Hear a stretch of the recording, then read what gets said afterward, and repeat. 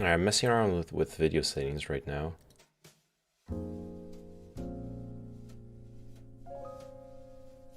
Alright, see if I could get a good image here.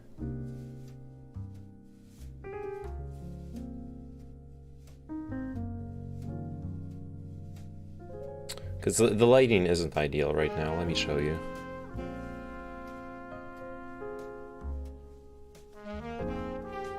It's far from ideal. It's okay though. It'll do the job, I think. Yeah. Problem is, when I lean back here, I'm not getting the lighting from the... Here, you see on my hand, the reflection? I'm not getting the lighting from my lamp that's in front of me here. At least I'm not getting it properly. I don't want to be like leaning all the time, but I can move up closer. I compensate for it. All right, hello. How are you doing? How's your Thursday going? 'Cause mine is okay. Nothing special, but it's pretty okay. Waiting for Age of Empires 4.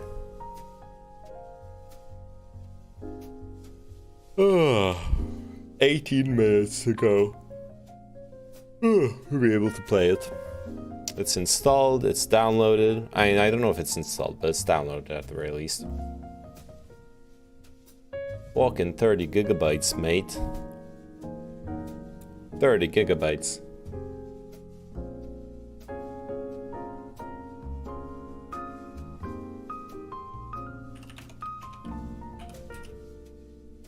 It's not on when is, it does not exist. Okay, then I don't exist. Have you noticed I'm never on the when is? I don't exist either then. And yet here I am. Checkmate, atheists. Hey, by the way, look at this. Melon has this game on her wish list. Maybe we're gonna get to play with Melon. Well, obviously not, since it's on her wish list. She doesn't have the game. So I'm not gonna be able to play with Melon, but you know what I mean. Hopefully, yeah. Something. She will get the game? Question mark. It's expensive though. Like, I bought it, but 60 euros for a game feels really expensive nowadays, doesn't it? It used. I understand that it used to be the normal price, but it's somehow become strange. Like, I feel like it should be 40 euros. 40 euros would have felt like a good deal for this game. But no, it's like 60 euros for a new game, and then the fucking remaster of Diablo 2 is 40 euros. What? The remaster should be like 20, maximum 30. That's more of a scam than this being 60. I shall say that.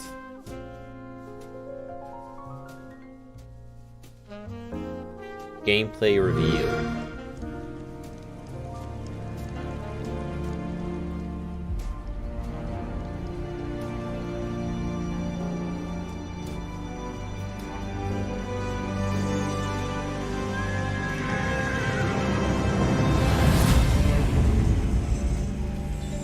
English versus Dillies. Ah, whatever. I'm not gonna watch the fucking trailers though. I'm not that desperate for random Age of Empires 4 content. I'll just wait for it. What I should do, I guess, I should plug my own fucking content. I should like watch my own Age of Empire 4 videos again. Or something. That sounds like a pain. Like actual pain. Let's close this. And you know what? I have way too many fucking windows open. I still have the Great Pyramid movie open. Oh no. I didn't realize I still had it. Okay, that's cool.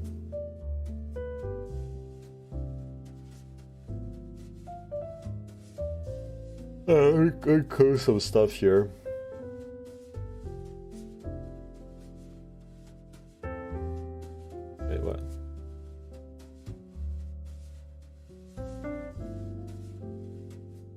Alright, this is for some debate about why people are joining the military. How to fix nerd neck. Yeah, we watched this. Yeah, just what we're gonna do, I think.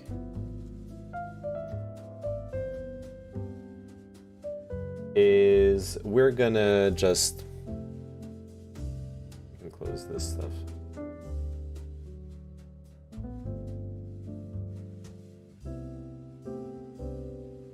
We are going to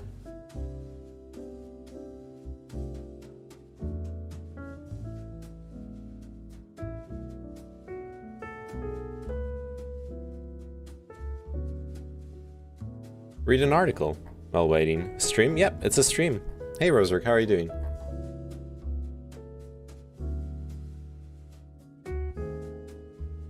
Inside the Wuhan lab, French engineering, deadly viruses had a big mystery. Why is an article about the Wuhan lab and like, I don't know, so it sounds like conspiracy theories on Yahoo Sports? Of all possible publications, why am I trusting Yahoo Sports for an investigative journalist inquiry into the Wuhan virology labs? Can someone explain that to me? I'm a bit confused.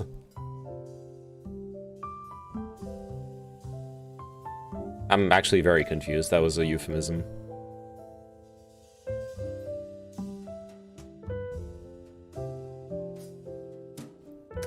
One chilly morning in February 2017, a tall Chinese scientist in his 50s named Yuan Jiming showed Bernard Cazeneuve, then the French Prime Minister, around Wuhan's new high-security pathogen lab.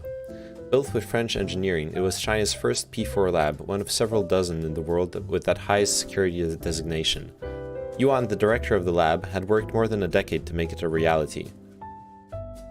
Yuan and his colleagues at the Wuhan Institute of Virology hoped they could help prevent another catastrophe like the SARS outbreak in 2003, which embarrassed Beijing and resulted in the dismissal of the health minister.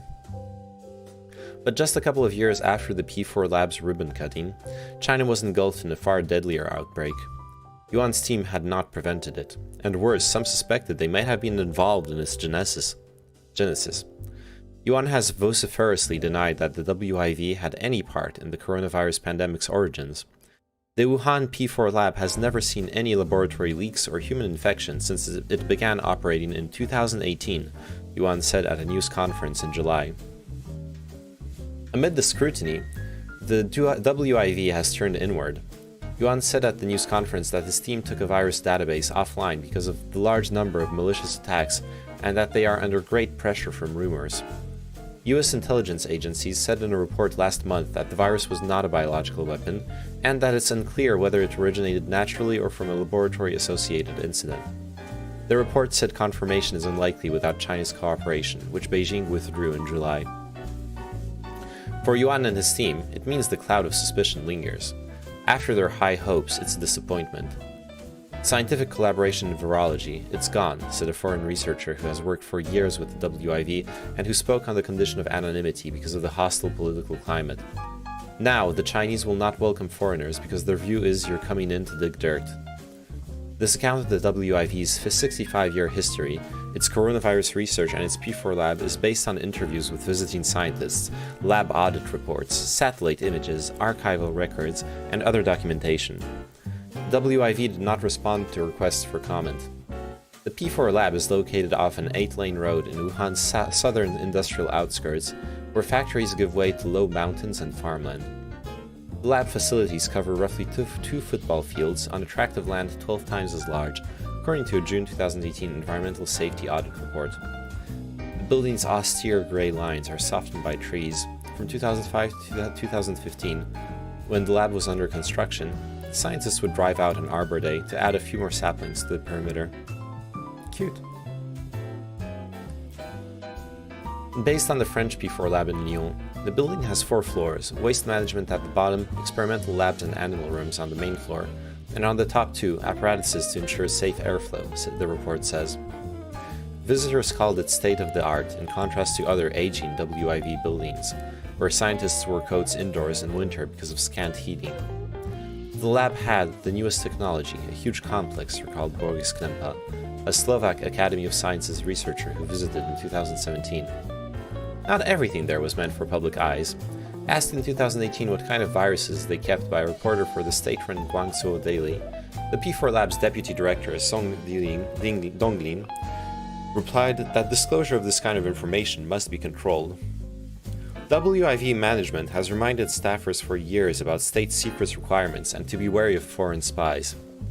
Jean-Pierre de Cavel, a French expert who conducted safety training at the WIV in 2010, said the Chinese researchers hope to use the new lab to study highly infectious diseases like Ebola, Crimean Congo hemorrhagic fever, and smallpox. Their expectations were to have a powerful tool, to have a P4 like any other big country. They wanted to have the best of the best. The new P4 lab was not being used for researching coronaviruses, however, which are classified at lower security levels. At a scientific conference in Barcelona in 1986, Danish researcher Ole Skovmand met a gangly Chinese scientist in his early 20s. His name was Yuan Jiming, and he was studying how to kill malaria-carrying mosquitoes with Bacillus sphaericus bacteria. Skovmand, 73, recalls that Yuan's research at the time was not cutting edge, but it impressed Skovmand enough for him to help Yuan secure scholarships in France and Denmark. In Denmark, Yuan moonlighted as a cook in a Chinese restaurant and played ping pong with Skovmand's son, Skovmand said. Yuan was outgoing and garrulous, recalls Christina Nielsen-Leroux, research director of France's National Institute of Agricultural Research, who met him in Europe 2 decades ago. Yuan would later reminisce about his time in Europe and occasionally gripe about having to relinquish his research to focus on the P4 Lab's construction, Nielsen-Leroux said. He said, "I miss that day we spent together. It was one of the best things in my life," she said. He said, she said. Well, she said, he said, rather. The WIV was beginning to reach its stride then, after tumultuous origins. Founded in 1956 as a branch of the Chinese Academy of Sciences, the WIV's early work focused on agricultural pests, a serious concern during the famine that began in 1959. During the Cultural Revolution from 1966 to 1976, its research was disrupted as 229 CAS scientists were killed in the political purges, according to official figures. After Chinese leader Deng Xiaoping official welcoming of the scientific research again in 1978, Beijing ordered the WIV to build the nation's first archive of viruses, with 400 collected over a decade, according to an official history. In 1985, the WIV helped set up China's first mechanized pesticide factory.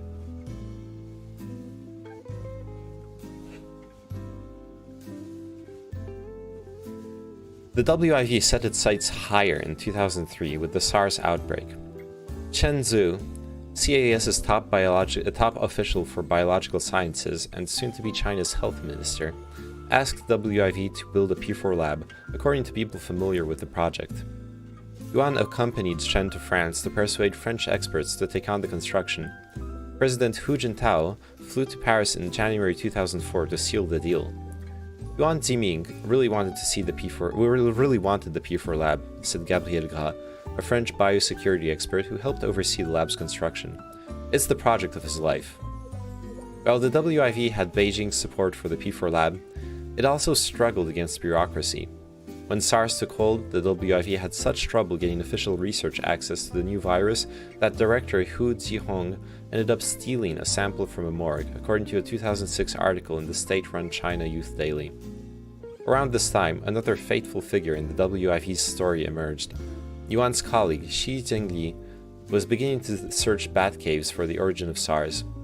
She was a year younger than Yuan and also had studied in France, specializing in aquatic viruses. Now she turned to bats, in collaboration with the prominent Singapore-based virologist Lin Fa Wang. In 2004, her team collected samples from 408 bats across China. It was tough work. She and colleagues, helping China Yes.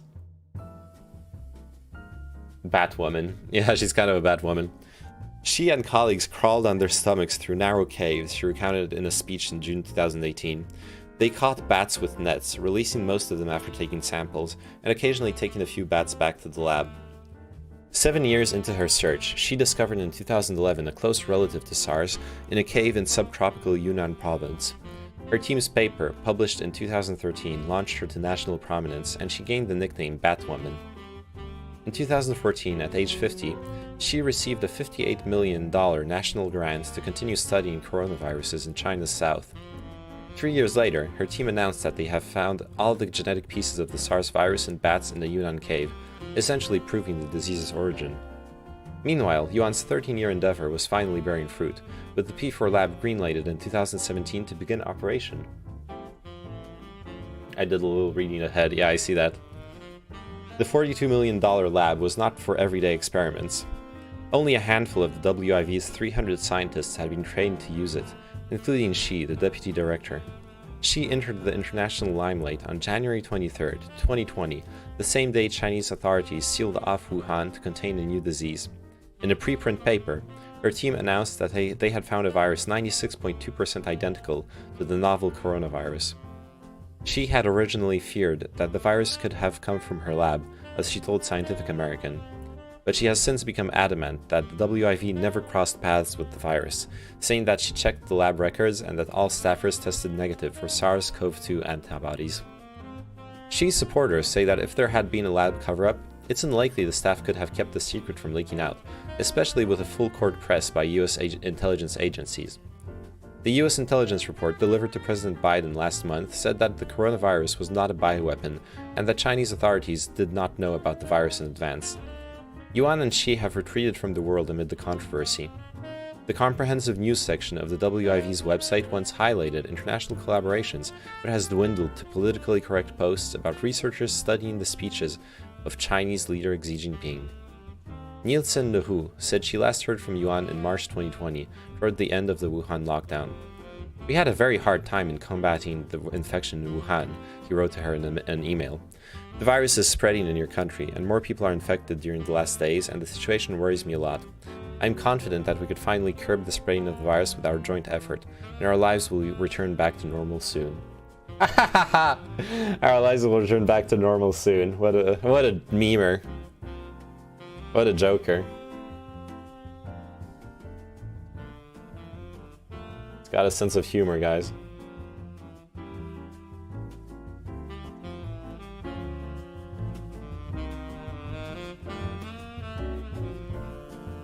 Alright, that was a cool article. Sucks for the researchers at the Wuhan virology lab.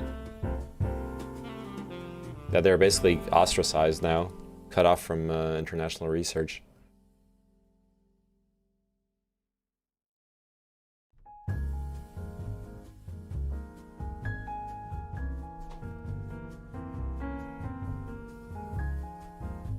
Oh, that was the Tiberius T video I watched.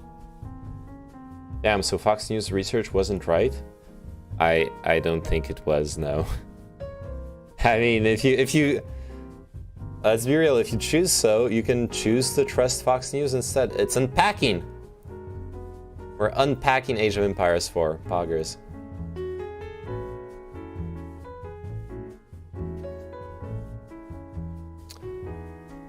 Using reason and evidence. Oh, effective altruism. This is one of those things I was told to check out.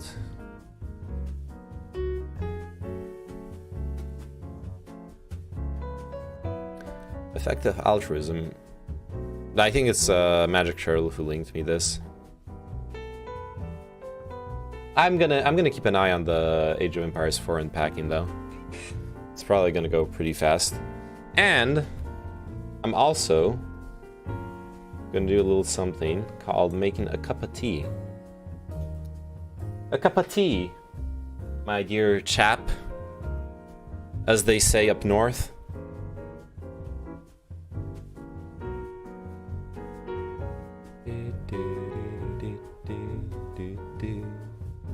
All right, let me go get that. When will you put Canyu in your tea? What is Canyu? Can I Google that? Fuck are you talking about? Canyu tea.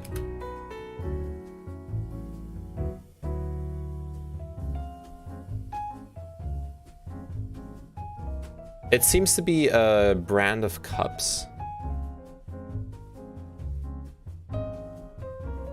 It's a style of cups. It's the cracked and glazed ceramics. That's Canyu. Oh, can you fit these nuts in your mouth? Can you see I'm making a gym face?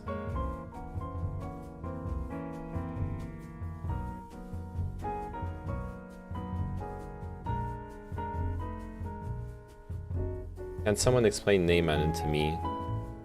I can't, but do you realize there's a real thing called Canyu that's tea related? It's not what you thought, what yours. Yeah, but okay. Ah! He's a Giga Chad, exactly. Okay, I'm making tea.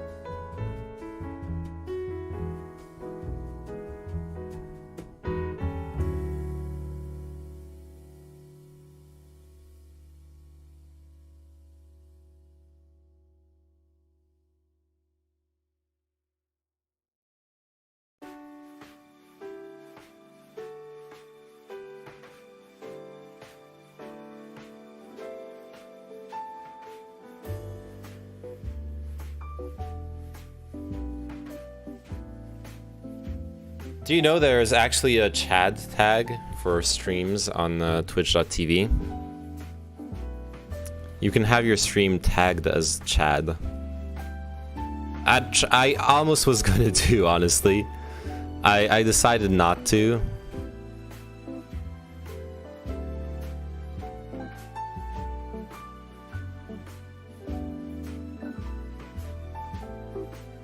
It's redundant for you. Well, it's also supposed to be...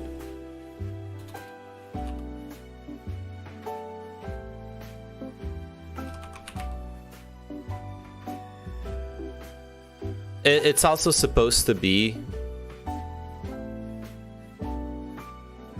about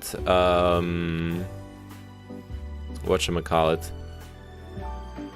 It's supposed to be about people from the country Chad, not about Chads in the colloquial sense. Why effective altruism is not effective. I haven't even read the article about what effective altruism is.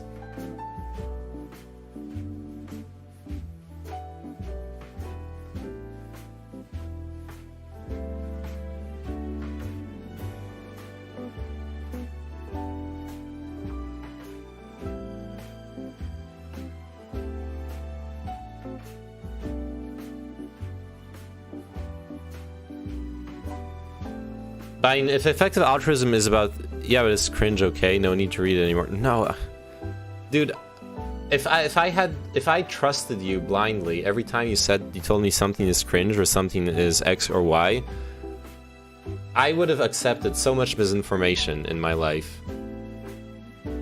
Well, I'm exaggerating a little bit, but like I have to. And to be fair, it's not because it's coming from you that I doubt it and I wanna read it. I had to take that comment seriously. I don't know, it's text. Because I don't know if you're serious or not. I'm sorry. Don't beat me up. Read both. Well, we're about to play Age of Empires 4 though. It's finished loading. Also, my water's ready.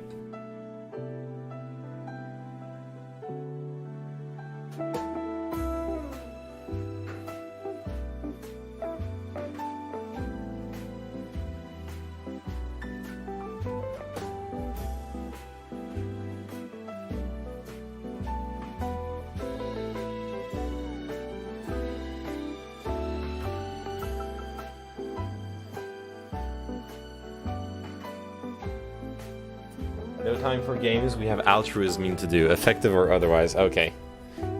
Let's find a compromise in this. I can start up the game, it's probably gonna do some like installation shenanigans, preparing to launch, blah blah. And we can read some articles. And after those articles, no stalling. We actually play video games, okay? We have detected that they are running unsupported drivers for your NVIDIA hardware.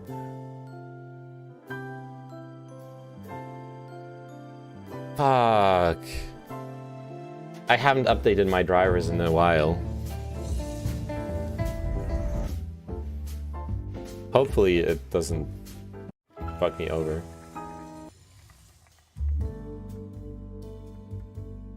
Play AoE 4 in the most altruistic way possible. He will by donating MMR. True. I will. I'm a very altruistic Age of Empires player. Or RTS player in general.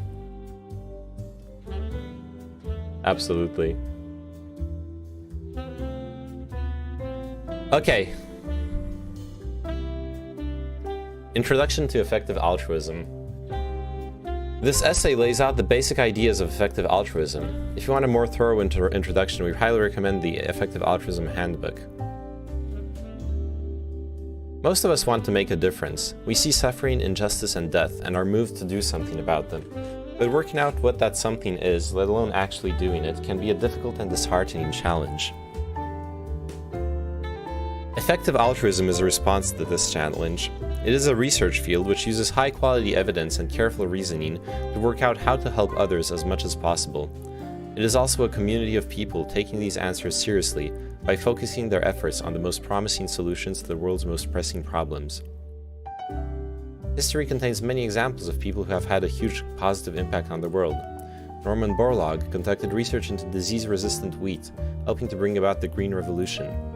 Stanislav Petrov may have prevented all-out nuclear war simply by staying calm under pressure and being willing to disobey orders.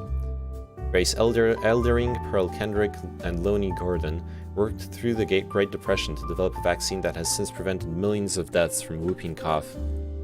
Irena Sendler and Paul Rusesabagina risked their own lives to save thousands of people from genocidal regimes. These people might seem like unrelatable heroes who are enormously brave or skilled, or who just happen to be in the right place at the right time. But many ordinary people can also have a tremendous positive impact on the world if they choose wisely. This is such an astonishing fact that it's hard to appreciate. Imagine if one day you see a burning building with a small child inside. You run into the blaze, pick up the child, and carry them to safety. You would be a hero. Now imagine that this happened to you every 2 years. You'd save dozens of lives over the course of your career. This sounds like an odd world, but current evidence suggests it is the world that many people live in. If you earn the typical income in the US and donate 10% of your earnings each year to the Against Malaria Foundation, you will probably save those dozens of lives over your lifetime. In fact, the world appears to be even stranger. Donations are not the only way to help. Many people have opportunities that look higher impact than donating to global poverty charities. How? First, many talented people can have a greater impact by working directly on important problems than by donating. Second, other causes might prove even more important than global poverty and health, as we will discuss below. Many attempts to do good fail, but the best are exceptional. In most areas of life... So first I want to contextualize this a bit. I am not a fan of charity. Not that charity necessarily shouldn't exist, but like... not that charity shouldn't exist. Actually, I can remove them necessarily from that sentence. Charity existing is cool, but we shouldn't rely on charity for anything significant, really. Charity should be like the cherry on top of the cake, but if the cake doesn't exist, then having a lone cherry isn't going to feed. Isn't going to be quite the... is worthless. I think I'm pushing the analogy a bit too far. Like, I would be okay with ending the defiscalization of charity donations. In most areas of life, we understand that it's important to base our decisions on evidence and reason rather than guesswork or gut instinct. When you buy a phone, you will read customer reviews to get the best deal. Certainly, you won't buy a phone which costs 1,000 times more than an identical model. Hey, but there's people buying iPhones still, so I don't know. Yet we are not always so discerning when we work on global problems. Below is a chart from an essay by Dr. Toby Ord, showing the number of years of healthy life, measured using DALYs, you can save by donating 1,000 euros to a particular intervention to reduce the spread of HIV and AIDS. The chart shows figures for 5 different strategies: surgical treatment for Kaposi sarcoma, antiretroviral therapy, prevention of transmission during pregnancy, condom distribution, education for high-risk groups. Mandatory charity work hours for every US citizen when they turn 18, like mandatory military, but good. That would be... Or maybe... Wait. Since we're on that line of reasoning, what about making it possible to do military service, but it's community service instead? If you go serve in like certified charities or non-profit organizations, you will get the same benefits as if you served in military service. That would be fucking amazing. Like, don't make it mandatory. No, don't make it mandatory service. Just make it so it has the same benefits as military service, like the scholarships and the insurance and all that stuff. Then you don't need to make it mandatory. People are gonna fucking jump on that chance. Because that's how you get your education paid for in the US. You go for fucking military service. Or that's like one of the easiest ways to do it. At least that's my understanding. The first intervention, surgical treatment, can't even be seen on this scale because it has such a small impact relative to other interventions. And the best strategy, educating high-risk groups, is estimated to be 1,400 times better than that. It's possible that these estimates might be inaccurate or might not capture all of the relevant effects, but it seems likely that there are still big differences between interventions. Loans? That is a word indeed, Senpai Chao. but outside of a sentence, it does not have much of a meaning.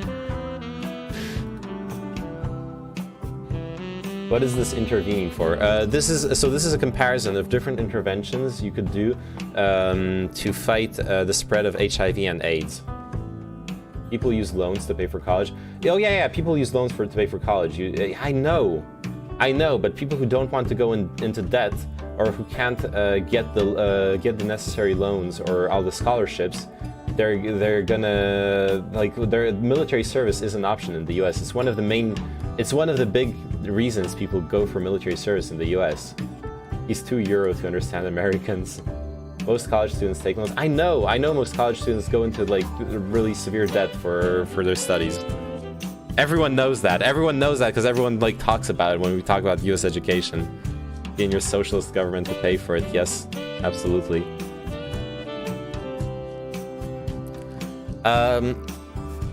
I think the counter argument here is not that the numbers are wrong. Obviously, education for high-risk groups is going to have the biggest aggregate impact on stopping the spread of HIV and AIDS. When we're talking about African countries where there's a lot of misinformation about the spread of those HIV, which my understanding is, from articles I've read and stuff, that is the case. There is still a severe lack of education in many African countries on the subject. Condom distribution as well. Like those are like typical basic go-to things that will have huge impacts, obvious, and that seems obvious. But that does not mean that giving access to antiretroviral therapy shouldn't be done. I feel like that's kind of the fallacious thinking that this chart can lead to. It does mean that most of the focus should be on education until it starts to have diminishing returns, which it will.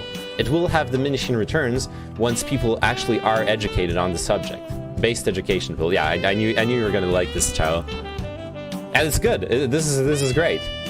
This is great. This means that there's an easy target that has enormous impact on the spread of this. This music is perfect for this rant. Yeah. I don't know about that. What about this music? What up? No music. Fuck it, I'm gonna leave the music on. We suspect that the difference in intervention effectiveness is similarly large in other cause areas, though we don't have as clear data as we do in global health. Why do we think this? Partly because most projects, in many domains for which we have data, don't appear to have a significant positive impact, and more optimistically, because there appear to be some interventions which have an enormous impact. Music is loud? Oh, sorry. Yeah, music was a bit loud, my bad.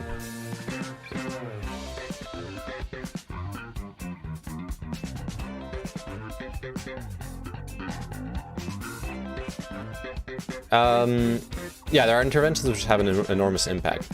But without knowing which experts to trust or which techniques to trust in your own research, it can be very hard to tell these apart. When's the next Coomer IRL stream?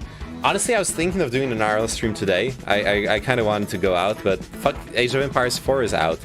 Like, we're going to read this article, we're going to read the counter article, and then we're playing Age of Empires 4. I'm not getting stun-locked when I could be playing Age of Empires. Which I already am being stun-locked, so I don't know if that statement's true. Which interventions have the highest impact remains an important open question. Comparing different ways of doing good is difficult, both emotionally and practically. But these comparisons are vital to ensure we help others as much as we can. It's important to work on the right problems. The media often focuses on negative stories, but in many ways the world is getting better. Concerted efforts to improve the world have already had phenomenal success. Let's consider just a few examples. The number of people living under the World Bank's poverty line has more than halved since 1990. The Cold War saw thousands of nuclear weapons trained across the Atlantic, but we survived without a single nuclear strike. Over the last few centuries, we have criminalized slavery, dramatically decreased the oppression of women, and in many countries, done a great deal to secure the rights and acceptance of people who are gay, bi, trans, or queer. So I agree with some of those statements. And obviously, I agree in general with the sentiment that we're better off than we were before, in general. I'm loath to accept at face value World Bank poverty line numbers because I'm not sure. I almost never agree with the measurements of inflation that the World Bank uses. That's usually something that bothers me in those considerations. Which country improved poverty the most, Pepe? Yeah, that is worth pointing out. China is the main actor in why the World Bank's poverty the measurements have gone down. And in fact, I've read an article a couple months ago that if you take out China from the equation, poverty has actually gone up in the world. It's China single-handedly has the demographics and had the economic growth to pull millions out of poverty and compensate for the increase in poverty in the rest of the world. But take China out of the equation and poverty has actually gone up. So that's also some contextualization to the sentence that needs to be added. Good point, Turnit. It's not like China has more than 1 billion, that one country. Yeah, it's obviously first and foremost a statement on demographics. But it's also an important statement on the... I think it's an important statement as well, because we don't see the benefits, at least not directly, of people coming out of poverty in China. It's not like all across the world poverty is being defeated. It is not. It's only in China that poverty was being defeated over those past decades. Outside of China, knowing that poverty has gone up paints quite a different picture of the world than just looking at the aggregate figure of, oh, poverty has gone down in the world. Those are very different pictures of the world that you're painting, and I think that distinction is important. And that distinction goes beyond just demographics. Nevertheless, many problems remain. Around 700 million people live on less than $2 per day. Climate change and disruptive new technologies have the potential to harm billions of people in the future. Billions of animals who may deserve serious moral concern spend their lives suffering in factory farms. There are so many problems that we need to think carefully about which ones we should prioritize solving. The cause that you choose to work on is a big factor in how much good you can do. If you choose a cause where it's not possible to help very many people or animals, or where there just aren't any good ways to solve the relevant problems, you'll significantly limit the amount of impact you can have. On the other hand, if you choose a cause where you can provide a lot of help using tested solutions, you may have an enormous impact. For instance, some attempts to reduce the suffering of animals appear to be incredibly effective. By thinking carefully and acting strategically, a small group of campaigners with limited budgets have helped to improve the living conditions of hundreds of millions of chickens who are suffering in US factory farms. Okay. Many people are motivated to do good, but have already chosen a cause before they do any research. There are lots of reasons for this, such as personal experience with the problem, or having a friend who's already raising money for a particular organization. But if we choose a cause that simply happens to be salient to us, we may overlook the most important problems of our time. Given that most interventions seem to have low impact, we're likely to focus on something that is not very impactful if we don't pick carefully. We can do more good if we carefully consider many causes, rather than stopping at the first one we're drawn to. By remaining open to working on different causes, we also remain able to change course to where we can make the biggest difference without unnecessarily restricting ourselves.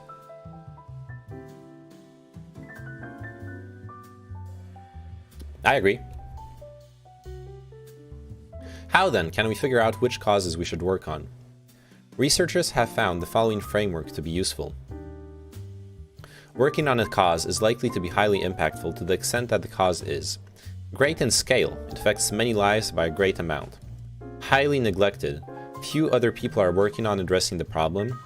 And highly solvable or tractable, additional resources will do a great deal to address it. Okay, this is specific for this is specific for money donations. Because an unsolvable problem, if you say focus research on it instead of just throwing money at it, you will be contributing greatly to advancing by trying to find solutions to that problem, right? But those won't be problems that you can just throw money at and magically resolve. Whereas problems that already have solutions, but that just require the funding, the capital to implement those solutions, yes, those will greatly benefit from money. So this last statement is only dependent on the kind of help you're willing to give. Research is funded by money, yes, but money can go a long way in research, but it's not elastic. Like, past a certain point, throwing more money at research won't do anything if you don't have actual researchers, if you don't have people actually doing the research. Well, once they have a lab, once they have funding for their studies, what you need is people, not money. And I think that's a misconception very often in the NGO world, that people doing things can often be so much more valuable than amounts of money thrown at you. The most precious thing we have at the end of the day is our time. On the basis of this reasoning, several cause areas appear especially likely to be highly impactful. These areas are not set in stone. They simply represent best guesses about where we can have the most impact, given the evidence currently available. As new evidence comes to light that suggests different causes are more promising, we should consider working on those instead. It's also worth keeping in mind that if we move to a better cause, even if we aren't sure it's the best cause, our impact can still be much larger than it might have been. We will discuss three main areas: alleviating global poverty, improving animal welfare, and trying to influence the long-term future. So, fighting extreme poverty. Diseases associated with extreme poverty, such as malaria and parasitic worms, kill millions of people every year. Poor nutrition in low-income countries can lead to cognitive impairment, birth defects, and growth stunting. Much of this suffering can be prevented or mitigated with relative ease. Anti-malarial bed nets cost around $2 each. GiveWell, an independent charity evaluator, estimates that they can significantly reduce malaria rates. Even simply transferring money to people who are very poor is a relatively cost-effective way of helping people. Improving health doesn't just avert the direct suffering associated with sickness and death, it also allows people to participate more fully in education and work. This is a great point. Absolutely. Consequently, they earn more money and have more opportunities later in life. Yes. Animal suffering. The advent of industrialized agriculture means that billions of animals each year are kept in inhumane conditions. Well, of course, they're not humans. Haha, they're inhumane, get it? Sorry. On factory farms. Most have their lives ended prematurely when they are slaughtered for food. Advocates for their welfare argue that it is relatively cheap to reduce demand for factory-farmed meat, or to enact legislative changes that improve the welfare of farmed animals. Because of the huge numbers of animals involved, making progress on this issue could avert a very large amount of suffering. Especially given the scale of the problem, animal welfare also seems extremely neglected. Only 3% of philanthropic funding in the US is split between the environment and animals, while 97% goes towards helping humans. Even within the funding spent on animal welfare, only about 1% goes towards farmed animals, despite the extreme suffering they endure. Improving the long-term future. Most of us care not just about this generation, but also about preserving the planet for future generations. Because the future is so vast, the number of people who could exist in the future is probably many times greater than the number of people alive today. What does that sentence even mean? In the future, there will have existed so many more people than today. Yes, that is correct. Another thing overlooked in the NGO world are sustainable practices. Mosquito nets are cheap, but they break easily. If the program doesn't consider how to provide them over a long period of time, it's for naught. That's a good point as well. Yeah. I mean, is that not true? That is true, but that seems pretty fucking obvious. I don't know. It feels like a nonsense sentence to me, but maybe I'm biased.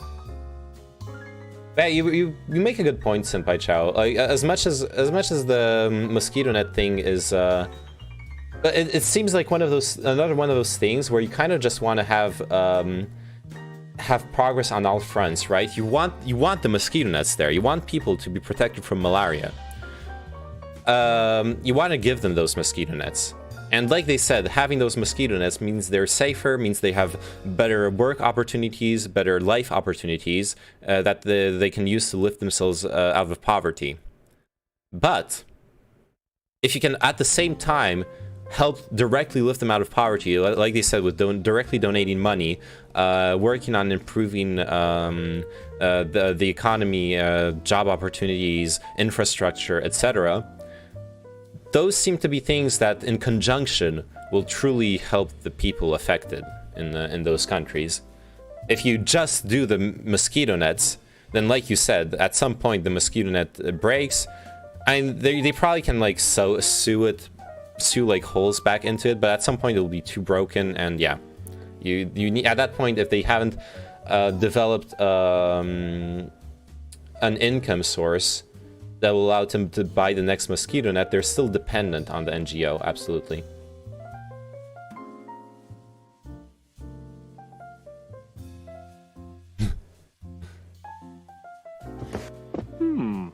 Ow, pointy! You slimy. Uh-oh, moving. Uh-huh. Aw, $20. I wanted a peanut. $20 can buy many peanuts. Explain how.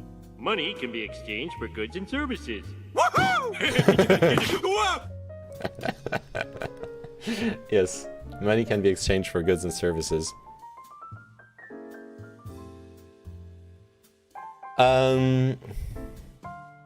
This suggests that it may be extremely important to ensure that life on Earth continues and that people in the future have positive lives. Oh my god. Do you really need to state that? Of course, this idea might seem counterintuitive.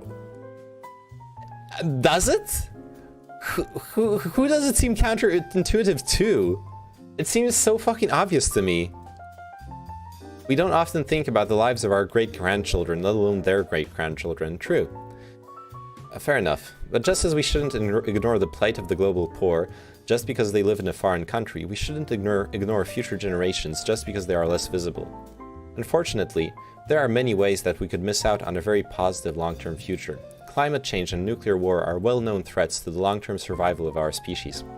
Many researchers believe that risks from emerging technologies, such as advanced artificial intelligence and designed pathogens, may be even more worrying. Of course, it's hard to be sure exactly how technologies will develop, or the impact they will have. They should just put social media in there instead of that shit. It's been over 20 minutes. I know, I'm gonna... No, it came about 30 minutes ago, Decoy. I'm gonna finish those articles, though. I think the point is that if you think on long enough terms, the number of people in the future is enormous. Well, yeah, I know. But it's also a weird statement, because actually, as our quality of life goes up, our birth rate stabilizes. So it's the number of people who will have existed that becomes enormous as you go further and further into the future, but the actual population will not be that much bigger normally. I think it will stabilize. It's supposed to stabilize at like 9 billion or something at current rates, if I recall correctly. Or maybe like a bit over 10 billion, something like that. I don't remember. Because of the scale of the future, it seems likely that the best opportunities in this area will be even more impactful than those in the previous two cause areas. And yet, existential risks stemming from new technologies have been surprisingly neglected. There are probably just a few hundred people in the world who work on risks from AI or engineered pathogens. Okay, no. To let more people exist, we should lower our conditions. True. Let's introduce more poverty so we get more people to exist. Okay, that's a great point. Okay, this is false. There are more than a few hundred people working on the threats of pathogens in general, and specializing in particular on engineered pathogens. We just read an article about the Wuhan Virology Lab. Obviously, it's a highly specialized field of study, so like it won't be necessarily thousands of people or tens of thousands of people, but there are a lot of people working on that shit. This is just a false statement. Now, the risks of AI, sure. It's ironic that now the people who need to have kids don't, and the people who don't need to have kids do. Yeah, the idiocracy scenario. When was this written? I don't know. I don't know. Let's scroll up, see if there's a date. March 1st, 2020. There you go. US households spend around 2% of their budgets on personal insurance, on average. If we were to spend a comparable percentage of global resources on addressing risks to civilization, there would be millions of people working on these problems, with a budget of trillions of dollars per year. But instead,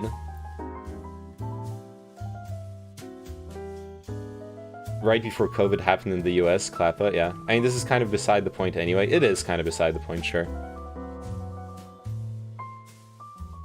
Reddit moment, really?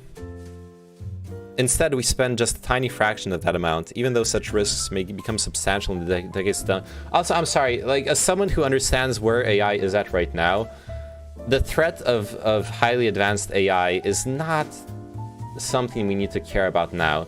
The threats we do need to care about that are technological in nature are social media, for example. We need to have more money in researching social media and its consequences and how we should approach it. Oh, the idiocracy thing is a Reddit moment. Sure, you can say that. I'm not a big fan of the way it's framed, that argument, but it seems it's mostly true. It's at least partially true in the sense that it's at least true for resources. And resources are correlated with because yeah, like people with lower quality of life would tend to have more children, and people with lower quality of life most likely have like lower IQ, etc., etc. And lower means to properly raise their children. All those things that do matter. If we value protection against unlikely but terrible outcomes individually, as our insurance coverage suggests we do, we should also value protection against terrible outcomes collectively. After all, a collective terrible outcome, like human extinction, is terrible for everyone individually too. For this reason, it seems prudent for our civilization to spend more time and money mitigating existential risks. There are many other promising causes that, while not currently the primary focuses of the effective altruism community, are plausible candidates for having a big impact. These include improvements to the scientific establishment, such as greater transparency and replication of results, researching mental health and neurological disorders, particularly depression and anxiety, and improving access to treatment in low-income countries. True. Compared to the lethality, if you compare the lethality of actual mental health issues to the money that's spent on them relative to other lethal diseases, it's insane. A lot more money should be spent on mental health. Tobacco control, US criminal justice reform, international migration and trade policy reform, electoral reform. Of course, it's likely that we have overlooked some very important causes, so one way to have a huge impact might be to find an excellent opportunity to do good that almost everyone else has missed. For this reason, global priorities research is another key cause area. What does this mean for you? For most of us, a significant amount of our productive waking life, over 80,000 hours on average, is spent working. This is an enormous resource that can be used to make the world better. If you can increase your impact by just 1%, that's equivalent to 800 hours of extra work. 80,000 Hours, named after the time you spend in your career, is a non-profit organization dedicated to helping people figure out in which careers they can do the most good. Cool. Which charity? Get involved in the community. Further reading. Okay, let's read the counter article now. Where did I put it? Oh, here it is. Why effective altruism is not effective. The counter arguments now. Effective altruism is based on a very simple idea. We should do the most good we can. Obeying the usual rules about not stealing, cheating, hurting, and killing is not enough. Or at least not enough for those of us who have the good fortune to live in material comfort. We can feed, house, and clothe ourselves and our families and still have money and time to spare. Living a minimally acceptable ethical life involves using a substantial part of our spare resources to make the world a better place. Living a fully ethical life involves doing the most good we can. It is almost universally agreed that the existence of extreme poverty in many parts of the world is a bad thing. It is less well agreed, even among philosophers, what should be done about it and by whom. An influential movement founded by the philosopher Peter Singer argues that we should each try to do the best we can by donating our surplus income to charities that help those in greatest need. This effective altruism movement has two components. One, encouraging individuals in the rich world to donate more, and two, encouraging us to donate more rationally, to the organizations most efficient at translating those donations into gains in human well-being. I hope we can universally agree poverty is bad. Extreme poverty is bad. Oh yeah, but poverty is good, right? Only extreme poverty is bad. Yeah. Unfortunately, both components of effective altruism focus on what makes giving good rather than on achieving valuable goals. Effective altruism, therefore, does not actually aim at the elimination of global poverty, as is often supposed. Indeed, its distinctive commitment to the logic of individualist consumerism makes it constitutionally incapable of achieving such a large-scale project. Effective altruism is designed to fail. The no-sacrifice principle of giving. In his best-selling defense of effective altruism, The Life You Can Save, Singer provides this outline of his argument. First premise, suffering and death from lack of food, shelter, and medical care are bad. Second premise, if it is in your power to prevent something bad from happening without sacrificing anything nearly as important, it is wrong not to do so. Third premise, by donating to aid agencies, you can prevent suffering and death from lack of food, shelter, and medical care, without sacrificing anything nearly as important. Conclusion. Therefore, if you do not donate to aid agencies, you are doing something wrong. I don't know how that follows. Yeah, I don't see how this follows either. I think I see where they're getting at in the article, but I'm gonna read farther before commenting it. Or what does that mean? Individual consumer is designed to fail. Okay, the design to... I don't know. We're gonna read more and try to decipher what they're getting at here. I can't comment on this because this doesn't mean much to me for now. Singer famously supports his second premise by reference to his shallow pond thought experiment, in which nearly everyone agrees that we would have an obligation to rescue a drowning child, even at some personal inconvenience. He argues that since we already seem to accept that principle, the moral challenge is to integrate it better into how we live by donating some of our surplus income to charities. Effective altruism is thereby identified as a way of living better in accordance with reason and right, the correct answer to Socrates' challenge, how ought we to live? What I want to draw out here is the fact that Singer's main concern is to quantify how good we should be in terms of how much we should be giving, which is to say he is concerned with the internal moral economy of the subject. The bads of suffering and death identified in the first premise are peripheral to this analysis. It's an introduction, it doesn't have to follow. Yes, I know. That's why I didn't comment on it. I understand it will be elaborated on in the rest of the article. Or I guess you're saying that for Guap. And I didn't quite say that, so that's fair enough. They may motivate our interest in altruism, but their remediation is not the measure of our altruistic success. On the face of it, the second premise is a very demanding principle because it links our subjective moral economy to the prevention of significant objective harms. However, the way that Singer uses the principle severs that relation. Singer is concerned in helping us calculate our personal budget for good works, how much we each can spare from our other interests and commitments. As Singer makes clear, altruism on this conception should not feel like a sacrifice because it is merely the harmonious integration of our moral with our other preferences. But this generates a rather generic analysis of how much it is reasonable to expect people of different levels of affluence to contribute to good causes without having to make any real sacrifices. In other words, calculations of how much money we could easily do without. Singer suggests a progressive rate of voluntary self-taxation, starting at 5% of income for those earning more than $100,000. Such calculations are generic because they are fundamentally concerned with how to be an altruist, not with how to fix the world's problems, and so they are unrelated to the significance of the specific problems our donations are supposed to address, as well as to what would be needed to successfully solve them. So this statement is not false. This is true that in the reasoning, the way the reasoning is presented here, it detaches the actual outcome from the morality of the act itself, but that's supposed to be compensated by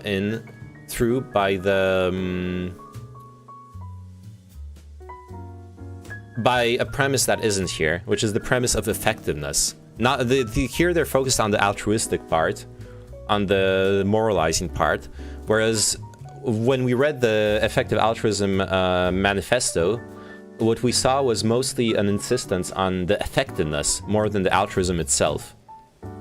The effectiveness seemed to be the most important salient point there.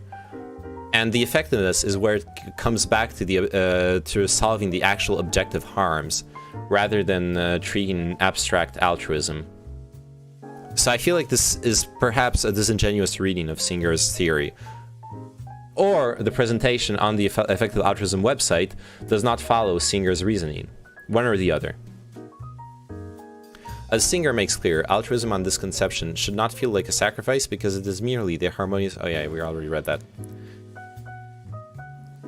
For consideration, even if global poverty were eliminated entirely, there will still always be causes to which you could contribute that would be more valuable than pursuing your own interests, such as generating benefits to future generations. This is the paradoxical over-demandingness of utilitarianism identified by philosophers like Bernard Williams and Susan Wolf, that a world of utilitarians would be a world incapable of happiness. This is a good point. I've never read this argument, but this is something I've always felt about utilitarianism pushed to its extremes.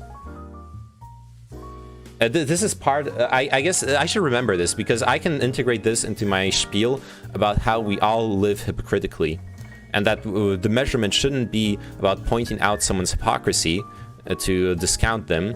It should be about whether you find their level of hypocrisy acceptable or not. Because we all have a level of hypocrisy. We all have a point at which we can no longer respond to the over-demandingness of utilitarianism, as it is stated in this sentence. 1 hour released Empire game, but no Mr. Streamer playing. It's coming! We're halfway through the article. I think I know what that argument would be. Yeah. What I think Singer's no-sacrifice principle actually offers is a not especially convincing way of reconciling our moral duty to do good with our right to live a life of our own. We are effectively being asked to calculate our own voluntary moral tax rate that delineates when we have done enough for others and can turn away morally free to pursue our private projects and commitments. How much good this amount of giving will achieve in the world is irrelevant to what that tax rate should be. Is this sort of like the maximize the number of people who have lives barely worth living extreme of utilitarianism? No, I think what they're referring to here is an extreme of utilitarianism where you should never spend money just on yourself.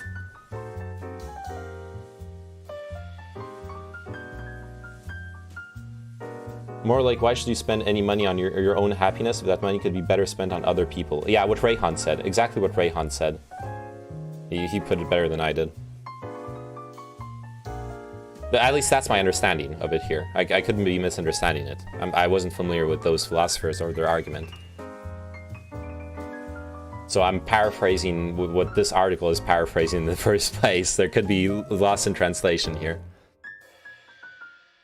So I disagree with this last statement because of the effective part of the effective altruism. The effective part is where you start caring again about how much good the amount of giving will achieve. And this argumentary is completely... Oh, but it's going to be addressed now. So let's see how they address the second part of the theory. Efficiency is not the same as effectiveness. Effective altruists, I know that saving a life is better than making a wish come true, and that saving 3 lives is better than saving 1. So they don't give to whatever cause tugs strongest at their heartstrings. They give to the cause that will do the most good given the abilities, time, and money they have. The problem with the first component of effective altruism, I've argued, is that it focuses on the internal moral economy of the giver, rather than on the real-world problems our giving is supposed to address. The second component of effective altruism might not seem to have that problem because it is explicitly concerned with maximizing the amount of good that each unit of resource achieves. That was exactly my point. Okay, they're addressing it. Which still I feel is salient, but let's see. This is also the component that has received more emphasis in the last 10 years as the movement has gained traction among the younger generation of philosophers such as Toby Ord and William MacAskill. However, this concern is better understood as efficiency rather than as effectiveness, the general idea of getting things done. This might seem like an innocuous distinction since efficiency is about how we ought to get things done. That is, a way of being effective.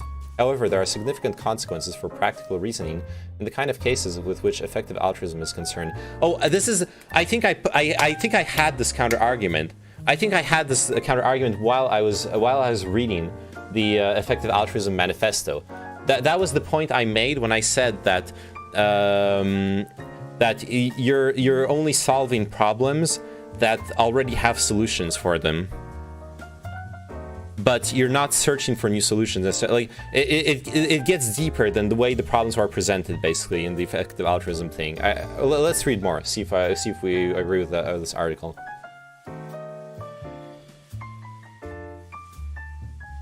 If one takes the efficiency view promoted by the effective altruism movement, then one assumes a fixed set of resources, and the choice of which goal to aim for follows from a calculation of how to maximize the expected value those resources can generate. In other words, the means justifies the end.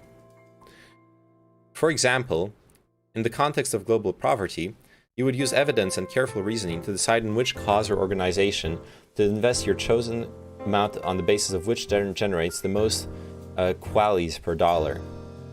Is that like quality of living, of life years per dollar or something like that? Let's double check. Quality adjusted life years. Yeah, okay, there you go. This should ensure that your donation will achieve the most good, which is to say that you have done the best possible job of giving. However, despite doing so well at the task effective altruism has set you, if you step back, you'll notice that very little has actually been achieved. The total amount of good we can achieve with our donations is limited to the partial alleviation of some of the symptoms of extreme poverty, symptoms that will recur as long as poverty persists. But effective altruism provides no plan for the elimination of poverty itself, and there is no way for a feasible plan for that goal to be developed and implemented by this method of reasoning at the margin. Yo! Hey Zimbo, how are you doing? This goes back to what Senpai Chow was saying in Twitch chat. This is a problem with NGOs and charity and philanthropy in general. Philanthropy very, very rarely, almost never, seeks to address the causes of problems. It's a symptomatic, almost exclusively symptomatic approach. Every single time. And that is something that effective altruism does not address either. I did not point it out when I was reading the manifesto, but it was something that was tickling me in the back of my mind constantly, which is that I am not a fan of philanthropy. Well, I did address it. I opened with that statement. I'm not a fan of philanthropy, but why am I not a fan of philanthropy? Because for multiple reasons, but one of the main reasons is exactly this. Philanthropy is a feel-good thing. It is not a solutions thing. I 100% agree with this part of the article. And I felt like effective altruism kind of dodged this counter-argument by stating that you should also seek ways in which your work is going to like directly donating your time, directly contributing work in effective ways and forward-thinking solutions. So I felt like they kind of dodged this counter-argument, but I think it's fair to still bring it up. This is a straw man. No, plenty of charity focuses on research for curing diseases compared to marginal things. Not really. At the end of the day, the research for curing diseases is mostly privately or publicly run, but it's not charitably run. It's gonna be run, and it sometimes benefits from charity. For example, the Bill and Melinda Gates Foundation does a lot of puts a lot of money into disease research, absolutely. But it puts it into private research organizations and such. But that's just one organization. Honestly, most charity organizations are. I'm pretty sure most charity organizations are not core solution focused as much as superficial problem focused. And to be fair, you can't solve the core solution without also balming the consequences at the same time. I always believed in multifaceted, multi-pronged approaches to complex problems, because when problems are complex, you can't fix the underlying cause and magically have it all trickle down. For example, people who are in poverty will stay in poverty, even if you improve infrastructure around them, even if you improve a lot of things around them. It will be very hard for them to get the direct benefits from everything you're improving around them, unless you improve their quality of life to the point where they can actually reach out and seize the opportunities that you're giving them. But if you only improve their quality of life temporarily without giving them opportunities, once again, you're not accomplishing anything long-term. You're only balming the problem without addressing its causes. So I believe you always need to have both approaches in those kinds of complex societal issues.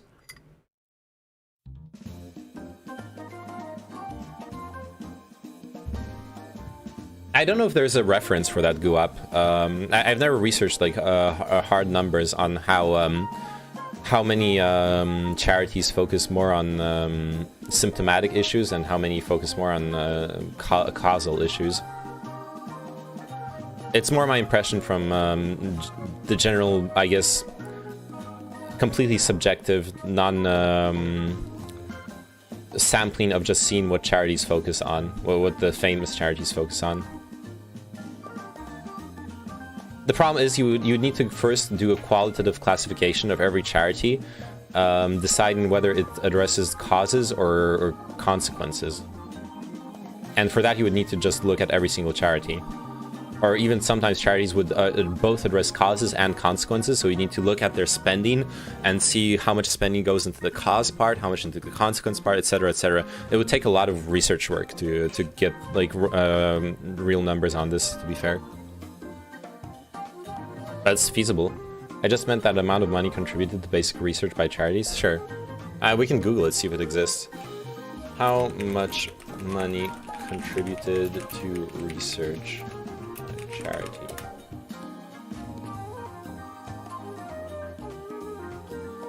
Yeah, this is just to all charitable organizations, not to research.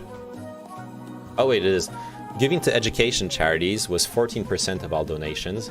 I would say education is more of a causal issue than a consequential issue. It's a bit of both, but I'll classify it as causal. It's long-term thinking. So 14%. Human services, what does that mean? Provide networks of direct services to people in need. They feed our hungry, strengthen our communities, shelter our homeless. Okay, so this is consequences.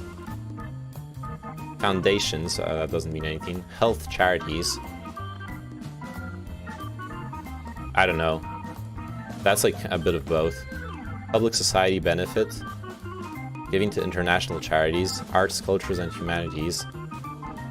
Okay, those categories aren't relevant to the distinctions we're trying to make, sadly.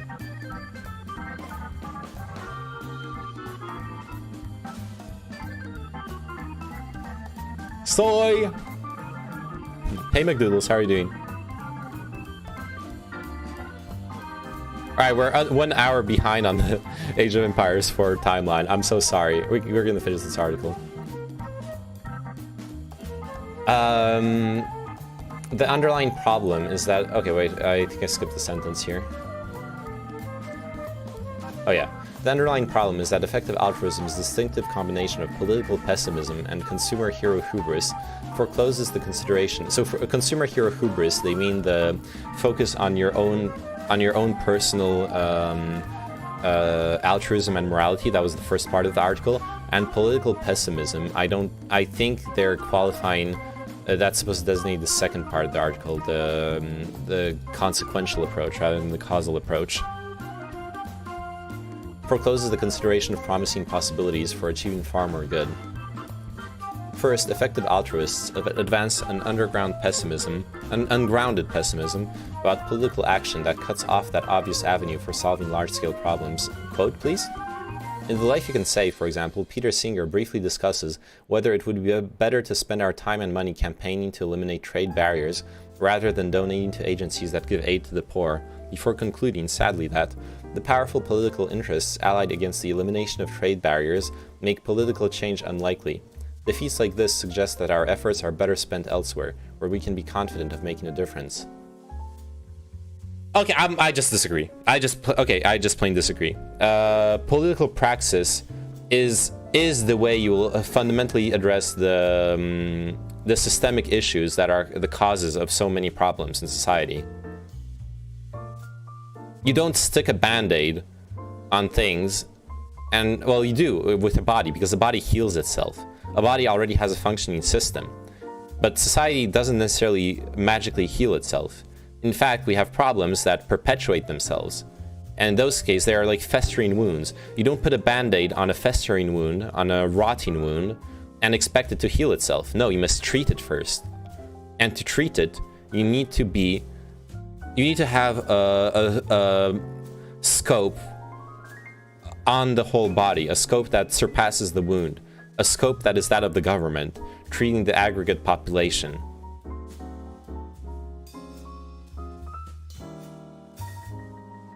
The powerful political interests, yeah. The most charitable explanation of Singer's dismissal of political action is that he is trying to sell being an altruist, and he thinks a consumer hero version is the one that people are most likely to buy.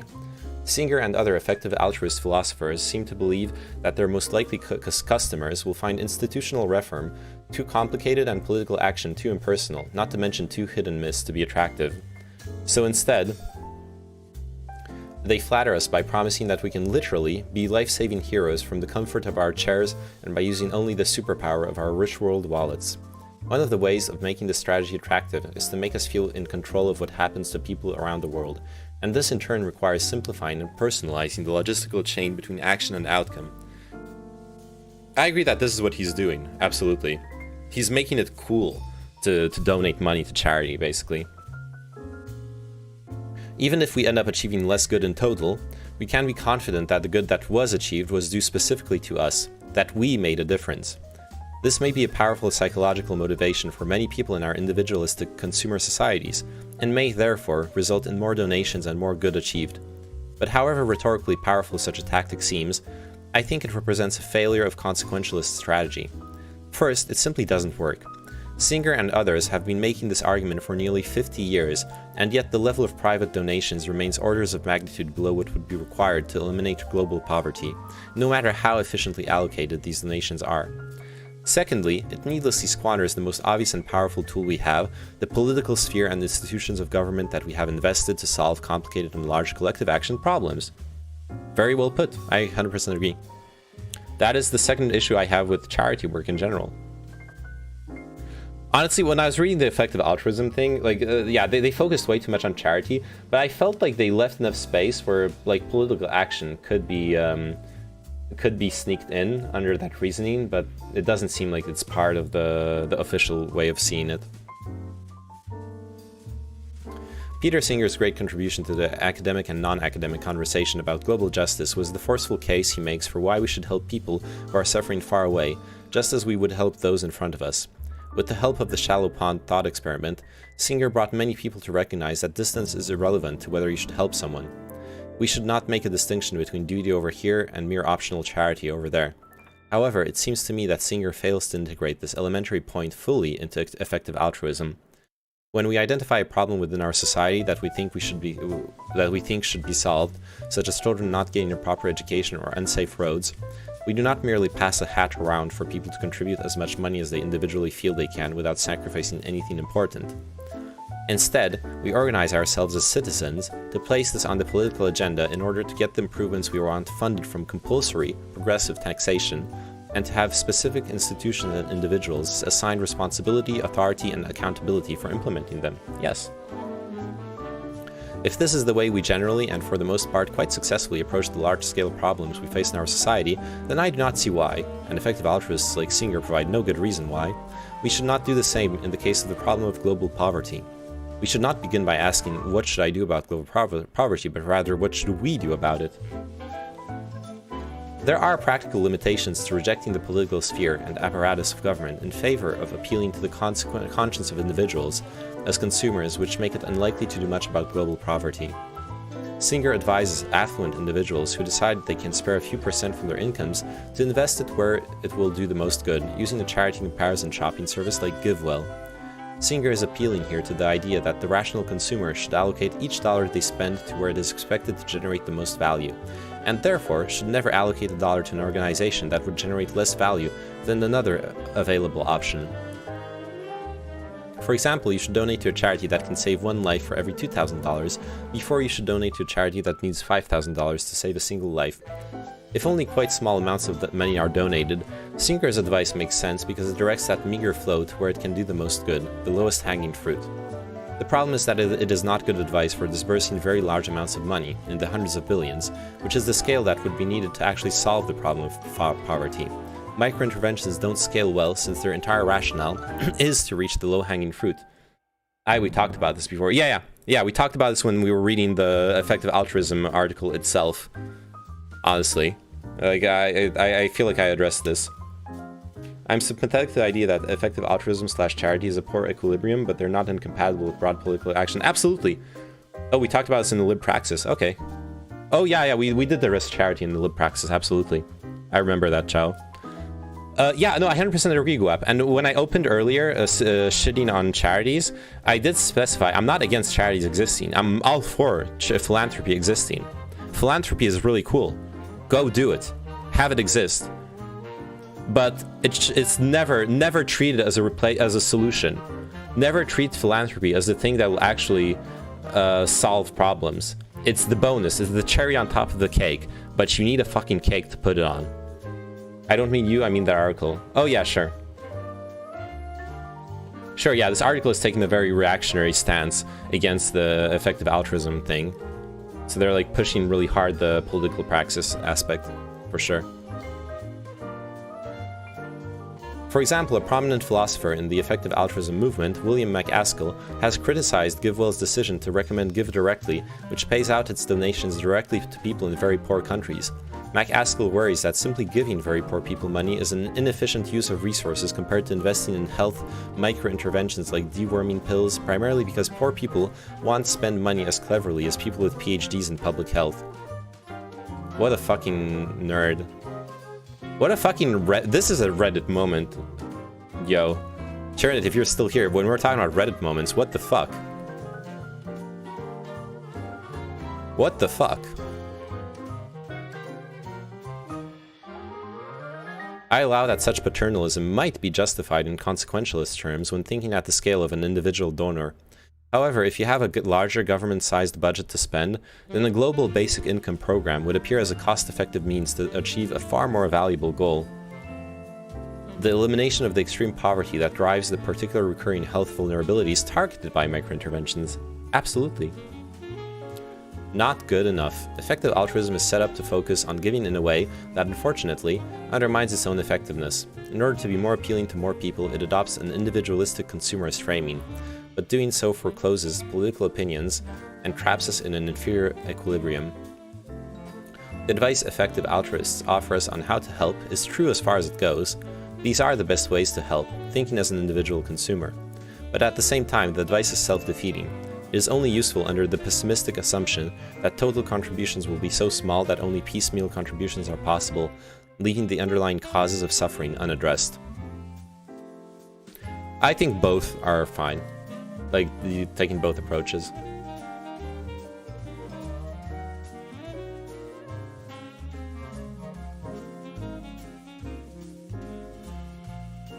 Why did someone link me this? I'm scared.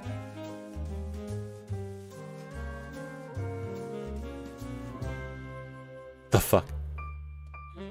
Of one, and so like I'm eating this one wing, I pick up the second one and it was shaped weird, so I'm like, Hannah, what is this? Brittany Paul Hamus has ordered from Old School Pizza before, but was shocked to see what looks like a fried chicken's head. I turn it, I see the beak, I throw it. I yelled my fiance's name. I'm like, get down here, please. Brittany then took to Facebook and shared photos from the order of wings. She never thought her post would get more than 10,000 shares. I just feel like I should make a post about it because who finds a chicken head? Like, it was funny. Like, I wasn't trying to slander anyone or, you know, it was just funny to me. After contacting the business, she spoke with management who will give her a refund for the order. Brittany's just glad it was still a part of the chicken. That's exactly what I said. Well, at least we know for sure we got chicken. Tim Harrer, True. the co-owner of Old School Pizza, sent Eyewitness News a statement. In part, it reads, Old School Pizza deeply apologizes for the disturbing event. Okay, whatever. Cool. That was pretty funny. Yo, let's play Age of Empires 4. Let's fucking go. Only 1 hour late. That's pretty good. That's pretty good for a name on the stream, right? I'm not copium. Any copium in chat? Yeah, this idea that effective altruism is designed to fail is a bit strong. It's yeah. I prefer saying that it's minimum stalling copium. Yeah, I prefer putting it as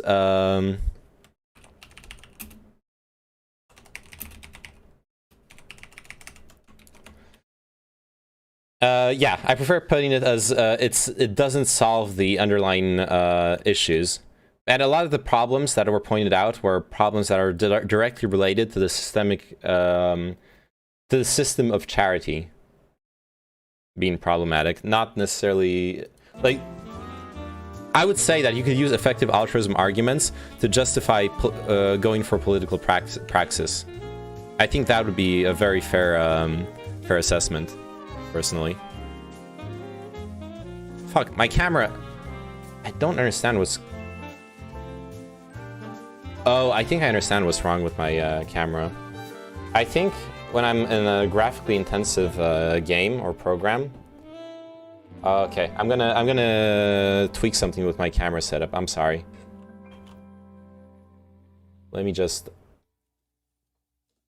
Yeah, when I'll tab out of the game, it works. Let me just stop it for a second. There you go. And see if I can plug it into my computer directly, because right now it's plugged into the USB extension. That's my the extension bay that's on the back of my monitor, which basically means the DisplayPort cable is being used to power, well, has like extra bandwidth being used for the camera, and I think that's the problem I'm getting with the camera here.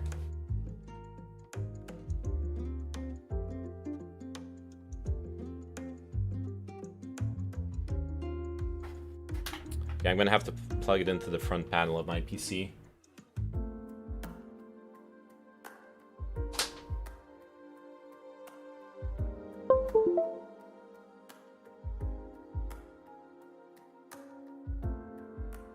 Yo, we're back. Let's see if my hypothesis works. Does this fix the... No, it does not fix the problem. Okay, so it's more like a resource issue with Streamlabs. Interesting. I don't know what to do. Subtitles off. Yeah, whatever. Save and continue. Brightness calibration. Brightness calibration. Yeah, whatever. Save and continue button. Wait, why do I have... Oh my god, why do I have fucking text-to-speech enabled on the menu? Can someone help me? Oh no. Driven from their homes by armed invaders, a few hardy refugees faced the prospect tutorial. of starting again. They would found a new village deep in the countryside. Leave it on? Okay, I'll leave it on, just for you. Cheerless Abidende. Chairless Avadendi. Catriende. With a new settlement established, the first priority was locating a reliable food source. The simplest source was gathering from nature. I'm already Cheers. gathering. The wearer. Pause menu settings. I'm button. leaving the text-to-speech on, fuck it. It's pretty funny. Graphics button. Item 5 of 8.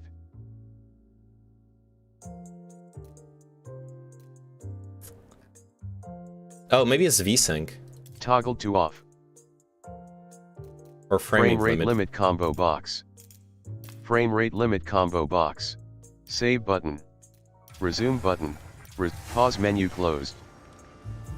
Okay, VSync didn't do anything. Pause menu. Settings. Close button. Game button. Item 3 of 8. General. Campaign save button. Graphics button. Item 5 of 8. Performance and quality. Frame rate limit. Save button. Resume button. Pause menu closed. 165 FPS, it's still gathering from nature, just go to the supermarket, true. Cheerless Yerwa.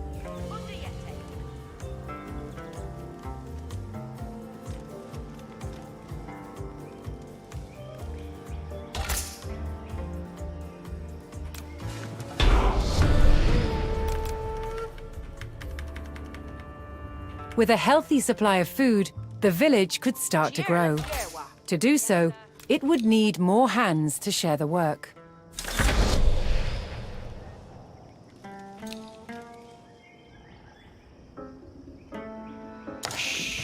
Yeah. Yeah.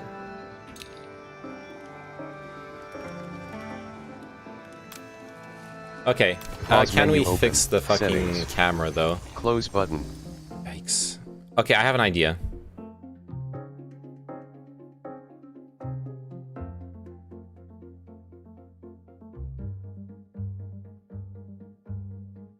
No, still not working.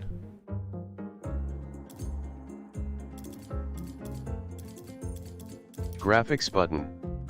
Item, performance and requires restart, cancel button.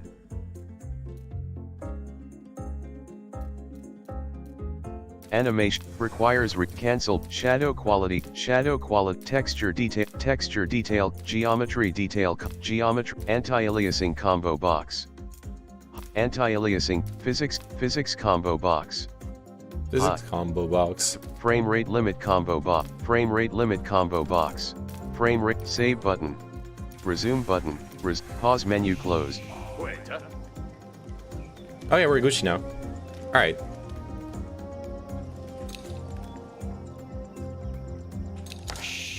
Yaro. Cool. Wait, where's the ding ding? Where's the ding ding? I want the ding ding. Oh no. I'm refunding the game. No ding ding.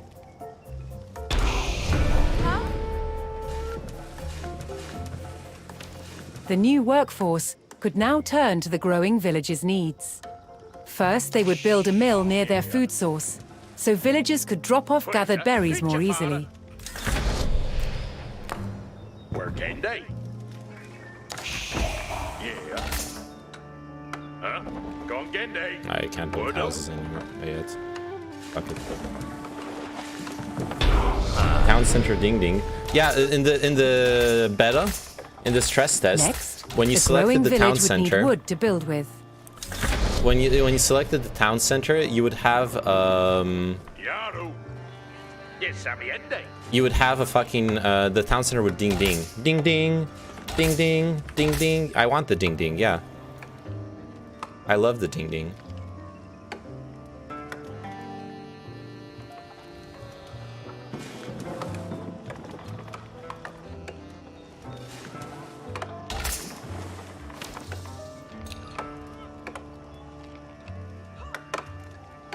Waiter.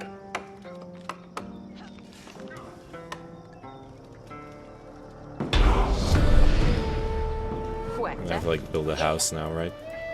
The growing community now had a steady supply of lumber. To make wood collection easier, villagers could erect a lumber camp near the forest. Estes. Quiera. Hera. Halfway off. You went day. Sharp. Terra.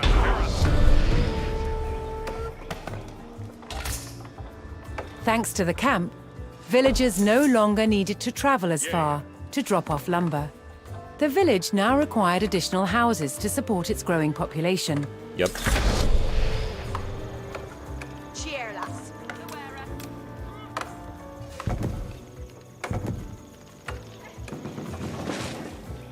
Cheerless ferrat. Undiete. Cheerless abidende. Workende. Work hat, huh? The wearer.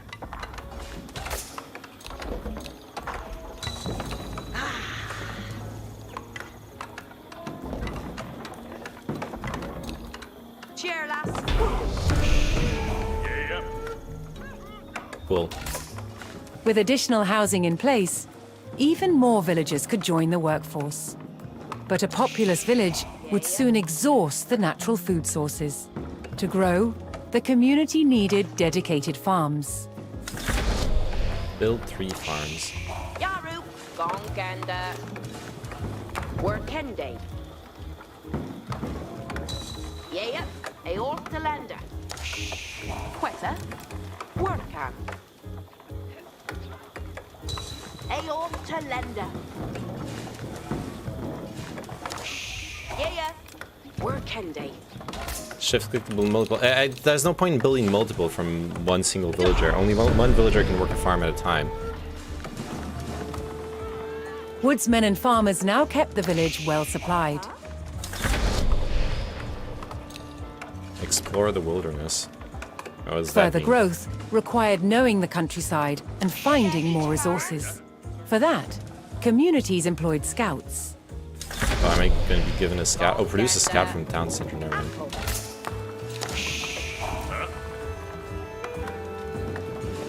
Quetta. Yeah. Work on.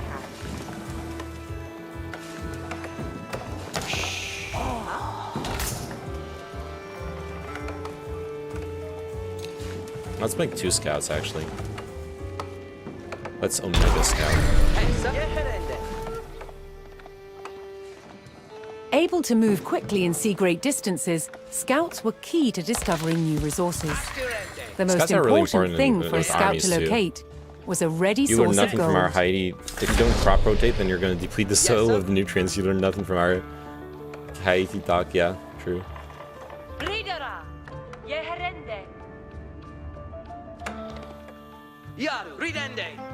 True. Rotate these nuts. That's what I learned. I learned from the best. I learned from Chinchilla. These nuts jokes and your mom jokes. Oh, there you go. Got a gold mine here.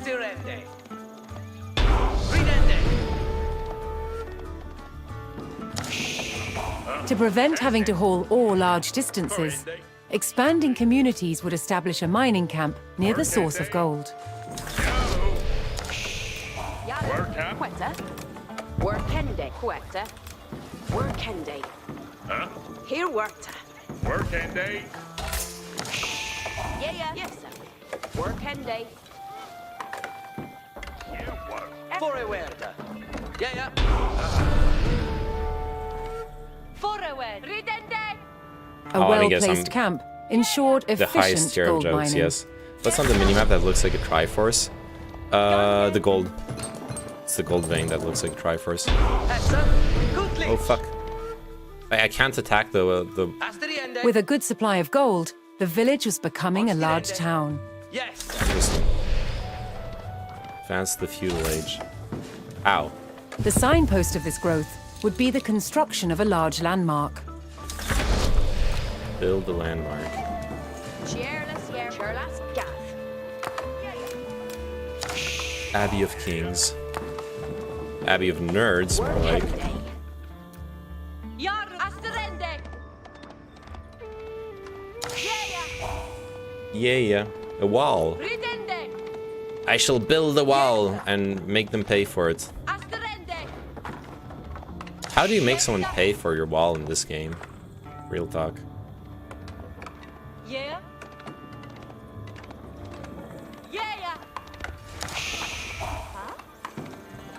Yaro. Working day. Done. Reader. Yes, sir. Yeah, you explored everything here, right? Except over here.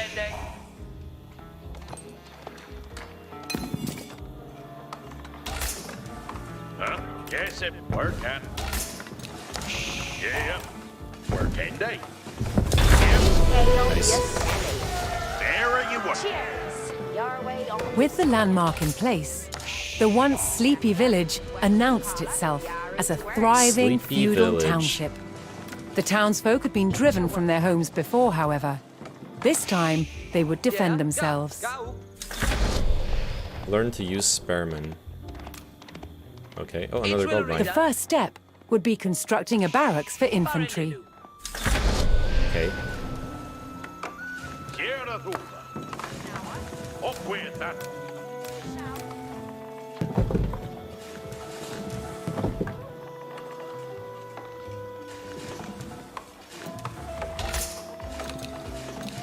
And you're working. Each timber. Oh, I should probably turn off the fucking elevator music. There you go.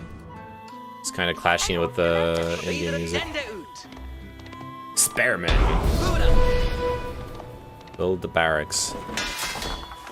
Once it had a barracks, the town could establish a standing force of soldiers.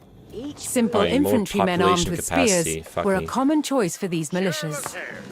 Just say it, yes. What's our fate, eh? Eat your worker.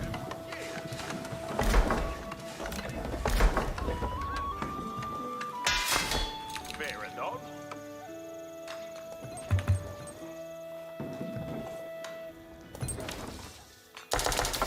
Gardigan.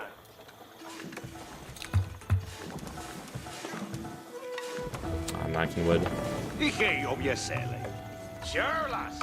Your way on je sammenende. There Need you more are. wood. Sure, lass, der finde hästem.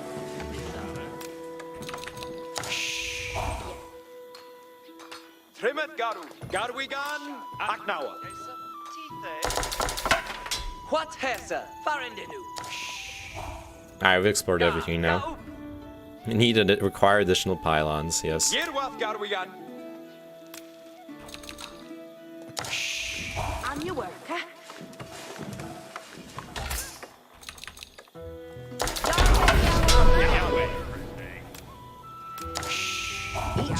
The town now had a militia and could look to reclaim the lands lost to invasion. The invaders had blocked the road north with a stout palisade. Although spears were of little use against these walls, the militia could burn down the obstacle with torches. Garu up. Garwigan. Trimmet. Garu. Yerwath Garwigan. Mid-May. Whoa!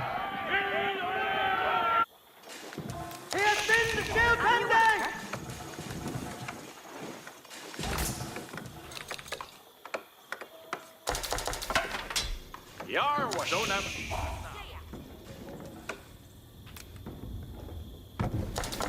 That's Shule Bayotin, right?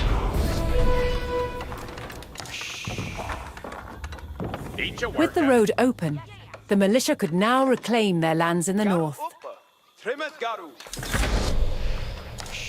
Garwigan. Astirath. Garu Upa.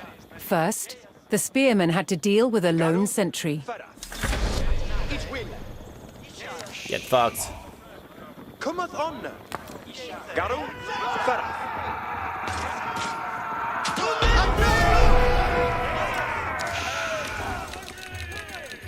Advancing aggressively, the militia eliminated the enemy sentry. The invaders had a small cavalry camp guarding the road, but the militia was ready to attack. Trimmet. Astirath. Garwigan. Forward, donde that?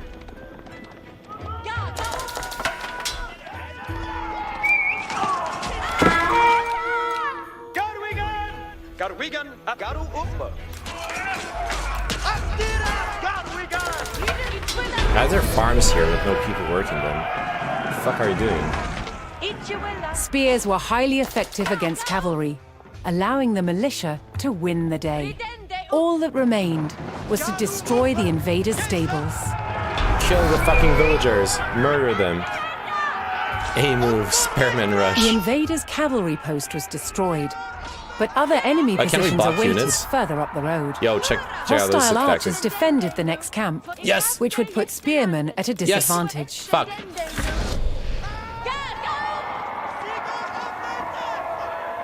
The township needed cavalry of its own to deal with this, and so would need to build stables. To deploy that cavalry quickly, the town needed to build their stables near the front lines. Cometh on.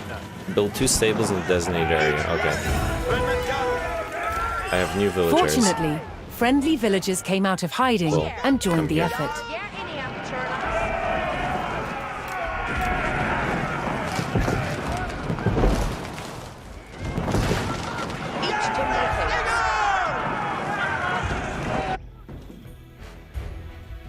Estes comende.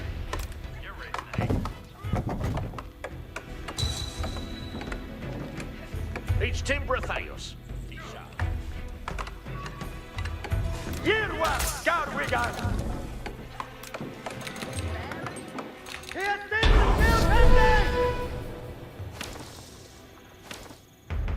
With stables in place, the town could field horsemen of its own.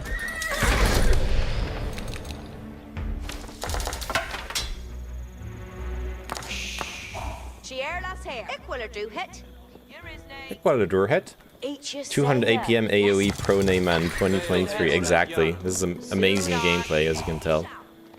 What are we building here? There's more houses. Understood.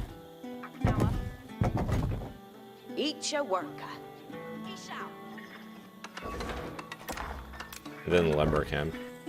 That shule beo timbran. Garu u mid me. Je dit het over.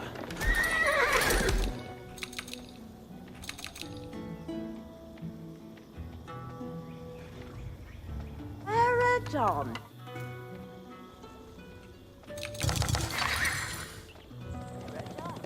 Hey, you right us? Yeah, yeah, the word. Yerwa, Garwigan, Asatna. God, I'm gonna have such a fucking big army. Anyone here have to do a fitness to work assignment before? No. Never. Hura. Garwigan, Garu Upa. Astira, Garwigan. Sterder, faster nu. Je dit het over.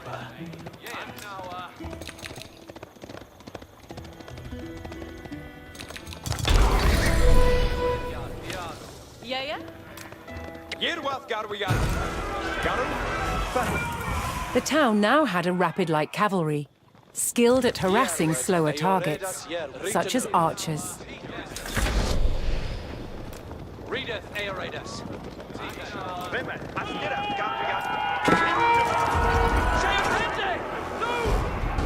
Here, Yerwa, Aeradus, Yerwa. Aeradus, Yerwa. You sadly at all. Ja, sadly, Sopa, Yerwa,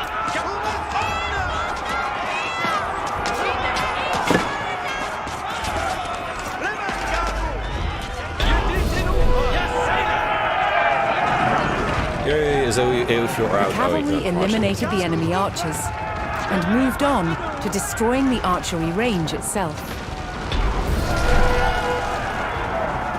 Alright, objective completed.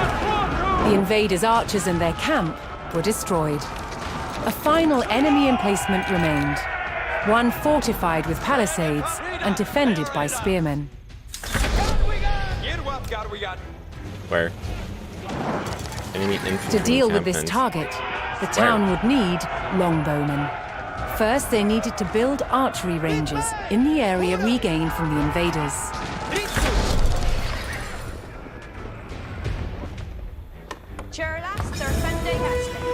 Extra villagers here. Once more, friendly villagers arrived to help. Each a worker.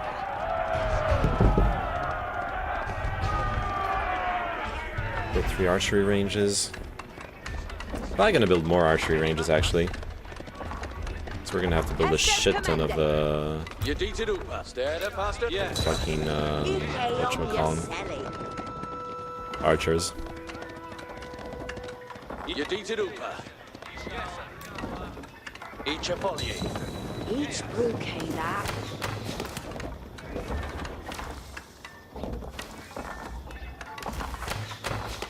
Hastus commende. That shule beo timbran. With several archery ranges in place, the town could add longbowmen to its forces. Ike here a thopper. Boren, Yaru. Yarway Yawaler. Off way. Fatima. Each timbra theos. Each timbra theos. Yes, sir.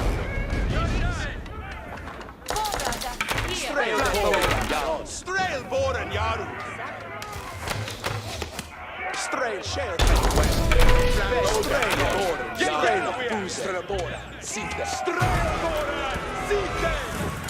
A strong force of archers could eliminate enemy spearmen at a distance, Cool. so long as they took the proper position. Abuga. Eat your will. Oh, this is the way. Steady fast and new. Eat your will.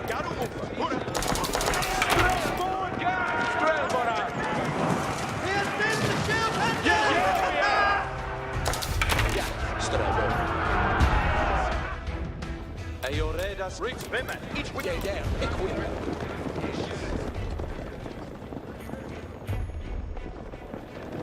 Järward. Ayoredas. Ferra. Got we gone? Mit mig. Strabore. Better. Cool. Look at this. We're gonna do as the game is telling us. We're gonna place our archers up on the cliff top. Then we're gonna bait the spearmen into attacking us. Once the fucking AI manages to path through this insanity. Foliente Hazel.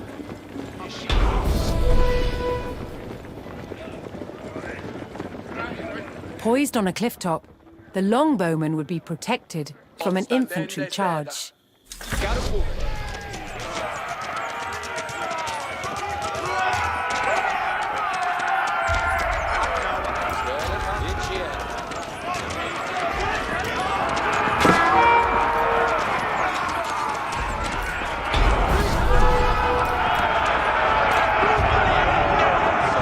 The last of the invaders fell to the resurgent homegrown population. Nice. Now that their lands were free of What enemies, the fuck is this? Is the Thursday? Where town the could fuck is my take the political next step podcast? In a of few growth hours? What the and fuck? become a powerful medieval You know city. that as a long-time Neyman viewer. Estes Comende. Here too, the erection of a great landmark would be the signpost of this growth. Schule Beotebren.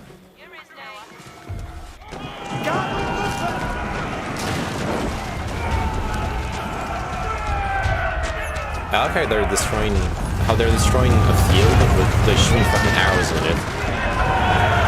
I'm pretty sure that's not how fields work.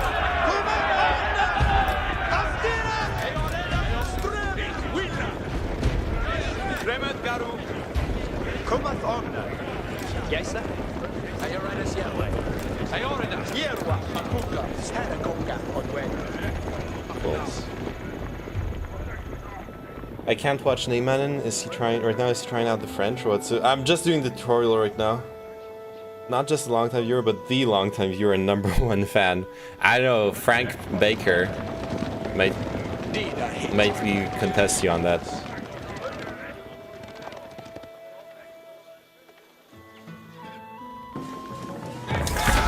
Where a few Augers. lowly refugees had founded a small village, now rose a mighty city. From there would grow an empire. Fuck Frank the Tank Baker. Well, what? How dare you? Victory. We win. That's how we do. That's how we roll. Motherfucking victory. Play page. Play page. Oh, okay, I'm reading the text-to-speech, 100%. It's amazing. Learn Age of Empires 4. Complete 5 Art of War challenges or Norman campaign. Normie campaign missions? We're not doing the Normie campaign. Main menu. What the fuck? Play tab. Item Screw 1 the- of 4. Screw the Normie campaign.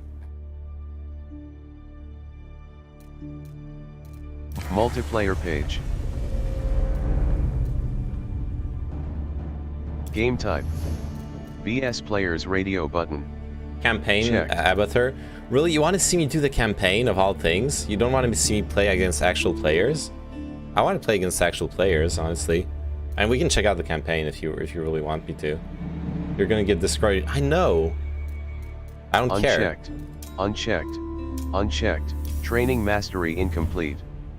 The training mastery helps you prepare for a multiplayer match. Complete the training mastery by playing 5 Art of War challenges or Norman campaign missions. Are you sure you want to continue without it? I don't care. I played it in the test, stress test, and it was okay. Okay? There are people who are Quick match just tab. as fucking bad as me. Searching for a quick match. Stop search button. People are literally just as bad as me, so like... Group top, search, pro, connection button, friends list, chat message, input text to chat, notifications toggle, input text to chat, stapler, test. Searching for a quick match. I love it. Notifications toggle. Be positive and destroy Notification noobs, panel exactly. closed. Searching for a quick match. Quick match. I think even the AOT E2 juicers will not be amazing at it, TBH. We'll see. Input text to chat. Whoa. GLHF.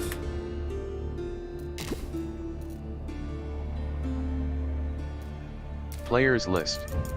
Civilization Oh, I haven't combo tried. box. Oh, we gotta try the French, English. right? Faster villager One and of eight. scout production per age. Is selected. Economic technology 30% cheaper. Resource drop-off buildings. French. Alright, let's try it. 3 of 8. Trade posts are revealed Is on the selected. minimap. Traders can return any resource to the market. Melee damage techs are researched for free. Melee damage Loading techs are screen. researched for free. Interesting. Loading in progress.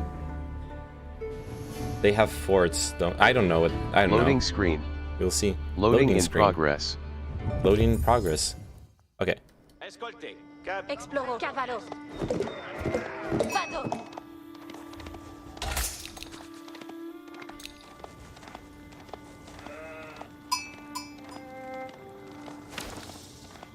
Parat. Kete. Si. Mandes bene. This is a small map.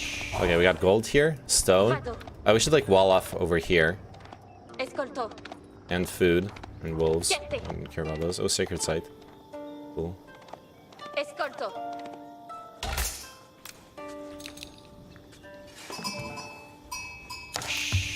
Si. Ensala. Vado. More sheep. Loggers.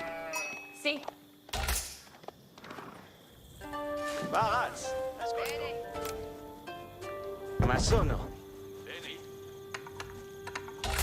Mandes. Cavallo. Oh, there's the enemy scout. Si. See if we can steal sheep from him. Escolto. Vado. So I'm Si. ahead of him. Yep, there's a Cavallo. sheep up there. It's mine now, bitch. Vado. This one too. Bene. Get to watch me take all the sheep. Escolto. Vado. Nerd. Si.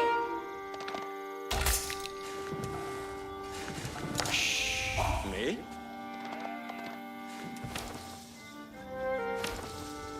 Exploro. Si. Escolto. Cavallo. Si. Bene. Si. Oh my god. Ascolto. Spero. Ensala. Vado. In avant. Movens. Edifico. Ubi vado. Parat. Bene. Yeah, let's get more. Let's get more. Cavallo. Chiette. I'm sure I missed sheep like up here. Escolto. Well, I didn't miss them as much. I just I Bene. haven't explored up here. Escolto. Pochedo. Ada materia. Ubi vado. Materia. Sigue. Parat. Cavallo. Cavallo. Okay, maybe I think I'm gonna try wall off the sacred site. By the way, I'm gonna need a bunch of wood for that. Quad. Ambulo. Okay. Bunch more wood. Alla materia. Ensala. Escolto. Some gold here. Escolto. Exploro. Si. Chiette. Mandes. Si. Vado. Another sacred site down here. Vado. Vado. Got 2 of the 3 sacred sites identified. Escolto.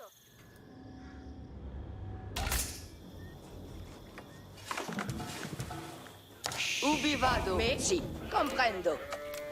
Laburo. Laburo. Exploro. Vado. Exploro. Oh, more sheep. Cavallo. Loggers. Mine. I speak French. They're speaking like archaic French, old French. Escolto. Very good! Chiette. Aiuto! Cavallo. Sì!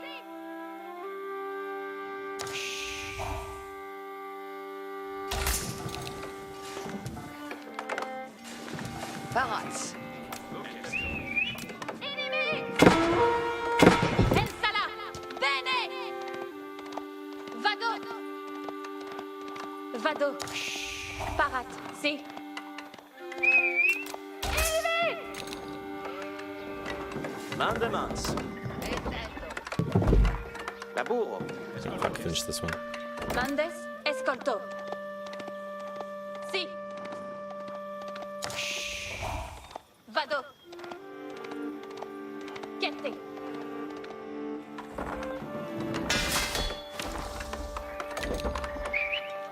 Very good! Ah, finit. Paras. Escolto. Citamus. Sì.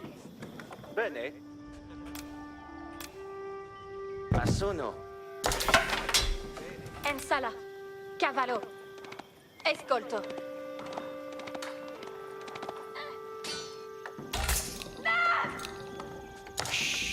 Me. Mandes.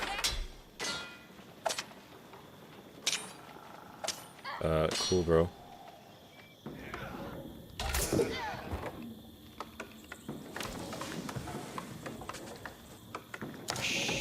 Ubi vado?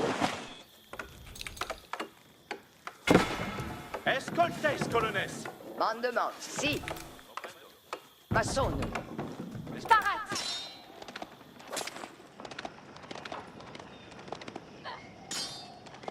Can I kill her? I'm not gonna be able to kill her. Escolto!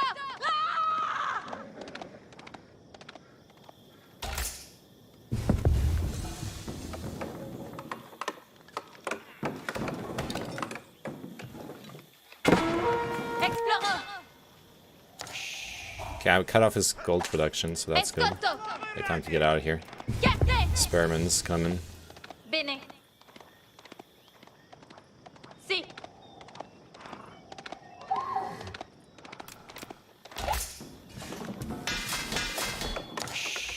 Spero. Escolte.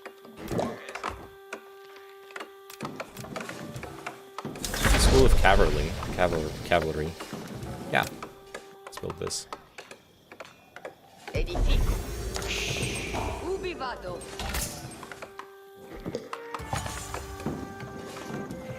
Mandemans. Movans.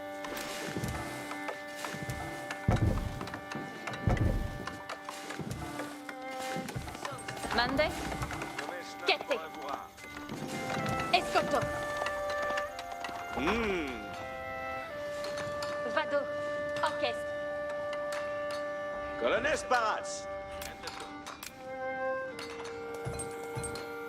Yeah, this is too sparse of a forest to block anything off, really. I'm pretty sure you can just walk through it. Yeah. Crap. Ensala. Sì. Sì. Well, let's finish exploring over here.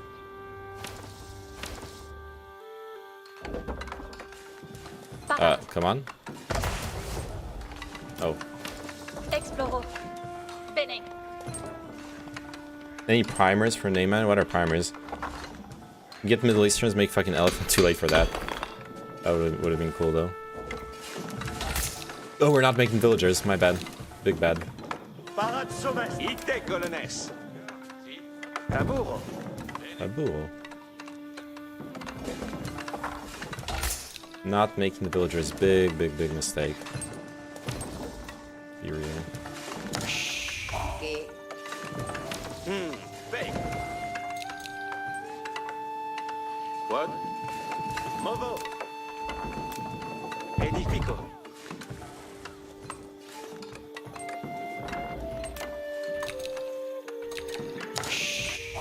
Exploro. Okay, we've identified all of the sacred sites, and they're closer to me than they are to my opponent, so Cavallo. that's actually pretty cool. Commandez.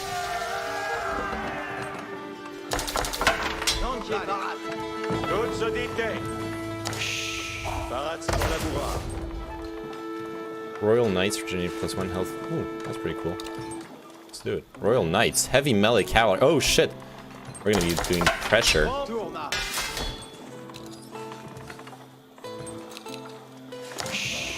Labour Spérance. Escolte con me. Let's build some more stables here. Oh, Anche bene. Sígueme.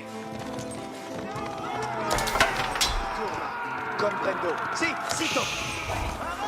Va bene, Kiers. Si, Bobo. No. Felice Beat. Landier Barat. Varier et présenter l'enquête. Perfecté. Vallée.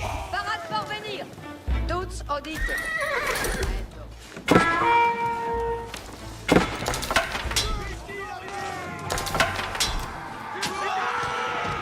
the fuck? This guy's terrible. Eccilimam, si, bene. Parazzi pour la bourra. Vado laburar. This guy's fucking terrible. What's he doing? Io ma sono la cause. L'encaisse, veniez. Varier et préparier l'encaisse. Quelle Para tous et promptus. Need more houses, by the way. Mandement. In avance, colonel. Espero tu mandement. Me plecte. Bonne labour. Felice Spérance. Quoi d'ordre?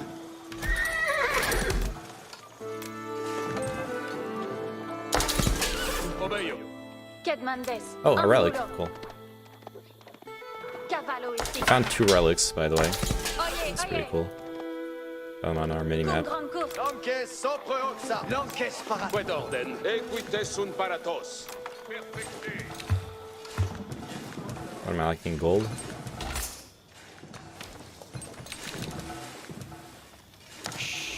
Si sommes.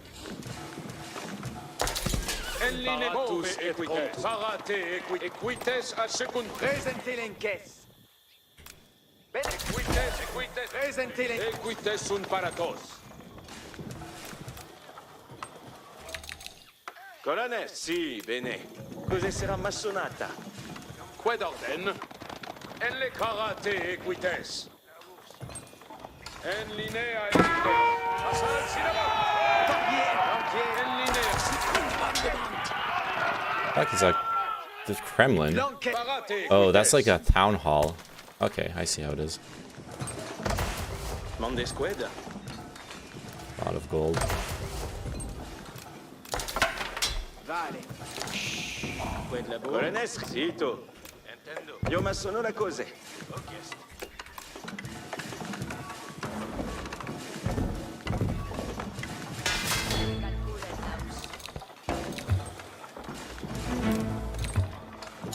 Bene. Quoi d'abord?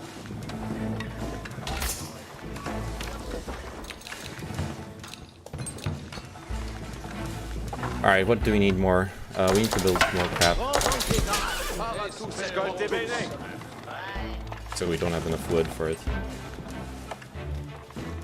We have like too many villages on berries. Retourno comme materia.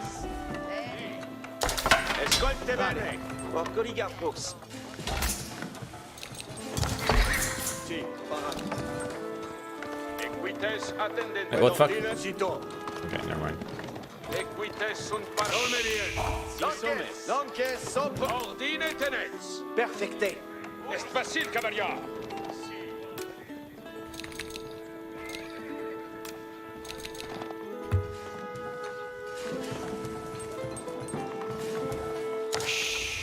Esper Orchest. Audite, milites. Attention. Novos ordines. Orchest. I need research. That's what I'm need Toutes to do. audite. Vado lavorare. Mondes square.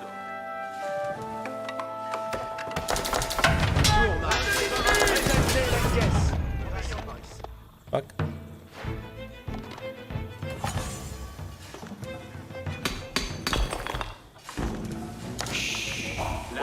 Vedo, sì.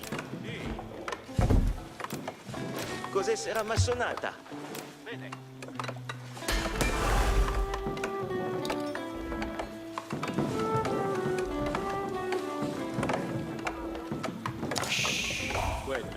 Buon lavoro. Ranged armor. Yeah, I'll need that actually.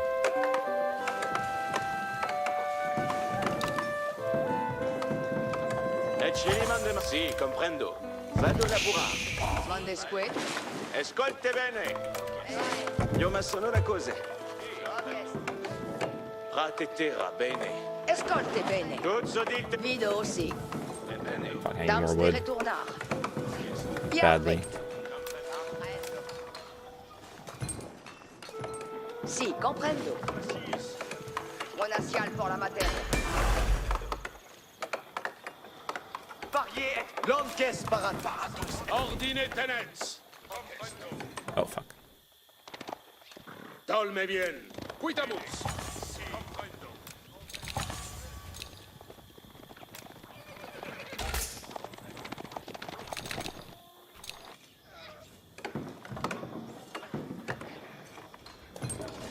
Okay. What are we doing? I'm gonna eventually need more stone too. Yeah, we seem to be doing good on that crap. For now. Yafect. God, I need so much more food. Io ma sono la cosa.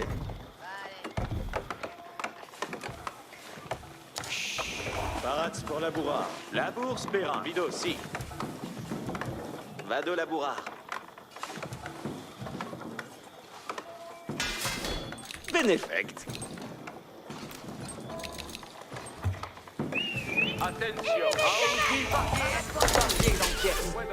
Vale. When should I attack? I'm gonna get pop capped soon. Again. Si, bene. Cos'è sarà massonata? When should I attack? I'm wondering. Parats pour laboura.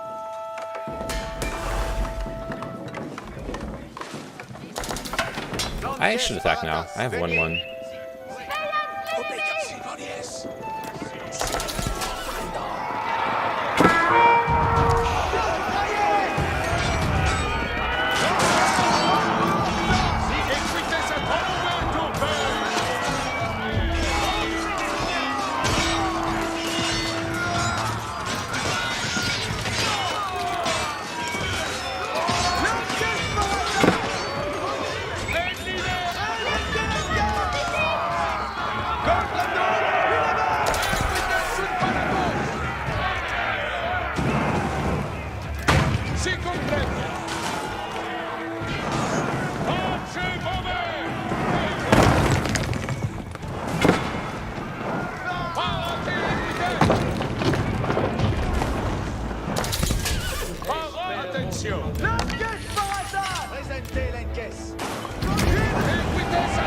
I surrendered. Fuck. I fucking God, I fucked him. Good micro. I bet if you A move, you win now. Yeah. This is the macro that really won me there. The macro. I just out macroed him hard. I made units. He didn't make any units. I had a lot of resources towards the end, but I was spending my resources. Post-match screen. Post-match screen. God, I can't wait till I'm out off work to try this out. Tried out AoE 1 and 2, and the padding was so painful I couldn't do it. This one fun so far. Yeah, I love it. I had fun during the stress test, and I'm having fun now. I'm sorry if I'm not talking much while playing. It's taking a lot of my concentration out, but I'm having a lot of fun. The French seem cool. I like the specifics of their faction. Let's check out. Yeah, he was rushing the ages, but he was being really slow on production. I bet he was floating a lot of resources. Statistics yeah. combo Oh box. god. Timeline tab. Statistics Look at combo the statistics combo box. look at the resources he was Total floating. resources count. 4 of 9. Is He selected. was floating so much. I was just spending, making army. Had a staff meeting, now time to really work. AoE 4. Statistic combo bot, statistic combo bot, statistic combo bot. Statistics combo box. Score. 9 what of 9. else is interesting? The villager count? Statistics combo box. Yeah, okay. There are moments where Villager I forgot to count. produce villagers, but I stayed 2 of ahead of 9. on villagers. Once again, Is better selected. macro game. The tech didn't really matter, because I was staying ahead on macro. Yeah, he started forgetting to make villagers pretty early on. In general, his like APM seemed really low, which mine is really bad as well, but his seemed even worse than mine. So it feels good to know that I'm playing players that are just as bad as me, or that there are some players that are worse than me. Because most of the time when I'm playing those kinds of games, military count. I'm not 3 of playing 9. players Is worse selected. than me. I never meet them. Drool Marine. Yeah, so what I did, and I'm glad that military count, yeah. I'm glad the strategy worked out, because not for long, true. The way the strategy worked out for me was perfect, right? I didn't really plan ahead, because I never played. This is the first time I played the French, but I saw, hey, the building I built to go to H2 is a stable. And then when I built it, I saw, oh shit, the stable gives me like really strong cavalry, heavy knights. Those are going to be really strong. So I figured, you know what? The second I build it, I build a second stable, and I just start macroing out fucking knights. Do I like cav? I didn't use. I avoided cav when I played it during the stress test. My armies were mostly infantry, like lots of bows and lots of spare, and then I would make like siege units. But this time I really wanted to go for a tempo play. Like and it worked out, right? It wasn't perfect. It was very far from perfect, but I made a tempo play. I made that second age heavy cavalry with spearmen push. Just full-on military production with almost constantly pumping military, and with the 1-1 defensive research. I feel like that worked out well. Hey, remember the people who are saying I should play the campaign, that I stand no chance in multiplayer? Remember the naysayers? Where are they now? Where are you now? Okay, it's getting darker outside. We can change the... Should I have a red background? No. Seems too aggro.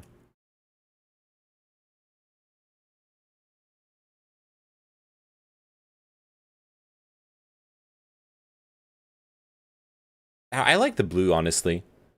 It's pretty comfy. Let's go with pink. 6 minutes download, Age of Empires 4. Nice. Play again button. Play again button. Page. Searching for a quick match. Stop search button. Searching for a quick match. Notification panel closed. Back button. Note searching for a quick match. Masteries page.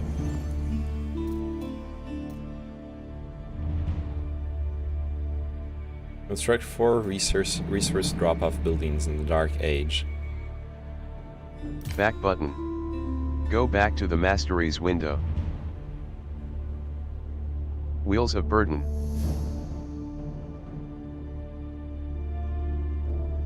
Test of Strength I. Close button. Close the mastery. Searching for a quick match. Okay, I'll be honest with you. Quick match. The voiceover was activated after I installed the game, and I figured I'm gonna leave it on. It's pretty funny. I don't know why it's activated. Let's try to find it in the settings at Close least. button. Game button. Item 3 of 8.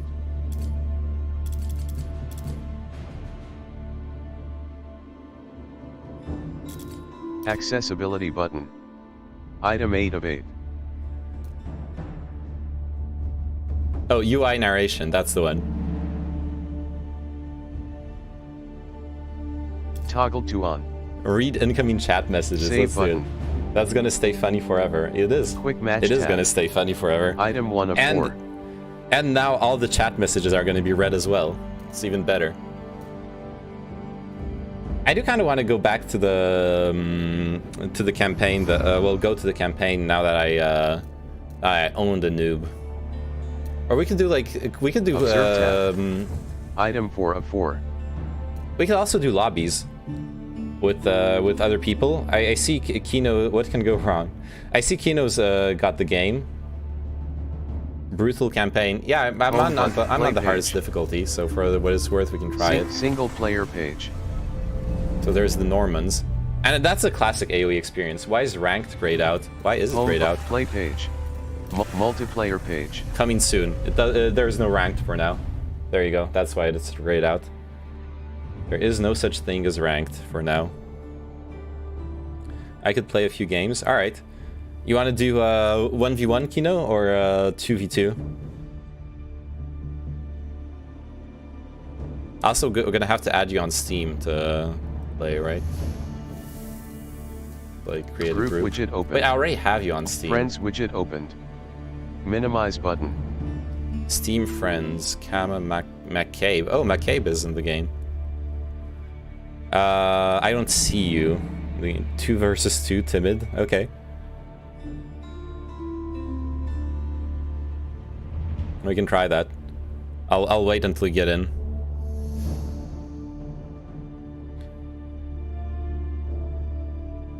I'm Gilgamesh. Yeah, I know. I remember you're Gilgamesh. Search players. Search But text box. I don't see you here. Oh, I see you here. And 4 times for some reason.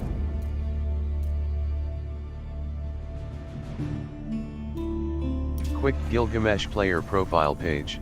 Level 9? Overview That's button. not you. Item 1 of 2. No way you're level 9 already. Quick match tab. Item 1 of 4. Friends widget opened.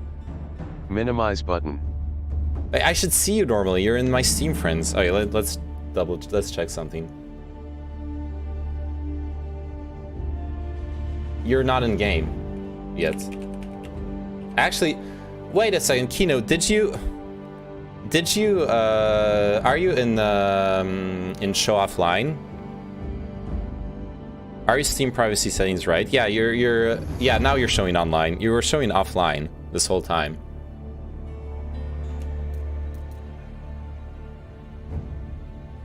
Yeah, no fucking Friends wonder. list widget. Friends widget opened. Minimize button. Expand section. Collapse section. All right. Search players. Search text box. I'll wait quick until match tab. you're in game then. Item 1 You're of not 4. in game yet, right? I just see you online. And low.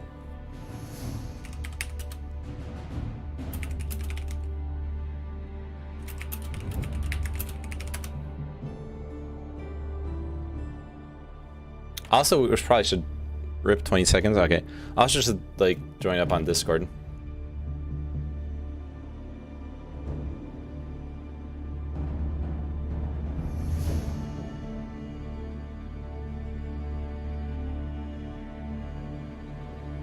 I'm waiting for you in my Discord, if you wanna join it. Quick match tab. Item Quick. 1 of 4. Item 1 of 4. Game type.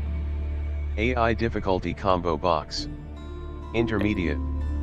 2 AI difficulty combo box. AI difficulty combo box AI difficulty combo. Intermediate. AI difficulty combo. 2 of AI 4 difficulty combo box. is selected. I love it. Friends widget opened. Alright, let's start Minimize up the button. game. Yo. You can make your coffee while we're queuing. Well, maybe not, but...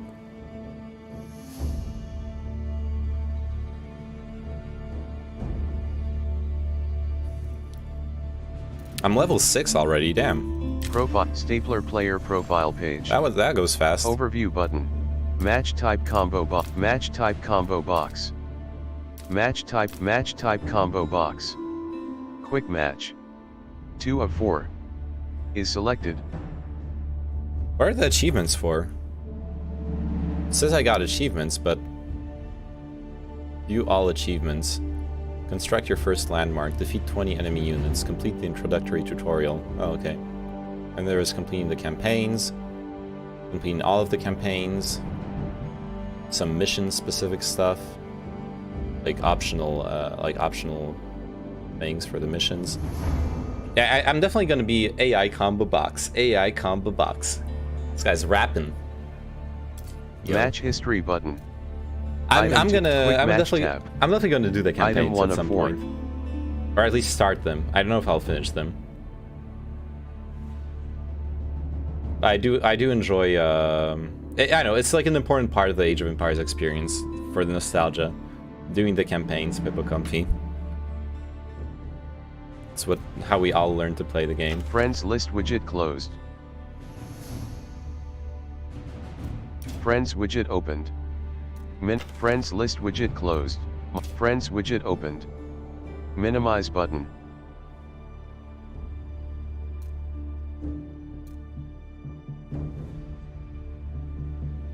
I'm waiting for you to make some Minimize coffee. button. I could have played a game Friends in the meantime, list honestly. my group. I'm regretting. Unchecked. Checked. Unchecked. Checked. Unchecked. Checked. Unchecked. Checked. Unchecked. Checked. I'm so sorry. I'm never gonna get tired of this. Custom. Honestly.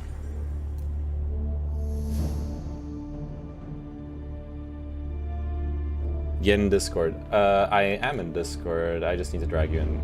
There you go. In the streamer chat. Custom tab. Item 3 of 4. Yo. What's up? You are not loud enough. Oh, okay. Let me crank it up. Custom tab. Yep. Item 3 of 4. Settings. Yeah, I can Audio lower the button. game volume a bit. 80%. Save button. Can you say something? Custom tab. Item 3 of 4. Is that better? Oh, much better. Yeah, I think that's Home okay. Play page. Multiplayer page. Yeah, this Friends is my widget open. audio interface needed to be Minimize turned button. up. Friends. Gilgamesh in game. Alright, sent you the invite. Invite to group button. Accessibility settings. Narration. You're gonna turn it on too? I need the incoming chat messages. That's gonna be good memes, yeah.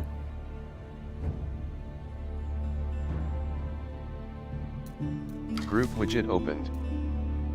Friends widget opened. Friends. Gilgamesh in lobby. Invite to group button. Oh, it has me going to this tutorial. You can skip the tutorial by holding escape. The tutorial isn't really that interesting. It just teaches you like how to build buildings, mine resources, and that like spearmen defeat cavalry, cavalry defeats archers, and archers defeat infantry. Like, yeah, shows you the basic rock paper scissors of the game. Yeah, my tutorial was my childhood. Yeah, pretty much. Gilgamesh accepted your friends widget opened. Gilgamesh I did player it, has joined. Close I button. don't know, as far as the memes, mostly. My group. All right, so we can just roll out in 2v2 here. Do you want to do a game versus AI first, or go get blasted by humans? Let's see. So it says I'm in a group right now. It doesn't take me to a. You are in the group. I invited you to a group. Okay. Yeah, let's just go against players and. Okay. Searching for a quick match. Alright, we're searching. Stop search button. Back button. Notification panel. So how much does it cost to unlock Searching each for a quick civ? A couple bucks or $5 or each what? each civ or civilization. Searching And for right a now quick match. there's no deals, like there's like no expansions. They're all with the game. You buy the game, you get everything, Quick right? match. Classier back It was a joke. Like 1960 the players join the match. DLC. Like Oh, okay. Civilization Dom Your 4151 has joined the AOE match. coins. One of Gilgamesh has joined the match. Is selected. Okay, Archipelago. Oh fuck. Oh my god. A water map, really? I'm gonna French. play the French 3 again. of 8 is selected. Try to figure them out. Two Cav, like Mongols and French should be pretty good. Yeah, I don't know how they trees. do for water though. Loading screen. Loading in progress. We're gonna have to see how that goes. The last time I played a fucking water Loading map, screen. I got absolutely destroyed. Loading in progress. Well, actually, no, we won.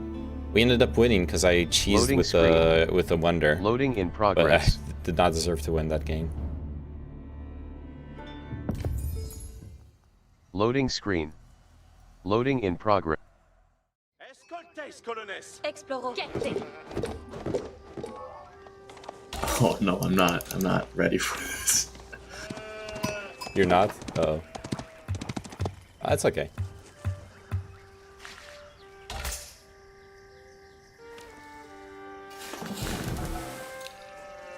Ensala. Si.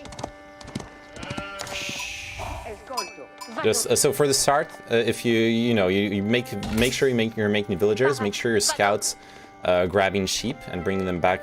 Once you have enough sheep, you bring them back to your town center. So you get that's like free food for the start.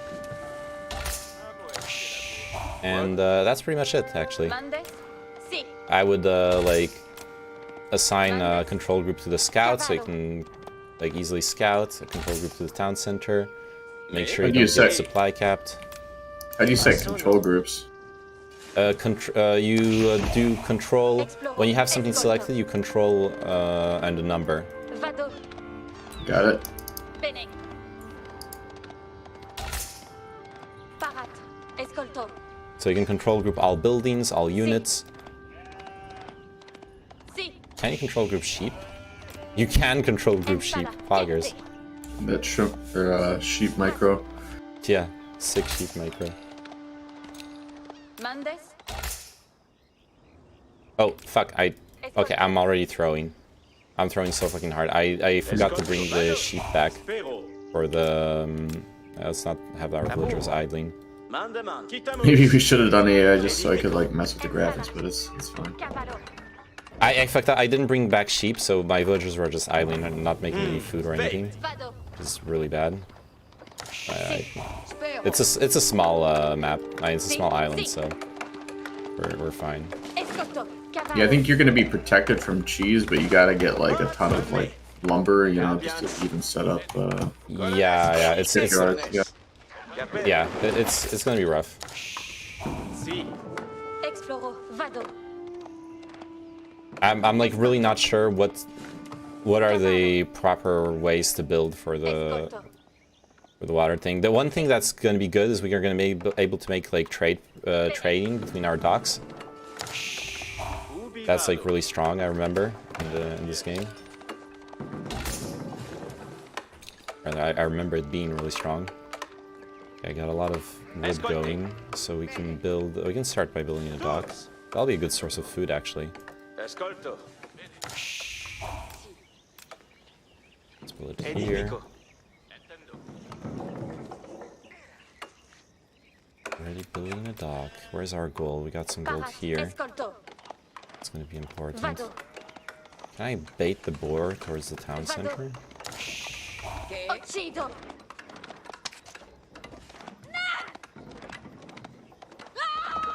Cavallo. Escolto. Nope. Si. Escolto. Cavallo. I'm not making villagers. I'm an idiot. Parats. Movants. Yeah, they have this weird ability, like you can pack up buildings and move them around the map for the Mongols. Yeah. That's dang. But yeah, like it's not giving me that ability. So there's like some things I need to kind of work out a little bit, but That sounds really cool, honestly. But they're like prone to being like You got a relic attacked. on your island. Nice. Mandes, si. Oh, that's a good call out. Mais, Cavallo. Let me check if I have one. I feel like normally the map should be like balanced and stuff, so I should have one somewhere. Taburo.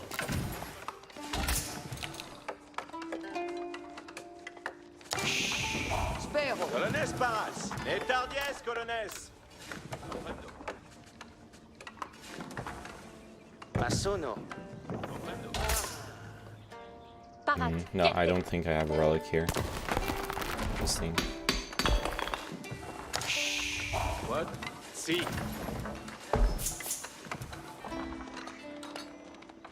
Oh, that's pretty poggers. I don't have to destroy the building. I just move the Mongol thing closer to the wood. You know, when it Oh yeah, deforest I an area. see. Fuck yeah, the wood consumption is gonna get huge. Because boats like require a lot of wood. I need to put more villagers on wood. For sure. Colones Parats. Ok. Vado More capre. villagers on the gold in advance. Ubi vado?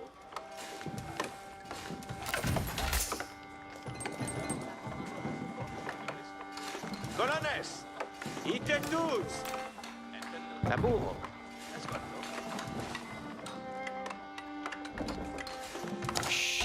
Che? Alright. Who needs econ lectures when you can watch comparative advantage and foreign relations with Neyman and Kino? Exactly. That's exactly what's going on here.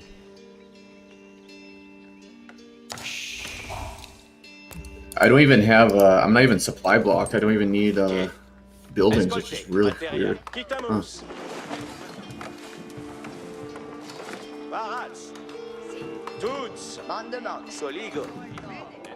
Parats. Tuts. Alla materia. Escolto. What you doing supply block? Yeah, it's like it's out of 200. There's no buildings in it. Damn. You can make. Okay.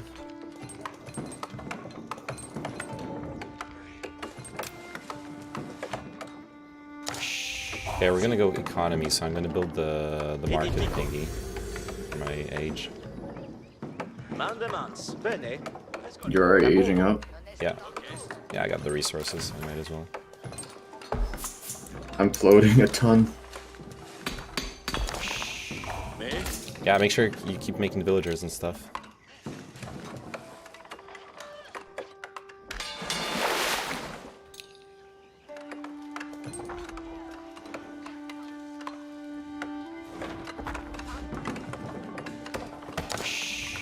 I think putting a tower next to your shipyard is like good memes. I think it Make does it a for ton of later, yeah. damage. I'll be honest, I'm not gonna bother too much with that because it's like I'd rather have a good big fleet that's not threatened Me? by that stuff than like the problem with static defense strategically versus active defense is active defense you can also use to attack. But if you're floating resources, you might as well obviously have towers too. Yeah. Ubi vado. How much wood do I have on this island? I got some more wood down here. It's gonna get rough after a while. I think I saw the transport ship.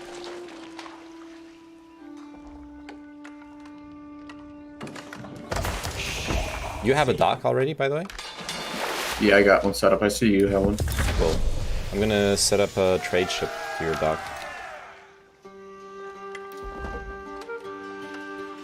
Wait, did I just cancel my... transport ship? I'm an idiot. Oh, and I'm supply blocked. Great. Escolte bene. Vado laborar.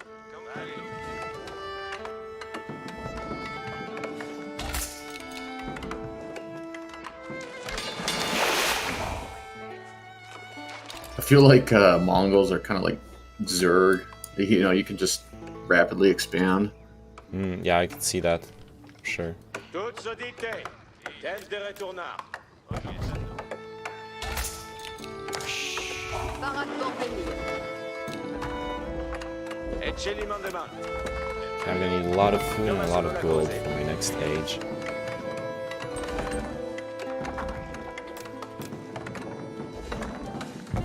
Cos'è sarà massonata? Fouet de labour. Vado a lavorare. Come sono la cose? So let's build up those farms. Cos'è sarà massonata? Sournoisement. Baraques pour labourage. Alright, my trade ship's moving on. Cool. I need more docks eventually. I have so much. Yeah, I'm Gucci on food. Actually, I'm gonna be able to tier up soon. Tier 3? Yeah, I'm just gonna zoom over to tier 3 actually.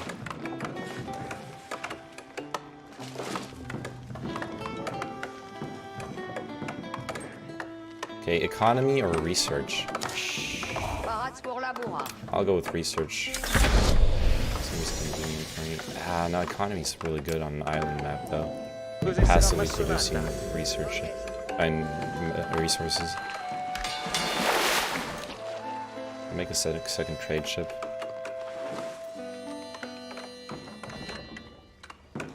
Yeah, I should start getting those So the reason I'm rushing the tech tree up to get more to get all this stuff is mostly because I want to be able to build the good ships, the ones that by good ships I mean the ones that are going to be able to do like be strong militarily.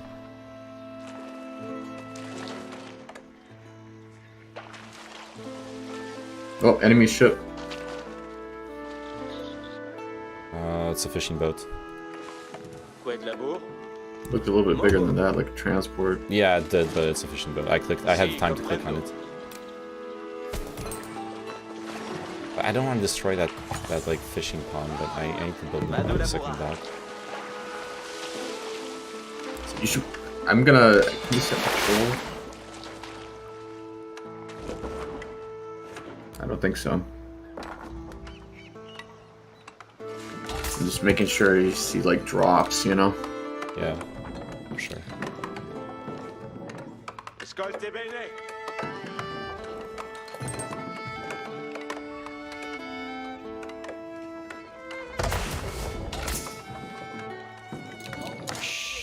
Mande squad.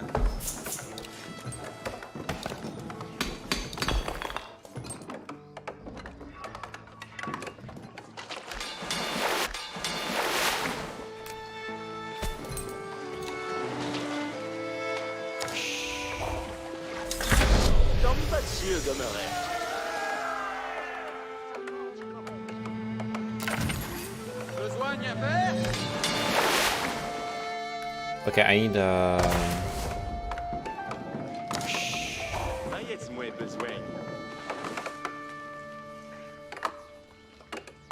let's go to the gold generation for now. We need a lot of gold. À votre commandement.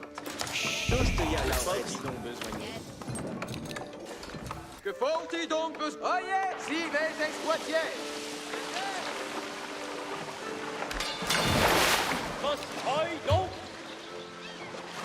Yeah, I'm starting to have my navy. It's gonna be a scuffed one for a bit, but it's starting. I need to get my research building up. Allons ça, tres toutes. Giovanni Basti.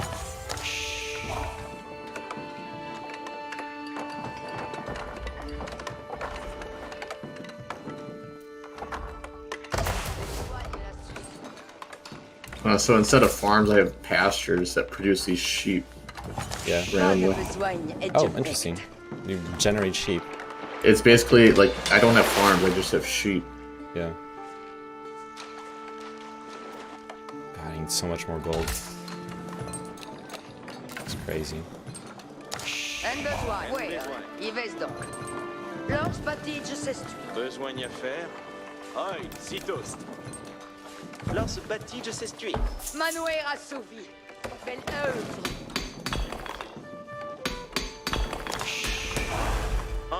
What's my next upgrade? College of Artillery.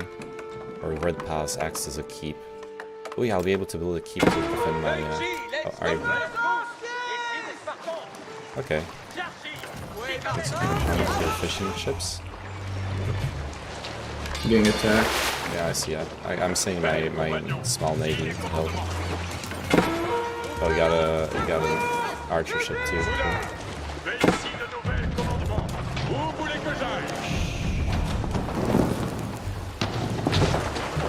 Get him. Nice. I think I can just repair it. Yeah, you can repair ships.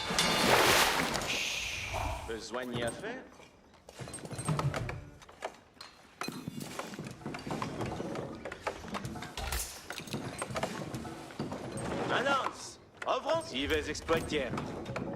Lors Batige s'essuie.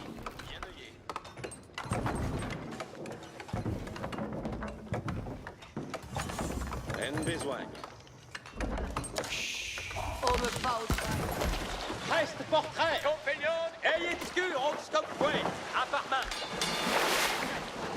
Oh yes. Belgi commandement. Yeah, we need to find their islands. I have a strong navy right now. I'm gonna play aggressively, okay? Yeah, I just need to get up to Castle Ridge. I'm almost there. I just need to build the building.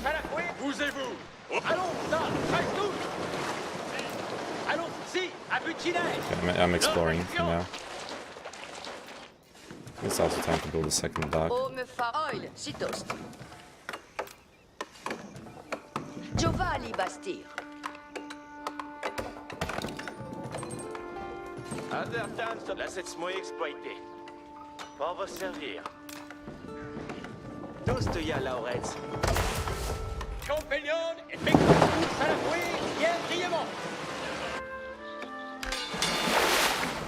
Ça est. Ayez excuse, on sieg un compagnon. Oh yes, marche derrière moi, tres toutes. Okay, so I need gold, more gold for these ships.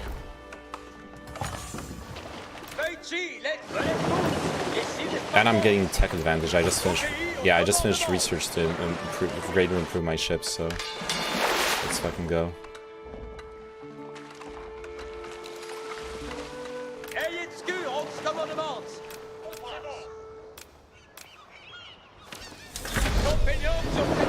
They just reached Castle Age. They're gonna get better ships now. Would be good to hit them before they get their production up. Gotta find their docks.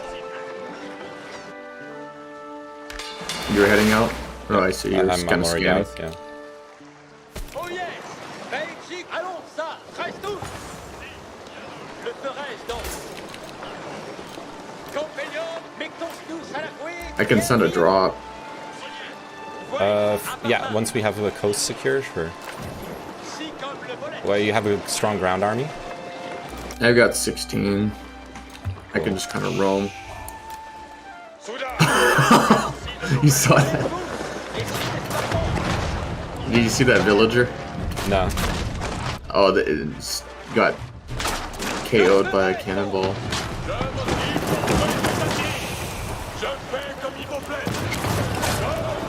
I'm fucking up someone's dock here.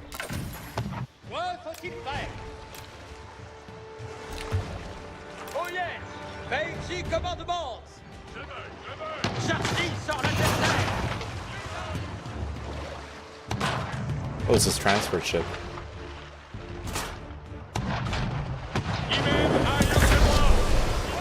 Oh, that's yours. Sorry, I thought it was an enemy. Yeah, land here. We can finish fucking up the dock, I think.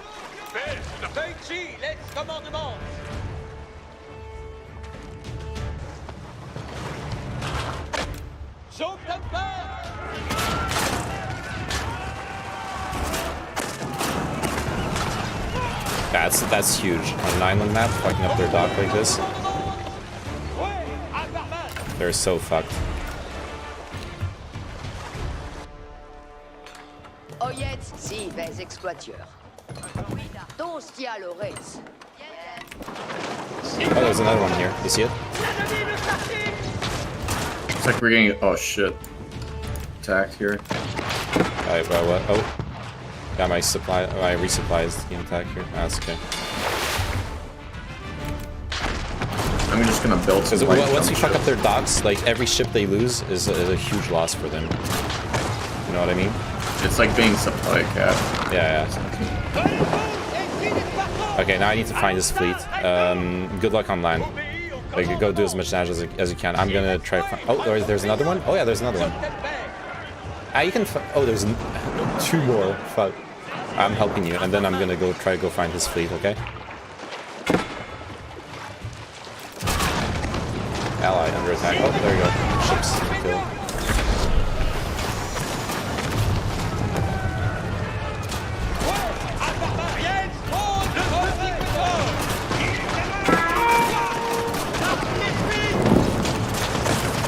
Alright, just spam these warships.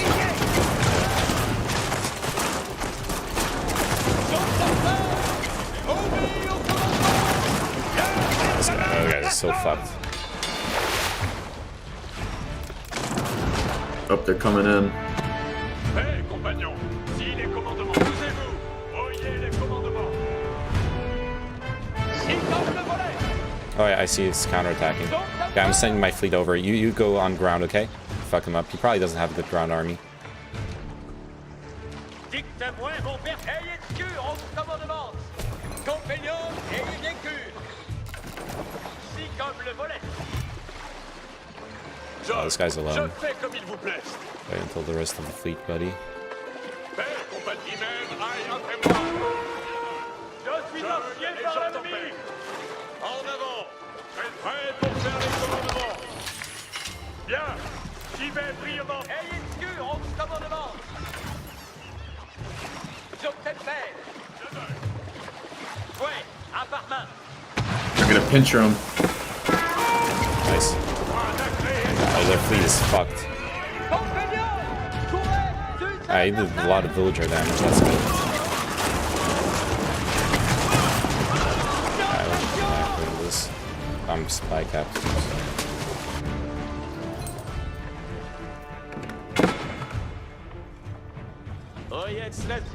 And gold capped, fuck.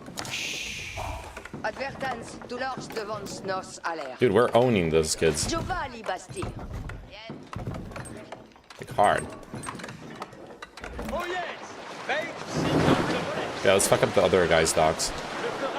Like, the guy who landed doesn't have any docks, that's guaranteed, but we need to fuck up the other one.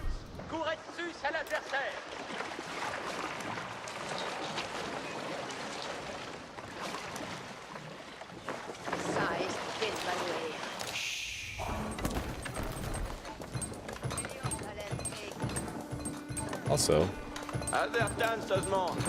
Longtemps va-t-il demeurer?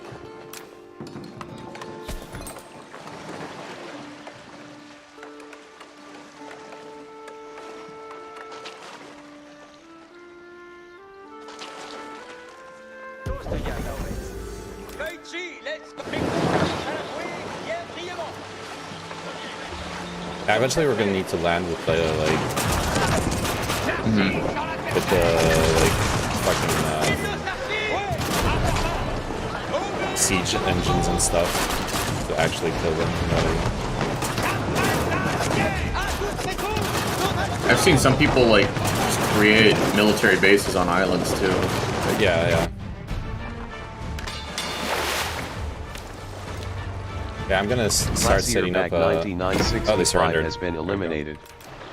Yeah, they could have made it last longer, but they were fucked. Like at this point, they lost. Absolutely. Fucking killing villagers with ship ballistas. Yeah, that's how we roll. Alright, GG. Save Kino. Kino didn't need to be saved, honestly. Post-match screen.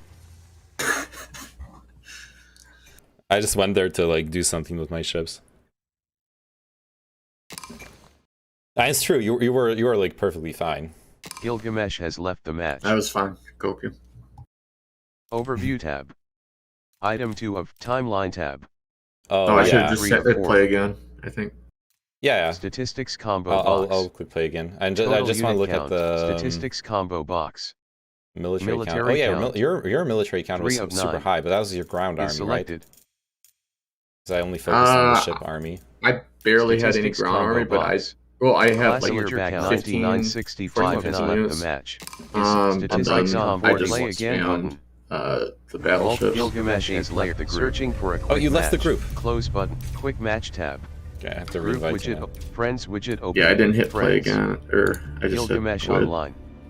Nah, Invite to even group just has his button. arms really still. Group Yeah, I need invite to from restart Gilgamesh the camera. 1938. I don't know why it crashes like that.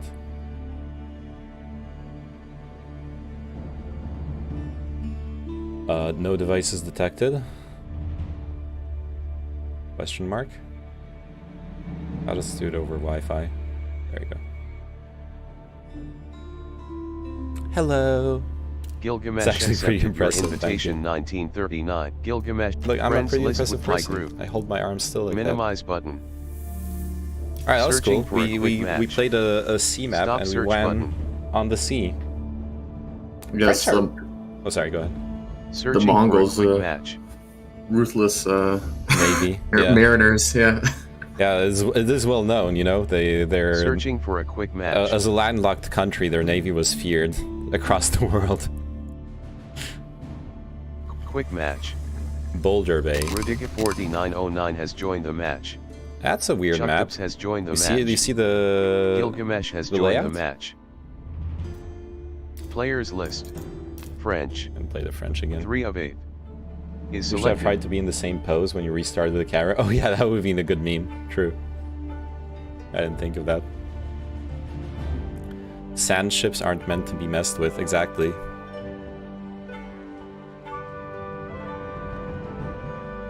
Boulder Bay, elevation, choke points, and naval. Loading screen. Loading in progress.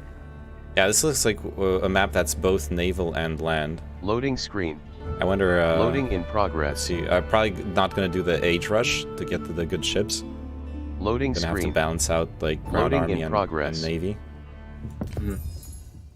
I'll probably just go more heavily towards ground Loading army. screen. Yeah. Loading in It feels progress. like Mongols are really kind of OP, like given that I don't have to build Loading screen. any buildings, like any huts.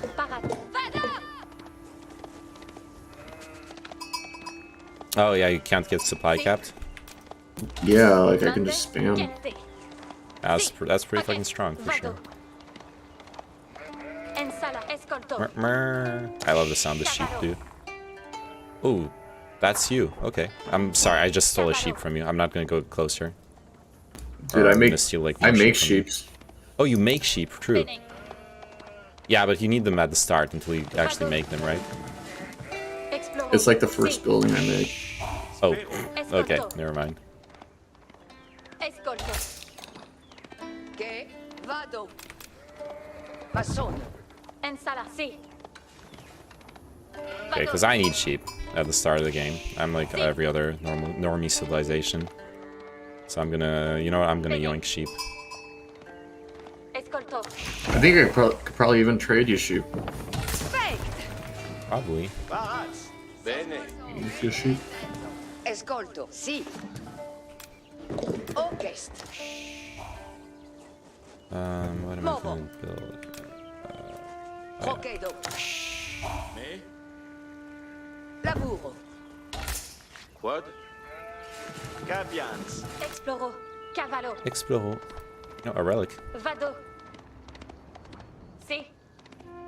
Some more berries. Vado. Vado. I'm gonna bring my sheep back here. Escolto. Me. Capians. Producing villagers. Parat. Cavallo. Chierte.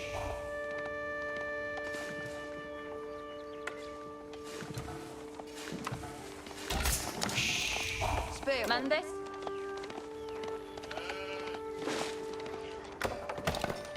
Ensala. Chierte. Nice, more sheep here. Vado. Si. See if we can... Cavallo. I think we can walk into the enemy base from the start, right? Just that the C is gonna, like, makes it... The middle C makes a choke point, if I understand the layout correctly. Si. Based bisexual stream tag, absolutely. Gotta score those woke points, you know? Si. Okay, found a sacred site. Exploro. Escolto. Vado. Si.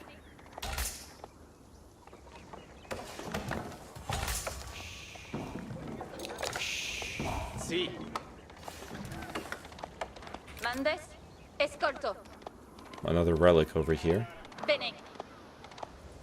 More sheep. Cavallo. Vado. Oh my god, so many sheep. Okay, someone's base is here and they haven't collected their sheep. There's no way. I just collected like 8 sheep.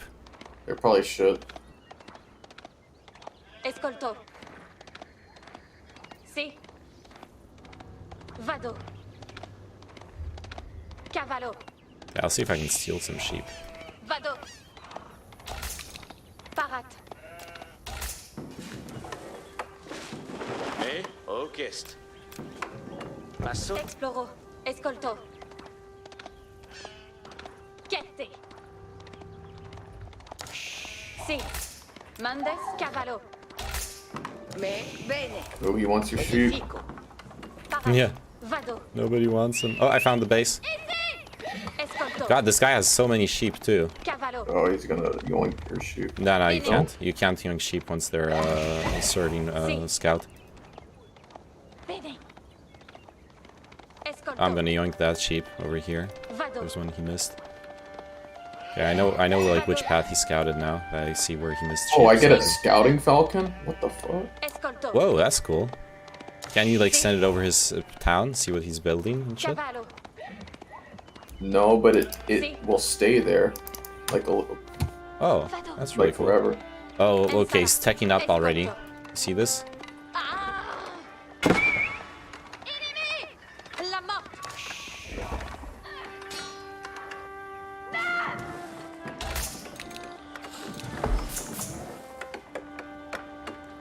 Ascolti, muovansi. Ma sono. Mandes. I kill a villager for free here. Doesn't seem to be paying attention. Ah, there he is. Si. Si. He's paying attention. Parat. Comprendo. Spero. Ascolto. Bagas.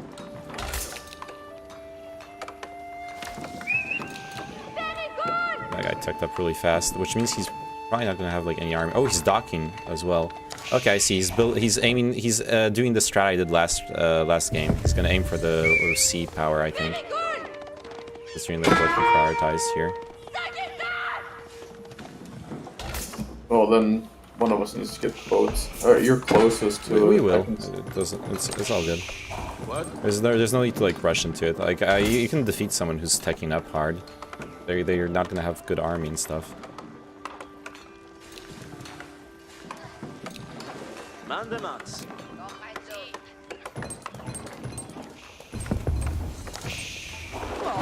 Alright, let's make a school of cavalry. Do I wall off here? I think I do. Edifico. Exploro. Vado. Ubi vado. Vado. Okay, he's got a scout in our bases here. We might try to do something stupid like harassing and shit. Escolto. Vado. Vado.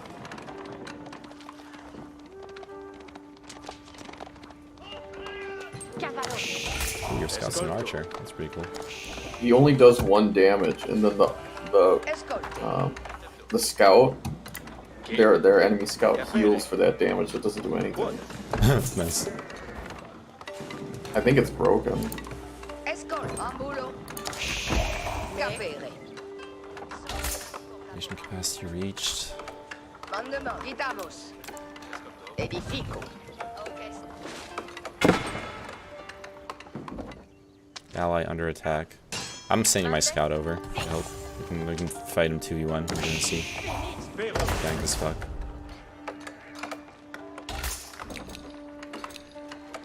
Paras. Laburo. Escoltez. Escolto. Trenca. Six hommes. Okay, new age begins.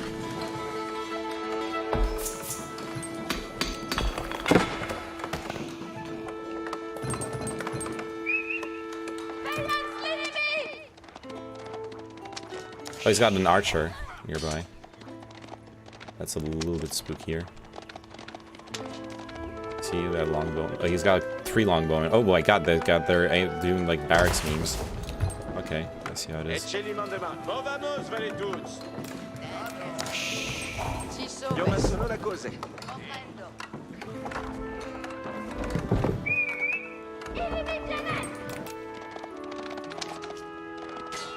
Nice. Alright, killing his scout here is pretty big. Wait, me. Escolte bene. Crap. Buon lavoro. Out of sheep. I built the wrong building. Tutto di te. Sì, bene. Anas la carna. Paras pour labora. I'm done. I'm out of food. Got too many Tous people on audité. gold. Vide aussi. Danse de retournard. Let's go with the dock, I think. Baraque pour venir. Yeah, dock's gonna be good for my food. Cose sera ma sonata. Oh fuck! I lost my scout to their who's fucking archers. Fouet d'abou? On vamos, vale tous. That was actually kind of spooky. Vale, scavo. Vale.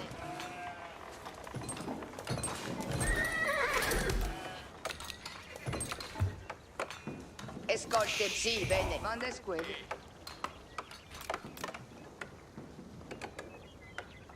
Io ma sono la cose.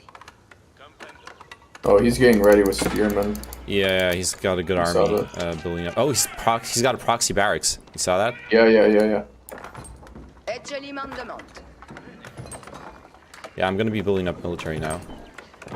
But I'm kind of cucked on food. 'Cause I fucked up my economy, so.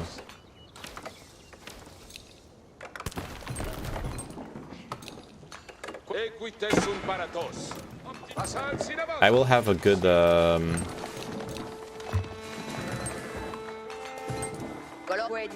bit of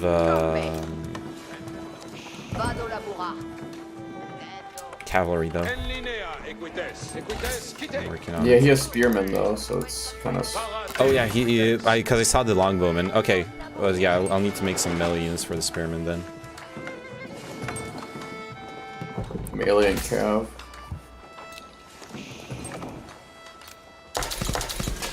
Spero comandament. Equites en linea. Obeyo. Orchest. Equites sunt para cavalamus. Equites. Equites attendentici. Like, if I get my cav on his archers, then he's fucked.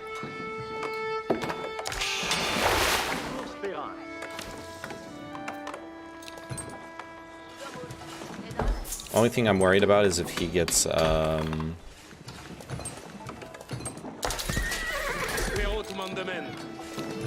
if he like gets the spearman on the cav and I can't get the archers, you know what I mean?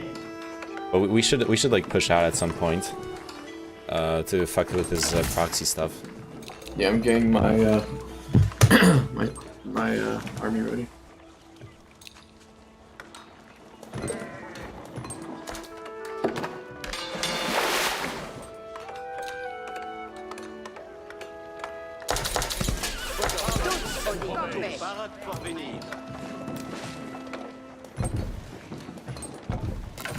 Io ma sono la cose. Cose sera ma sonata. Me plect. Vado labura. Non descuido. Vado laburar. Benefect. Benefect. Non descuido. Buon labor. Parats pour labourar. Benefect. Colones requient mandement. Buon labor. Buon labor. Io ma sono la cosa. Ci somes. Equites sunt paratos.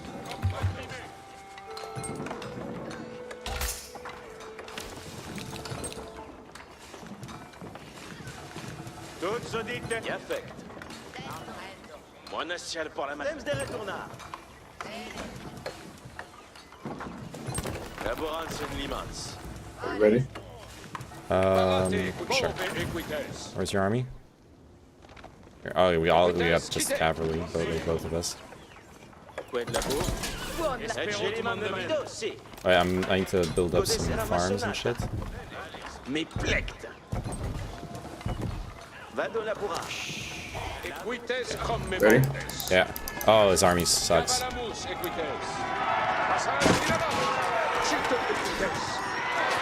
want his archers. He's fucked. It's the ideal scenario.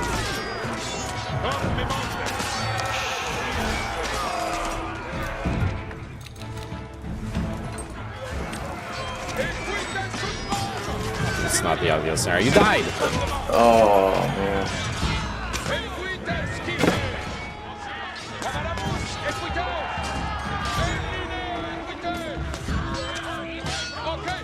Okay, I need to fall back.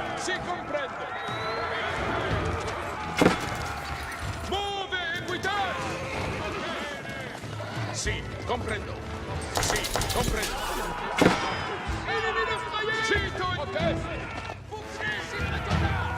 Sì, comprendo. Oh. You're alone. You've got one unit. What do you want? Oh. I can't fight him. He's got fucking spearmen. Oh man, this is not good. No, it's not good. Okay, I'm charging his archers again. Most of his spearmen are dead. But they're actually kind of Gucci.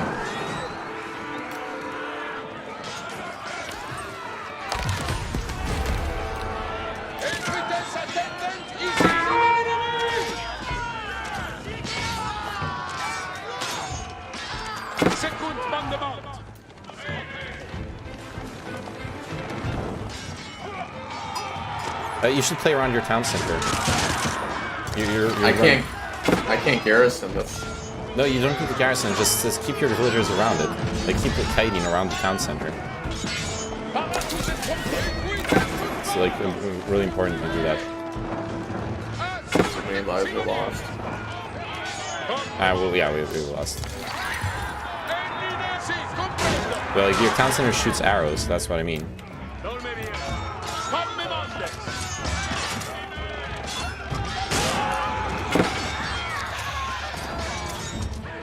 Because you were fighting out of the range of the town center, that's why I was saying that. Yeah.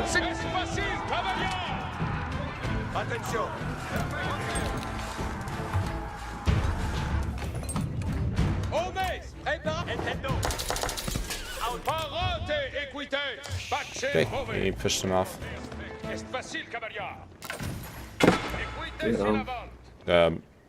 Oh, you're fine. Guy's got a lot of spearmen. Fuck me. They saw like Mongol archers. and they saw Mongol and French, and they're like, "Oh, we're just gonna spam spearmen." It's fine. I'm gonna. Maybe archers might be. Yeah, we need archers. That's what we need. Shit ton of archers.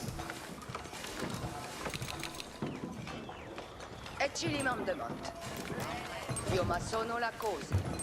Laboranza in limans.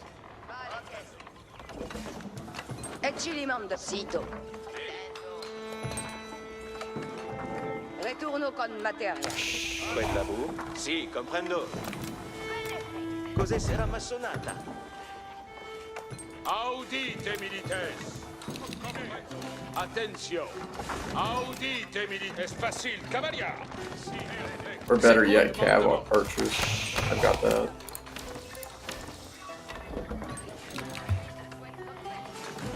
Méflecte. Parade pour venir. Parade pour venir. Camino. Posez sera ma sonate. Paratus et olme bien. En linea come mondex. Paratus spero. Parate, si, equites sunt ordine secund mondement. Parate, archers. Entendo. Preparate, archers. Audite. Allez, in avance, serviente. Ovecchio. Oh, I fucked up his dock. That's cool. I got a small navy going. Parate, parate, serviente. Tranquillité, sin retorna. So we have, at least we have sea superiority for now. Attention. Just need to get rid of the proxy shenanigans here. Audience. I'm building up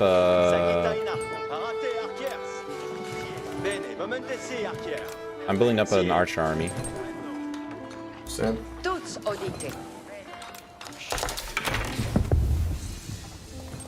The only problem is that we're gonna be can't really age.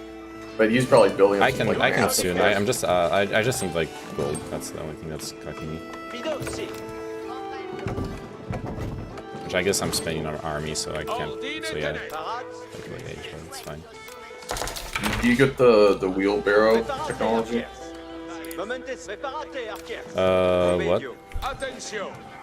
It's usually like any your mill or any resource gathering building. It's like increases the carrying capacity of. Oh yeah, sure. I get it. Yeah, I always get it. Because villagers work faster than. It's good.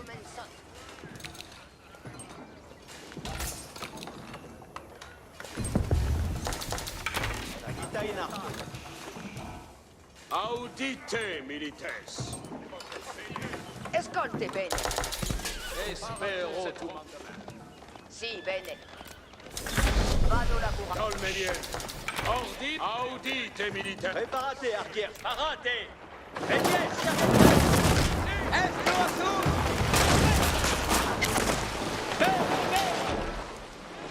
Olme bien. Okay, we're gonna need to move out soon. Okay, so I'm heavily investing in fucking army. I feel like my army is gonna be strong enough. How are you doing on that aspect? Okay, here we second wave coming in. No, I see. I've got some 12. Oh, he's fucking building a fucking castle. He's got a fucking castle here. It's not built yet. We need to attack. There's 2 fucking castles being built here. This is fucking terrible.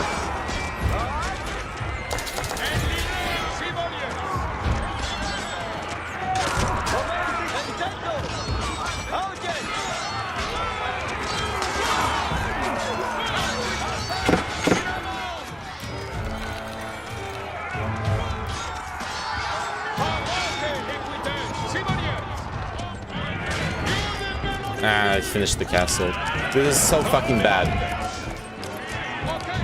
I don't think it can get any worse. Yeah, we can win. Of course we can win. Copium. No, I'm serious. Like this just means we're stuck here, but that's not as big of a deal as we think. Like, don't worry about it. We just need to tech up the siege shit.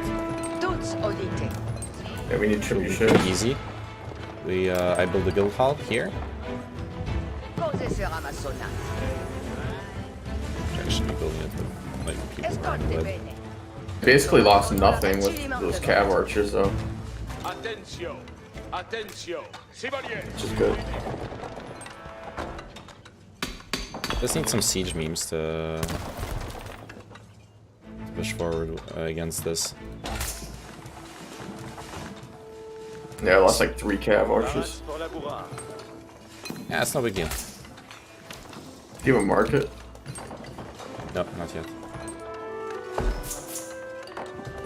Kinda, honestly, I didn't give a shit about making a market. Près de labour. Ici va toast. Come sono la cose. Quel labour, perfect. Vado labour. Si somes. Parat pour laborar. Labour spes. Audite, milites.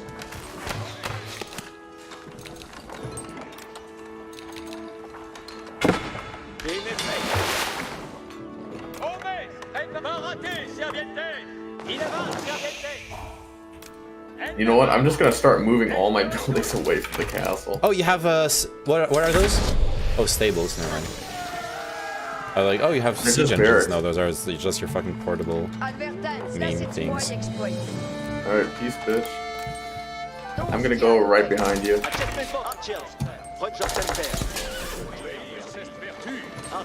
Archers. Les commandes archères, allons, brillement. L'heure est de besogne. Voyez prest. Attendez, access metzvos, compagnon. Incontinent.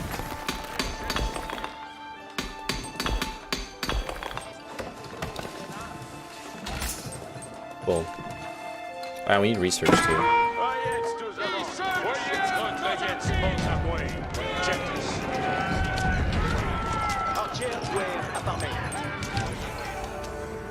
Dude, he's encroaching on us with the castles. Oh yeah, Need to react fast. Siege workshop. Oh my god, that's fucking. Oh yeah, les ordonnances. Okay, never mind. I got it. Giovanni Basti. Oh yeah, tout le monde. Secours! Petite!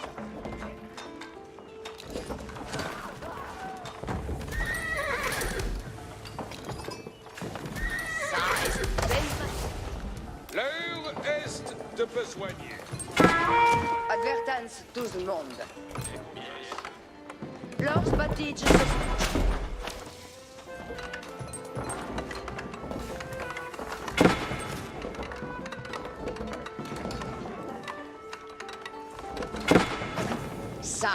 I need more gold. So bad.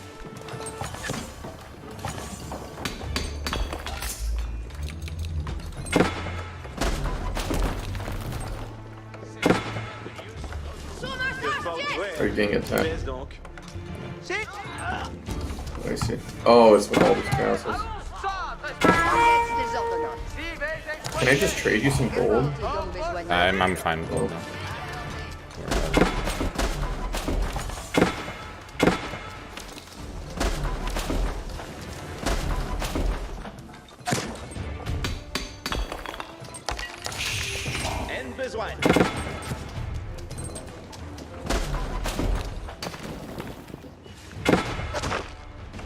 Hey, we're gonna need to defend my trebuchets, okay? They're literally the only chance we have.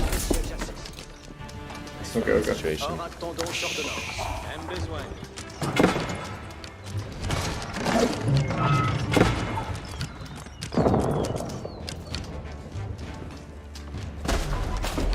Compagnons, ayez des tous à la fouille, bien brillant. Compagnons, pour être plus à l'adversaire. Les trébuchets attendent vos ordonnances. Are you... Anciens de siècle attendent vos ordonnances. Let me know when your trebuchets are ready. Yeah, they're ready. They're killing one of the castles right now.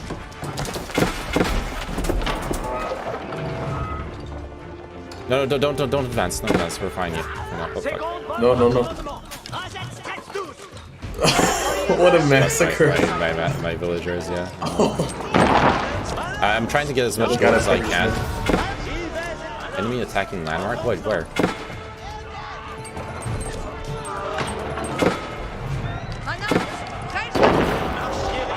Where's... Oh. Fuck, I need...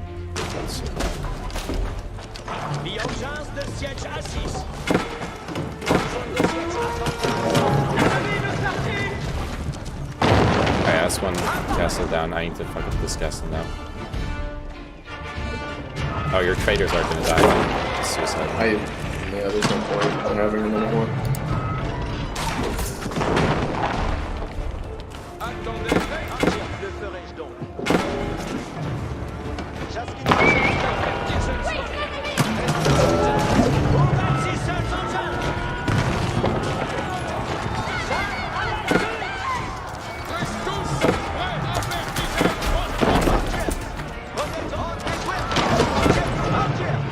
Les commandements viennent!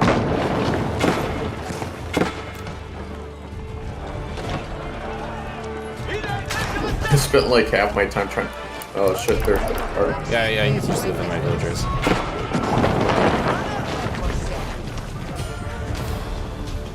I see your main army. Oh, they're charging.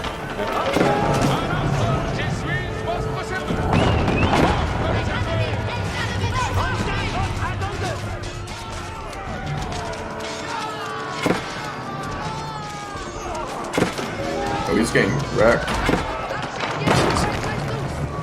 It's not even his whole army. It's here. I can't push into him yet. We need we need to wait. We need to wait. Yeah. Fucking trebuchets for this stuff.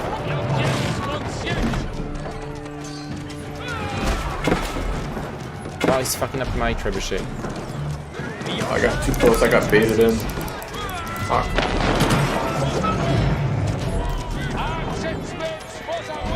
Fuck, I only have one trebuchet left now. He's repairing his. I fucked up. Okay, I really need gold. Actually, I really need gold. Because I can't mine mine. I can't mine it now. Okay, yeah, you need to protect my villagers from the archers, like, really bad.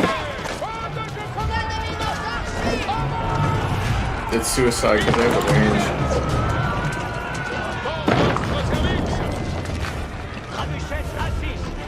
To fuck up this castle.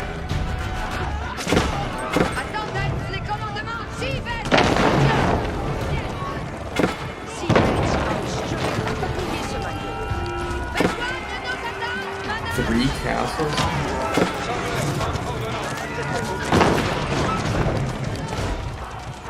Wow, this is so sweaty.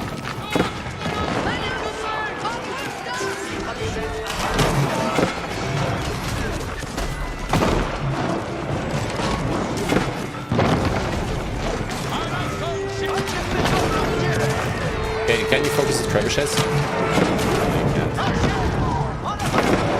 I'm so fucked.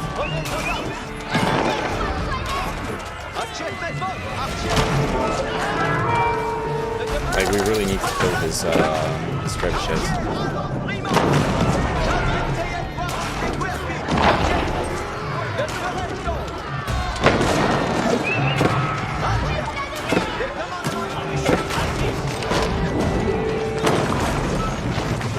I think that's GG. Yeah, we haven't lost yet, but... Gilgamesh has been eliminated. Oh, you surrender. Okay, that's them. Can I start the podcast early and end late, please? I want Neyman to suffer. Pause menu opened. Are you sure? Pause menu closed. We tried.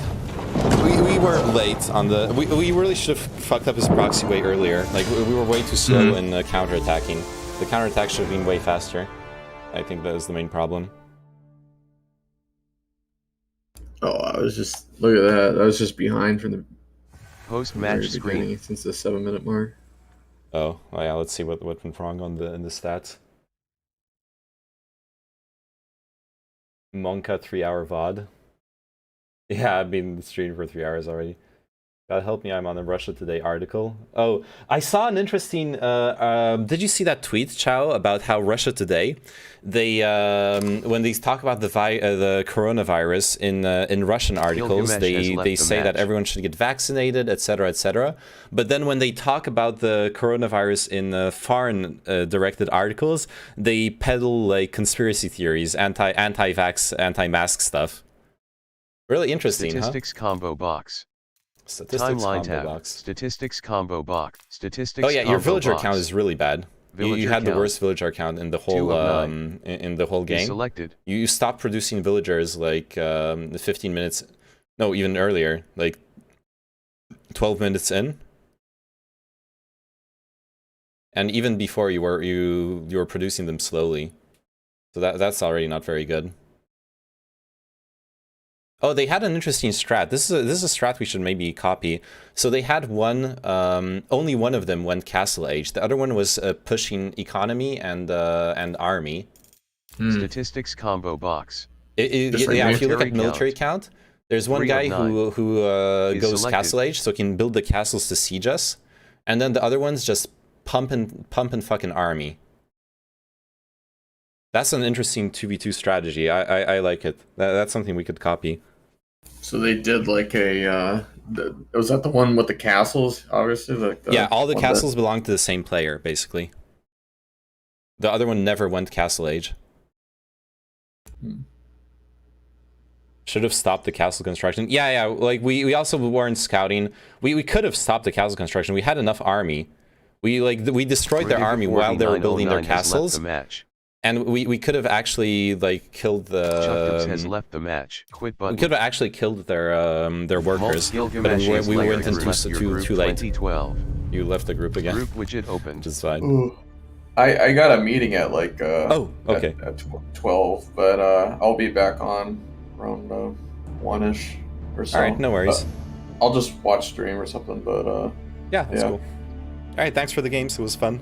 Lots of fun playing with you. Learned a lot of stuff already about the game. Good stuff. All right, see ya.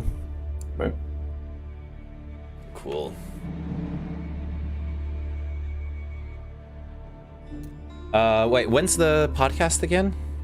I need to like at least be ready. I'm downloading AOE4 Giga Chat. Nice. Download that was a super intense battle, so chicken. Yeah, I liked it. That was fun. Paris is named and in danger. Less than 2 hours. Oh, right. It's at, for me it's 10 p.m. Right, so it's an hour and 45 minutes. Mod support coming in 2022. Can't wait for a MOBA Age of Empires mod. Oh no. Not a fucking Age of Empires 2 MOBA. Oh no.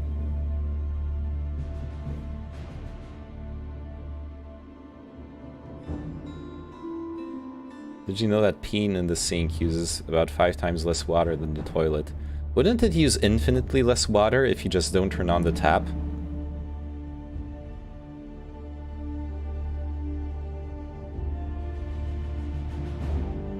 We support mods as streams better. I don't support mods. Yo, actually, I have a story for you. Little story time. I got banned from a Twitch chat for the first time in my life. I got banned from Pelagia ASMR's Twitch chat. I would usually go into her Twitch chat and just like post a couple nice messages. She has a big following, so like she's never gonna read them anyways. I don't really chat in it. I don't really chat in chats with big followings, but I from time to time I said some stuff in there. Kumin chat. No, it was not Coomer stuff. I did not get banned for Coomer stuff. So I saw her mods. Her mods were memeing with people. So I decided, hey, if they're like in a meme mood, I'm gonna meme back at them. I decided to send a message. You know the hot chip meme, like the all women know is eat hot chip, lie, and something something. So I said all that mods know how to do is eat hot chip, ban people, and lie. And I got banned for it. I got banned for a stupid fucking meme. It was so... I'm sorry, like, do they not know the copy pasta? Do they not know the meme behind what I was saying? It was not a bannable offense. I contested the ban. And I'm probably never getting unbanned. I don't even know that meme. You don't know it? It's like a dumb copy pasta. So in my ban appeal, instead of saying I'm sorry or whatnot, I sent them the know your meme page for the meme. That's what I did. I'm never getting unbanned. Like what the fuck am I gonna do? I know I'm in the right, okay? I know I did nothing wrong. And I've proven it by showing that it was a meme that I don't think that all mods are liars or whatever the fuck they thought I was saying. And that was my goal on that day. But hey, it is what it is. Not much I can do about it. And not much I care about it, honestly. Like, it's a Twitch chat of a person that I'm never going to be able to properly interact with, basically. Like, one sec, gonna paste Neyman did nothing wrong. Hashtag free Neyman in her chat off cooldown. No, don't do that. No, don't do that. Please, no. Like, actually don't fucking do that. And I suspect I know you're memeing and stuff, and that's fine. But like, seriously, don't do that. Like, I'm gonna have to like ban you if you do that. Because that's having. So I cannot condone it. All right, so my plan right now, I think I'm gonna order some food, so I'll be well fed for the for hashtag free Dave. I'll be well fed for the podcast later, and we have time to play like 1 or 2 more games of the of Age of Empires. Easy peasy. Well, more than that actually. But we'll see how many I can play without getting burnt out. What should I order? I feel like ordering fried chicken. What do you guys think about fried chicken? I feel like getting on that fried chicken tip. Now, should I go for the fried chicken burger? Or just for the fried chicken tendies? I think I'm gonna go for the tendies. God, my mouth is watering just thinking about it. Like, this restaurant is so fucking good. I'm gonna get the fried chicken with the hot sauce on it. Some Korean fried chicken. Yep, KFC Korean fried chicken. That's what I'm ordering. Here, look at this. This is the burger, but that's not what I'm ordering. No nuggets. Nugget hater. They don't do nuggets. They do tendies. Here, let me show you what the tendies look like. Look at this. Look at those fucking tendies. Disgusting Kappa. Let me show you full screen. The real.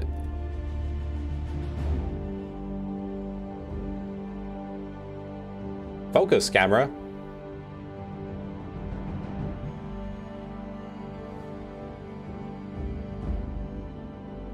And I'm gonna order the hot sauce tendies. Look at them. With that red sauce on top.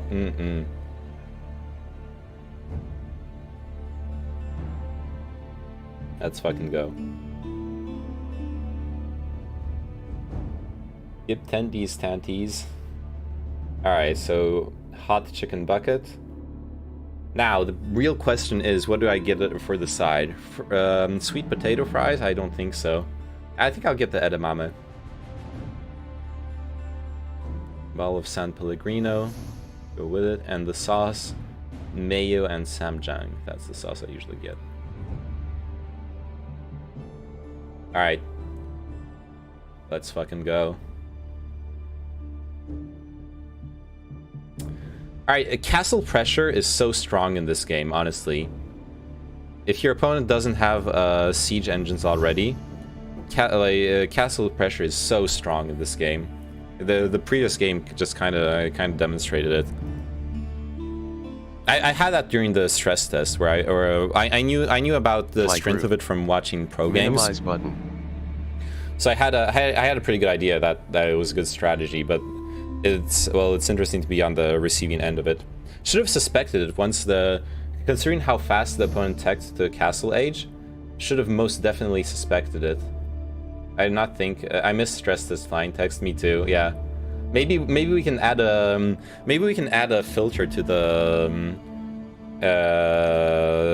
like an OBS filter to have a stress test fly around, just to like keep that nice little comfy stress test feeling. Now I don't feel safe if I'm not being stress tested. I need to be stressed. Stress me. That's what I need. I kind of don't feel like playing right away. Like my mind is my mind is on my food right now. So I think we're gonna take a little break. And I really enjoyed the games with Kino, like playing 2v2. But how many classes are there? You mean factions? Game type. AI difficulty combo box. AI difficulty combo box. Co-op vs AI radio button. Checked. Why am I in 2v2? Group widget opened. Unchecked. My group unchecked. Unchecked. I can't pick 1v1. Play oh my god, it's fucking buggy. Multiplayer page. I can't Game pick type. 1v1 and oh, it's because it's co-op AI versus radio I'm an button. idiot. Checked. Dude, I don't care. Classes, races, factions, countries, read. Just use one word for all games. Play page. Agents, obviously, because that's the Valorant term. Same didn't eat anything, can't focus on AoE 4. Single yeah, player like, page. gotta keep up those sugar levels in the blood, you know? Skirmish. Alright, skirmish. Solo battle versus AI. Oh, what are those? Those are like scenarios. Forging a way through. Carve out a way for you and your allies to achieve victory in this battle amongst dense forests. A jewel of the kingdom. Use the mountain fastness that surrounds you to survive an aggressive Mongol invasion. Interesting. Solo Alright, let's battle vs AI. this. Hill and Dale. Okay. So Players here are all the list. factions. Civilization combo box. The English have really good bowmen. They have the longbowmen, Vanguard man-at-arms available in the Dark Age. So yeah, you also got good man-at-arms. Stronger villagers who wield short bows. True. You have a really strong early game village because your villagers have short bows, so they can actually defend against early pressure. Town centers, outposts, towers, and keeps provide the network of castles bonus, giving 25% attack speed to all affected units. I never understood how that worked, even though I played English mostly during the stress test. Town centers fire twice as many arrows. That's, once again, really good defensive setup for the early game. I just read the entirety of the CIA's World Factbook on Poland. What the fuck? Oh shit, you're gonna be dropping mad facts. I did not read the CIA's World Factbook on Poland. Now we'll leverage history against all arguments. Nice. Get Delhi Sultanate and make elephants. Yeah, I want to try more things. I really enjoyed playing the French. I really like the units they have and everything. But we're gonna try out other stuff too. Military ships have +1 range. Chinese villagers construct. Chinese are very special Chinese. too. Like English have typical landmarks to tear up the ages. The Chinese have a special landmark thing. Or no, it's the Holy Roman Empire has the weirdest landmark thing. But yeah. French don't have cannons, right? I don't know. They have sea cannons, like ship cannons, but yeah. I don't understand difficulty. I mean, is that how much you need to do to enable them? No, the difficulty is supposed to be for how hard it is to play them. So like Chinese are considered 3-star difficulty. That means they're hard to play. That means that for a new player, you probably shouldn't start off learning the game playing Chinese. Which makes sense because the Chinese have a I don't remember what was their specific thing, that they have a particular way of they have a very particular way of cheering up, if I recall correctly. The Holy Roman Empire is the same. They have a very weird way of cheering up.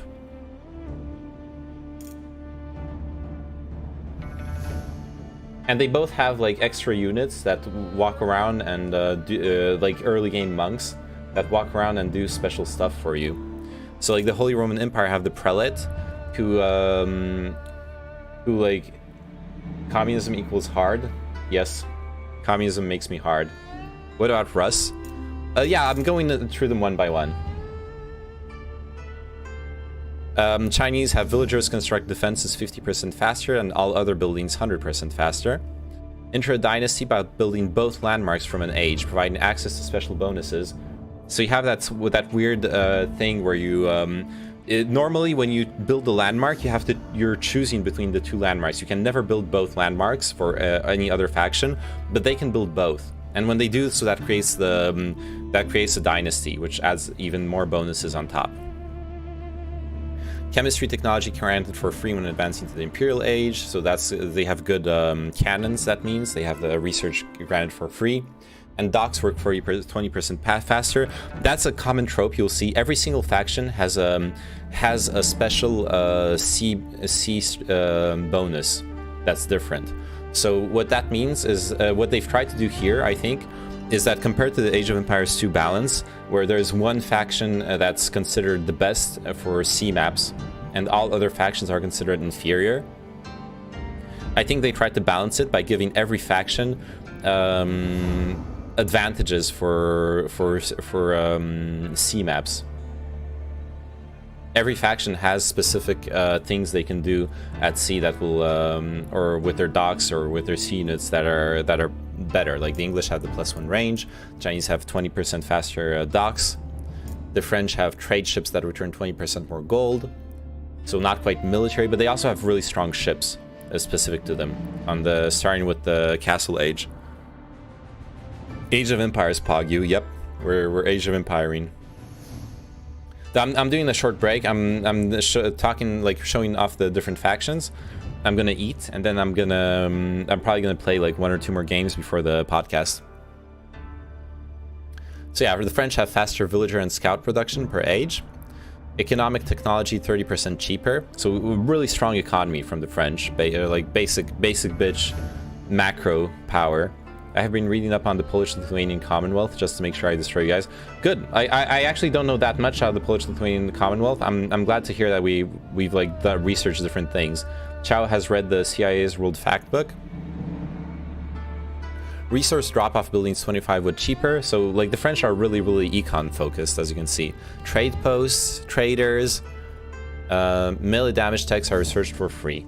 That's the only like other thing. Holy Roman Empire. They have a weird landmark thing. They only build one landmark, and then as buildings are built adjacent to their landmark sort of powers up and can be upgraded to the next level. I am memeing, it's so irrelevant for the topic. True, it is completely irrelevant to the topic, but hey, if you maybe you found a way to make it relevant, I don't know.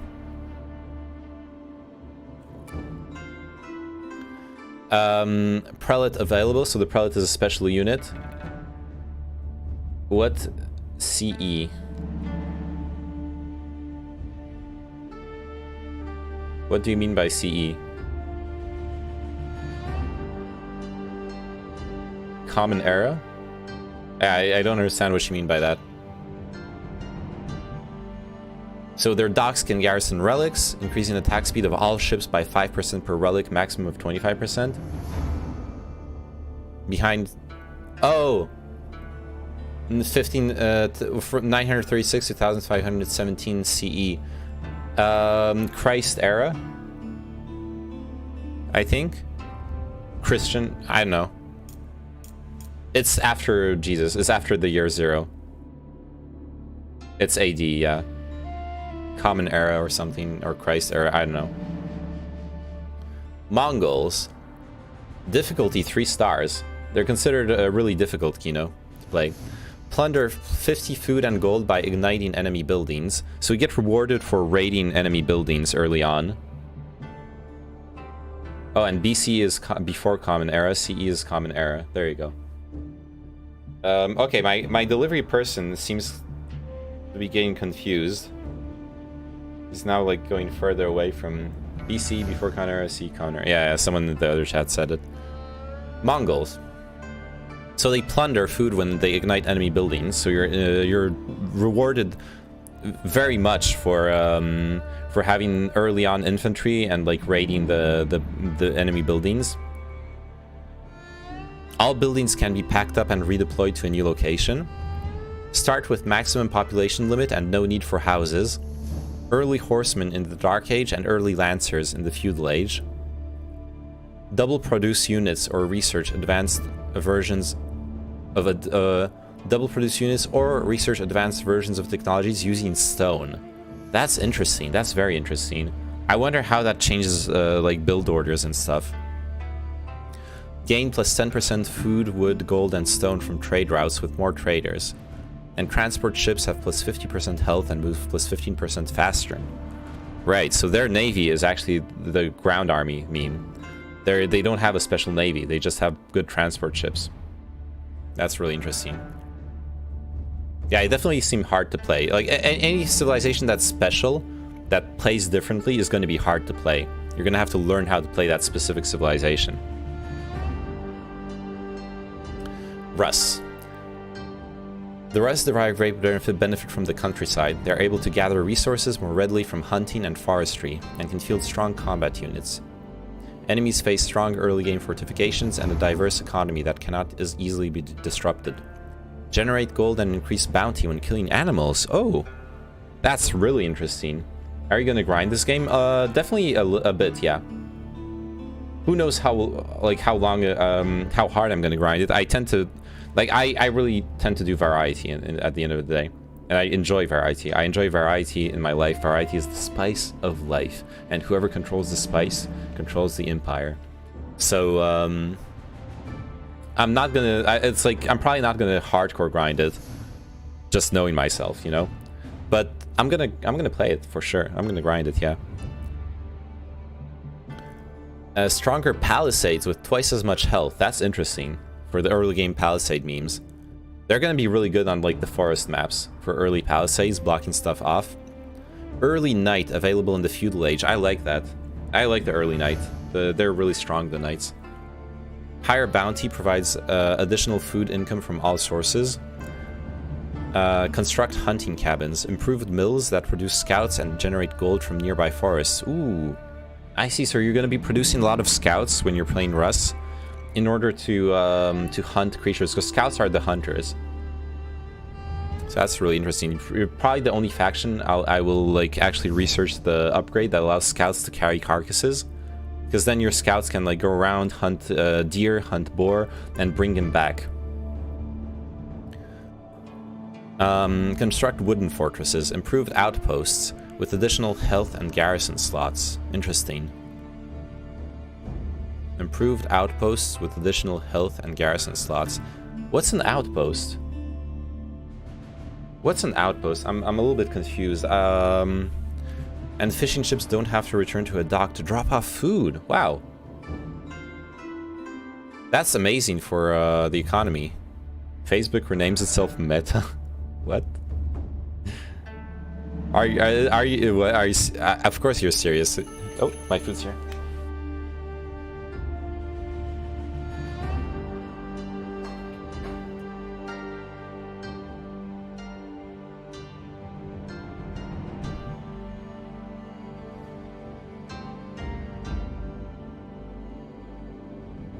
Facebook renames itself Meta.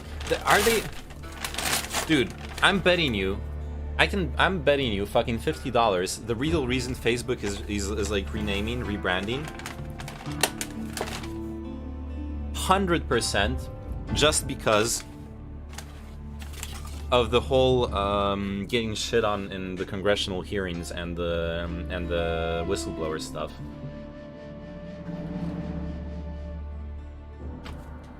They're just rebranding.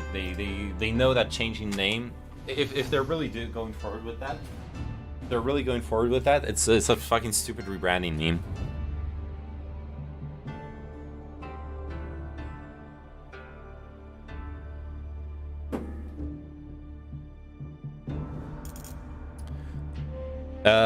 Yeah, outposts are forward operating buildings, I know, but like I want to know what they mean specifically in this game.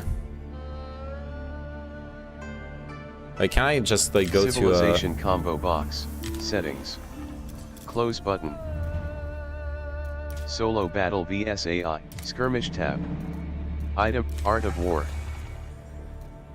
play page. Or is there like an encyclopedia somewhere here?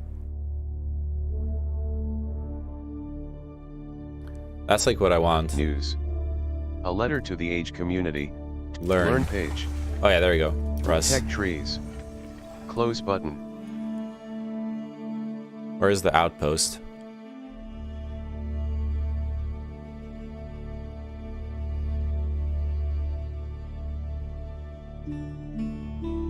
Hunting cabin.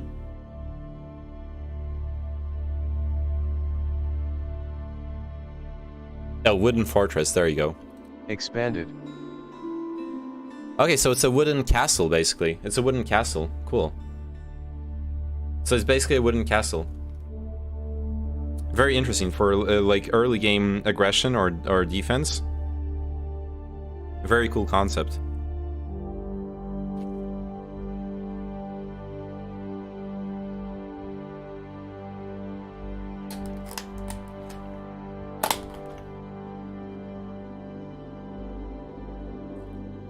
Hmm.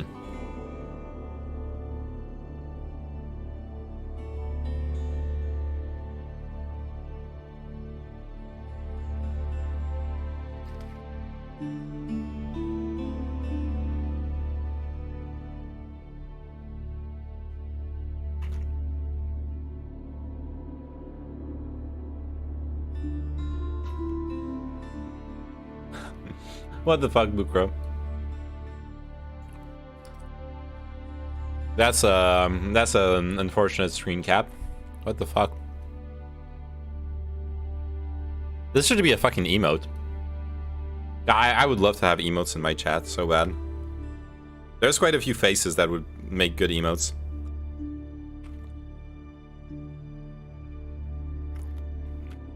High as fuck, bro.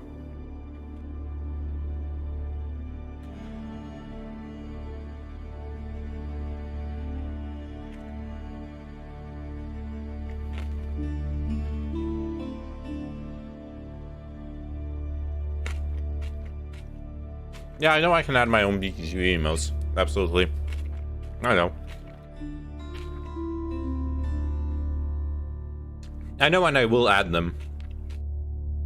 I've been lazy about it, I'm sorry.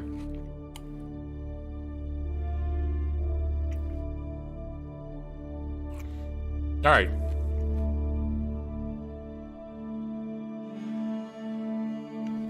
Expanded. Collapsed. Collapsed. Expanded.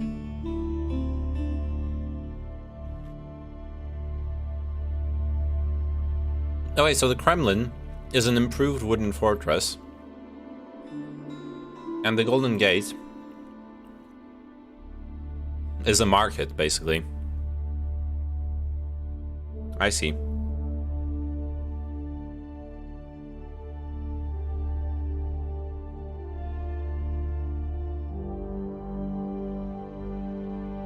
Well, it's not quite a market. It allows the exchange of resources, but that's not the same thing, actually. Keemstar is going to retire, by the way, Pog. Yeah, I saw that.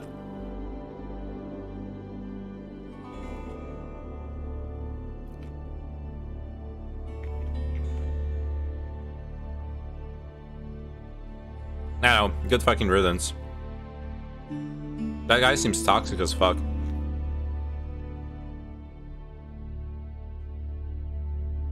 It's probably because FaZe Clan went public and he made so much money he doesn't care anymore. Because he's catching some major drama around him dating girls 20 years younger. No shit, he's doing the Leonardo DiCaprio thing.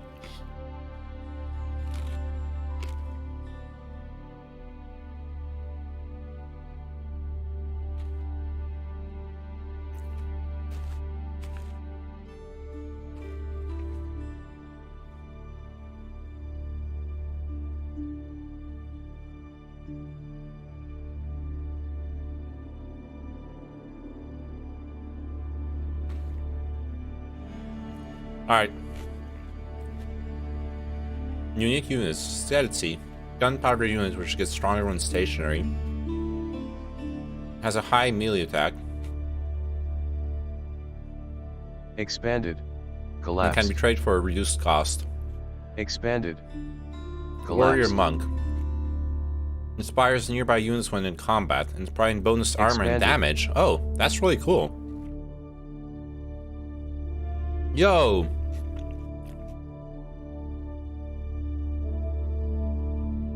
Collapsed. That's so fucking cool. And Lodia ships can be converted to any type of ship. What? What? Expanded. The Lodia fishing boat can be converted to any other type of ship. The Lodia trade ship can be converted to... Holy shit. So you basically build like fishing boats, and then like you keep spamming fishing boats early on, and you just convert them into other ships later when you need them. That's so fucking cool. He says it's due to cancel culture, omegalo. Of course he would. And it's not entirely false. If people are butthurt about who he's dating, then that counts as cancel culture, I would say.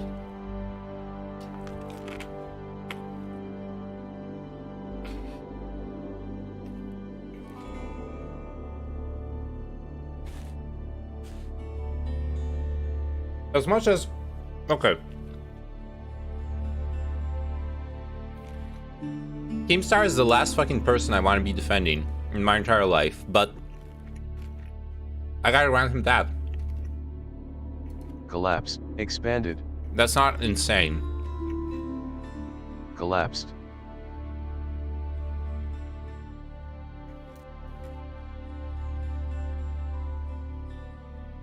Expanded. Collapsed. Expanded.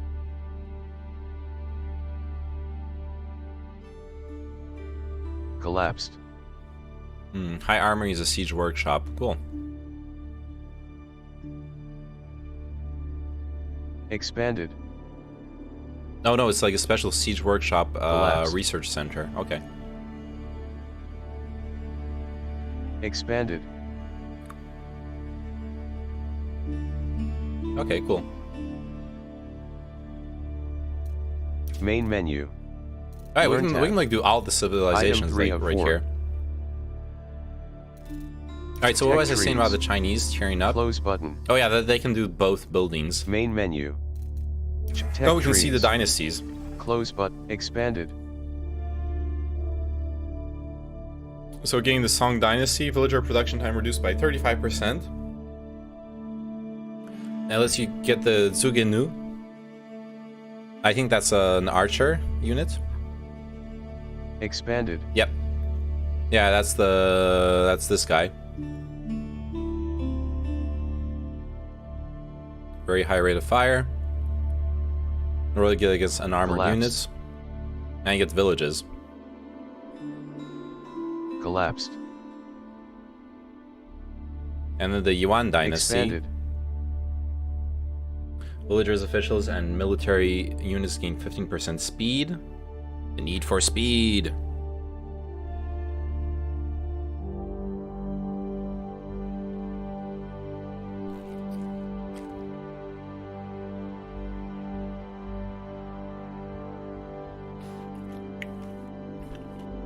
Unique unit Fire Lancer. Wait, where's that from? Oh!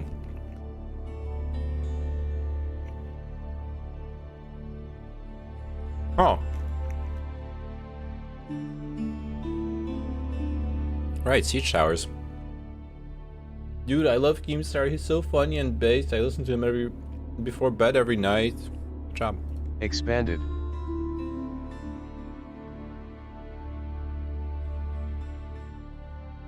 Collapsed.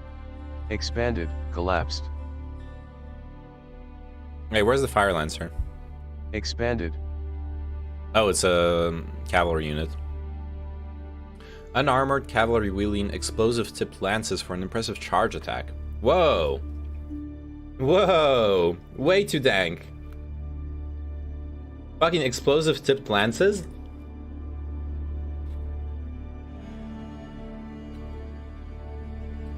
New Keemstar intro? What is this? Like, just get right into the news. Or something like that? No, I never fucking watched him. Right into...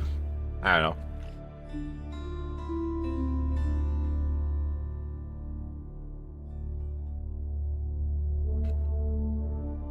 Oh, sure. My screen, my camera's covering it. Here you go. Weaken melee.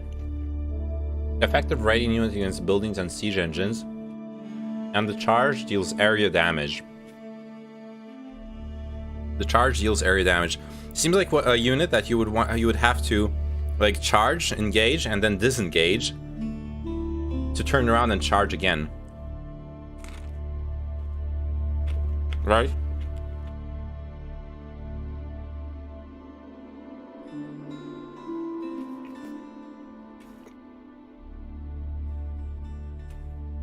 If you just leave them in combat, they're gonna die.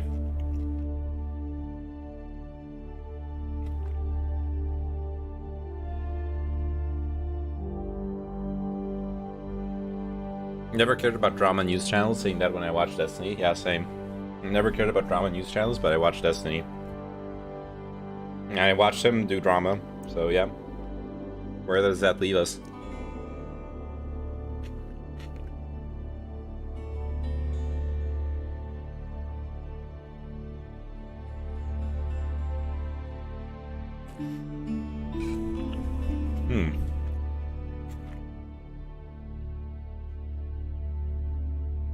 So the Chinese get an astronomical clock tower. That's basically a siege workshop.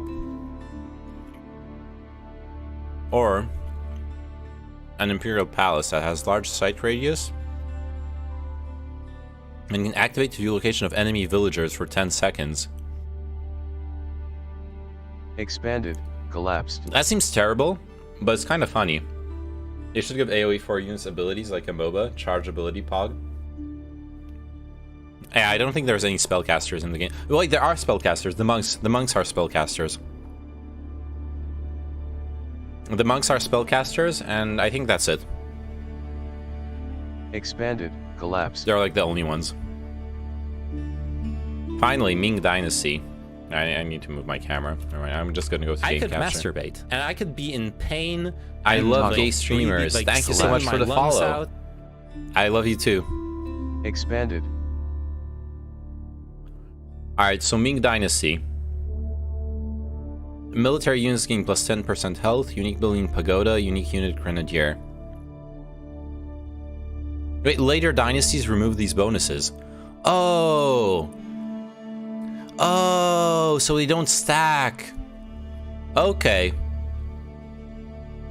Trebuchets are spellcasters? Yeah, sure.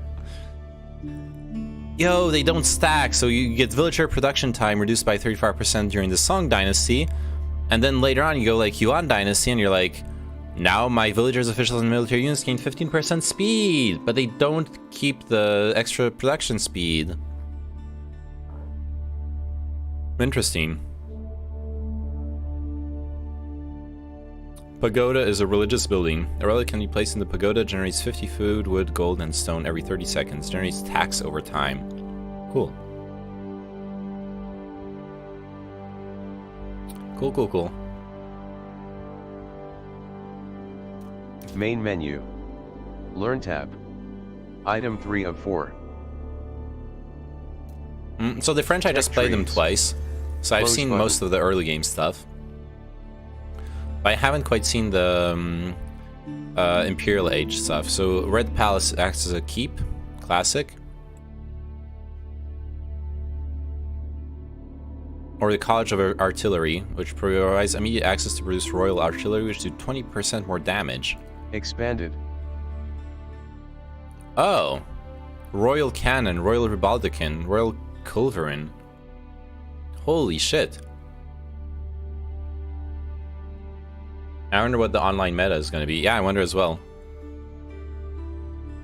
Okay, so we get really strong... Really strong siege units from this guy. Fascinating. Expanded.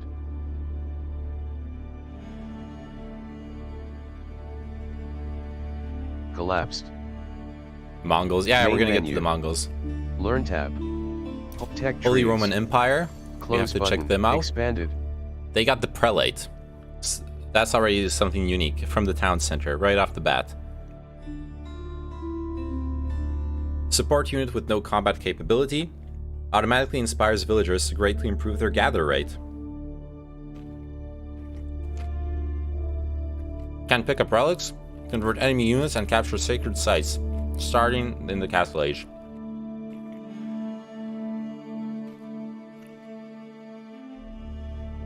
Also heals friendly units. Collapsed. Expanded.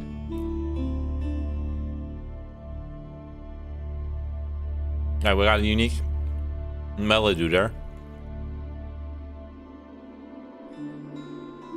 Brave unarmored infantry with enormous two-handed swords effective in mixed armies. Melee attack deals area damage, low health. Oh, those are like fucking suicide bombers, which is kind of how they were used historically. Like two-handed, big two-handed sword-wielding dudes. They were just like the massive guys you sent into the enemy army to do as much damage as possible, and they were gonna die. They were most likely gonna die. But while they were swinging their fucking massive two-handed sword around, they would break the enemy formation.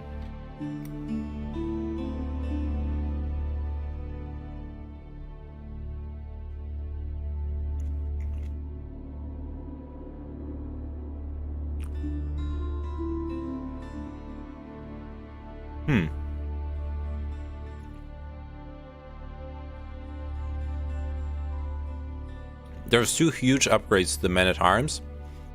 Bonus damage against heavy targets by 6 with the heavy maces. And bonus damage in general by +2. And then melee armor of spearmen +3. Seem really focused on the foot army. Expanded. Collapsed.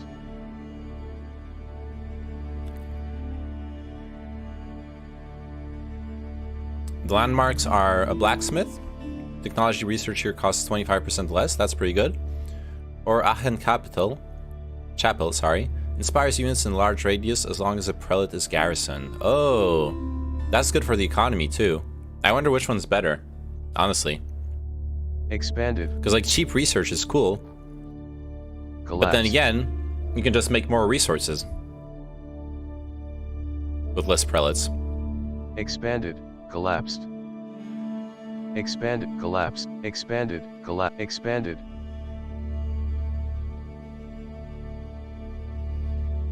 Collapsed. Expanded. Collapsed. Expanded. Collapsed. Then you got the Regnitz Cathedral. Relics placed within there regenerate plus 200% gold every minute. Holds 3 relics. Religious landmark. Or the Burgrave Palace, that acts as a barracks that produces infantry 5 at a time. Holy cow. Expanded. 5 infantry at a time. Yeah, this is like the massive land army build. Go like whichever one of those, and then the Burgrave Palace, and fucking pump those units. Collapsed. Expanded. Monastery can make more prelates. Now the prelates can inspire faster. Can inspire military units, improving their armor by 1 and damage by 15%. That's pretty good. Oh, and the relics. Oh yeah, and that's the relic stuff. Cool. I don't think they. I don't have the impression that the prelates will convert enemy units, though. I could be wrong on that. Collapsed. Palace of Swabia acts as a town center, produces villages 75% faster and 75% cheaper. Cost to build this landmark is reduced by 20%. Nice. That's amazing. That's really, really good for your economy. And Elsbach Palace acts as a keep with 50% plus 50% health. All buildings within influence take 33% less damage.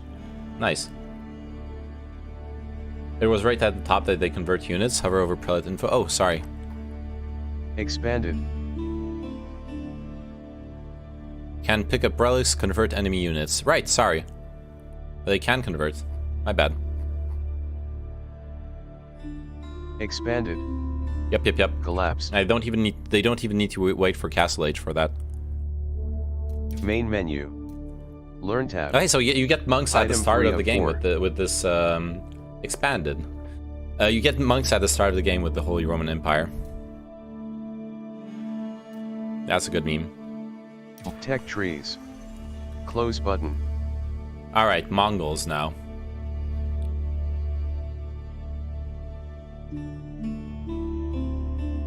So, the Ger, the economy building. Villagers can drop off food, wood, and gold at this building. Houses technologies to improve resource gathering. Stone is gathered through ovus. Expanded. Okay, so all of the research, economy research, is in the gears. Collapsed. So you're just moving gears around from resource to resource as you exploit them. Expanded. Interesting. Collapsed. Expanded. And the ovu must be built on a stone outcropping. Harvest stone over time. Houses unique Mongol technologies. Constructing a new ovu will destroy the prior one. You can only have one ovu at a time. Interesting. Superior mobility for your buildings. Whistling arrows. Increases the Khan's signal arrow duration by 5 seconds and range by 2 tiles. What is that?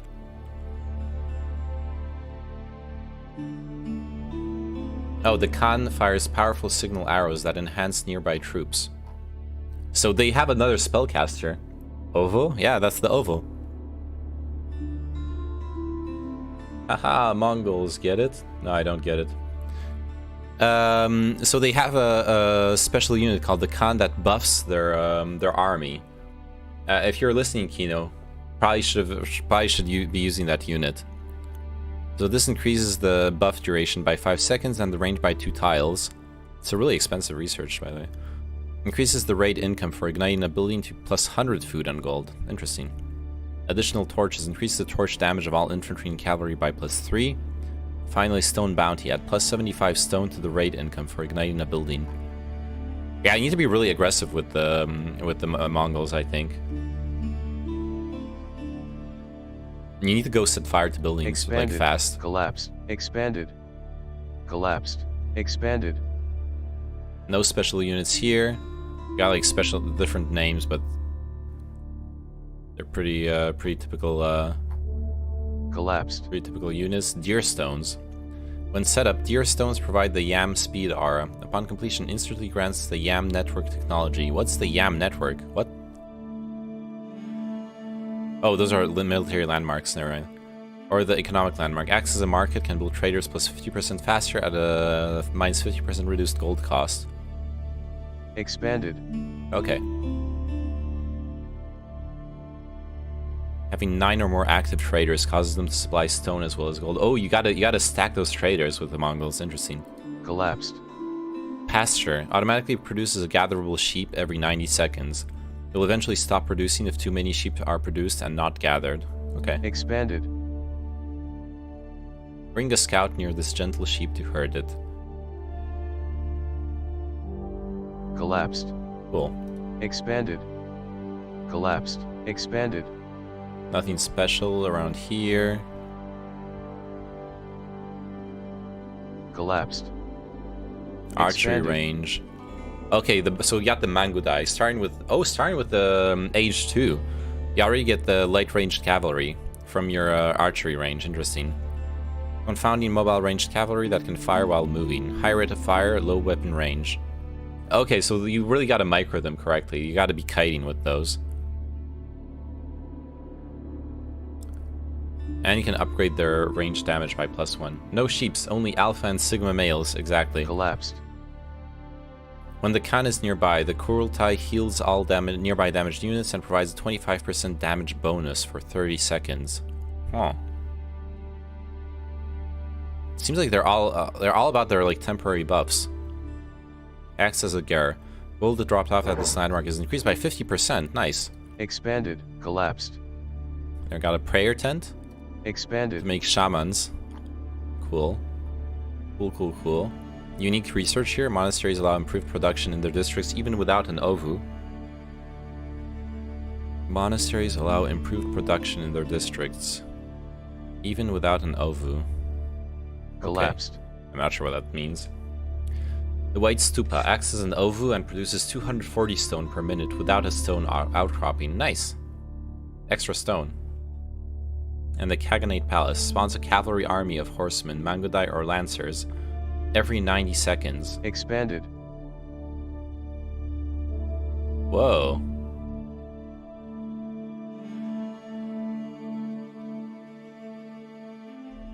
A cavalry army? Is that just a unit or an army? I'm confused.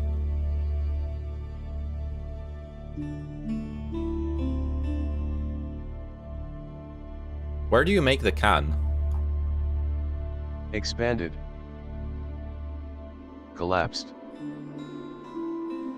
Shield a singular mighty Khan to provide powerful bonuses to all nearby military units with signal arrows. Early cavalry are excellent raiders, and all units gain bonus resources by igniting enemy buildings. Expanded. Where is the Khan? How do you make him? Collapsed. I'm so confused. Expanded. Collapsed. Expanded. Expanded. Expanded. Expanded. Expanded. Expanded. Oh, the YAM network. YAM speed R applies to all units. The fuck is that? Expanded. Expanded. Expanded. Yeah, I don't know, man. Expanded. Expanded. Expanded. Expanded. I guess you Expanded. get the Khan for free, kind of. I think you get the Khan at the start of the game, right? Expanded. And you gotta not die with it, or something. Or is it just like one unit you upgrade?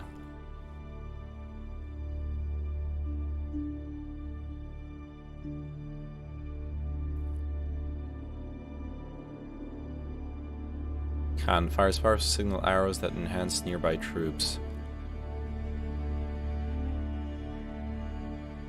Enemy must deal with cavalry attacks from the opening moments of play. Extract valuable stone using the Ovu. Villagers cannot gather stone, nor can it be gained through the market or tribute. The Ovu provides improved unit production and research to buildings within this influence area. Interesting. So you build around the Ovu. That's good to know as well.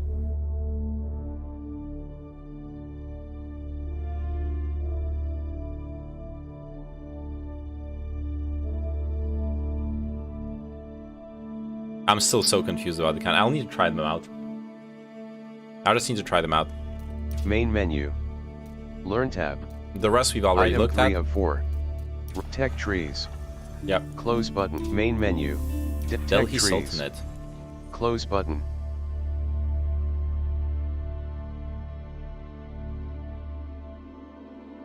Yo, Exploded Knees, are you still watching?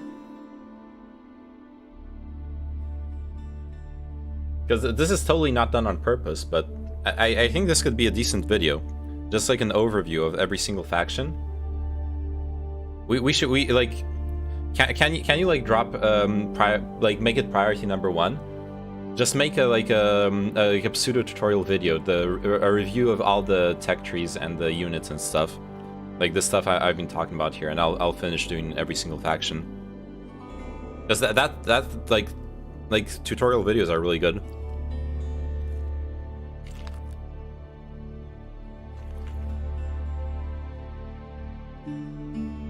Cool. Priority number 1, PogChamp. Should be out while you eat. It's an easy crop chop. Cool. That would be amazing. If we can release it today, that's amazing.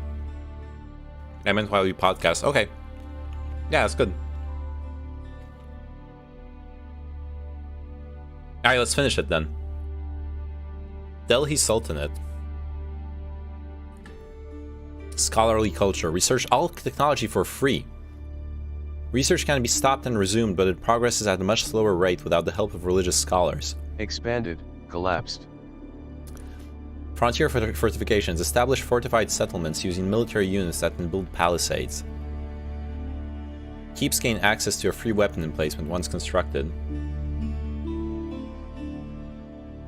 10 PM podcast, yeah, I know. Cultivate berry bushes into orchards by building mills near them. Orchards yield a higher amount of food. Cool. Gathering from berry bushes 25% faster, but cannot gather from boar. Scholar available in the Dark Age. Well, let's see where it's produced. Oh, there's a mosque building. Produces scholars. There you go. All technology is free, but completes at a much slower rate. Scholars accelerated. Infantry units able to construct defenses. Fishing ships equipped with an archer. Oh, that's super interesting. Okay, so the fishing ships are like the English villagers who can shoot with their bows. That's kind of cool.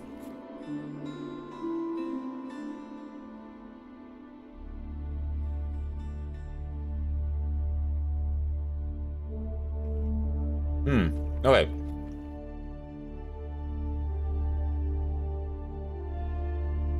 Buildings constructed within the influence of a mosque benefit from faster research speed based on how many scholars are garrisoned.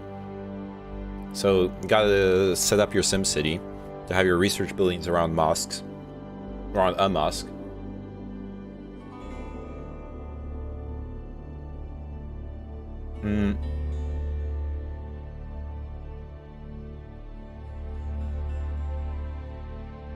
And this unique unit, scholar, and war elephant. Alright, let's check it out. Expanded. Support unit with no combat capability. Can be garrisoned in a mosque or madrasa to research technology more quickly. Can pick up relics, convert enemy units, and capture sacred sites starting in the Castle Age. Oh, I think the conversion for units starts in the Castle Age too, for the prelates. I miscommunicated on trees. I misunderstood Expanded. here. Yeah, I misunderstood in the for the Holy Roman Empire. Sorry, that's going to be extra editing work for you, Explodinese.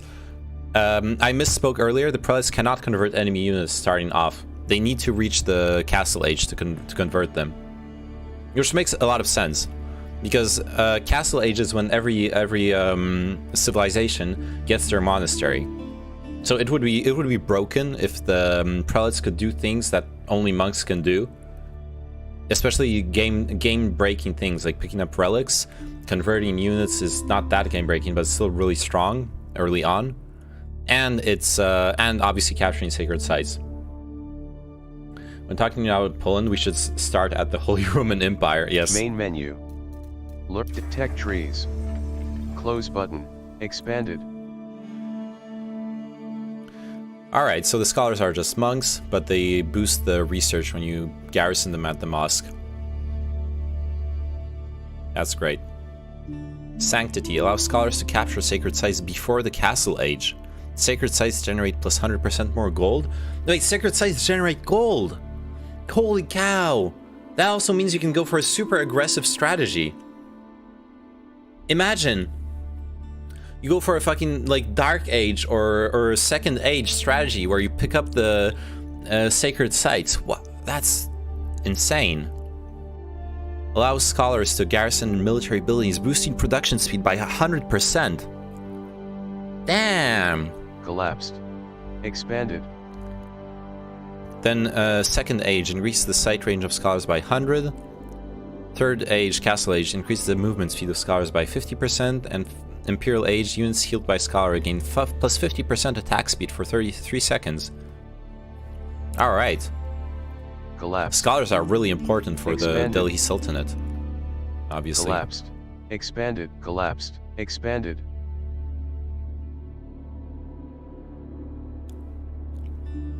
Collapsed. Expanded. Alright, barracks seem normal. Collapsed. Expanded. Dock is pretty normal. Expanded. Outpost Collapsed. is normal. Alright, let's look at the landmarks now. First Age landmarks. Tower of Victory. Melee and ranged infantry who move near this landmark permanently gain about 15% attack speed. Permanent? What? Okay. Build that in your town. Garrison your units. Not garrison. Rally your units to it as you produce them. Plus 15% attack speed to your entire army for the whole game. Starting in the dark, like the feudal age. That's pretty good. Or you produce scholars at 50% cost from this landmark. Expanded. Okay, that's pretty good too, because we need the scholars. They're important. Interesting. Collapsed. Expanded. Collapsed. I feel like so Tower of the Victory will be the more short-term military option, and Dome of the Faith is the more long-term econ macro option, where you make more scholars cheaper, get them, you boost up that research, tech up, etc., etc. And this is just like right off the bat, your army's 15% stronger. Expanded. Archery range. What do we got? We got Tower War Elephant from the archery range. Powerful ranged cavalry that can fire while moving. High health. mounted with powerful archers, capable of attacking stone walls, but slow movement speed. Really expensive too. 400 food, 600 gold, 1 minute production time. You can produce 3 crossbowmen in the time you've made 1 war elephant.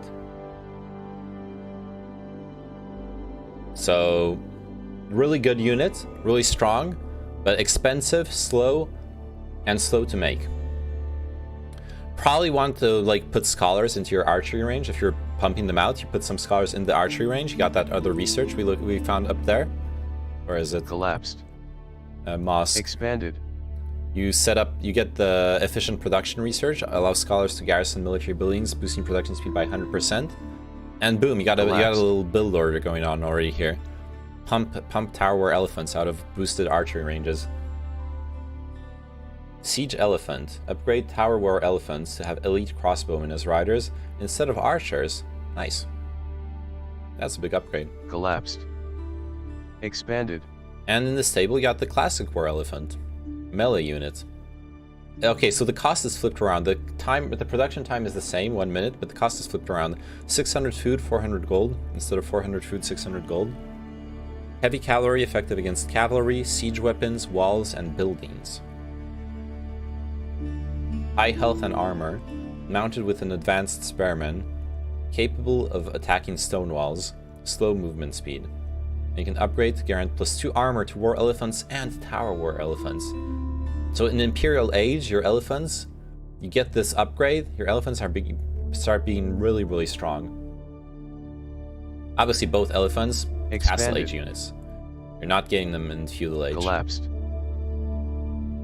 Collapsed. Compound of the Defender.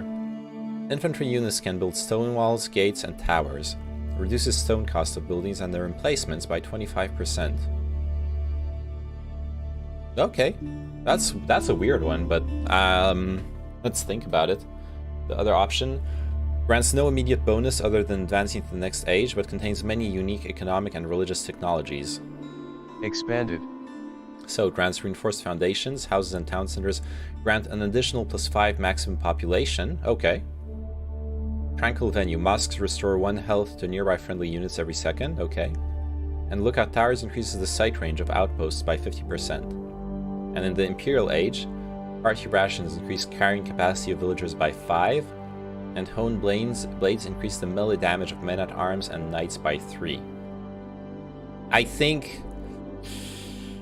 I mean, reduced stone costs can be pretty good. I'm not enamored with the infantry units building stone walls. I don't feel like that really matters that much. I might not be seeing something here, but yeah. Well, I guess the stone walls are cheaper because you reduce stone cost of buildings, so that's kind of cool. It synergizes with itself. That's pretty cool. But I think you kind of House of Learning, the reinforced foundations especially. Even if just for that, I think you have to go House of Learning, because then you get a huge boost to your population cap off of 1 single research.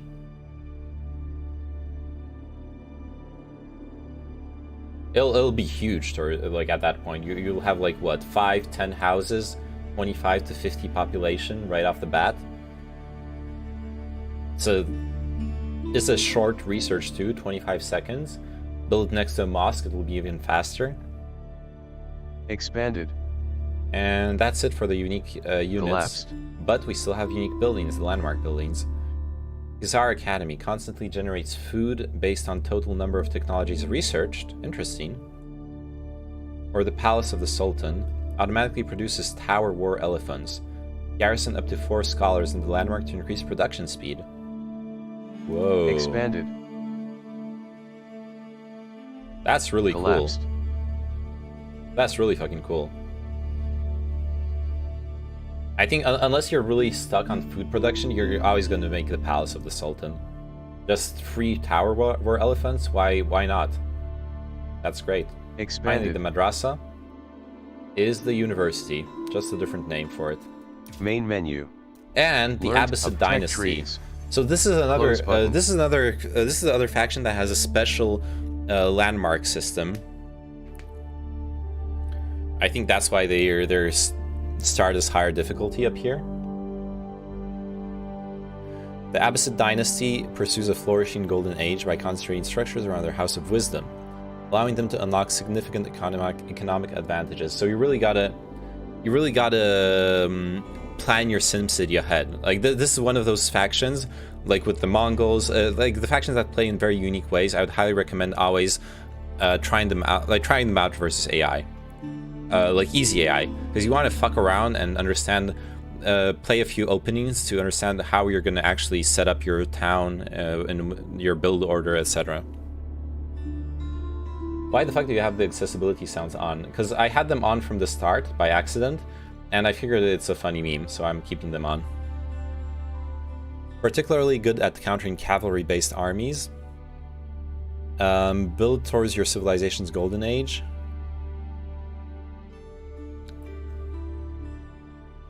Embrace the Abbasid's pursuit of knowledge through unique technologies located in their House of Wisdom structure. Gathering from berry bushes is 25% faster, but they cannot gather from boar. So, like the other faction we just looked, I forgot their name.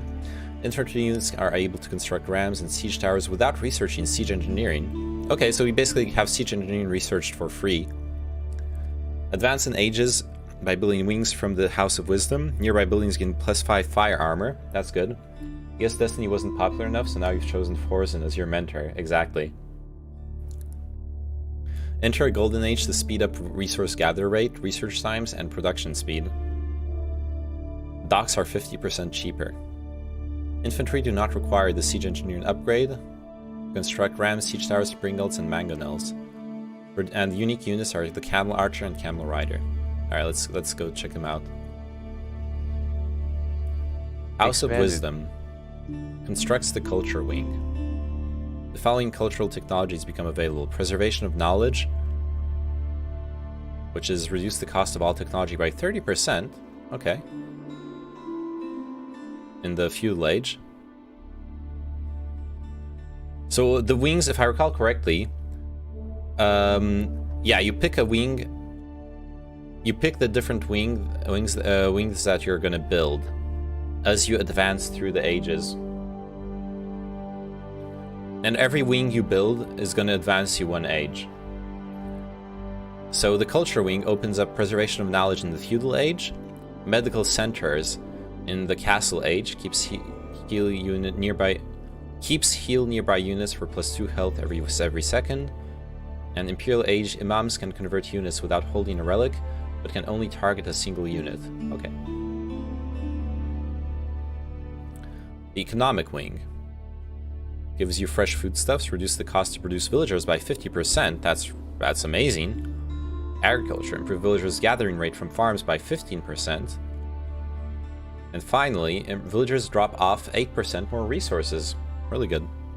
Military wing, camels increases the armor of nearby infantry. Camels increase the armor of nearby infantry by 1%, by +1. Okay, so that's a really huge boost to a mixed army of camels and infantry.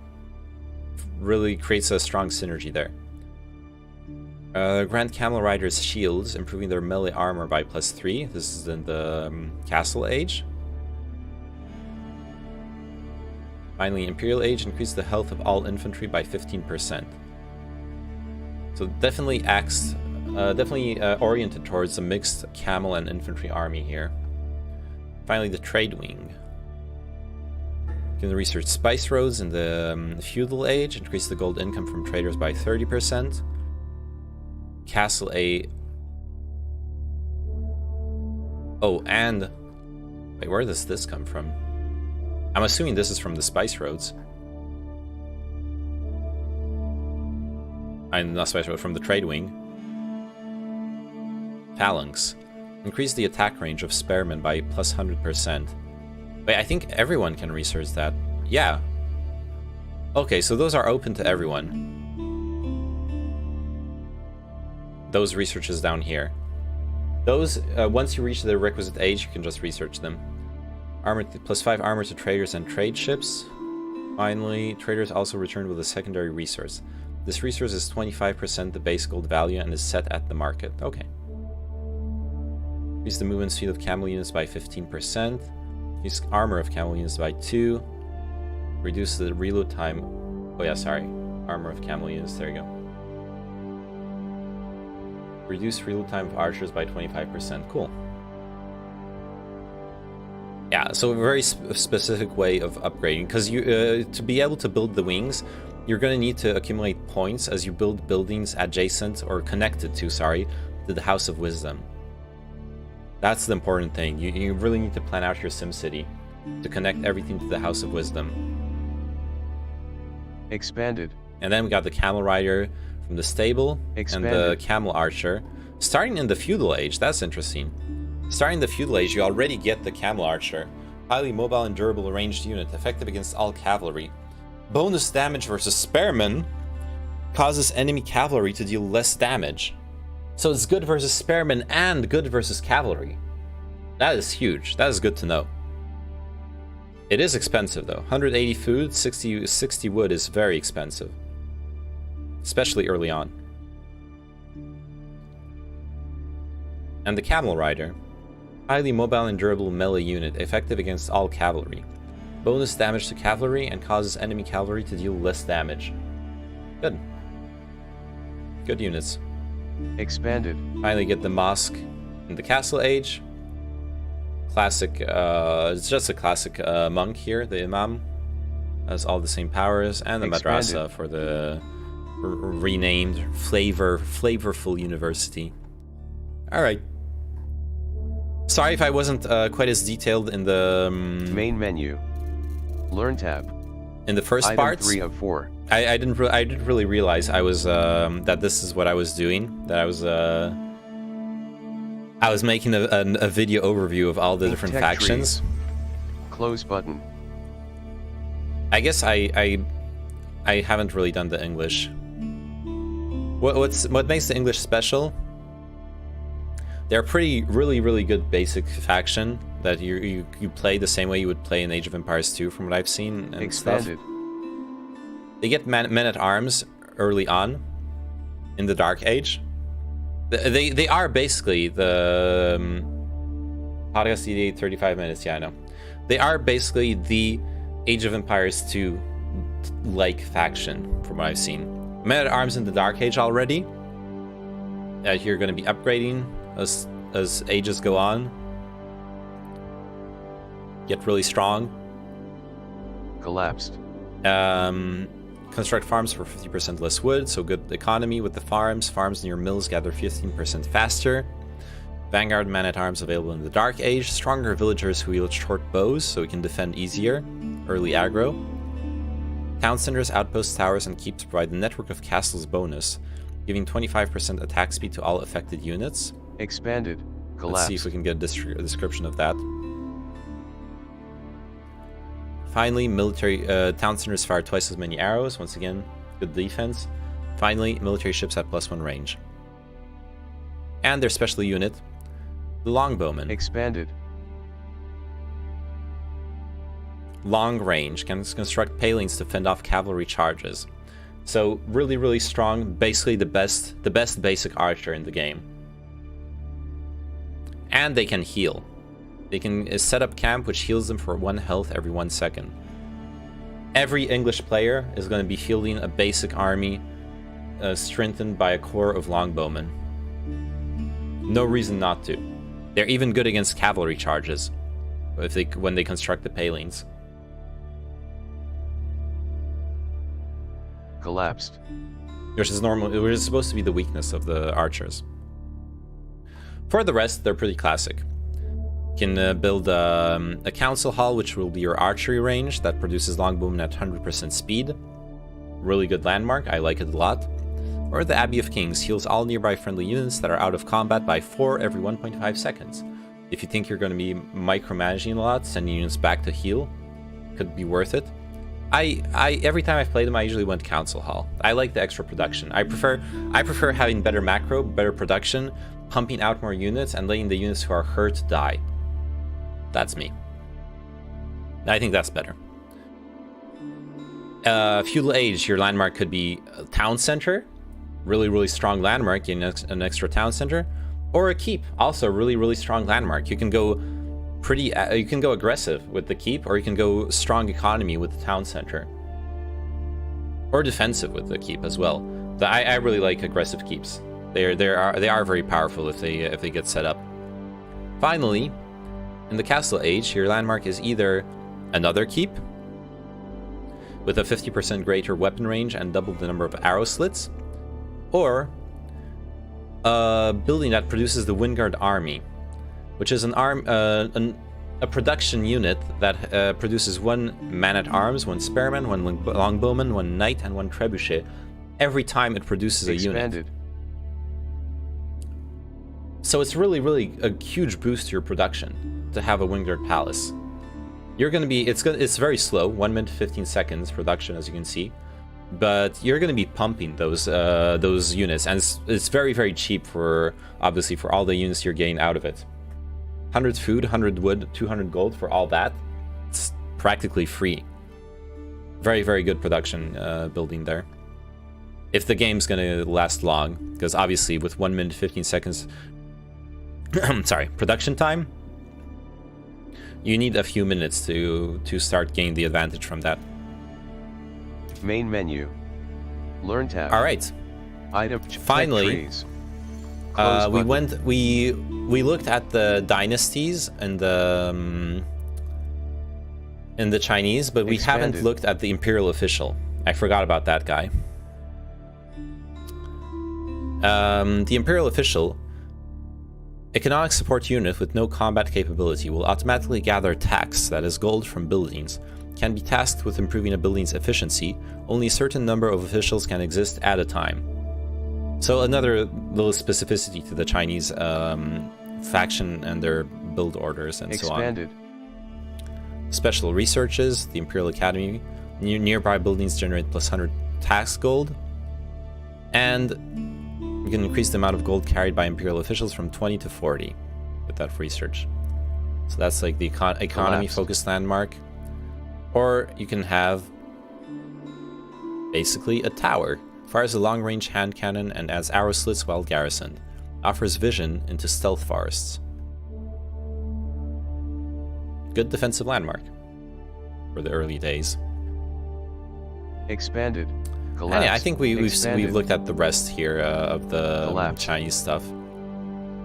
Yeah, the Siege Workshop, the Imperial Palace. Yeah, we've looked at the rest. I just missed some things. Oh yeah, I missed this too. The Great Wall Gatehouse must be built over stone walls. Increases health of stone walls and gates by 100%. Nearby troops on walls deal 50% extra damage. Great way of reinforcing. If you played a defensive setup with stone walls, obviously. Great addition to that. Though I would be loath, because stone walls tend to get attacked. Losing your landmark is very damaging to your game. Or you can build a Spirit Way. All buildings can create previously achieved dynasty units. Buildings near this landmark produce dynasty units at minus 30% cost. That's really strong for your production, for your macro. So I'd probably build this first, and then the Great Wall Gate to go into the Ming Dynasty for the 10% health and the extra unique building and unique unit. Expanded. Alright, now we've actually been through everything. Tech trees. Well, except the French. I skipped the French because I've played them before, so I'm going to do them for the sake of the video as well. Faster villager and scout production per age. That's really nice. Economic technology 30% cheaper. Resource drop-off buildings 25 wood cheaper. Trade posts are revealed on the minimap at the start of the game. Traders can return any resource to the market. Melee damage techs are researched for free. Trade ships return 20% more gold. Obviously, strongly economically focused faction. Units produced from an archery range or a stable within the influence of a keep are 20% cheaper. And several special unique units that I really like. Expanded. So let's start with the ship. Starting with the Castle Age, you can build the Galleass. with a forward mount bombard that can do heavy damage to any target. Excellent, excellent, heavy-duty ship. Absolutely dominates naval battles. Excellent unit. Great for sieging coastal buildings as well. Great stuff all around. For the landmark, you can build the Chamber of Commerce, acts as a market, traders return 30% more resources to any market or dock. Good for the econ game, or a School of Cavalry, acts as a stable, all of your stables produce units 20% faster. Depends, do you go economy, do you go military, you got the choice. Expanded. If you go cavalry, you get the Royal Knight line right here. Heavy armor, strong in melee combat, countered by spearmen and crossbowmen. Basically, gain bonus damage for 3 seconds after charging. Effective against most units. Basically, really, really powerful charging knight unit. Excellent, excellent unit. Very, very powerful. Let's go down a bit. Archery range. We got the Arbalétrier. High damage range unit with a defensive Pavise shield. Best used when supported by others. Anti-armor specialist, comes with melee armor, low health. Like all the other crossbowmen, they're anti-armor specialists, their only particularity is the shield. So they're better in melee than usual. You can research Gambesons, increase Arbalétrier melee armor by 5, further improving their durability in melee combat. And you can improve their reload time in the Imperial Age. Good crossbow unit. And finally, well, actually that's all 3 special units. Let's finish doing the landmark. The landmarks for the French. Houses all technologies unique to the French. Research is 20% cheaper here and ignores age requirements. Expanded. So suddenly, you get all the special research for all of the special French, all the special unique French research you can get there. Really, really cool way of accessing it. Collapsed. Or you build a guild hall. Generates and stores resources over time. The more resources stored, the faster they are generated. Select between food, wood, stone, or gold. Really, really cool way of boosting your economy as well. Short-term costs for long-term gains. Investment. Finally, in the Castle Age, the 2 landmarks are the Red Palace, acts as a keep, features high damage arbalest emplacements, each garrison unit adds an additional arbalest. There you go, it's just a keep, which is good. Our College of Artillery provides immediate access to produce royal artillery, which do 20% more damage. Expanded. They're basically artillery, but they're unique artillery to the French Expanded army. In fact, they're more than unique artillery. They not only have the cannon, they have the royal culverin, which you cannot get otherwise. Cannot get it in the Siege Workshop. There's no culverin here. Collapsed. So I would highly recommend building the College of Artillery. I think I would always build it here instead of the Red Palace. Unless you really, really need that keep. I guess it's situational, but usually College of Artillery. Because, there you go, you get really, really strong siege engines. All cannons. Royal Cannon, excellent building blaster. Royal Rebaldecan, excellent AoE infantry, cavalry, whatever. Basic anti-ground army thingy. Or the Royal Culverin, siege weapon destroyer. There you go. Now, main menu. We have actually addressed every single, item 3 roughly of 4. everything. And I'm gonna finish eating. Are you sure you want to quit? Learn. Gonna finish eating, and we're gonna get ready. I'm not gonna play Kino. I'm sorry. Just gonna talk with an ABA counselor, AOE 4. Nope, not AOE 4 right now. I'm gonna switch to just chatting, and then watch some stuff while eating. And there's a podcast in 20 minutes, so I'm not done eating. I'm not gonna play while eating, obviously. So that's my plan. Eat some memes, podcast, and then And then after the podcast, we're going back to the Age of Empires 4. Extremely clickbaity Valorant video is out. Wait, can we not publish it today then? If you can do the Age of Empires video instead. If you can do the Age of Empires video instead, because actually, nah, does it matter? Nah, it doesn't matter. Okay, whatever. Let me add it to the stream title then. Let me add it to the stream title. I saw you published it. I just want to make sure, 'cause from what I understand, I could be wrong. From what I understand, it seems, from what I've read, I don't understand anything. From what I've read, a lot of people seem to think it's better to be very regular with your video publishing. So if you're going to publish once a week, publish once a week. If you publish twice a week, publish twice a week, etc., etc. Better than like publishing two videos one day, then no videos for 3 days, then 3 videos, etc. But it's fine.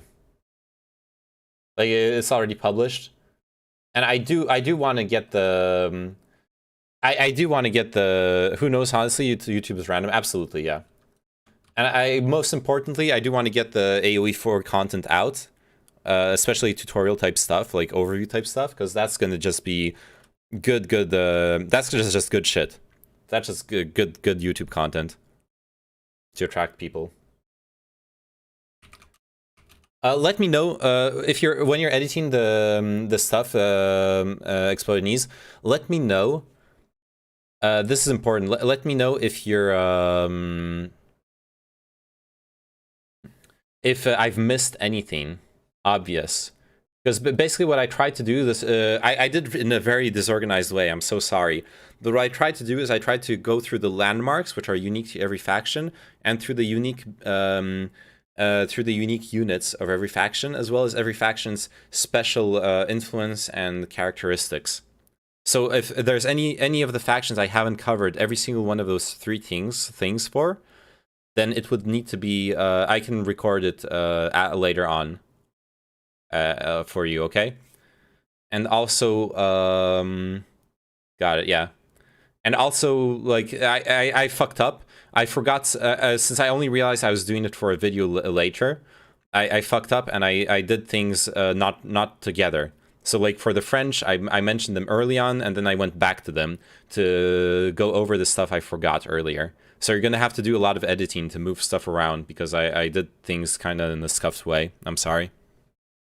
I didn't realize I was going to do...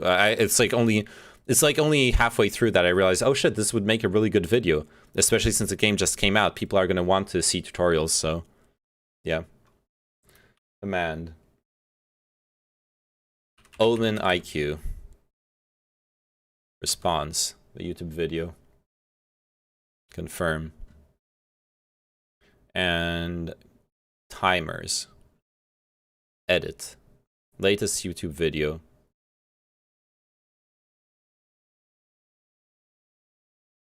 Omen. Oh man, Omen.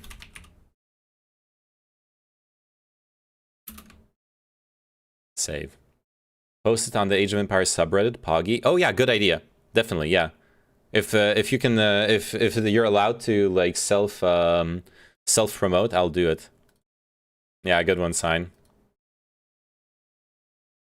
Alright, let me change the stream title to include the latest video, !omeniq.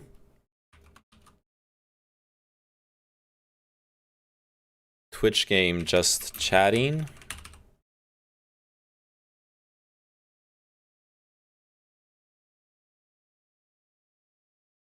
Facebook game memes.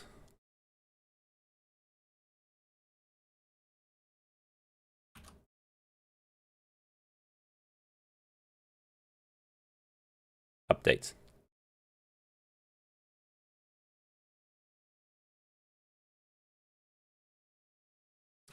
Well, Neiman, have a good stream. I just found out I have to leave right around the time of your podcast. What a shame. There, you still have 15 minutes. You're missing out on 15 minutes of top tier content. If you really care and it's tutorial based, potentially placing the video under the guide section on Steam might be a good vector for trying. Oh, that's a good idea too. Yeah, they have really good suggestions, Sign. Thank you. Thank you very much for that. Move on to Japan, because what happens if you put the world's best-selling handheld game machine in the world's biggest burger chain?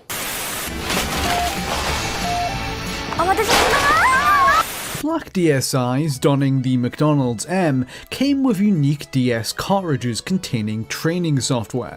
And Mike, how exactly are they teaching the McD's members with the, was it the NSDS or something like that? The DS. Perhaps someone out there watching this video knows more than we do. But for now, the McDonald's training game is a mystery.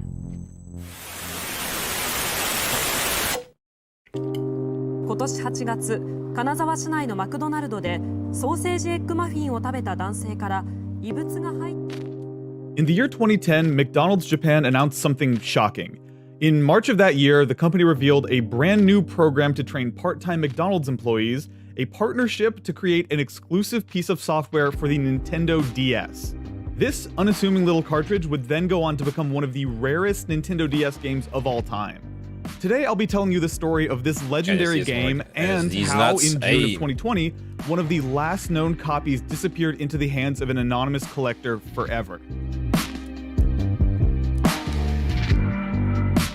Now, this program was a big deal for McDonald's Japan. The company claimed that this cartridge would allow them to train new employees in half the time it would usually take. It was a huge investment for the company too. This whole endeavor of manufacturing and distributing these carts was costing them roughly 200 million yen, or $2 million, and that's not even counting the cost of developing the software itself. And while the title of the game isn't particularly exciting, the official name is eCrew Development Program, the contents of this cartridge are fascinating. From what little we know, the game was surprisingly robust, with just a ton of personality, lots of custom sprite work, and even some rudimentary 3D where the little boxes the hamburgers come in. Nice.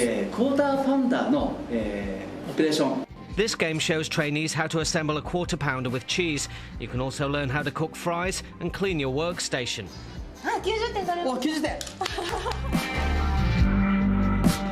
And I say what little we know because for the past decade, this game has been completely lost to time. For about 10 years now, this unassuming little blue cartridge has been the holy grail for many Nintendo collectors. While nobody knows precisely how many copies were manufactured, estimates range from a few hundred to a few thousand, one thing is for sure, this game, if you can even call it a game, is highly sought after. Now, this tactic of taking something that appeals to the young people of Japan and deploying it as a recruitment tactic is something McDonald's Japan has done many times before. Among the most memorable examples would be this it's not a recruitment tactic. The recruitment tactic is the ad they're showing right now, which is anime with McDonald's stuff. It's a training tactic, right? Actually, making my own Twitch chat, making me open Twitch chat for shame. Yeah, this is the true McDonald's game. The McDonald's video game. You'll discover the dirty secrets that make us one of the biggest company in the world. Alright, I'll check that out later. Style Join the McDonald's Crew campaign from a few years back, featuring members of popular idol group AKB48. AKB48? This game is so rare, in fact, that it even spawned conspiracy theories that it never existed in the first place. Oh man, you should react to this vid sometime. It's a training vid for some sort of GameStop. The lady uses slang and it's so cringe. Alright. I'm gonna queue it up as well. Maybe for after the podcast.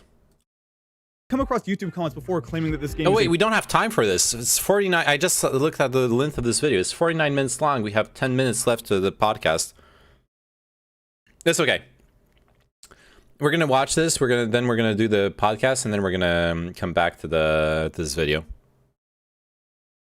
Total hoax, and it's just people mixing up some Hilton PSP game for training employees and transposing a memory onto McDonald's. And of course, the existence of that Bloomberg news report I showed you at the beginning kind of contradicts the whole this game is a hoax theory. But strangely, that Bloomberg news report has remained the closest look we've ever gotten at gameplay for 10 years now.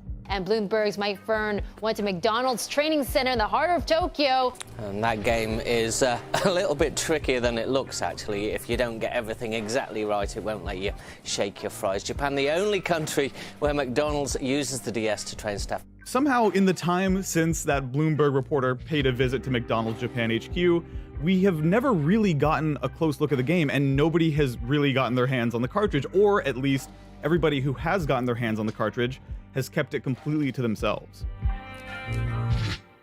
Or at least that was the case until December 2018, when a user on assemblergames.com named Code1038 made the following post announcing he'd gotten his hands on the game. "Hello guys.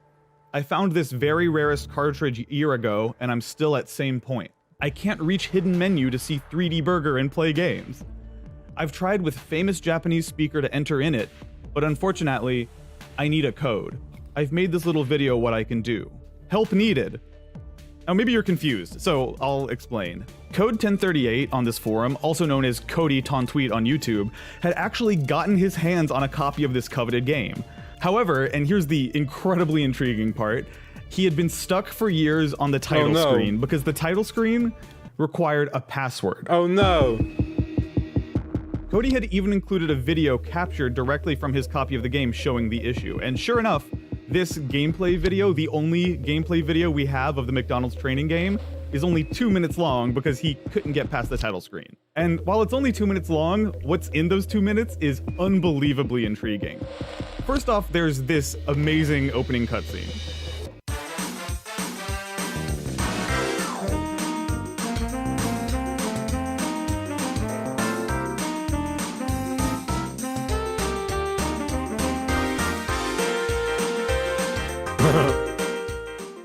And then there's my personal favorite part, the incredible main menu music, which, if you listen closely, you'll note is a reorchestrated chiptune interpretation of the classic McDonald's ba-da-ba-ba-ba jingle. Just listen.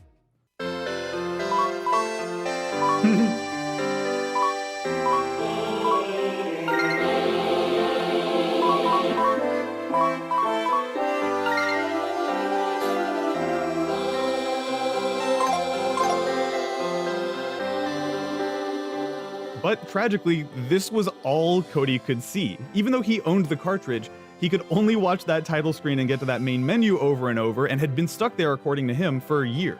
Now, this in and of itself is extremely weird. The idea of a Nintendo game cartridge with a unique password to lock out unintended players is already very unusual.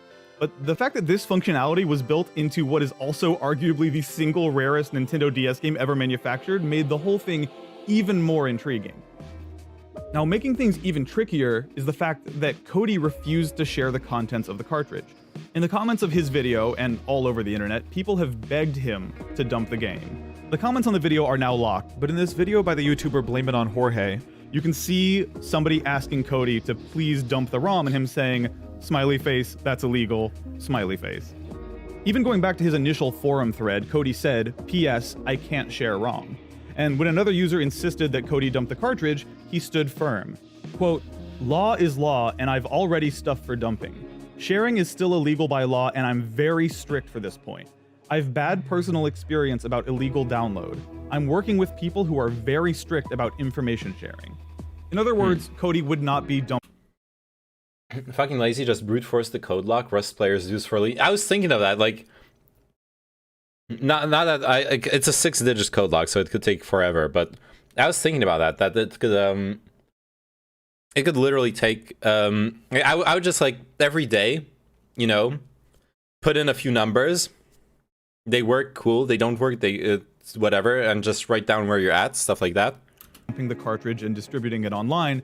So picking the game apart inside the software and looking for the password was not going to be an option. Now, while researching all this, I reached out to a video game conservationist and translator named Samuel Messner to ask him about this phenomenon. Why do collectors keep these one-of-a-kind games hoarded for themselves? Yeah, so this is an issue that is a bit hard to dodge, because whenever you've got something that's valuable, the only thing that's going to drive you to do anything that decreases that value is altruism and, you know, idealism, right? And personally, I'm very much an idealist, so that's what I would do. But some people, are not very into the idea that things they have in their collection would suddenly be worth so much less. Now, despite Cody's insistence, was it 6? I thought maybe it was 5. I don't know. Rust has a 4-digit code lock, and people try code rating. If you get the wrong code in Rust, you take damage. What the fuck? It looked like 6-digit alphanumeric, so it could take forever. I think it was 6 digits only numeric. Let's scroll back.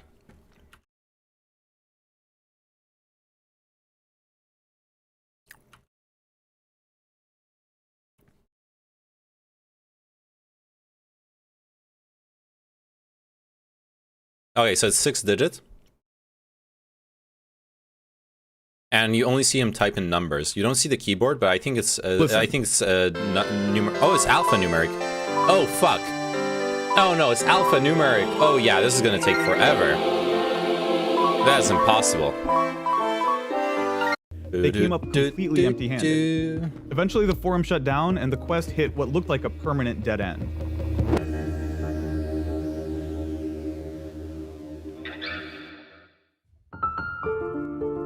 Now, for over a year, this was where this story ended. There was no real movement on Cody's hunt to get access to this game. But then, in June of 2020, just a few months ago, there was an enormous development. Over on Yahoo Auctions Japan, a seller by the name of Nanvata0122 was selling a copy, an actual copy, of the McDonald's training game. And that would have been exciting enough on its own, but the thing that made this auction really special is that from the photos you could tell that whoever this mysterious person is who was selling the game actually had the password. In all the photos of the game, you could see it being played. There was actual gameplay on the screen. This person had the password that Cody needed, the password for this specific cartridge, which was completely unprecedented. Now the thing is, Nanvata0122 clearly knew what this was worth, because they listed this auction at a whopping 345,000 yen, the equivalent of about 3.5 thousand US dollars. Still, the item description was clear. You weren't just paying for this very rare game and the, like how the code equally is rare matte black McDonald's logo branded DSi. Included in this auction was the code required to boot the game up. For the very first time in 10 years, there was finally a path forward. A way for the world to finally see what secrets the Japanese McDonald's training game had, but there was an enormous 350,000 yen roadblock in the way. Cody reappeared now on a new forum called Obscure Gamers and posted, "I found a guy on Yahoo Auctions Japan who has full access to menu. I need someone to contact him and get access." But of course, that never happened. No one was able to reach out to Nanva0122, and besides, there's no way this person would be giving up this password. Yeah. And then the auction just sat there for weeks, with seemingly no one willing to fork up the cash for this very, very, very rare game. That was until July 9th at 9 p.m. Japan time, when an anonymous person placed a sniper bid at the last second, won the game, and then vanished. That was 4 months ago now, and ever since that auction ended, nobody has stepped forward as the owner of this game. In 2020, one was put up for sale on Yahoo Japan Auctions with one of the training cartridges and sold for the equivalent of around $3,200. Most people have just assumed that it went into the hands of a private collector, someone who's as fascinated as you and I about Nintendo history, who has no intention of ever sharing this precious gem with the outside world. Seemingly, this person was perfectly content to just enjoy this game themselves and never let us see what the gameplay looked like. Just as quickly as it had appeared, the game had once again vanished. And so too had the world's only opportunity to actually experience the gameplay of the McDonald's training game. And until now, this has been where this story ends. An unsatisfying and predictable outcome that honestly paints a pretty grim picture of the state of video game preservation. But I'm here to tell you that there's more to this story. A lot more. Because, viewer, I've been keeping a secret from you.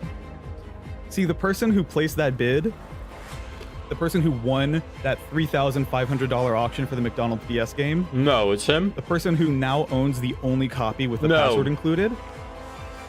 That person is me. No.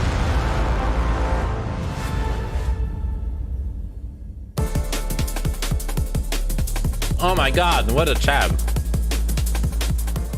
All right, let's back up.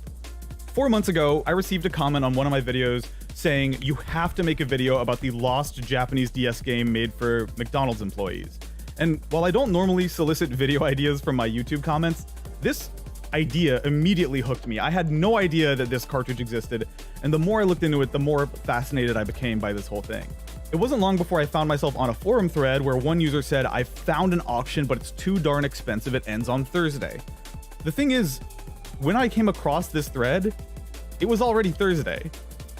Frantically, I clicked the auction link, and there I was staring down a copy of the game I had just spent an entire night researching, and there were just 30 minutes left.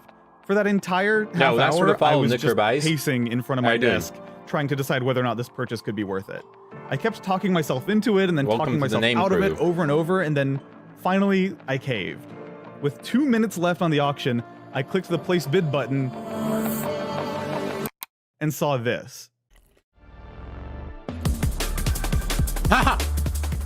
Turns out the website I was using had a 300,000 yen limit on my account, and the auction was seconds away from ending. Oh no. And as I watched it slip away, I was pretty bummed out, but also kind of relieved that this temporary insanity that had taken over me hadn't driven me to spend a preposterous amount of money on a piece of McDonald's employee training software from Japan. With the auction over, I refreshed the page, curious to see if some other last-minute bidder had swooped in and stolen it, and lo and behold, that's when I realized that the auction had been set to automatically relist. This meant that I now had 6 whole days to formulate a plan to get my hands on this thing. Now, maybe you've noticed that when it comes to placing the actual bids, I'm not doing it through Yahoo Auctions Japan directly. I'm doing it through another website called Bai. That's because most sellers on Yahoo Auctions Japan do not offer international shipping. That looks like one of those sus names, not gonna lie, yeah. In essence, they allow international customers like you and me to shop directly for items on Yahoo Auctions Japan, Mercari, Rakuten, and a ton of other Japanese online retailers. The way Bai works is that these items you buy are then shipped to Bai's warehouse, packed together in one package, and then shipped to you all as one big thing to save you time, hassle, and a lot of money. Now, I've partnered with Bai before on videos, like for this unboxing of a ton of Japan-exclusive Super Monkey Ball and Mario items, but this was different. This time, I was going to be asking them a way bigger question. I wanted to know if there was any chance Bai would be willing to help me out and assist me in securing this historic video game. Amazingly, they said yes.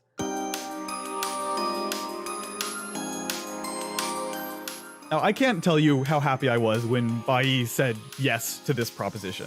And with their help, I placed the bid, waited, and then won the auction.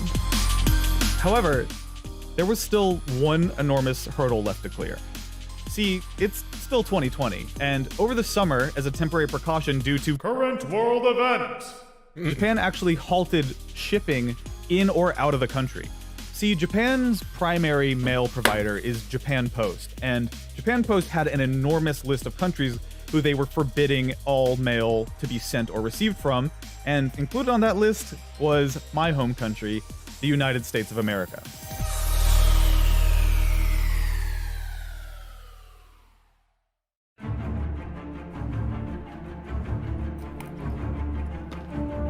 This posed an enormous problem. I needed to devise... I'm sorry. It's 10 p.m. It's time for me to go to the podcast. We'll watch this after.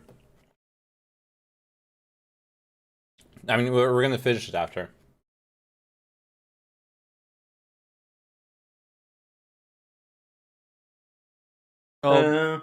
They want to pretend to have elections, but so they look like a democracy, but not actually have them. Yo. Hi. Yo. What's up, man? How you doing? Not much. I'm just finishing up eating. I was watching a cool video about the McDonald's training video games. You really need to check out that game or that video that I sent you. Yeah, I got it queued up. It's like crazy. It's like a lady in there, and it's a training video for the record for GameStop employees, or not GameStop, but something along those lines. And the female, she starts off like by like saying, "What's up, you jiggity diggity gang? and then she just runs off like for shizzle in the hizzle, and she has all these slang terms, and I'm like, dude, what the fuck? Oh, and it's no. just so cringe, but it's so Nice. funny as well. So yeah. So we're just waiting for Champa Chow to come on, and then we're gonna start off. So for anybody who's watching right now, I cannot fix my hair. It's permanently scuffed. I was wondering if I should read my Twitch chat to you or not. I can do it like this. Like, what do you think now? Is it better? I think your hair is fine. Okay. Yeah. Like, but a lot of people that do like the hair in front, they have like the McDonald's M, like written in their scalp because of the fact that they are actually balding, but they want to hide it like Asmongold, you know? Damn, poor Asmon. Much better, more presentable. Alright, sign. Yeah, I don't know that. See it? Just for the record. So let me fix my hair for a sign. Because, basically, like that's how you get the viewers, right? Yeah. Yeah, that's how you get the viewers. Okay. Oh, fresh faces, new ideas. Thank you for the raid. I really appreciate it, and hopefully one day you will come on. Is it time for cancer politics? It is time, Zenix Bear, for politics. I would really yes. love to have you on. That being said, also and next cancer. week we're gonna have like probably Hands of Akia on. So that might be interesting. What about? Well, I talked a little bit with Name about it, but I will address it later on because I think it might be a little bit too niche. The topic at hand, because the topic at hand was like around like being bisexual, and well, I think it's an interesting topic. I don't think we can fill like 2 hours with it. What are you supposed to talk about? So what I suggested, the only thing I could think of, I thought of two approaches. Like on the one hand, how bisexuality has this particular compared to heterosexuality or homosexuality that it tends to get erased. So like if you're in a heterosexual couple as a bisexual, people tend to not perceive your bisexuality. Vice versa, if you're in a homosexual couple, people don't perceive your bisexuality. They always only perceive your sexuality as the current couple you're in, the type of couple you're in, and that is seen also for, in media and such stuff like that. There's like an erasure of the identity that happens. That could like be a little bit of discussion about that. And the other subject I thought of was similarly, but from a different perspective, gatekeeping. How, for example, I've heard people say that they don't like it when people say they're bisexual, but they haven't had homosexual relations, stuff like that. There's a lot of gatekeeping going back and forth. Like, are you still bisexual if you're only like 10% homosexual or only 10% heterosexual? Since it's not like a 50-50 thing. Usually, well, a lot of people I know who identify as bisexual have preferences and so on and so forth. So I don't know, like more like public perception things, I guess. Other than that, I had no idea for what we could talk about. Let me give 1 second. Let's see if Chow is still coming, because Chow is usually on time. True.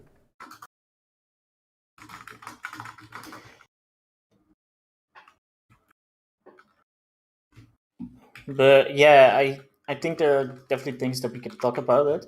But I also think that we will actually we will have like actual agreements on the topic most of the times, I think. Yeah, I don't see those as things that will probably be very controversial. Yeah. But who knows.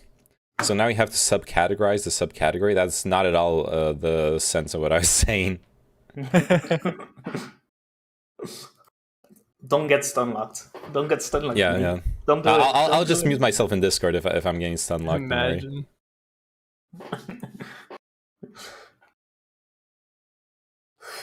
Yeah, Chow is coming, so don't worry about it. Today we're gonna talk about like sexuality. We're gonna talk a little bit about LGBT rights, LGBTQ plus rights. Well, kind of in whatever Poland.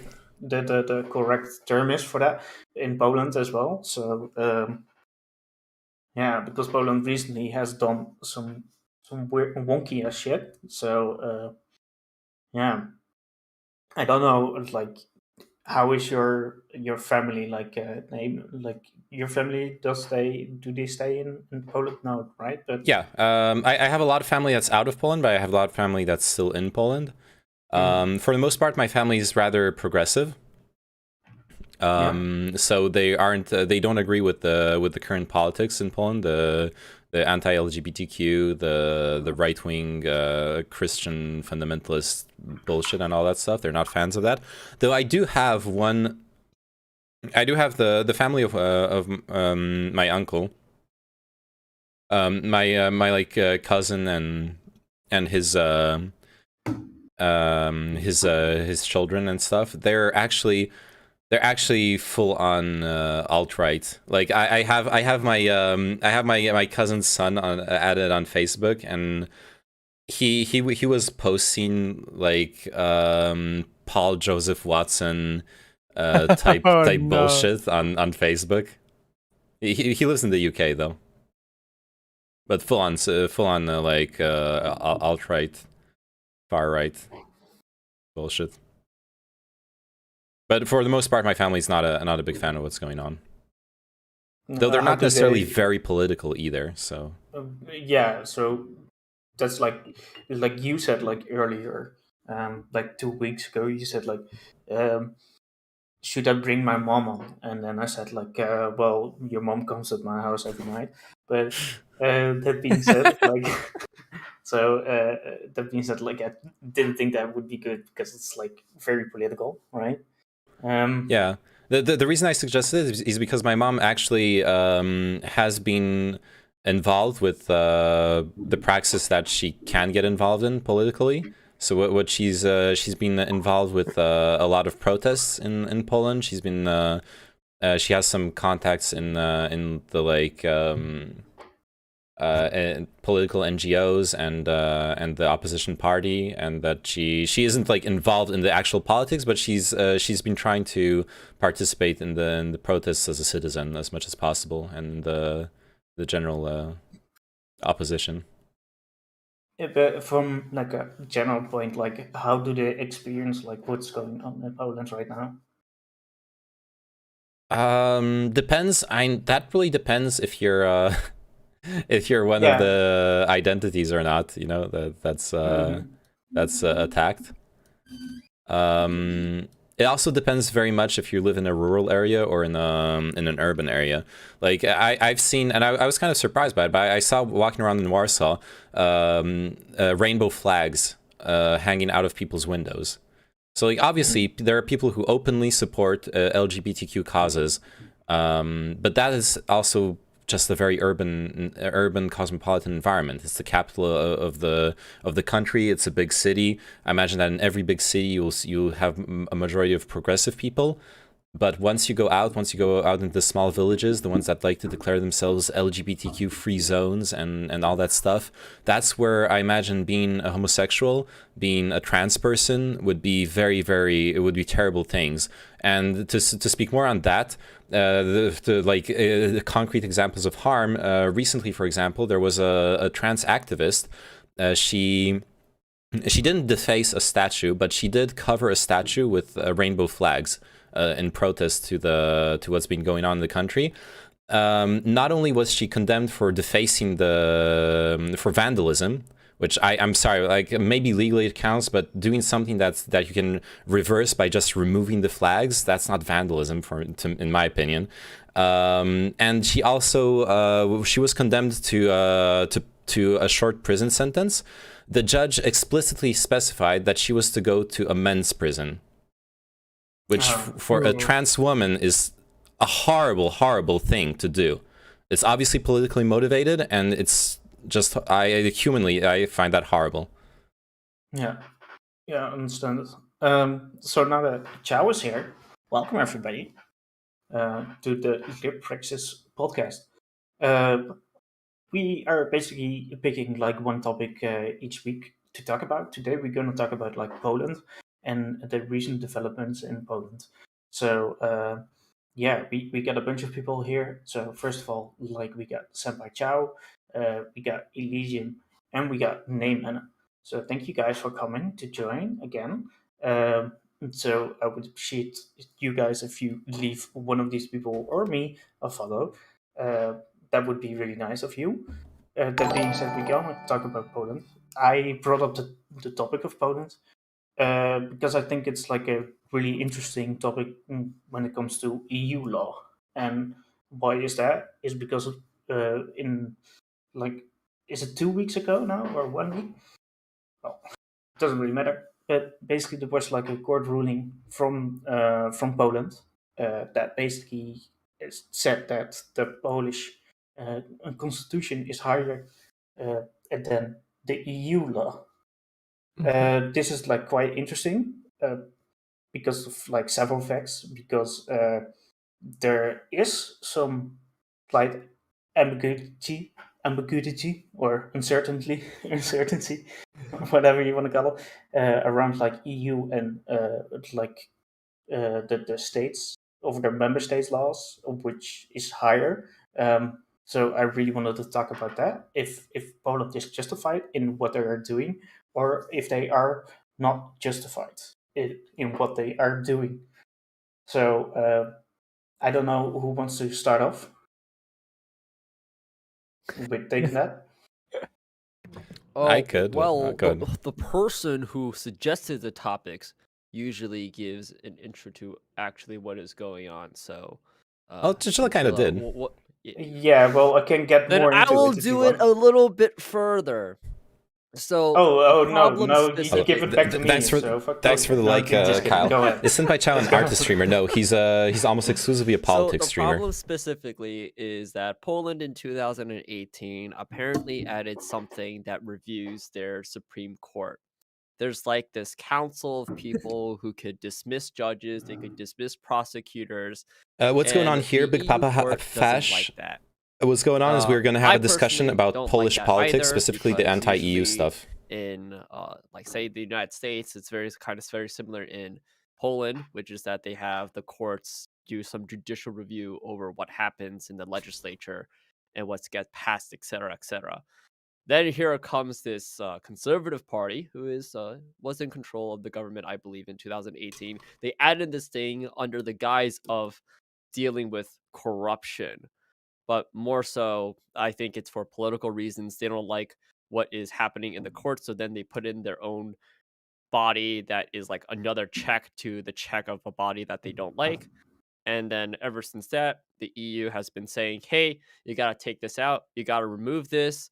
The prime minister has said Poland never swung back left, Big they Papa. haven't removed it. It's been right for a long time now.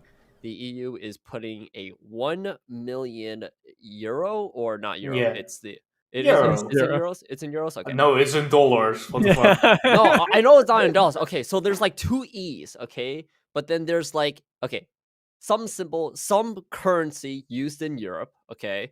They're slapping a 1 million of that onto Poland for every single day that they don't do this, that they don't remove this independent thingy babab. Yeah. Okay. Okay. Yeah. So then name. Go ahead. I'm not sure which specific, because there's several, to expand upon what Senpai Chow said, from what I've seen, there's several reforms that the Peace Party has introduced that have been very controversial as far as the separation of powers goes. That is so to go specifically in the conflict between the EU and Poland, we have to go back a little bit. And for that, we have to go back to the Byzantine Empire. I'm joking. We have to go back to the to the beginning of the reforms. I don't remember which one was the first one, but I'm just gonna list the basic controversies. So concerning the Supreme Court, notably, what they introduced was the possibility of reducing the retirement age from the Supreme Court, but most importantly, making it optional. So that means there's a judge who's 58, the ruling party doesn't like him. Buddy, you're retired. There's a Budge who's 59. He is favorable to the ruling party. Oh yeah, you can still serve for another year. Is that the EU found an undue encroachment of executive power over legislative power. Later on, they did similar things for the lower courts. Including they have 4 circuits of courts. They plan on they have planned to remove an entire circuit of courts, and is strongly suspected, and honestly rightfully so, that they're going to retire and move around judges that don't toe the party line. Further, the council, the ruling organization of the judiciary branch, usually is completely apolitical in the sense that they elect their leading council out of the whole entire corpus of judges. And it's elected within by the judges within the judges. They have reformed that so that now it's the Senate that proposes candidates and that votes on the candidates, has to approve the candidates to replace the council that's leading the judiciary branch. So completely destroying separation of powers, and furthermore concentrating all of those powers within the executive. And that is why the EU is really butthurt about Poland, because they're basically slowly, step by step, dismantling fundamental aspects of a democracy. Okay. Elysium? We're just doing my opening, right? Because I don't have like anything event-wise to add to that. Yeah. Or am I understanding correctly? Okay. Yeah. As I understood it, we have a lot of the general EU back and forth of individual country versus the conglomerate at play. That's always super interesting. The only thing, I guess we'll get into it, but in general, I'm really strong on like the statist or federal side of these arguments. It seems to make more sense to me. That seemed to hold true in the Polish case as well. Okay, but when you talk about federal, it's like, you know that EU is not like a... He's an American, thing. right? You gotta translate it to international organization dynamics to a sovereign country. No, that is not. Yes, the EU hasn't federalized yet. I understand. But what do you mean by federal then? That moving that direction. So like the integrated organized power seems to always make a lot more sense to me. Okay. One thing that I want to play devil's advocate on is like basically the thing that we have going here in the Netherlands, where we basically the Senate and basically we get 2 rooms, so 2 chambers, but Senate and Congress, you can call them that if you want to. We actually, when we do like a constitutional readings of things, they are being done by the Senate and the Congress, and not by the judicial power. So this goes way further than what's going on in Poland, I would assume. If I understand correctly, so they do the final interpretation of the laws, kind of like how a constitutional court would. Yeah, we don't have a constitutional court. Okay, I don't think it's. But is it going to serve as precedent for all further court cases?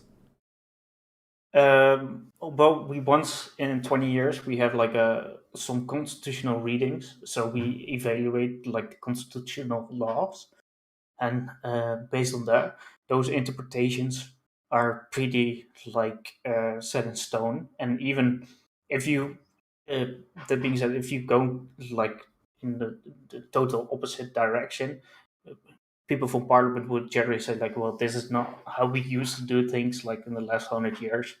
And therefore, it's like pretty cringe that you are saying that. Yeah, but I mean that in the sense that, for example, my understanding of U.S. justice, precedent is extremely important. So when the Supreme Court makes a decision in a court case, that decision then in all further court cases that present similar characteristics, the lawyers can just with the Netherlands. Yeah, okay. For 20 years, and then you can have like a slight like Okay, I understand. change. So, Okay, then, Naaman, yeah. what you said about precedents or rule by precedents, that's a saying. Mhm. There's some Latin word by it that I'm forgetting. Yeah. But if you actually wanted to, and I actually had to look this up because some chatter confronted me on it. I looked it up, and apparently, if you wanted to see what tends for the courts like over time, if they go by precedent or not, the courts don't. Okay. As in, there's a lot more reforms that happen. So then, I think that's just the nature of the courts changing over time, because over time the people change, public opinion changes, culture changes, what is right or wrong changes. So then, ruling by precedent is no longer any more sensible than it was before. Okay, that makes sense. I'll take that into account then. At the end of the day, precedent is just like an argument of tradition. Yeah. Which is not an argument. And so no, it's more like a rule, not an argument. It is an argument in the sense if you truly have two very similar cases, it's an argument in the sense that, like, especially if it's close in time, right? If the previous case happened a year ago, well, the morality of society hasn't really changed since then, most likely. You can point back to it as a lawyer and be like, hey, this is what was argued, this is how it was ruled, this was the kind of punishment that was given if it was ruled in favor of the prosecution or whatever. All those will give a framework within which the next judge has to work. And if the judge decides to go against that framework, they need to justify it. They obviously can, but they need to have some sort of reasoning behind it, right? Yeah, of course. So the last one, the Naaman, that you brought up in the list of like things that the EU was upset about, I heard about before that like changing the appointment of judges to be done by Congress was like something that they didn't like. I don't. Is that actually, or like, is that one of the fundamental problems when it comes to the Polish separation of powers? Yeah. Like if the oversight committee was removed, but the judges were approved by Congress before they could serve, would that still be like a separation of powers problem? Well, the idea is that the judges. So it's the specific organism is the National Council of the Judiciary. Sorry, I didn't remember the name for the opening statement. And so this was definitely part. Apparently, it breaks. Well, it doesn't break, but it was part of what was called out by the European Union against Poland as an encroachment of powers. Most definitely, because the Judiciary Committee, the National Council of the Judiciary was, like I was saying originally, it was elected judges being elected by other judges to most represent countries them. Don't do that. Most countries don't have judiciary councils. Within the judiciary. Yeah. I think. So why would that be? I think that there's a logic similar to what Chinchilla pointed out about the like Supreme Court type decisions being made by the legislative body in the Netherlands. The feeling I get, I didn't realize there are like. I didn't think of like comparing with other countries, but just like now off the top of my head, what I would say is that what's going on is the EU is looking at the direction things are going in more so than comparing to other countries, being like, oh, it's not yet gone as far as the Netherlands or another country. It's dismantling the protections that already were in place, and that's what counts, I think, for the decision.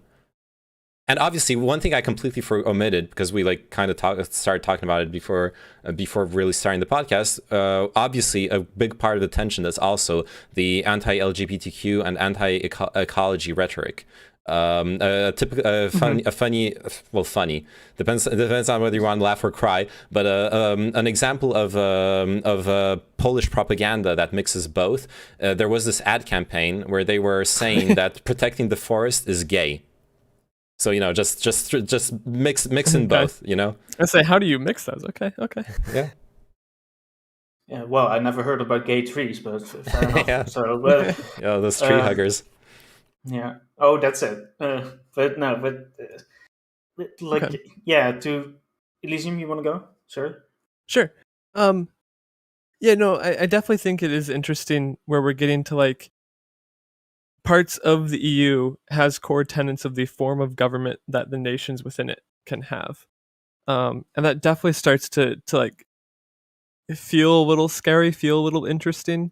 So like if we have this setup where like the EU Court of Justice is the top court, and if they make a ruling on something, like of if this country's government is democratic enough, we're gonna say, because like what we're gonna define as democracy is gonna vary and stuff. Like, what like I guess the example that I thought of for this was like, how would you feel like if the EU Court of Justice gave a ruling that Hungary's government needs to dissolve and like reform as a more democratic thing?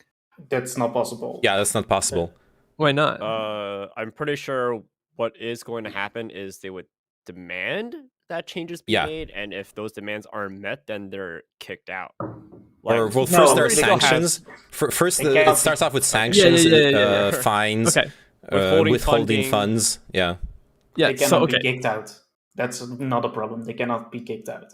That's so then that's their not sovereignty is still there. They can still make the choice, but guess what? The EU also has its own kind of sovereignty in what countries it wants to have within. So if you don't meet those requirements, then though. I'm sorry. I don't think the EU has a mechanism to remove people. Yeah, they don't have a mechanism to remove people, but this is one of these. There's like one of these things that is like established early in the European Union by two like European court cases, Costanel and Van Gent and Loos, which is basically saying that the European Union. The first one is the establishment of the European Union as like a autonomous like body, like that they can make laws and rules on themselves. And the next one was about like that the laws have like direct workings within the European Union. So, and this is where the whole Poland debate comes from, because Poland wasn't there in the 1960s. But they kind of question that ruling. It's never said like explicitly in law, but there are like court case like interpretations of the laws that are from the Lisbon Treaty, right? So this is like the general like confusion around like Poland and the European Union, if those court cases that been made in the past, if they need to be upheld. Yeah, in the Polish. Okay. And obviously, we're discussing. I imagine we're all aware of the recent decision by the Polish Supreme Court to decide that Polish law takes precedence over EU law. Yeah, which goes directly against those two court cases of like the European Union. Yeah. And to give some context to it, it was brought about specifically. It was the. Sorry, I need to look up his name. It doesn't matter. It's a specific Polish politician who had that escalate to the Supreme Court. Obviously, beforehand, with the measures I described earlier, they've stacked the Supreme Court in their favor with people who are peace party judges. And obviously, so they ruled in favor with the party line, which is national sovereignty over EU membership. But it's basically the reason why I want to go specifically over it. My feeling is really that they're pushing it to their Supreme Court and then making that decision happen is kind of more less of the start of something and more another step within the process that was already started years ago, from the propaganda, from the anti-EU propaganda to the continual friction between all those controversial reforms and the EU threatening fines, withholding funds, etc. It's now arrived to this, where they have like a Supreme Court decision to push back against the EU in a legal fashion. So you don't think that they should be able to push back at all? In this specific case, no, right? If you're an EU member, I'm sorry. I understand the sovereignty argument, and I feel sorry for the people who really feel strongly about it. But if you've chosen to be part of a thing that's bigger than your country, like the European Union, of course you sacrifice, you compromise. I would rather say compromise. You compromise a part of your sovereignty with the bigger power. in order to achieve greater goals. Yeah, that's like one of the fundamentals of like the European law. If you look at like the Article 1 that's being like discussed, like the solidarity thing that you're talking about compromise, right? The the the Union of Ever Closing Growing Nations, something along those lines, right? Yeah. But this is the point: when you're not can reach those compromises, like where does the ball lies, right? So that's the bigger issue here. That's a rough one, because the piece is also, even if they really wanted to give ground to the EU, their voter base is not gonna like that. They cannot. They simply cannot do that because of what their voter base looks like, what their voter demographics are like. They need to maintain power domestically, so they're never gonna not be a hardline anti-EU party. Especially since they, if I recall correctly, they themselves are in a coalition with another party that's further right than them, and that will poach their voters if they start to appear soft on the EU. To combine, and yeah, so domestically, I don't see it happening. Pragmatically, I don't understand what they're doing. The EU right now is withholding 36 billion euros in COVID relief funds over this conflict, and Poland needs that money, and the fines, yeah. But like I'm talking about money that normally Poland would have gotten, that is just being withheld. The EU is like, you're supposed to get this money, but you're being a real dick about things right now, so you're not getting it until you fix your shit. And Poland needs that money. As much as Poland is the success story of the post Warsaw Pact states, it in great part was helped by the EU membership. It's helped it a lot. But I like, honestly, like if the European Union is going to sanction like Poland more and more, like there's one, like some professor who made like the case, like if they're gonna keep on doing that, it's like the anti-EU sentiments will rise, and at some point the PiS party is going to blame just straight up like the European Union, and then they're gonna say like, we gotta bail out of the European Union.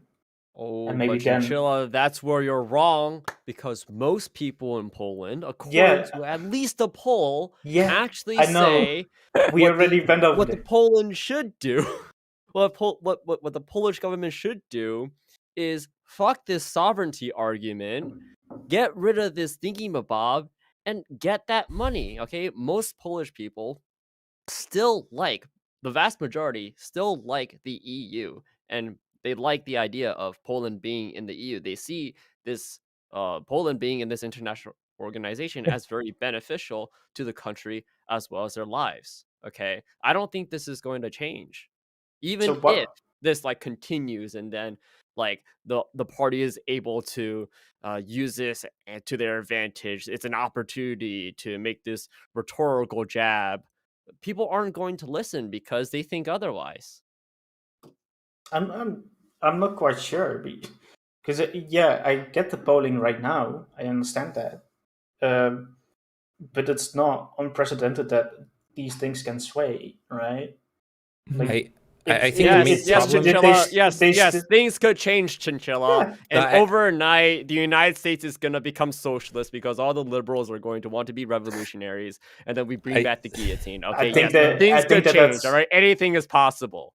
I think the main problem concerning that is that my understanding of the Polish voter demographics, which might be wrong, I haven't done like extensive research on it, but my understanding is that there is as much as many people will support the EU, they won't necessarily go vote because of that.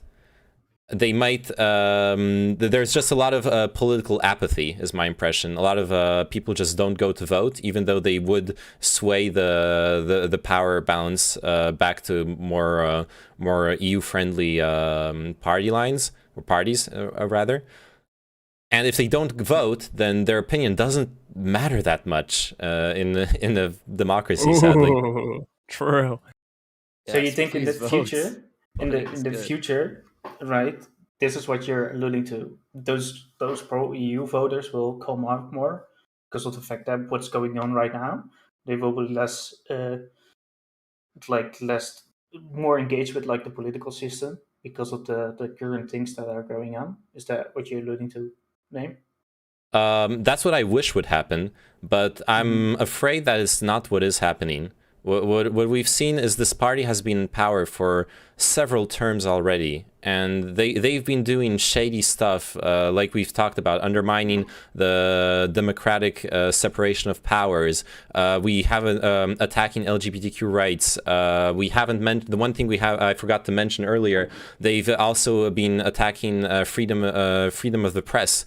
Right now, Polish media, the TV channels, their leadership is state appointed. That's another reform that the EU didn't really like a lot. And those things have been happening, and they still haven't been voted out. So I don't know what it's going to take for Polish voters to mobilize. When I was reading about the fines, it did remind me very similarly to like sanctions in general. I think as Chinchilla was like alluding to, how like from an American foreign policy perspective, we've kind of like moved away from the idea of broad sanctions on a country because it just ends up hurting the people and could cause resentment and stuff, and moved like very much into targeted sanctions to the people who are responsible for making these decisions as best we can. And I think my first thought when I heard that €1 million fine was being added per day was that why wasn't the like a more targeted approach taken? Because it does feel like that opens up a lot of room to be like, we're being bullied, or like this is going to hurt the Polish people directly, instead of, you know, maybe targeting the people on a judiciary committee, or the oversight committee, or like the officials. Yeah. Yeah. So how would you approach like having targeted approach towards like one member state, because they all together make those decisions, right? So like the targeted approach, like from like saying like you have like a dictatorship and you're gonna do that kind of stuff. What we trying to do in the EU is like not giving out the money. So the COVID relief program that isn't like given to Poland is because Poland is being a dick. Would you target like parliament, or what kind of people would you target? No, people, yes, parliament and the executive and the people who are in the actual like oversight committee of the Supreme Court that is a problem. My impression with the fines specifically is that what's his name? It's the same politician again. The guy who's been negotiating with the EU. What I've seen in an interview is that he hopes for to reach a compromise where the EU will forgive the fines and let them go, and Poland compromises by accepting amendments to the judiciary reforms that they've been engaging in. So stepping back on the controversial changes.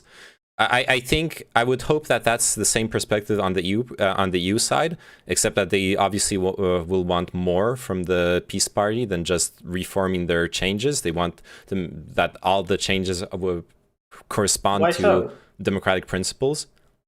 Why so? Because of the fact that, like, if you look at this, they put up those sanctions because of those changes. So if they revert those changes. No, because he didn't say they want to revert the changes. He said they want to compromise on the changes. They've already made offers to the EU of changes to their changes, and the EU was like, well, cool, but this doesn't they didn't fix the fundamental problems of weakening the democracy.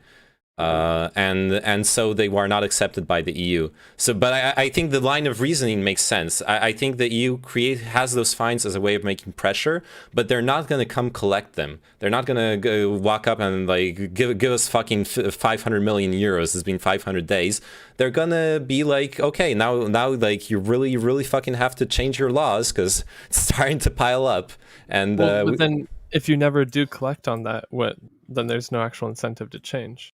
Well, yeah, but the incentive to change is to not have to pay them, right? Like, I think it's kind of a game of chicken for now, where they're letting it pile up, and they want to have the pressure pile up at the same time. For context, didn't the other fine that was talked about when I was looking at this, there's like a 500,000 euro a day fine around a coal plant that they're operating, and Poland has just said they're not going to pay that already.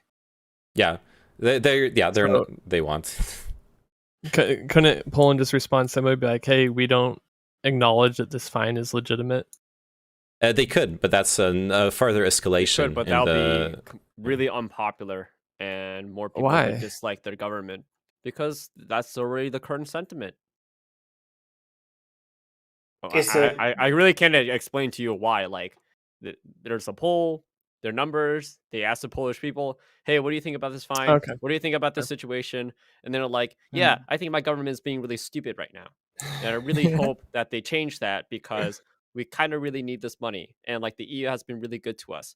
Now, $1 million a day, I know it sounds really big because maybe to us, we're kind of just like citizens, like individual citizens. But the amount of money that the EU gives to Poland, even without like the assistance and the fines or whatnot, go into the billions. Yep. And so like these fines are so small. They are. They're not that big of a politically deal. relevant. They might not be economically relevant. You're not going to break a country's economy from fines. Exactly. So I guess so here's the thing. Okay, so we're not going to break. Oh, hold on, because now this kind of relates. You said this kind of being a debate, bro. My apologies. If these fines aren't going to be breaking Poland's economy, then I think it's fine for the EU to then put the fines on Poland. I don't think there's a lot of risk of that's similar to saying like, oh, we're going to slap on sanctions on this country and it's going to hurt the people. So, because what usually happens with sanctions is that we prevent goods from being traded with them. But fines are more so of like a monetary, but afterwards. Yeah. And so then I don't think it'll have a very same... similar political effect, though. Where you can talk about how... but what you were... Come on, Elysium, don't be like this. What you were bringing up before was that, hey, this is what happens with sanctions. It hurts the people. Why don't we think the same way about on est fines? plutôt de gauche, Eotron. Isn't that what you said? Moi, je suis but not. gauchiste. Sorry, I guess we didn't like. Eux, ils sont peut-être un peu plus centre-gauche, has a very similar on est tous plutôt à gauche du centre. So this one's not going to like. You're not going to say this isn't going to be the same amount of economic damage as like a bunch of sanctions. But if we're talking like light sanctions, we can make much more direct comparison. Like the what are light sanctions? Fines. Okay. So then the fines to the fines, what's the direct comparison? That politically this doesn't achieve your goal. If our goal is to get change, then something that's just targeted at the country that people view as impacting them as negatively, even if it's essentially inconsequential, drives political direction away from the desired outcome you want. I think that's kind of the lesson we learned from general sanctions. Our European friends, what do we think about fines not being effective in enacting political change, particularly in the EU?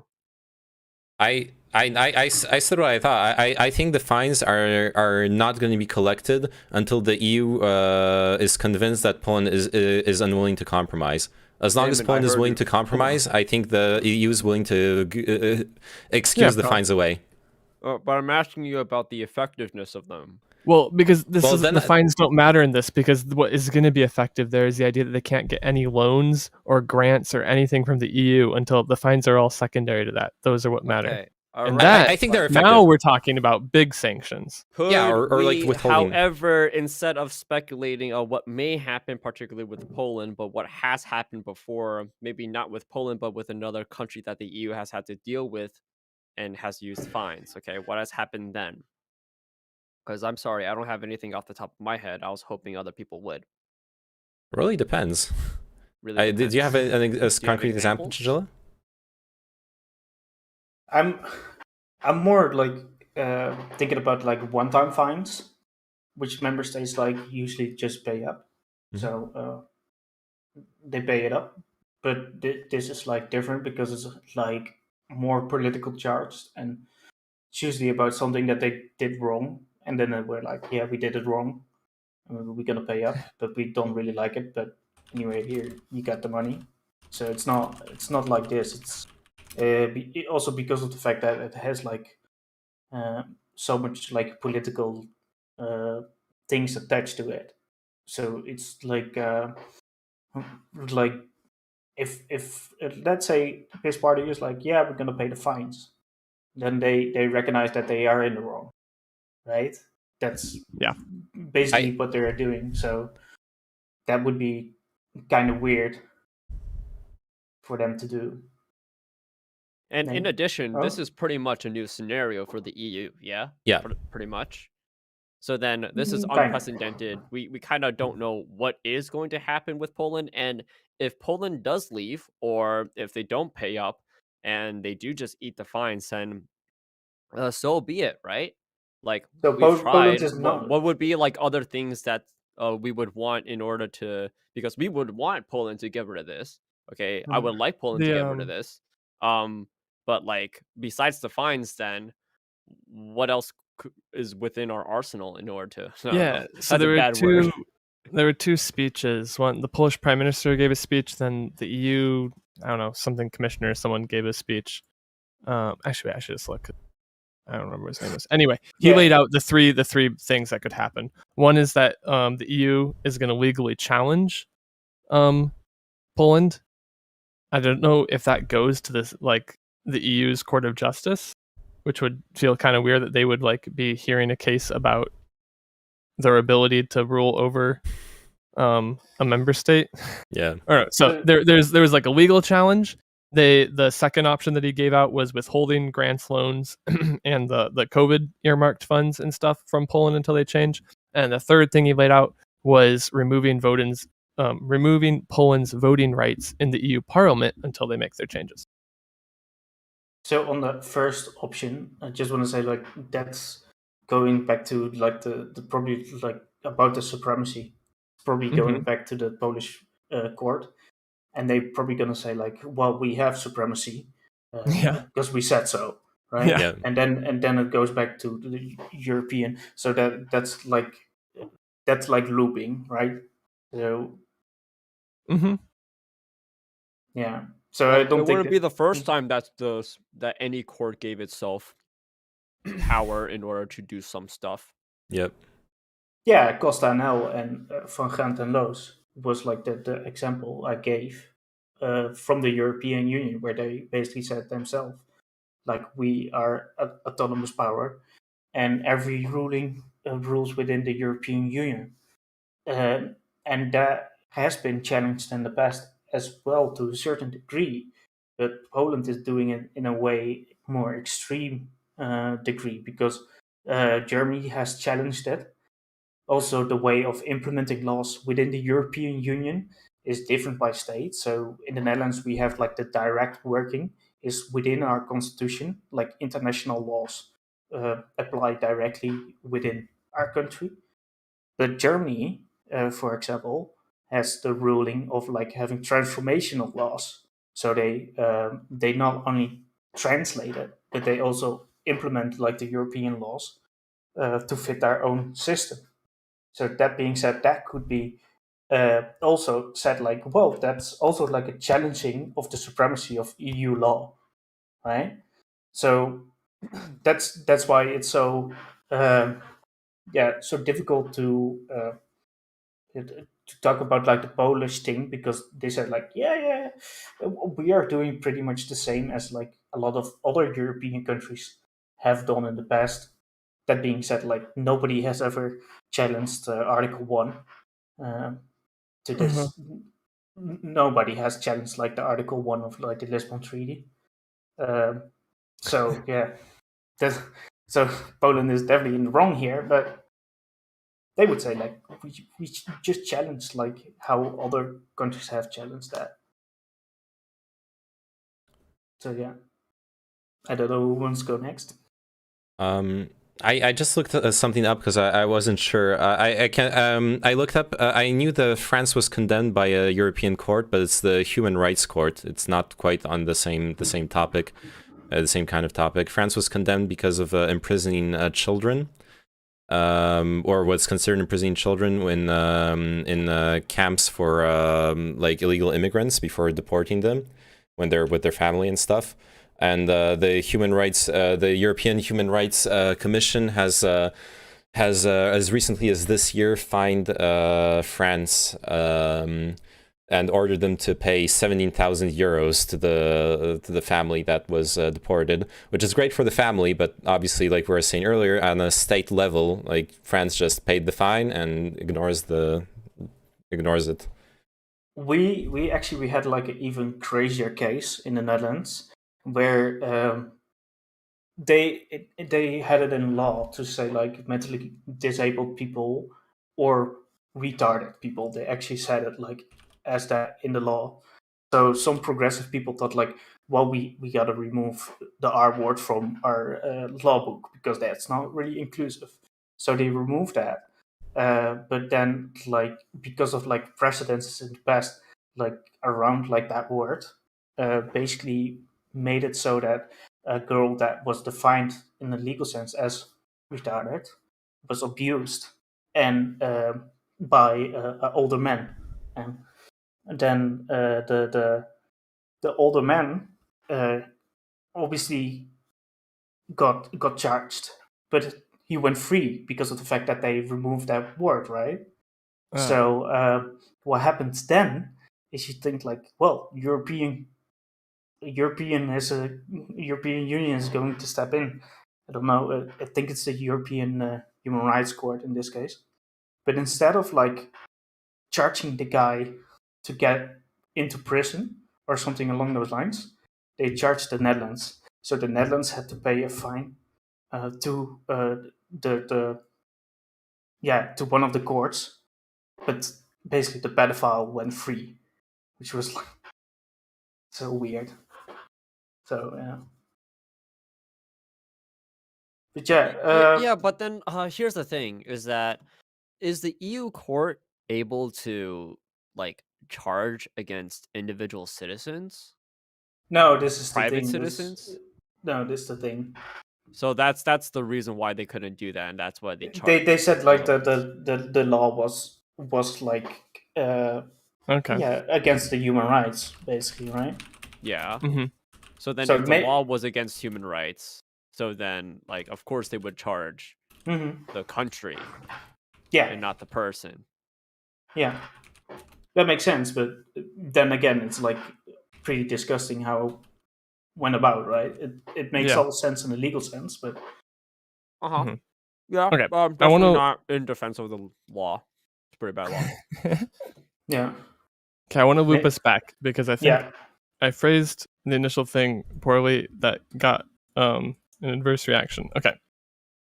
So, what has been interesting when thinking about this, so in the Polish case, the EU Court of Justice is saying that the judiciary is not independent, and that breaks like a fundamental tenet of EU law.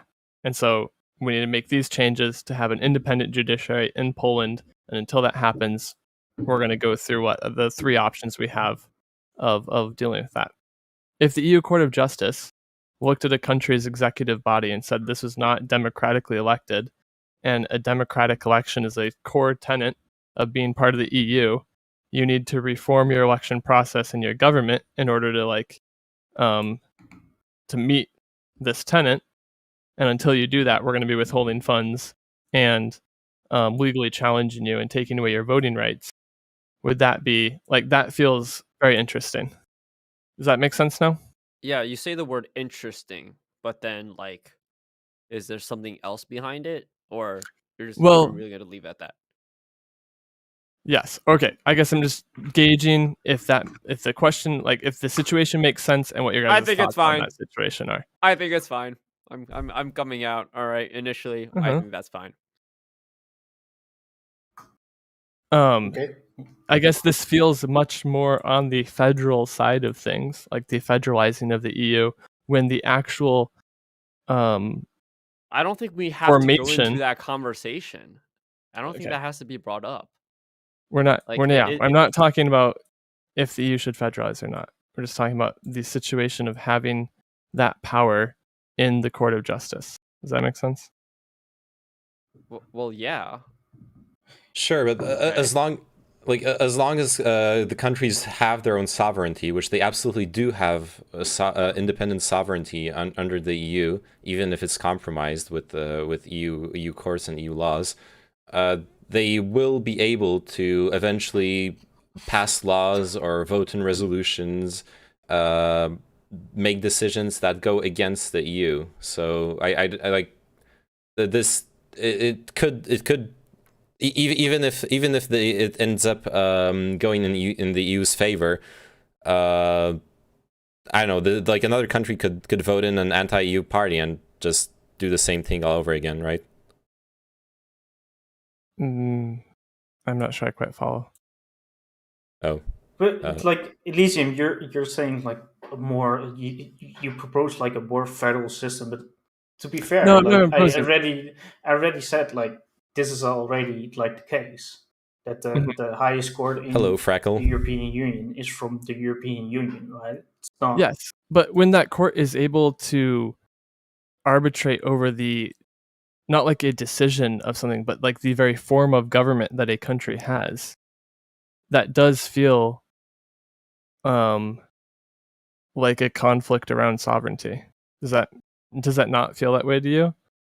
If one country wants to have a form of government and this body decides that is not compatible, then they don't belong in the EU. That's yeah. It's one of the fundamental conditions of the EU. You have to be a democracy to be a member state. Mm-hmm. So before we talked about like I know Neyman and we've brought this up before, but like, you know how like the idea of like government by like randomization, like rule by lot. Yeah. So like what if a country wanted to adopt something like that, but then like the EU Court of Justice like this doesn't, match with our tenets of what a democracy is, and democracy is required. Like, could you ever? Okay, yeah, I guess we can ground it in the real world.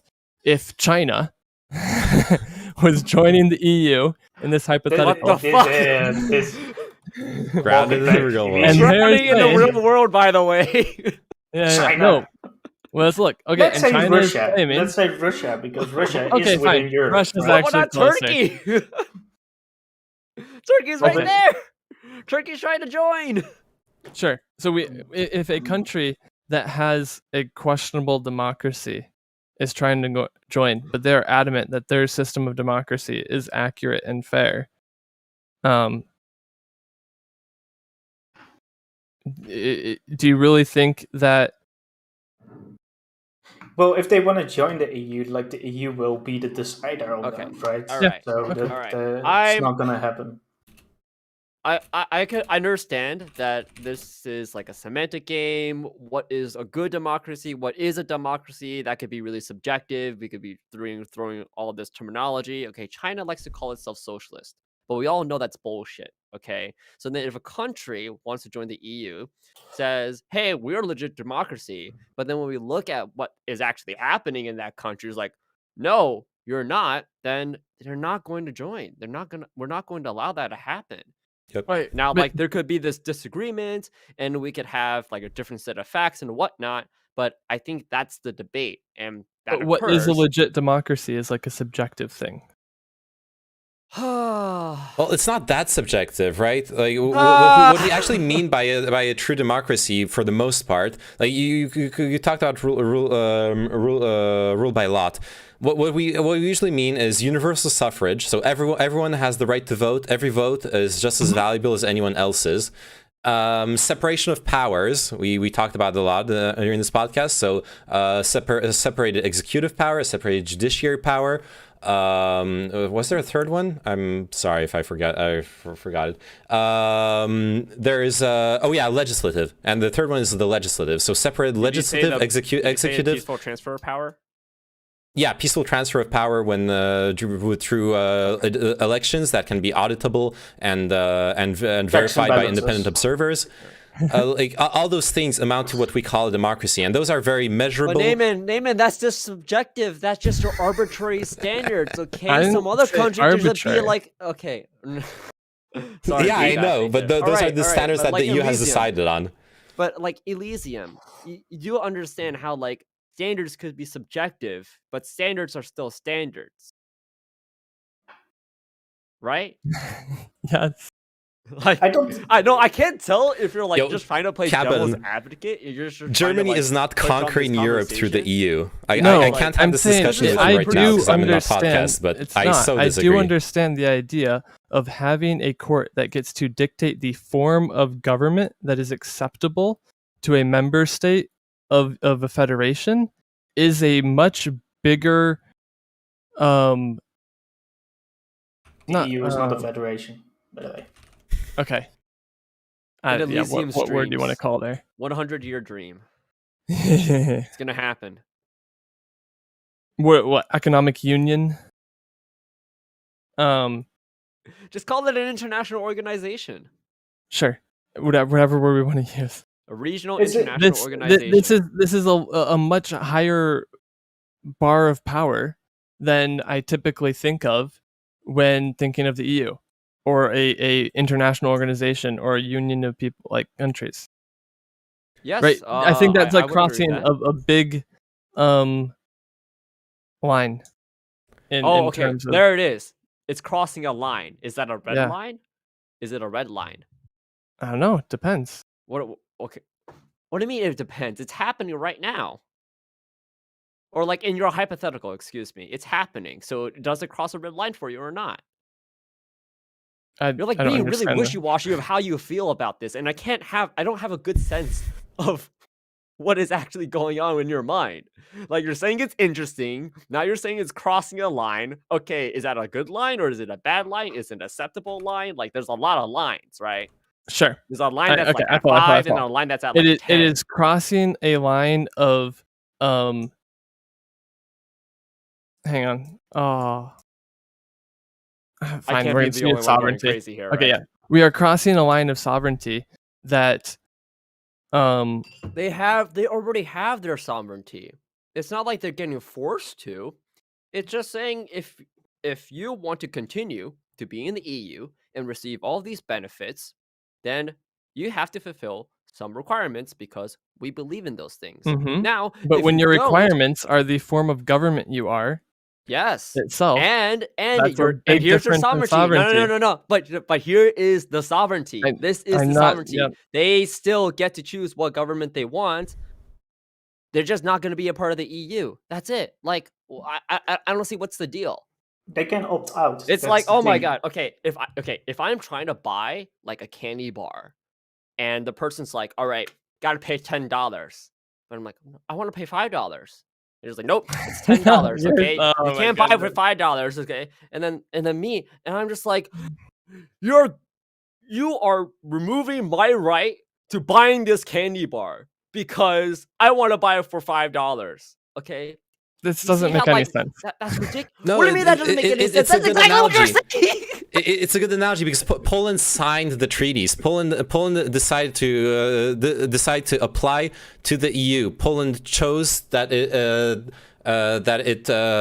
looked at its own status. It's decided that it fit the requirements of the Copenhagen criteria, which are the criteria to be part of the EU. Believes these things.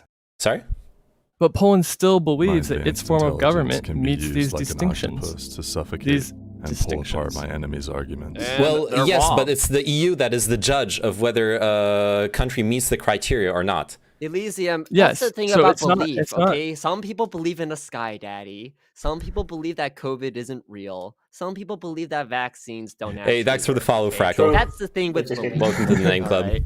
So that's why whenever somebody says I believe, and then they're just Okay, saying, "Oh, so it's just this is my a really easy internal case thoughts," because then we all I understand disregard. that Poland has gone like it is way off in this one. It's really easy, but there are other things where it wouldn't be easy cases where Yeah, that's what I was saying. Like the Yes. transformation laws can be like one of these things that you think like, is this justifiable, right? Like having And- these transformation laws, or but that being said, I Sure. want to say something about the sovereignty Okay. because it's like they can opt out first of all, and like if you have like NATO, they want to basically say like a country needs to like spend like 2% of their GDP to military stuff, right? Not every country does that, obviously. But that being said, that's an opt-in. If you don't want to pay that, right, you can say like, oh, that's my sovereignty, right? Like we are kind of past this the days of the nation states, right? So Yeah. So yeah. Wait, okay, no, go back. That's an How can you overstatement, acknowledge Shane. that? That's not an overstatement. Okay, wait, how can you acknowledge that? And when anyone says sovereignty, it is like a completely 100% or nothing deal. I feel like it's silly that you guys are like, just because I tried to think of a better word than sovereignty too, because I knew this was going to happen. Yeah. But like Sovereignty the isn't idea 100% that a zero deal. I know, never but you is. are acting like it is. The I'm idea not. that Wait, someone when? can When leave have the I? yes, because you're saying because the EU is voluntary, then my sovereignty is never at risk, ignoring any compulsion or incentives that are playing into that decision. It's a very silly thing to say. but it's also No, about that's a part of the contract. That's a part of the agreements. Okay, so here's Yeah. the thing: is that okay? If it was like if the EU was putting a gun to the head of Poland, then I will say that's compulsive, that's coercive, that's violent, that's not right. Okay, but at least in the liberal world, the liberal Western world, the idea that goes behind these kinds of agreements that don't make it as bad as what we do is with contracts. Okay, not only do we have a social contract, but we also have legal Chow, written contracts. how can you go on? How can you not view the loans and money that Poland is going to get from the EU as a gun? Didn't we just talk about how Because like they're not that is what guns. can economically break a country? Because That's not a is gun it, to you? Is it economically breaking Poland? Yes. It would absolutely destroy Poland if it no longer had access to EU funds. You're walking this back. You said that it wouldn't break Poland. Now you're No, saying I it said would. the fines wouldn't. Okay, wait. So then what would? We're not talking about the fines. We're talking about if Poland no longer has access to EU finance. That's the loans, two important things. grants. And you know what? That's a fine. gun. That's their choice. Well, it's That's not a a gun, gun. because That's Poland no, it's Poland not. That's their subscribed to it in the choice. first place. But like it's not like we're taking away something from Poland. I know. Okay, that Poland had. If I have a job, and I'm making $50K a year, and I'm living my life like kind of paycheck to paycheck in a way, all right? And then I get fired by that job because I did something really stupid. I was like, I'm not going to work. I'm not going to work overtime. And I did like something really stupid, okay? And I got fired. Is that like a gun to my head? Me getting fired? To make your analogy work, we have to change so many things. I don't know. No, I think it's a great analogy because there's plenty of different scales to it. Like, like you can imagine that a similar scenario where the worker is in the right. The boss fires them and they're abusing their power. They're breaking worker rights, etc. And and I understand that's kind of what the scenario you're trying to describe, Elysium. But like in this case, that's not what's happening. Like I agree. We're not on the Poland case. We're on the in now general. Now a body gets to decide what governments can be democratic and not. Well, it's the EU. Like the Copenhagen criteria are how the EU defines what a state needs to fulfill to be an EU democracy. There's a criteria on the separation of powers, the structure of the democratic process, on the respect of human rights, and on economic freedom. That's basically what they are, and the EU will judge that. Now I understand the abstract argument, which is that it's kind of weird to have someone be the final authority on those things when sure, like on a philosophical level, you can have different forms of democracy, you can structure powers differently, arrange constitutions differently, etc. I completely understand that, but like in practice, for example, Chinchilla earlier mentioned the transformation laws. I'm not aware of transformation laws that ever leading to this kind of level of controversy that Poland's rebelliousness has led to, well, why does that matter? That just because something hasn't become controversial. Because it matters, because what it shows is that when the EU looks at countries using transformation laws and sees that they are true to the spirit of the law, that they're just adapting it to their system, the EU is like, okay, like sure, that's cool. But if the EU looks at Poland doing something that threatens separation of power, then the EU is like, wait, that's not cool. You're breaking the contract that we established when you subscribe to the EU membership that states that you have to be this kind of democracy. You can change a lot of stuff about yourself, but this you can change, but not in this way. And there's this and this and this that's wrong with your law. You don't think there's danger, and when we're getting into working between governments of as long as like things are going well, we're not gonna like look into something. But like once there's a problem, okay, say these transformation laws were a violation, but since nothing's going wrong and the spirit of it's all good, there've been then court everything's cases fine. about that. There've been court cases about that, and then they adjust it. That's basically what happens. So, but, Okay. yeah. But like, couldn't you see where if any position of Germany in the EU switched, where it wasn't being viewed as favorable, then these things could become a bigger deal then? They would become a deal and a bigger deal, and well, Germany as a one of the founding states of the EU would probably play a lot more ball with the EU than Poland is. Yeah. Okay. And accept court decisions and we accept keep reforms. taking it in like a negative direction. I'm not even taking it in a negative direction. What if this is gonna be all cringe as fuck shit. What if a government wants to like have an AI run system and stuff like that? Cringe. Yeah. Well, like, oh my now, god, are they going to have to go to the EU and make sure that like they're allowed to change their government to meet with their justice? To be fair, to come to Elysium's points, let's say you have like really easy court cases where you can just basically type in everything and then the requirements can pop out, Sure. like AI system like that. Maybe that's the thing, right? Yeah, go ahead, Elysium. Sorry. No, like that makes sense. There could So, I don't know. I could foresee a bunch of stuff where when the actual like composition or the actual formation of your government is being can be dictated outside of your country, that is like a very vast difference than any of these other unions. I understand what you're getting at, but like you realize that changes of constitution are extremely rare events. They usually happen after the complete dissolution of government, like after a war, after an invasion and the refounding of the country. It happens. It can happen. There are usually measures within constitutions to reform the system of government while normally functioning, but those are things that almost never happen. But sure, if you want to go down hypotheticals to make sure we cover all the bases of every single country deciding they want like some wacky AI-driven government system, but that's like we're going down. Not only are we going down several steps of extremely improbable events into like kind of levels of abstraction. Do you not see how the point of the conversation is not like how things could play out right now, but just the concept of it? Does that make sense at all? Sure, but the concept of it is that it's going to be left to the appreciation, like especially with the examples you gave of like sorry for calling it wacky, but like, I kind of want to keep calling it wacky, of like wacky government systems, like.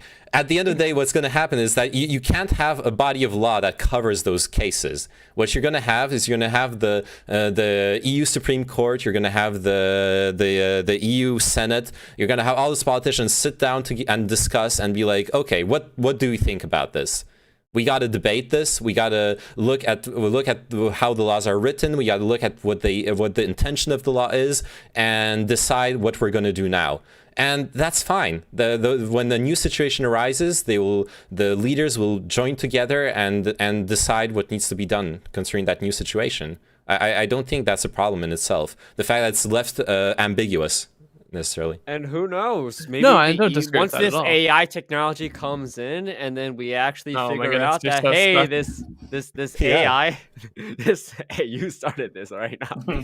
This AI government is actually a lot better, more efficient. Oh, you like that word, Elysium? I know you like that word, efficiency. I do. It's more efficient than democracy. Then like maybe the EU may change its mind, and that's going to be determined when all the politicians in the EU from each countries are going to come over. They're going to be like, hey, this might actually be a good idea.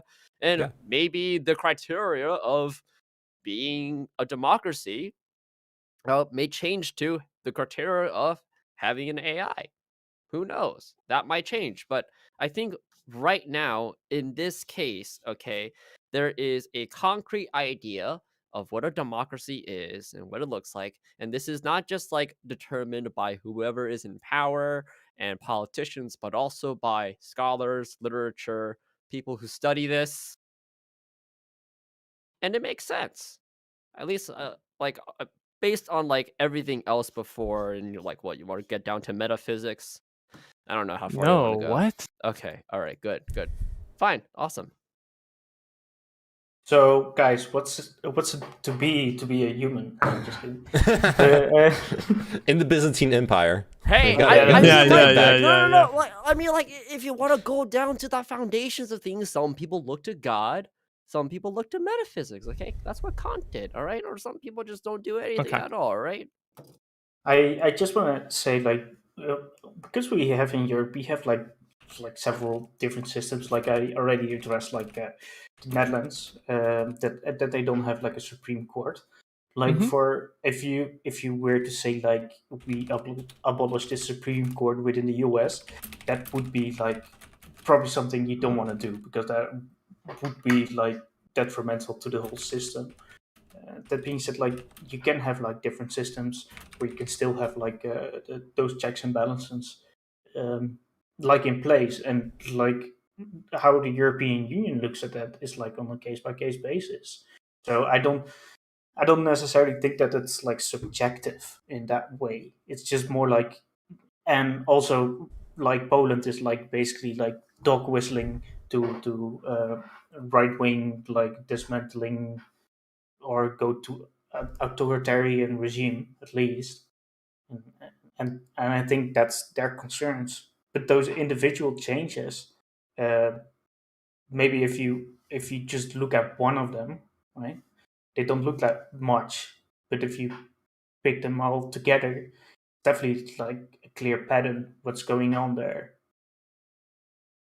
Mhm. Well, So, yeah, okay, yeah. Yeah. So would you agree with that, or? Yeah. Okay. So we are actually in agreement, or what? Yeah, or oh my, never mind. Okay. No, go ahead. It's fine. I guess we go back to like the original when I brought that up. I think it's going to be interesting how the same situation plays out with Hungary. If after the Poland situation, if Hungary is also the issue there is that like basically when it comes to the European Union and to actually like do like certain things, you need to actually have like everybody except that one state. So right now, Hungary and Poland are pretty much like protecting each other, and that's Yeah. why a lot of things cannot happen within the European. Wait, but this seems to circumvent that. If you can go from the EU Court of Justice instead of through Parliament, where they can protect each other, then they can't.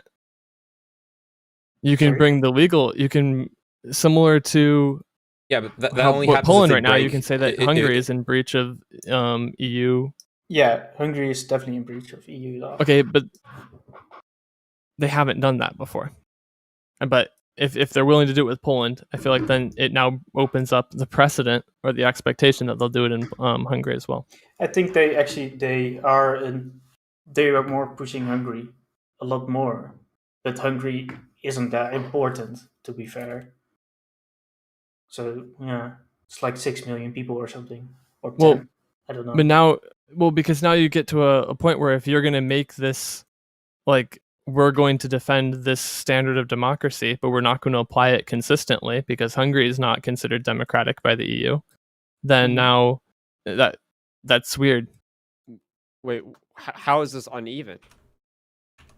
If we're going to say, Poland, you're not being democratic, we're going to make you be democratic to stay in the EU. Who's doing that? Who's doing that? The EU. No, they're putting fines. Yeah.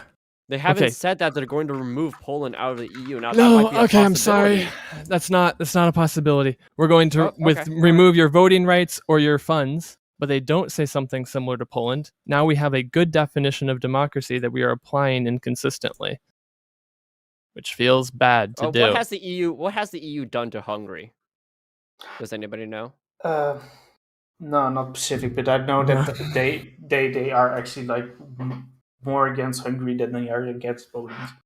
So, Okay, yeah, but then Elysium is talking about like this uneven application of, say, I don't think that's I don't know, true. consequences. Okay, so then if you don't think that's true, then prove it to me. The problem, I haven't researched Hungary specifically for this discussion, so I don't know exactly. But my impression is that Hungary hasn't necessarily done the same things as Poland has done, because Poland has like passed laws, passed reforms that go against, like we established earlier, the concept such as the separation of powers within a democratic state and such. So this gives like a clear legal grounds for the EU court to go after Poland.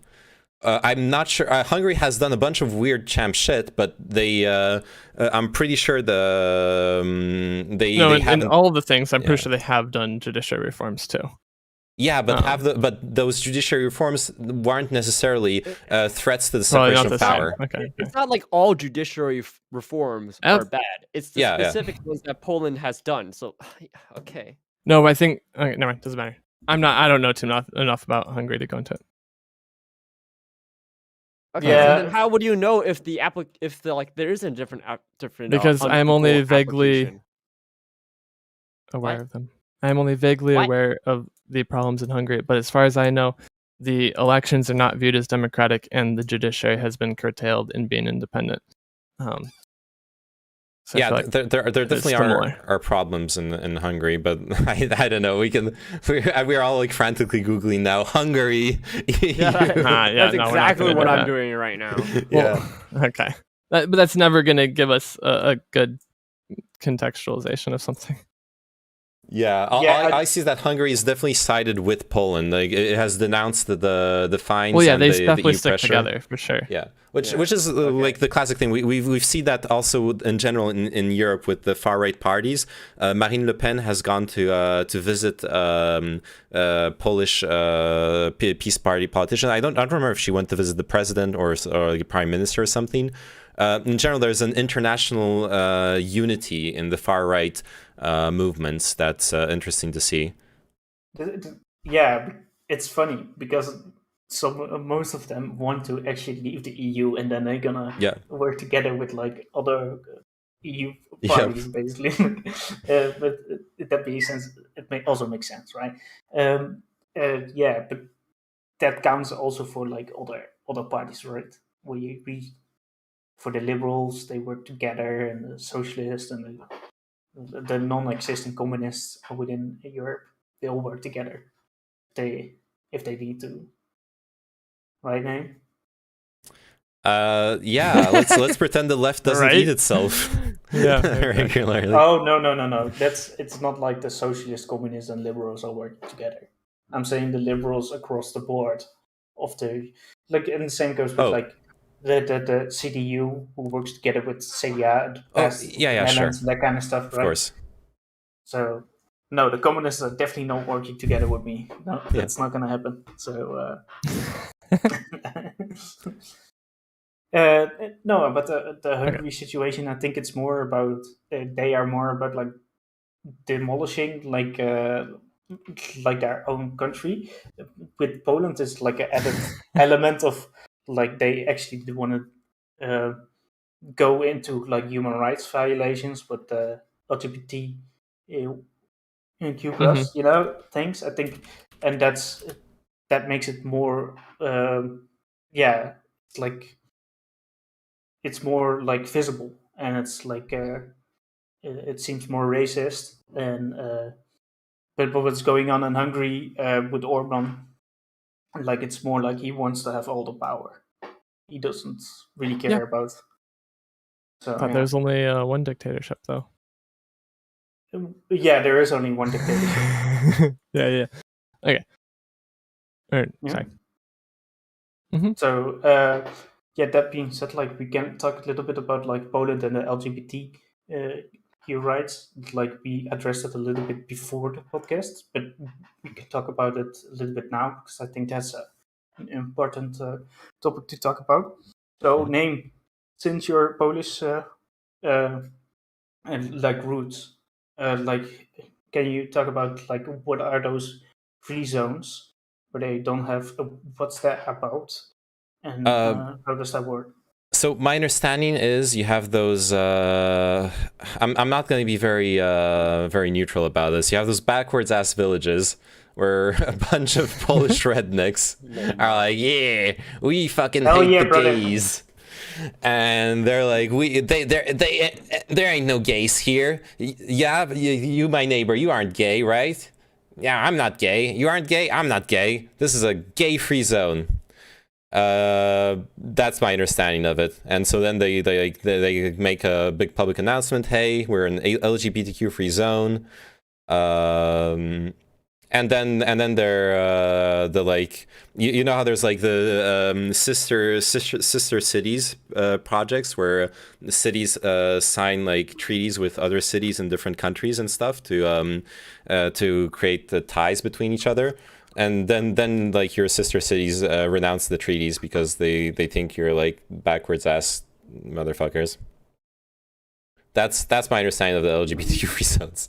I'm sorry if it was not very literate, but to expand more on it. I would say it's propaganda. TV Polonia, the main like news source in Poland. Like I said earlier, its leadership has been appointed by the government. It's basically the main. It's basically news being controlled by the government. It's a propaganda outlet. They're going to expand and expound on those kinds of things because that occupies like discourse space, and it occupies people's minds, and it plays into what sadly is a long-standing and traditional Eastern European culture of homophobia.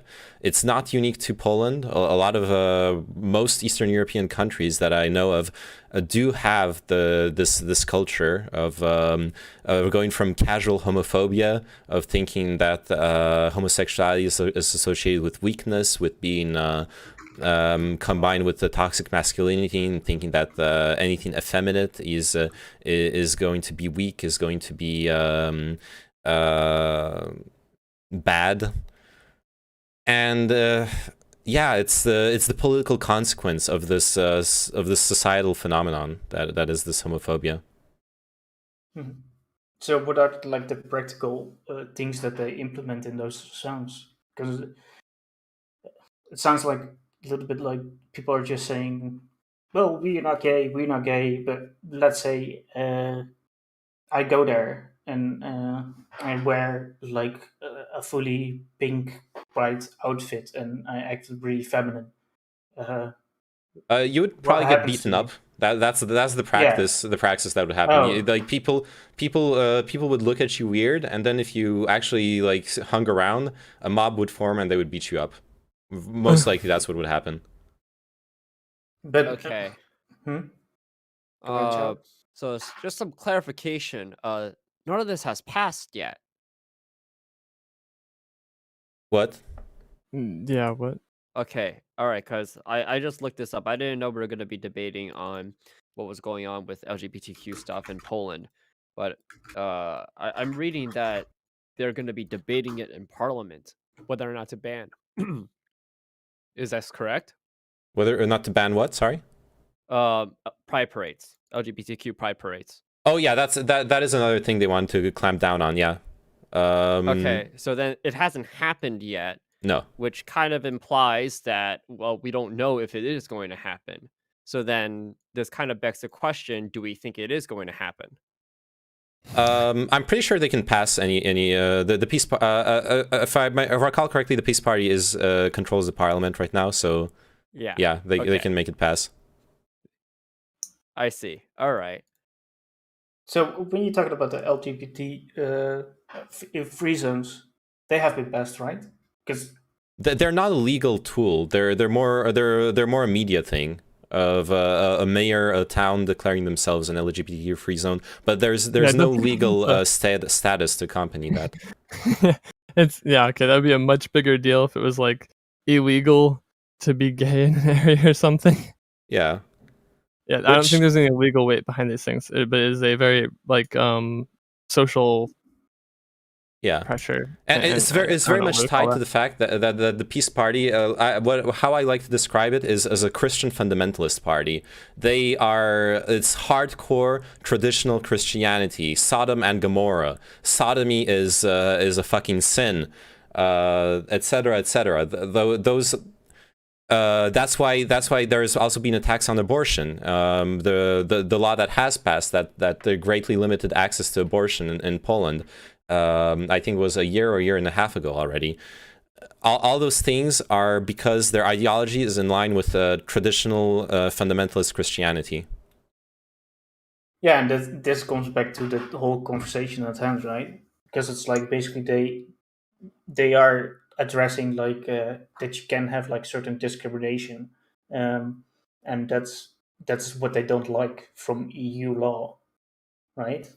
I'm sorry. Yeah. I'm so detached from what you guys are talking about because I'm reading this. But apparently a lot of the places that established the LGBT ideology free zones actually rescinded it because of EU funding. They wanted that. Yeah. Okay, was that mentioned? Because I think that's pretty. No, we didn't mention it, but now that you said, I remember reading about that. Yeah. Okay. All right. Yeah. So, there you go. I guess there's your example of it working. Yeah. Withholding EU funding works. Yeah, Poland, as much as Poland is an economic success story, like the greatest economic growth of the ex-Warsaw Pact countries in Eastern Europe, it is dependent on EU funding at this point. Those cities, the country needs this money to continue growing and developing itself at the rate it has been. Yeah, and therefore it's an economic gun to their heads.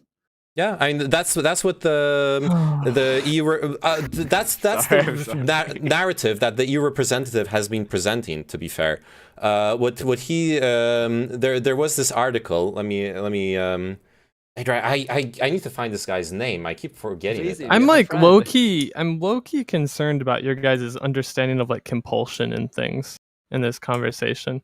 Like we're not in any disagreement here. I do think at the end of the day, a judicial system like this is like probably the best option.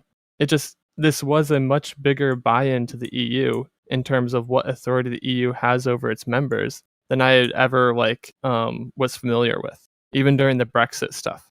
Okay. Yeah, because but the formation of your government is like typically up to that government. Yeah, but it's something that's upfront. It's not like something that's sneaked into in a bylaw and like if you don't read the contract carefully, you're not going to see it. It's upfront. Is your country a democratic state that respects separation of powers, human rights, freedom of trade, freedom of enterprise, freedom of religion, etc. It's freedom of the press, etc., etc., etc. All those things are written. Those are like the first most important things that you have to adhere to as a candidate to join the EU. Mm-hmm. Yeah, and Poland has joined the EU around like 2000 something, right? Like fully accepted. Honestly, like the presidents of the EU law were like established like in the 1960s. So if you don't know about it, then you're either like really naive or really stupid, right? Yikes. I just want to, if you don't mind me bouncing back to the holding a gun to your head. So, okay, it's Mateusz Morawiecki, the prime minister. That's the guy whose name I keep forgetting for the past hour. Morawiecki is the one who said that he felt like the EU was holding a gun to Poland's head. He literally said that, and he also said that Poland will it feels like the EU is waging war with Poland, and that Poland will fight back with all the means at their disposal. A very, very aggressive choice of words to describe the conflict. I understand the perspective. Obviously, there is something being held up above over Poland's head. Hang on, wait. We're gonna clarify this point too. I didn't bring up the gun metaphor. Yeah. Chow was talking about it's not like there being a gun held to the head. And I said that was the gun Chinchilla's is metaphor, money or Chow's, but like. So yeah, we don't have. It doesn't have to be like that. They have a gun held to their head, but the idea that like the access and money you're getting from the EU is not like compulsive or compulsory on people, or represents a compulsion. Fuck, there's a better word. Well, yes, it is compulsion, but of course it is. This money is conditional on being part of the EU. Turkey is not getting COVID relief funds from the EU because Turkey is not a member state. Turkey applied. The EU looked at how they were. They were like, okay, you are a democratic system, but you don't respect human rights. So we can't accept you until you reform your police systems, your prison systems to respect human rights. Turkey was like, we can't really do that. We disagree. So it never led anywhere, and they don't get money. That's fine. I understand why why the Morawiecki needs to draw this image of Poland being threatened. Politically, it makes sense, but he's being a hypocrite. He's not. If you're not respecting the conditions of the EU, you don't get the money of the EU. I think that's perfectly justified, honestly. I agree. Elysium, are you the person that always says like we need to have like some set of standards to engage with like certain countries? Yeah, I thought that was me. Okay, it's all of us. So, well, he said like in the standardized version, like that kind of way. And if I look to the EU, they are pretty standardized in how they work with that kind of stuff. So rules-based order. So I thought you would like that, Elysium. Wait. Okay. All right, maybe this hasn't been clear. Yikes! I'm like not arguing against it. Chow, what do you mean by yikes? Can you clarify that?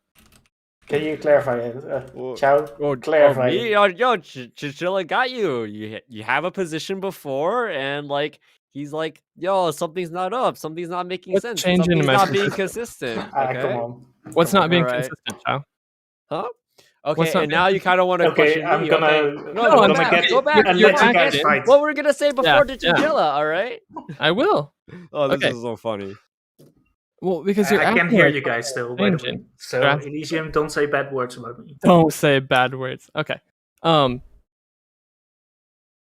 The thing that I wanted to bring up in the very beginning with this was that the level of buy-in in the EU is higher than I'd previously thought of.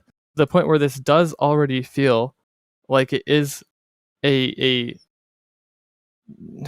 word federalized is gonna trigger the fuck out of all the Europeans. That you're already getting very close to the unionized federalized systems here. You already have some executive or you already have some judiciary powers that are oversighting. You already have a lot of government level criteria for member states. Does that make sense? Sure. This is more than just an economic agreement. Yeah, the degree that we have a constitution that we don't call a constitution. So there you go. Yeah. Because the Eurozone and the EU are different. Why would the Eurozone come into this at all? Because we're mentioning stuff about economics. It's not just an economic partnership. Everybody fucking knows that. Okay? And Schengen is also different. Yeah.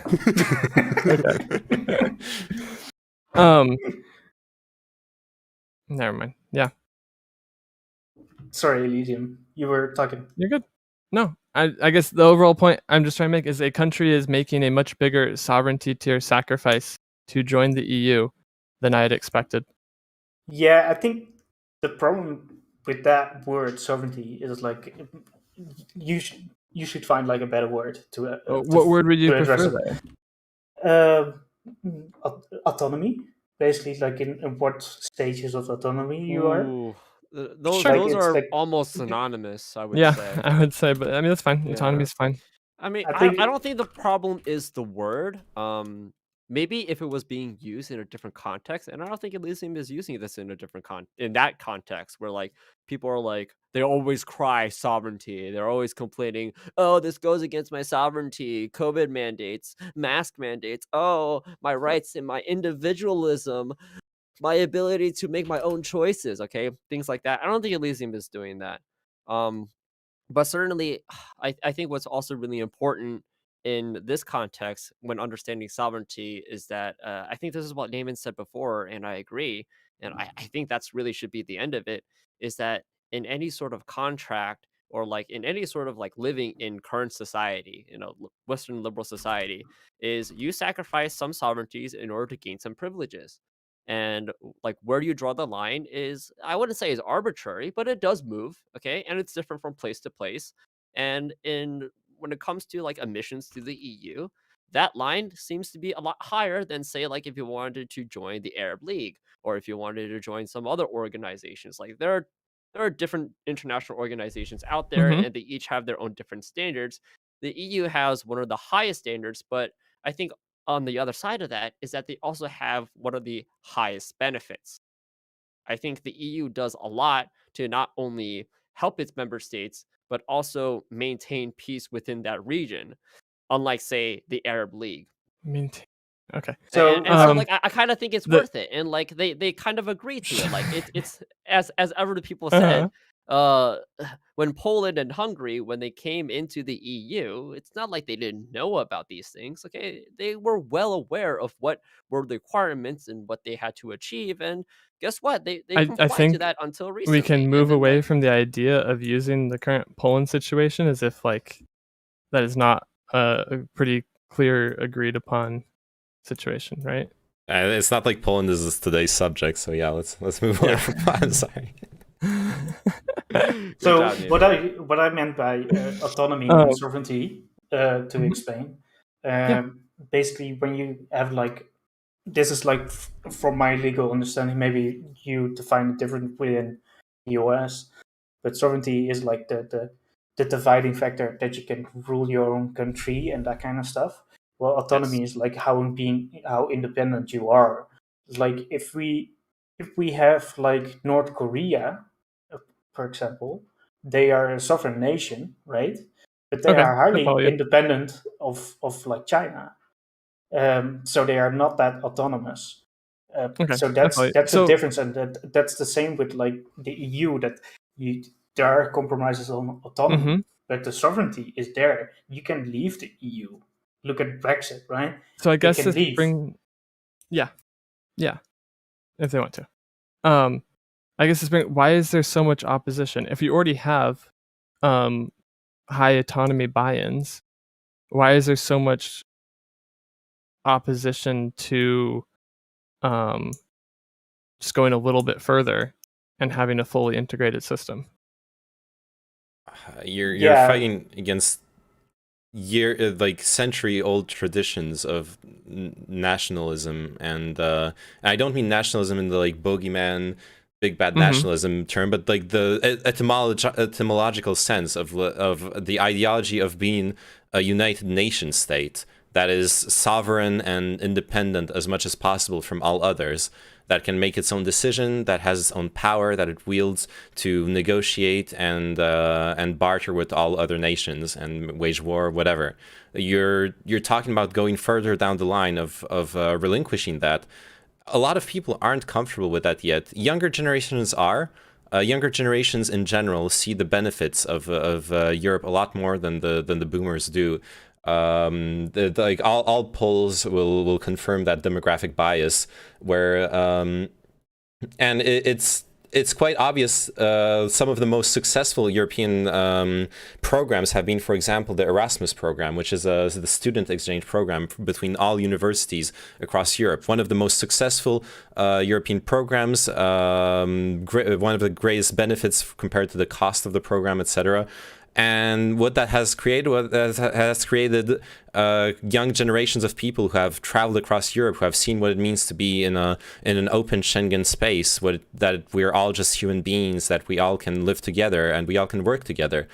But older generations don't see that. Older generations have been in their own country that has been taken over, that has fought in wars, that has been threatened by their neighbors, by their neighbors' neighbors, etc., etc. Those histories are old and heavy and weigh down on those decision-making processes. Also, like, one thing that I want to bring up, it's like there are still a lot of differences between the individual countries. So when I live like 5 miles or 5 kilometers from like the German border, but everybody, when they go shopping, they go to cities within the Netherlands. Like Dusseldorf is as far away as Amsterdam. Nobody goes to Dusseldorf. They all go to Amsterdam if they have to pick like one city. Also, one of these other things, like about the integration, people are scared that, for example, this is like one of the American people that I talked with once. He said like, you should like have a European army, and I kind of agree. But the problem with that is that you have all these different languages, so they need to communicate with each other. And then the person said like, just speak French or just speak German. Well, that's not gonna fly within like the European Union. That's like crazy talk. Like just to pick one language, like one official language. So those barriers, people are scared seeing those things, right? To basically like get rid of the culture, get rid of like other stuff. So that might not necessarily be true, but it is a concern for people. Okay, never mind. That makes sense. Yeah. Okay. So I do know that Chao needs to have like a work call in like 40 minutes from now. Holy right? shit! I totally forgot about that. So, so I think I'm going to wrap it up. But before we do that, we're gonna quick. Hmm? That was quick. You wanna address something more? Something that you wanna talk about? Or anybody else? Elysium name? I had one question, but if Randy Go ahead. Go ahead. Oh, okay. The Polish guy who gave the speech at the EU thing too. When in one of the things he brought up, that I thought was interesting, that I was curious if any of you guys had any context for, I couldn't really find any, was, okay, I guess I'll just quote it because, I don't know, good paraphrasing. Okay, seeing some of the practices of the EU institutions, many of the citizens on our continent are asking themselves today, are there really any equality in extremely different rulings and decisions made by Brussels and Luxembourg in respect to different member states in similar circumstances, which in fact deepen the division into strong and old and new EU member states into strong and weak, rich and poor. Right before that, he'd elaborate on like we need to target the right things, like what's really to blame rather than like what's easy to blame, and then is like alluding to bias in the rulings in the EU. Is this like it seems like it's an easy talking point, but it also could be referring to like, is this a acknowledged like problem or not? Yeah, there is some truth in that, like in the sense that because of the fact that if you join something, right, then you have to deal with the rulings that have been made before you. So in case of Poland, right, who joined in the 2000s, Sure, already had like set up like rules around things that those member states already agreed I on. guess It definitely plays up the narrative that's very common in the anti-EU far right, which is and the anti-EU far left. This is one that goes full on horseshoe theory. It's the narrative that the EU is basically just controlled by Germany and France and the UK when it still was in there. Those would be like the typical bogeymen you would quote, because they are the most powerful countries in the EU, and their power does seem to transcend a little bit the strict constitutional power that's afforded them as members, in that they are founding members. They have that symbolic power. They are two of the richest and most powerful countries in the EU. Both strong economies, strong militaries. Of course, their decisions, their weight in debates and discussions goes a bit beyond just the fact that everyone has the right to vote and everyone has their veto, etc. I think there's both a truth to it, but it's also really playing up a specific anti-narrative that's very common. Mm-hmm. If you look at the European Parliament as an example, it's like quite the opposite, because like Germany and France, they get like less seats than they actually for their population. Well, whereas like Malta, who doesn't have like any population whatsoever, gets like 2 seats. So because that's the minimum. So you have like a maximum of seats and you have a minimum seat. So they try to basically to balance it a little bit out. But it's like true that if you have like Nevada and California next to each other, right, and they both gonna decide on something, like who's gonna have like the more power in the issue, right? It's obviously California. So yeah, I think that's pretty much it, right? Legion? Yeah, no, that makes sense. I feel like it's trying to allude to like have there been like recent decisions that people are upset about? Or is this is more just a general talking point? That's what I was curious about. Because when I read it, I felt like he was alluding to some other recent ruling that he was saying was biased and unfair. But I couldn't find anything. I'm not aware of a specific. Okay, because I also could see it as just it is just more of a general framing as okay, it could be cool. To my knowledge, it is, so that's what I was saying. There has been some to be fair, there have been some sketchy cases when it comes to like the internal market with like certain products. So he might be alluding to that. It's like they had like a discussion about like what's cocoa powder, basically. Does cocoa powder include coca, like the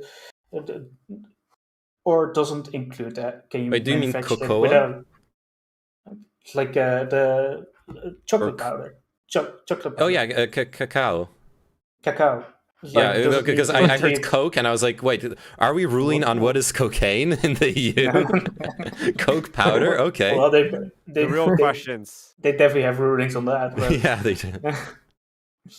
No, but to finish my story, like one country basically had like the factory plants where they made it without cocaine, or without cocoa powder.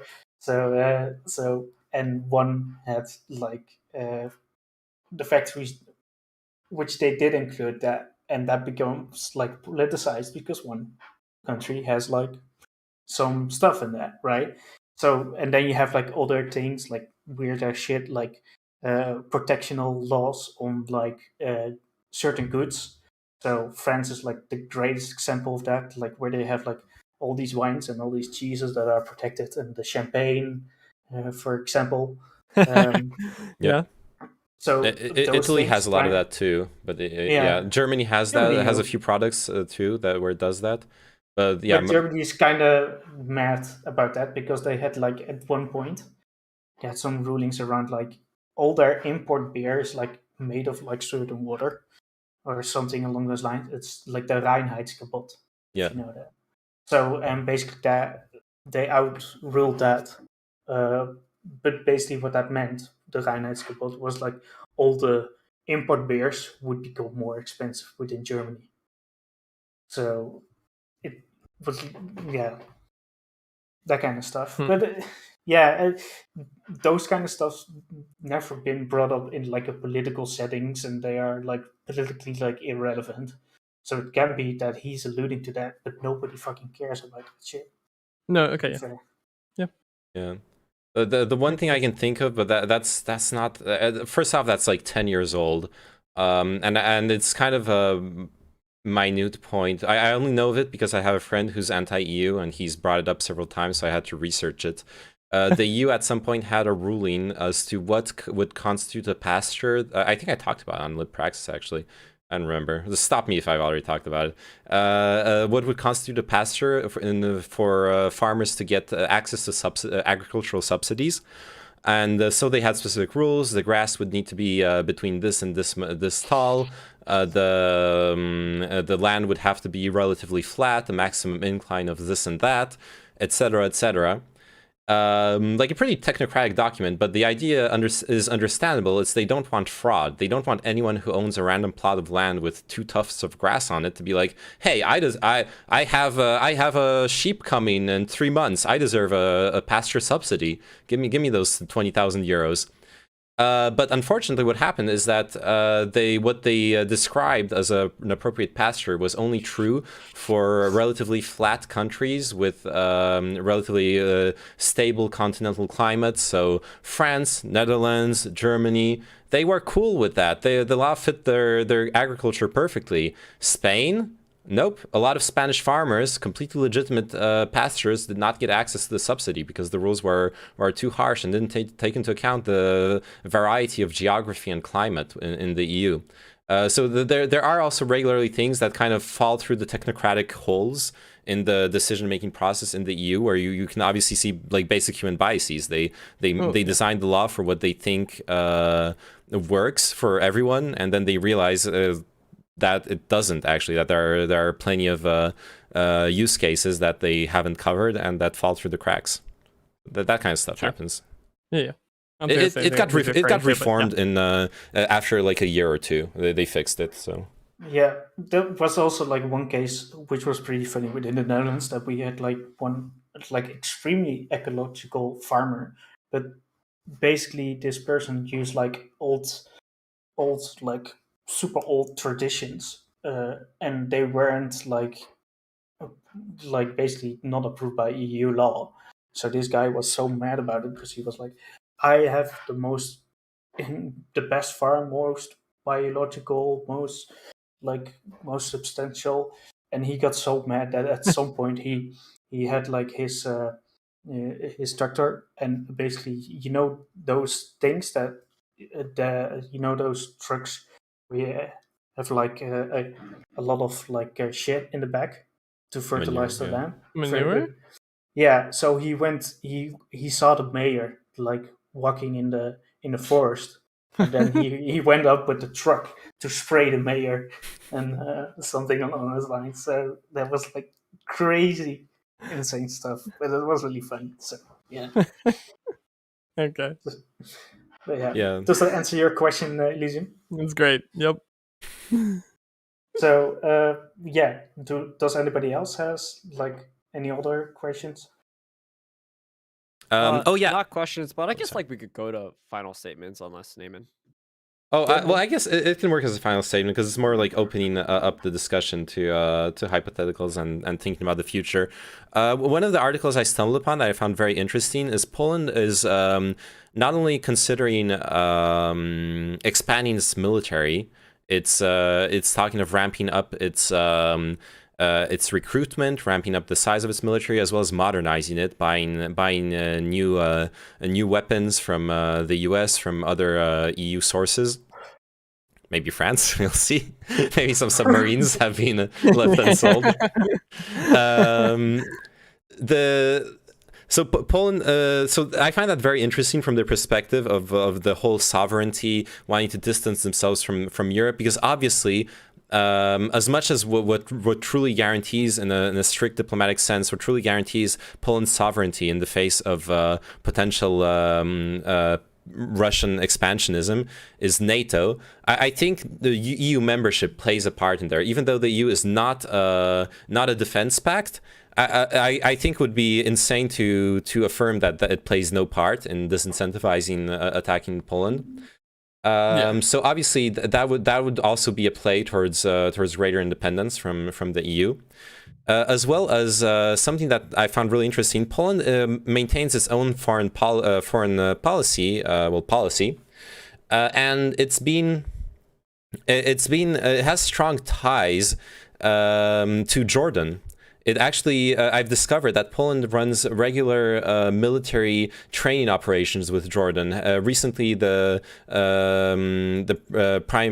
prime minister has met with the Polish president. They have discussed further cooperation and help the two countries helping each other in both military and trade topics.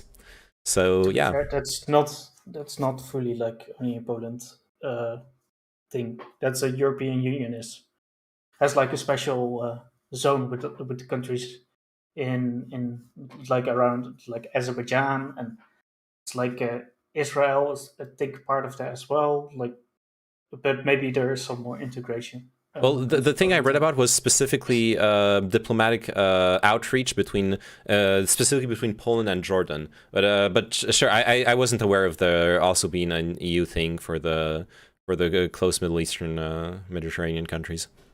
Okay. So we're doing closing statements, I guess. So up next, Chow. Okay, so what's going on in Poland, I think, is of great concern to the EU as well as to the rest of this panel. But I think it also leaves EU an opportunity. People or like the countries in the EU who kind of want to get rid of Poland kind of can work around this court, can work around the law in order to, in a way, maybe get them out. And in turn, that may also lead to getting out Hungary, as it's Hungary and Poland who are they're helping each other out, both of them sticking around in the EU. I think what the EU is doing against Poland and also to Hungary is both justified and not as harmful as what I guess like some people may be saying, not Elysium, but people who like are the guy who we were talking about in that speech, like my sovereignty, this harm, this blah blah blah, things like that. I think that's BS. Okay, social contract. This was in plain sight. If you're not going to be like fulfilling the requirements that make you stay in the EU, then you don't belong in the EU. I think that's that. And then along the LGBTQ things, yeah, I don't like those. That's it. Thanks for listening. That was a good phrasing. Yeah. Okay. Yeah. Elysium. I guess. Yeah, I was surprised when looking into this that in the EU speech he was very upfront about like the three options that they were going to pursue, or like that they had laid them out. I think it'll be interesting to see the path of legal challenges, though I think it'll mainly come down to the loans that Poland has access to that will determine what happens.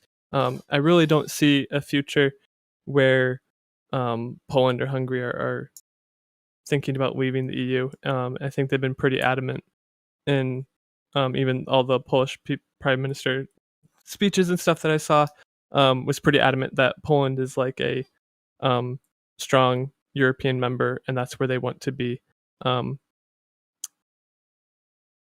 So I think in the end, Poland will come around, and this will just be like a big bargaining back and forth. And as Neyman was talking about before, a lot of these fines and stuff will probably go away.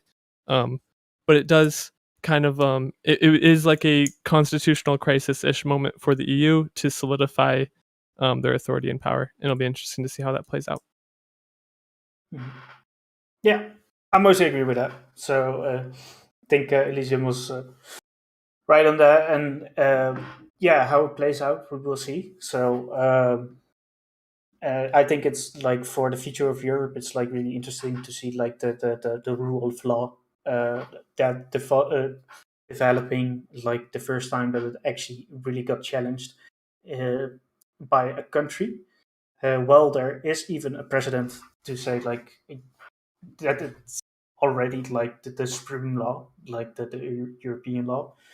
So I think they will eventually pressure like Poland, or Poland will themselves like vote the piss party out of power because they want to get rid of this shit.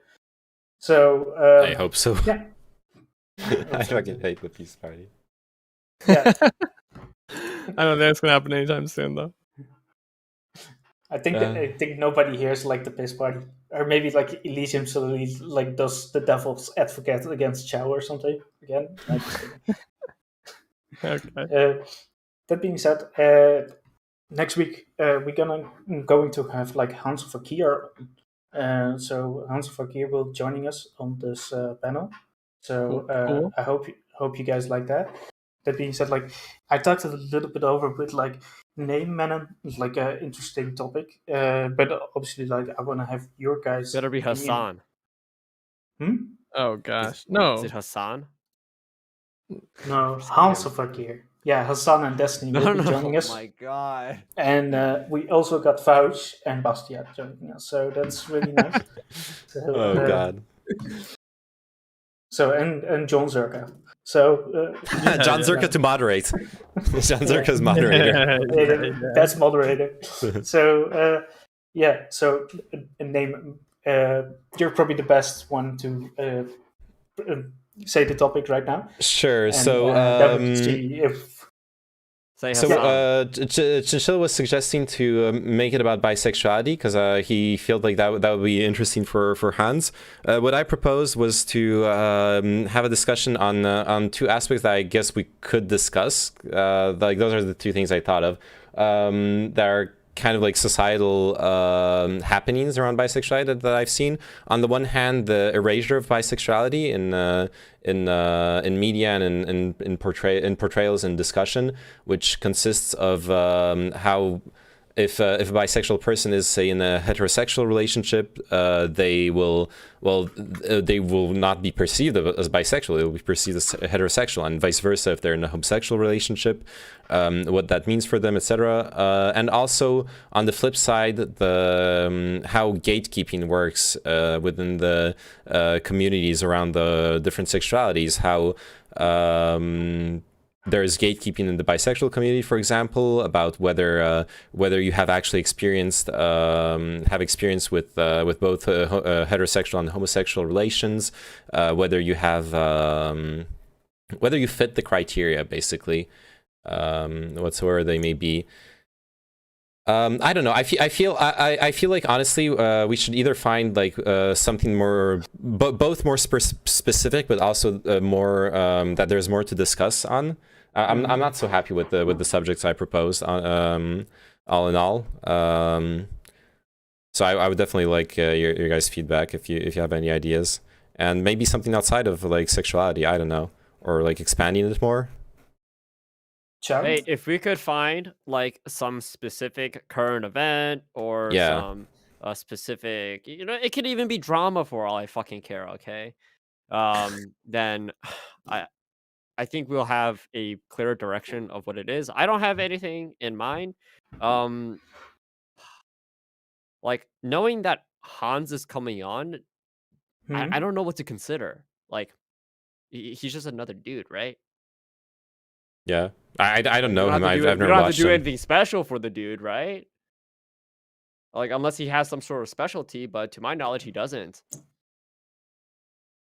Well, I could also ask Hans more about like. Oh yeah, wait, did you ask Hans himself? Yeah. He kind of liked the What did he topic, say? but maybe he has like a specialty that he also wants to chat about, and then we can. What topic did he like? The Namen's topic or your topic? Yeah. Name's topic. Just to talk about bisexuality. Yeah. I think we definitely need to expand it a little bit further. Yeah, there needs to be like a something central in there, because otherwise I don't know what we're really going to be talking about. Yeah, I agree. Okay. There's no praxis in just talking about ideas. I'm sorry. Okay, as much as I would like to be the philosopher just talking about ideas and being an intellectual, okay? I don't think that's our brand, but I don't know. Why does it feel like I'm the one like being so butthurt about the brand and not Chinchilla? Motherfucker. No, you're right, Chow. We should find like a current event or well, not even current, but some event or some something specific to anchor the conversation around, and then it can like expand, but something to bring it back to. Yeah. This isn't my podcast. No, it's it is mine, now. so I pick and choose. So there you go. So that being said, like I appreciate you guys for coming on again. So Senpai Chow, follow him, follow Elysium, and follow Neymanen. And these guys, except Elysium, stream. So Elysium It's doesn't been stream that 50 much years anymore. since Elysium stream Look, last. I'll do it, okay? Rosa, keep bullying me. I saw you play New World earlier. You gotta... Why can't you just play New World and debate at the same time? You know what? Maybe I was will. playing Stellaris this whole entire time. I fucking killed it. Nice. Nice. Right. So that being said, Destiny like I'm the host, Chinchilla __ Twitch. I would appreciate a follow, so that would be very nice of you guys if you want to do that. That being said, make sure that you follow these guys first. So, what are you laughing? Because Rosa keeps saying the same things. I'm sorry. Yeah. It makes me laugh. So, You have to say thank you 10 times before you actually leave. I do it all the time. Okay, so I don't know who's going to continue on streaming. Is it you, Chow? Are you going to keep on streaming? I'm probably. Oh no, gonna of course because not. of this Yeah. work. No, I haven't decided if I wanted to pause and then like, Yeah, just, like the leave rate it on and then come back and stream more.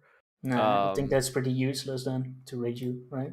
So, I guess like in the moment, yes, it would be very useless to raid me, but for those who are invested in quality content and are willing to wait. Yeah. Do you want me to do your own shout outs? Like, are we going to do shout outs? Like, you never let us do shout outs. You're just Okay, like, you know these people. Like, what if somebody new came in and they don't know us? Okay, do your shout outs. Joe. No. All right, my okay. shout out is fuck you, Chinchilla. You're a bad host. Name it. Got him. What? Got Are him. you streaming? So, Yeah, I am. Okay. Oh, are you continuing? How about that? Yeah, fuck yeah, I'm gonna play some Age of Empires 4, dude. All right. And you play as so Holy there we got Roman our Poland? answer. So I'm gonna rate Elysium. Yeah, let's all rate Elysium. Okay. So thank you guys for coming by, and I appreciate for everybody that watched and was in the chat as well. So see you guys later. So bye bye. All right. I could masturbate, and I could be in pain and like breathing, like spitting my lungs out. Hooray. Thanks for the raid. Thanks for the show. And yeah, let's like think about the podcast topic, and I'll like try to find something and come back to you guys in the Discord chat. Yeah, like I definitely think that we could do something around sexuality, but it gotta be more specific and maybe with some for US viewers. Yeah. Or US like panelists, like something around like the sexuality and like laws and stuff like that. Yeah. Are there So, yeah. sexuality laws? What does that What mean? about like There are, but they're not really applied. All right, we're talking about the bathroom laws. We're Okay, bringing never it mind. back. Oh, there's a bathroom laws. There's a whole host of American laws that aren't even ever applied. You like never find a judge that would even consider them. The Texas trans sports law. I think that just passed. Oh wait, yeah. Okay, I didn't know there was a recent one about trans I think that was issues. recent. I saw the headline somewhere. Do we really want to talk about like the sports thing around trans Well, that's what I was gonna say. I don't think Okay, there's. no, I don't think any of these this is laws my are going to issue. refer to This is- bisexuality. Okay, yes, it doesn't refer to bisexuality. You're right, but it just seems like whenever I'm trying to come up with or think about current events that revolve around sexuality, it Mhm. always involves these these events that give me a headache because they're stupid, like the bathroom laws. Okay, like having that kind of a conversation. I can't say this on stream. Okay, but yes, that's so I never like talking about this, but if we're able to have a good conversation about sexuality, Mhm. no, we will never. I think it's just so simple. Okay, you have a sexuality. That's your thing. Okay, and everybody has their own thing, and then we live. Yeah, everybody has their own thing. Like, some people are okay, fascists and some people are that's like why. No. communists. Okay, I know the problem. Because we're all fucking liberals. Okay, so we're all going to agree on this one thing. Okay, the divide on the issues of sexuality. Listen up, is we got between Elysium here. conservatives and liberals. You're not gonna okay? agree. What do you mean? What do you mean we're not going to agree? Because we got Elysium here. Elysium is VTube sexual. A contrarian little fuck. Sexual. Oh my god, I got so many bad vibes today. Okay. And now he's playing it off as genuine. I have no idea. I don't know if you're being genuine. That's freaking me out. When was I not genuine? Maybe you I'm guys... sorry, okay? Because unfortunately, when I look at you and when I try to judge expressions from people, instead I get a 2-day motherfucking model. So we're gonna talk about the social issue of discrimination against VTubers next week. True, can we? That's My gonna be the goodness. subject. Damn. All right, breaking news, Fox News. VTube phobia. Okay, so name should talk more about that and find something a bit more specific. I agree. So yeah, that's the case. But anyway, I think definitely Hansel Fakir will be joining us next week. So yeah, that sounds cool. Yeah. So see you guys later. Bye bye. Bye bye. Bye. See y'all. Bye. All right. Yo, you're with me now. You are my bitches. My bitches, I mean friends. Hello, welcome to the stream. If you're from Chinchilla Stream, if you haven't seen me except on the podcast, can you just show us Elysium, please? If he streams someday, what am I gonna do? I can't look. If Elysium was part of, say, a union of streamers, then I could start putting in place sanctions and fines to force him to stream. I offered to debate you, name. Yeah, I know, and I want to do it, Elysium. I actually want to. I want to have that Iraq discussion with you, Elysium.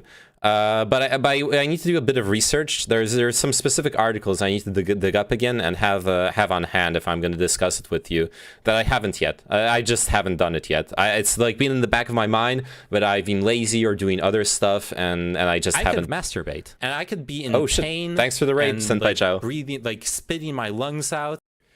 So I haven't done it yet, so I'm not ready for it yet. Otherwise, honestly, if I was ready right now, I'd be like, okay, fuck it, Elysium, stay in the call, and we're gonna hash the Iraq out right now. But I'm not. I'm not ready to do it right now. What I am ready to do is make myself a cup of tea. I've been wanting to get up and make a cup of tea the whole well, not the whole podcast, but the whole second half of the podcast. Yeah, that's okay. I'm ready to see Age of Empires. All right, we're gonna get some Empires of Ages going here. That's what's happening. Caffeine at midnight. Yeah, I know it's not very good. I should be making tea that's not tea. That's non-caffeinated. Actually, I do have some non-caffeinated stuff. I think that's what I'm gonna do. I'm ready to see more Elysium. Timid. Let's debate, but let's do it when 1.5 years. No. I am gonna do it. I am gonna have that discussion with Elysium within a reasonable time frame. A O E. I'm a cheerleader. That's what I am. All right, how are we calling this stream? Empirical Eras the 4th. You know, get it? Age of Empires 4, Empirical Eras the 4th. YMCA CRINGE. After skimming through memes, Russ was barely talked about. Need to fully listen. China, England, Delhi, and Mongols were talked in details. Okay. And I know I went back to France afterwards because I missed some stuff for France. I'll redo Russ then. I can redo Russ. Do you need me to do it now, or can I like do it towards the later in the stream? Age of Empires. Everything was talked briefly at the start except Delhi and Abu at the start. Yeah, it's a mess. I know it's a mess. Maybe, I mean, should I just redo the entire presentation? I could, if it's necessary. I could just redo it from the start.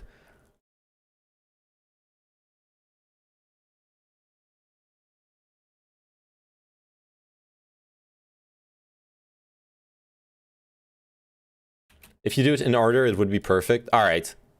Then you can just do brief tips. Yeah, now that I have gone through them once, I can go through them much faster as well. All right, I'll do that. I'll do that. I changed category to Age of Empires 4. I'll do. So this is the plan right now. I'm gonna do a quick overview of every faction, but a quick one this time, to give us the tip. Like what I perceive will be their strengths, their weaknesses, how to possibly play them. Just like a quick overview of everything, and then we're gonna hop into the game and actually play the game. But first, I'm gonna make some tea, and I think I actually am gonna drink caffeine to like pump me up. Oh, and I can play some music while we're at it. Let me play you some music.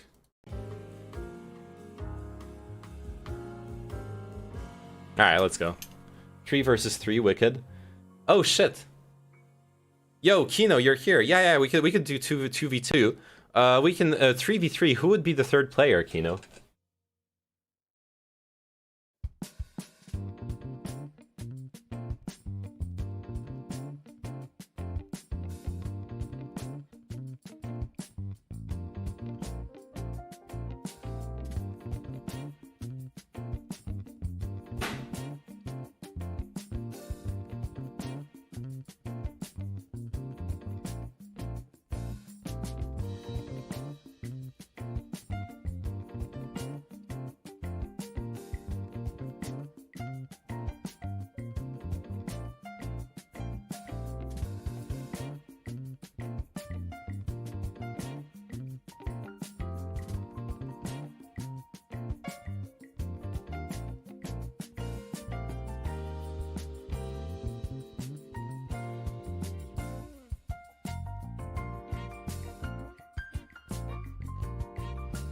All right, Rayhan, I decided to follow your wisdom. I'm not gonna drink caffeine.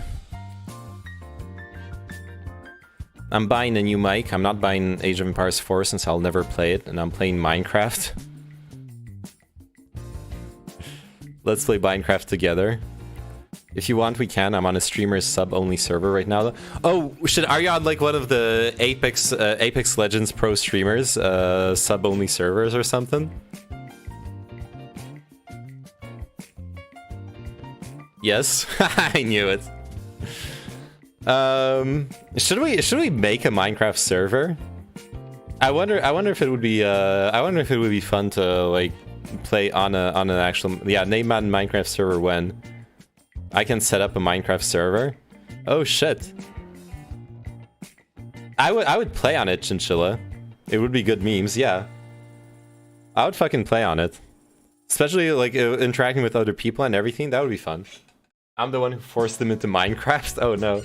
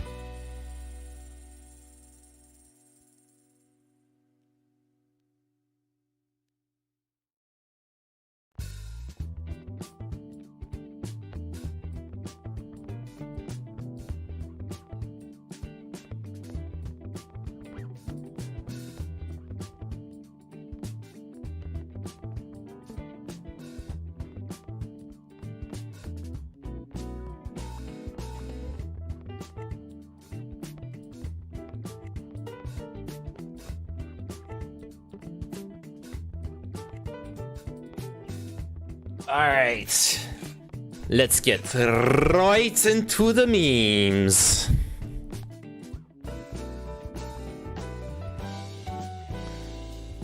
There are a lot of free Minecraft server thingies where the ping isn't even bad and like 10 people max, I think. That'll be enough, honestly. How many people do you think we can get at the same time? Yeah. I'm already too invested in this server. Oh, yeah, we're not getting Roserg at the very least. Can't promise foul play. Just stealing your editor in Minecraft.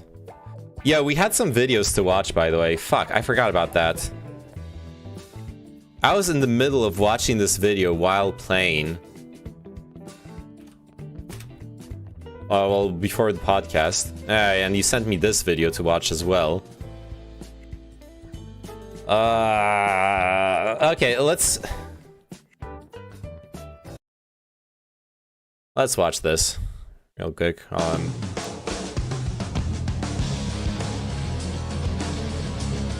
All 3 pixels of this video. Game on. Wicked. Game Crazy Selling Skills Challenge. Hello, everybody. Keith Croft along with Bobby Payne bringing you the best of Game Crazy at the Game Crazy Selling Skills Challenge. That's where talent, skills, knowledge, and great value come together to create the ultimate games destination. That's right, Keith. We're going to see some fierce competition out there today. They're going to have to give it all they got to be successful out there. Because today's game isn't about scoring points, getting kills, or saving the universe from alien domination. No, Keith, today's game is all about selling. That's right, Bobby, but the kind of selling we're talking about isn't high pressure, some loud, obnoxious pitch. At Game Crazy, selling's about identifying needs, building relationships, and maximizing the gaming experience for our guests. And it's all done by focusing on 5 key selling areas: hardware, used games, MVP, trades, and pre-orders. So let's go down to the game floor where Zelda Scott will take us through our keys to the game. Zelda? That's right, Keith. That's Thanks, right. Casey and BP.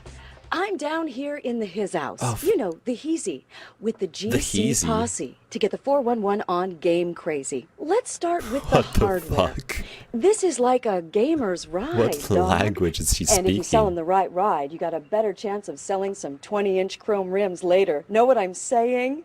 The key here is to Know sell what them I'm a system that's saying? right for them so that they'll keep coming back for more accessories and games.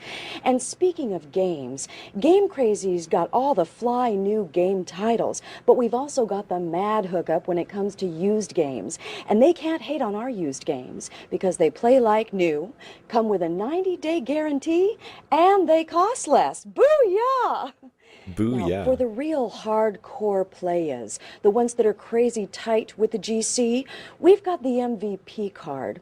The MVP card means upfront revenue for Game Crazy and higher trade values, special discounts, and exclusive tournaments for the players. Trades are where Game Crazy The makes players. crazy dollars, Playa, and playa. players can get mad values. It also means that Game Crazy's got the used game hookups on the latest games. And finally, pre-orders. Now this is for the real serious players, the ones who've got to get the new games first and beat them before anyone else. They can check out our Reserve Now board, check out our product slicks in the Reserve Now binder, put $5 down, and they've got a reservation at the hottest game spot in town, Game Crazy. Well, that's it from down on the floor, y'all. This is Zelda Scott, Wrong Twitch and those cat. are the keys to Yes. the game. Peace out. Wrong Twitch cat. Thanks, Zelda. And now, let's get ready to rumble as we begin the Game Crazy Sales Challenge with hardware sales. Ryan Talion versus Ann Soccer Mom. The fight of the century. Who's gonna beat up who? Oh, wrong Twitch category. Oh, cat category. Oh, that's fine. I don't care. I'm gonna do Age of Empires 4 in a second. I'm just chilling for a minute. What is it? Just some cringe bit about after this Age of Empires? Yeah, I'm sorry. I just came out of a podcast and I just really wanted me to watch this. I'm probably not gonna watch this entirely. Hi. Hi, what system are you interested in today? Well, it's my son's birthday and I'm looking for some video games, but I'm really not sure what he wants. All right, what system does he play? Oh, and here he goes asking the right questions. He's off to a good start, Keith. System. You know what? That's what I need. I need a system and some video games. Sorry, I'm just all brand new to this. No, it's fine. Basically, there's 3 platforms to pick from. You have an Xbox, a PlayStation 2, and a GameCube. But to figure out which one is right for you, I'm gonna have to ask you a couple questions. So how old is your son? He's turning 12 and he's in middle school. Okay. What kind of games does he like to play? His favorite is driving games. All right, how about DVD movies? The critical movie question. Ah, the kids love the movies. Critical. He does have a TV, and this will be in his room, so, you know, that would be great. How about Gotta be able to online watch those play? porn DVDs on his You know, PlayStation. I'm not so comfortable with that. I'm sorry. Well, you know, actually, it's pretty safe and secure, but I understand your concerns. But he did a nice job of keeping things moving. How about friends? Will you have friends over? Absolutely. He has 2 or 3 buddies that I know he'd have over. All right, so based on what you're telling me, I'd probably recommend a Sony PlayStation 2. It has some great racing titles. You can play up to 4 players at once. You can play DVD movies. And while it's not the best Play to 4 online players system, at once. You need a fucking extension to play with 4 players on the PS2. I had a PS2. I had to buy the fucking thing that lets you plug in 4 controllers. When you buy just the PlayStation, you can only plug in 2 controllers. There are only 2 controller ports. Yeah, he will sell that later. I know. I'm triggered. Will he have friends over? Can I come over as well? you can definitely tap into it later on down the line if you decide to go that I route. love my Great PS2, but come suggestion. What a on. lucky kid. Wow, sounds great. I think that's what I need. Oh, it's a great choice. Basically, what we're going to do is set you up with some accessories, a DVD remote, a wireless controller, and we're going to have to get you some memory cards to get you started. Perfect. Okay. And there's the add-on. He's really selling the ultimate gaming experience, Keith. Let's go down to the floor with Zelda. The ultimate gaming experience. No games, by the way. Dog, that was the bomb diggity, my friend. The bomb diggity. Yo, that was the bomb diggity, my friend.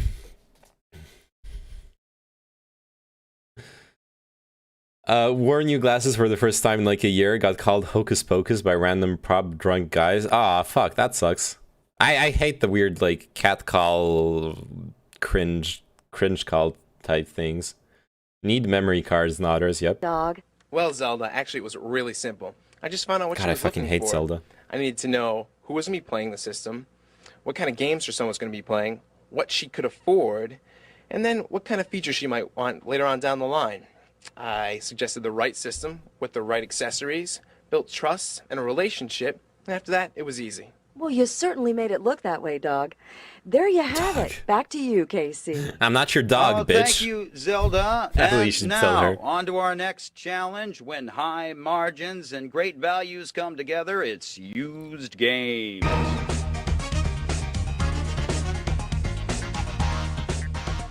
Hey, how's it going? Welcome to Game Crazy. What can I help you find? Do you guys have that new Madden 2004? Madden fan, huh? Madden, a very popular title. It certainly is, Keith. Actually, yeah, I have it over here new, but you know what? I have it over there used for $10 less. Yeah, I don't know about you. It sounds sketchy. It could be broken. Well, no, you know, our used games play just as well as our new games, and they come with a 90-day guarantee. Used so if it games, doesn't scam play, time. just bring it on Yeah. back to me. Yeah, I still don't know. You know what? Why don't we go try it out? Really? Yeah, come with me.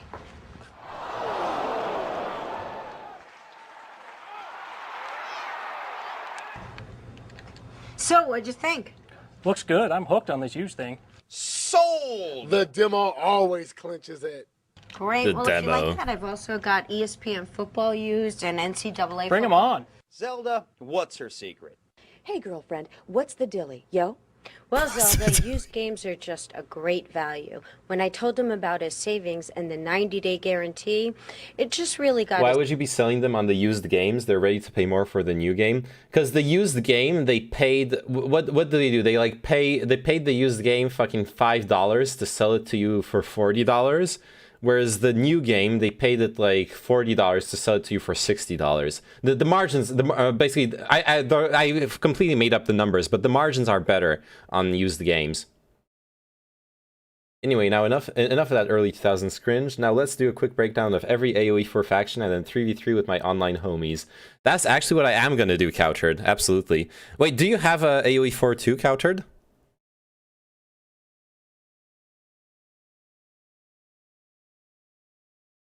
Dude, I fucking hate Zelda, but I love her too. Interest. The demo was just to reassure him he was getting a quality product. That was the clincher. Well, big ups to you, New girl. games That basically was has off no the profit, heezy yeah. fo sheezy. You playing the other AoEs? No, I'm just gonna play AoE 4 here. I bought it, yeah, but I haven't played enough to be good in PvP. Don't worry, none of us are good. we're all trash. Like a 13-year-old boy comes in, I have to return this due to my mom, and they'd be like, yeah, yeah, $5 for 20 games. Yeah, pretty much. That's how the used game market works in those stores. All right, let's do the video really quick into his house. Let's clinch the butthole, squeeze out the content, the diggity dog tent. You know how we do.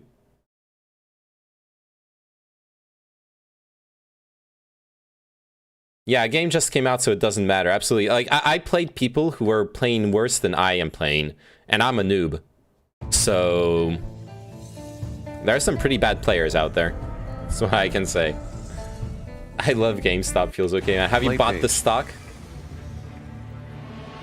Alright. Noobs beating noobs, exactly. This is the bomb diggity. Alright. Quick little break. I need to redo my expose of every single faction to make a YouTube video. So we're gonna do this bomb diggity fast, okay? It's gonna be the shiznit. Learn page. Alright, hello YouTube. This is just a short presentation of every single faction in Age of Empires 4. Here, let me hide the chat so I can have the full screen to show you and move my camera up in the corner. There you go. All right, and I'm gonna redo the start just in case. Learn tab. Item 3 of 4. Hello YouTube. Welcome to this video. We're gonna check out the all the factions in the new Age of Empire 4. Just a quick presentation of what they what are their strengths, their weaknesses, and their specificities. So we're gonna start off in order. The English faction. Close what they are particularly powerful at is defending against early game aggression. All their villagers are armed with bows. Their town centers are much more powerful defensive structures. And in the feudal age, they have one of the strongest units in the game, the longbowmen, which are expanded. Quite simply the strongest archers in the game. They have the best range, and that's pretty much it. They have better range than other archers. Collapsed. Other specificities, they construct farms for cheaper, which is good for their economy. Constructing the farms near the mills makes them gather 15% faster. They have Vanguard men-at-arms available in the Dark Age. They are the only faction that has men-at-arms in the Dark Age, and in fact men-at-arms in the Feudal Age as well, which allows them to be stronger in the early game. Stronger villages, I mentioned that already. Town centers, outpost towers, and keeps that provide attack speed bonus to affected units. And the military ships have +1 range. As you'll see, every single faction has a specific sea-based advantage. Now, going into detail, every faction also has specific landmark buildings that you're gonna advance through as you tear up through the ages. So for the English, you have the Council Hall, which is basically a buffed archery range. As you can see, it produces longbowmen at +100% speed. Or instead, you can build the Abbey of Kings. Heals all nearby friendly units that are out of combat by +4 every 1.5 seconds. I personally usually go the Council Hall. I like unit production, I like my macro, I like being able to build units, and that's why I prefer the Council Hall at that stage of the game. I'd rather build 2 archers than heal 1 archer. In the Feudal Age, you'll have to choose in order to upgrade between the King's Palace, acts as a town center, so more an economy-focused landmark, or the White Tower, acts as a keep. More, you can use it as a defensive structure or as an offensive castle, though that's risky because losing your landmark in a failed attack is a big blow to your civilization. So the safe option is obviously the town center. Build up your economy. Having a second town center, building more villagers, building more resource gathering is what that town center will help you accomplish. Whereas the keep, well, it's obviously a more military option. And finally, in the Castle Age, you'll have the choice between the Berkshire Palace, acts as a keep with all the behaviors, technology, and bonuses, but it also has 50% greater weapon range, so a more powerful keep, or the Wingard Palace, which is a very particular army recruitment building, which allows you to recruit the Wingard army. It is an army unit that is very cheap, 100 food, 100 wood, 200 gold, but that very slow to produce, 1 minute 15 seconds, and allows you to produce in aggregate, in one single production, 1 longbowman, 1 spearman, 1 man-at-arms, 1 knight, and 1 trebuchet. It's a great deal, great unit production building, but it's a bit slow. So, once again, a situational call. Do you need a stronger castle, or can you afford to slowly build a lot more units? Main menu. Tech trees. Going into the Chinese, Close we button. here are looking at the first very particular faction. Particular in the sense that they have a different landmark mechanic than any other faction in the game, as well as some unique buildings. What they have is the dynasty mechanic. When they build both landmarks, they are the only faction that can build both landmarks, they get access to the dynasty bonus of that age's landmarks. So, for example, here you see the Tang Dynasty. Once they have built both their Age 2 landmarks, they get access to the Tang Dynasty, which gives 30% extra line of sight to their scouts. I'll go over every single dynasty in order, but first, looking through the specificities of the faction here, we see that you immediately gain the chemistry technology for free when advancing to the Imperial Age, so your gunpowder units are much stronger the second you enter the Imperial Age. No need to wait until you get that research. They have quite a lot of unique units that we will go over. And the civilization bonuses, your villagers construct defenses 50% faster and all other buildings 100% faster, so that's kind of their econ facing advantage, faster building production. You enter the dynasties, we'll go over those. The chemistry technology and docks work 20% faster. That's their sea-oriented advantage. So, expanded. Looking at their unique units, in the barracks they can recruit the Palace Guard. Oh, sorry. Let me go back a step. The first unique unit that I should talk about is the Imperial Official. That is the first one you will encounter when you start up a new game as the Chinese Empire. The Imperial Official will basically walk around and collect tax from your buildings, allowing you a greater gold income. They also have the possibilities of improving other buildings' efficiencies. So you'll most definitely want to be producing a lot of them. Or as many of them as you can. The number is limited. They'll walk around and, improve the efficiency of your buildings, improve production, and also collect money for you. Next. Expanded. So as I was saying, in the barracks, you have access to the Palace Guard. They are basically an improved men-at-arms, as you can see. Move faster than men-at-arms, but with reduced armor. But they still are an armored unit. They still are tough infantry with good damage, as the description says. And their counter is crossbowmen, knights, and lancers. Absolutely, that is the counter for all men-at-arms. Collapsed. As far as their Age 1 landmarks, you've got the Imperial Academy, which is unique, which allows nearby buildings to generate more tax gold. So you're going to have to plan ahead and construct your buildings around this specific landmark in order to get the maximum value out of it. Or you can build a Barbican of the Sun. You'll most likely, or you can build both. Once again, the Chinese can build both landmarks, which is basically an outpost. It fires a long-range hand cannon and adds arrow slits while garrisoned, and offers vision to the stealth forest. It is a defensive structure, an early one.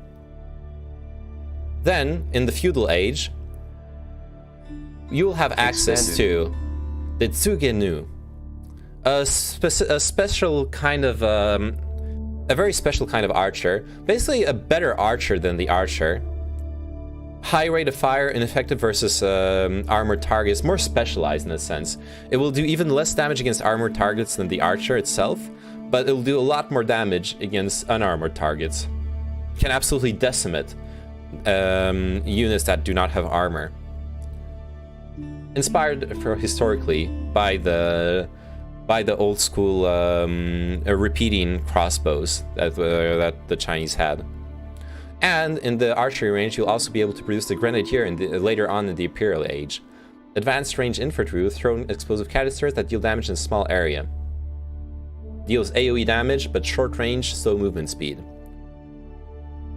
Obviously, very, very useful against tight formations. Collapsed. Expanded. And finally, in the stable, one of the coolest unit concepts that of Age of Empires 4, the Fire Lancer. It is a Lancer, but with an explosive charge at the tip of their lance. They will charge and deal AoE damage at the end of their charge when they hit their target. And they're extremely effective against buildings and siege engines. As in general, in this game, explosive fire damage is extremely effective against buildings and siege engines. Really, really cool concept. Weak in melee combat, though. They're really dependent on their charge. Collapsed. Your feudal age landmarks are going to be either the astronomical clock tower, which acts as a siege workshop that produces siege engines with plus 50% health, so much stronger siege engines, or an imperial palace that has a large sight radius, or an imperial palace, and that activates the view location of enemy villagers for 10 seconds. If you build both, the Song Dynasty that you unlock allows you to build the Zugenu, the unique unit we saw in the archery range with a repeating crossbow. It will allow you to get reduced villager production time by 35%, and you'll be able to produce a unique village building, which is a unique building that increases your population cap by 40 in a single building. Collapsed. Finally, in the Castle Age, your options are going to be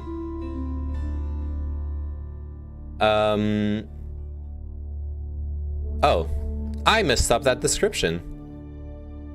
You're starting the Tang Dynasty, you're starting Dynasty. You start with the 30% line of sight. I got a bit confused. Actually, the Song Dynasty, which you unlock when you build both the Imperial Academy and the Barbican, and the Yuan Dynasty, you unlock when you build both those landmarks that I went over. Oops. So, once you build those, you unlock the Yuan Dynasty. Villagers, officials, and military units gain 15% speed. You unlock the Fire Lancer that I showed with explosive lances, and the unique building that is the Granary, which villagers can drop off food at this building, improves the farm gather rate of nearby villagers by 15%, stacks with other granaries, and generates tax each time a resource is dropped off. Very nice. Collapsed. The specific landmarks to the Castle Age are the Great Wall Gatehouse, which you can build on top of your stone walls, increases the health of all the stone walls around it by 100%, and the troops on the walls, because you can garrison troops on walls in this game, will be dealing 50% extra damage. Great defensive structure. Especially, well, obviously if you build stone walls. Or you can also build the Spirit Way, which is a building that allows all buildings to create previously achieved dynasty units. So as we saw, the dynasty units are the Zugenu, the Fire Lancer, and finally later on the Grenadier. This will allow all buildings to be able to produce all of those units.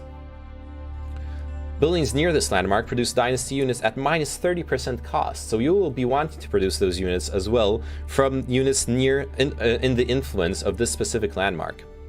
Finally, when you've built both of those, you finally achieve the Ming Dynasty. All your military units gain plus 10% health. You unlock the unique Grenadier unit, and you unlock the unique building that is the Pagoda, which is basically kind of like a monastery where you can place relics to generate resources. And also generates tax, so even more resources. The building faster thing is so good, what the hell, it is. It's very strong. Main menu. Tech Next, trees. the French. Close the French button. are a pretty basic faction. They will follow, they don't have the unique specificities that the Chinese do. What they do have is several unique units that make them very, very strong in the mid-game, in my opinion. As they're described here, they have strong cavalry. Their mounted combat is very, very powerful, as well as their mainland economy, absolutely. So their civilization bonuses consist of faster villager and scout production per age achieved. Economic technologies are 30% cheaper. Resource drop-off buildings are 25 wood cheaper. Trade posts are revealed on the minimap at the start of the game. Traders can return any resource of your choice to the market. You just select them in the market. Melee damage techs are researched for free, and trade ships return 20% more gold. Finally, for influence, units produced from an archery range or stable within the influence of a keep are 20% cheaper. All really powerful bonuses. Mostly centered on the economy, but you'll see with their unique units, they definitely can hold their own militarily. No special town center unit. We're gonna go right ahead to not the barracks, but the dock. Collapsed. First off, they have the Galleass, a very powerful ship with a bombard mounted to the front of it. Extremely powerful naval confrontations and devastating to coastal buildings. If you are on a sea map, the French are definitely a force to contend with once you hit the Castle Age and can produce those. Obviously, they're very expensive, 360 wood, 300 gold.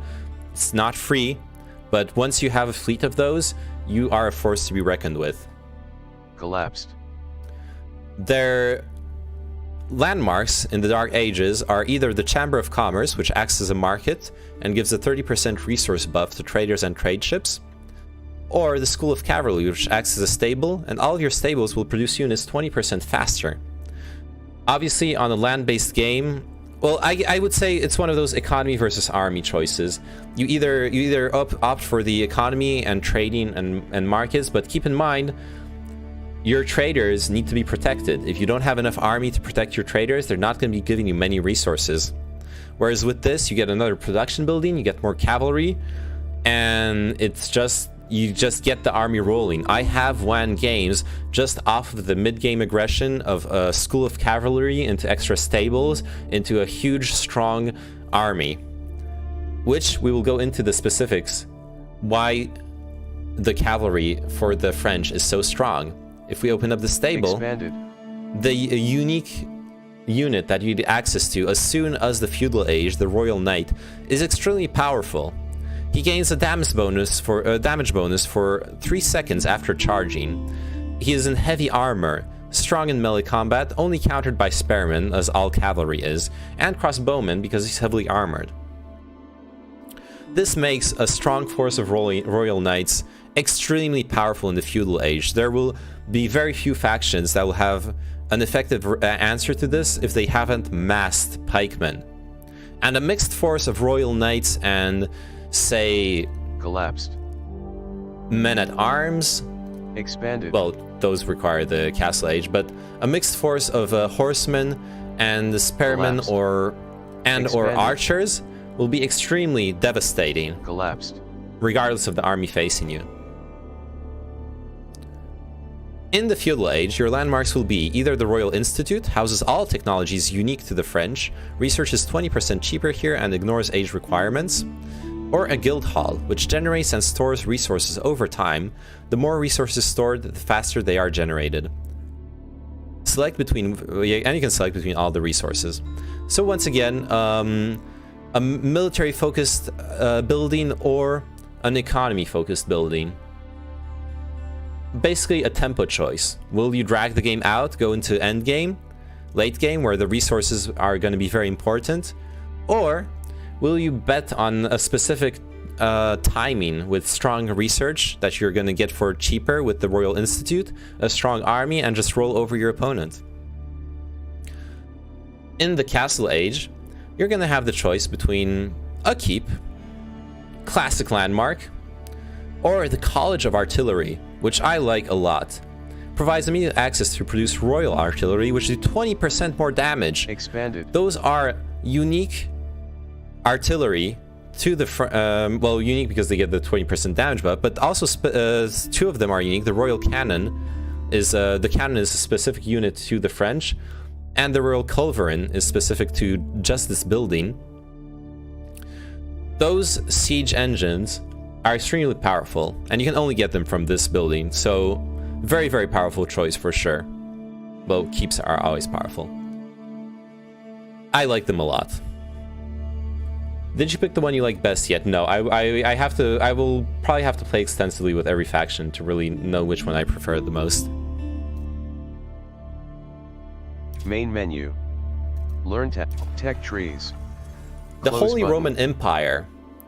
Here we're in another one of those of the factions that has a very particular change to how it's gonna feel and play. Expanded. They have a unique town center unit, the Prelate, which is a Dark Age monk.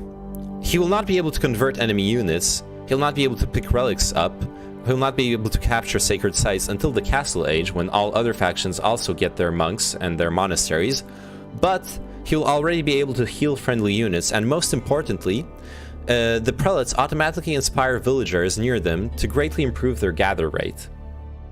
This is the basic unique mechanic of the Holy Roman Empire.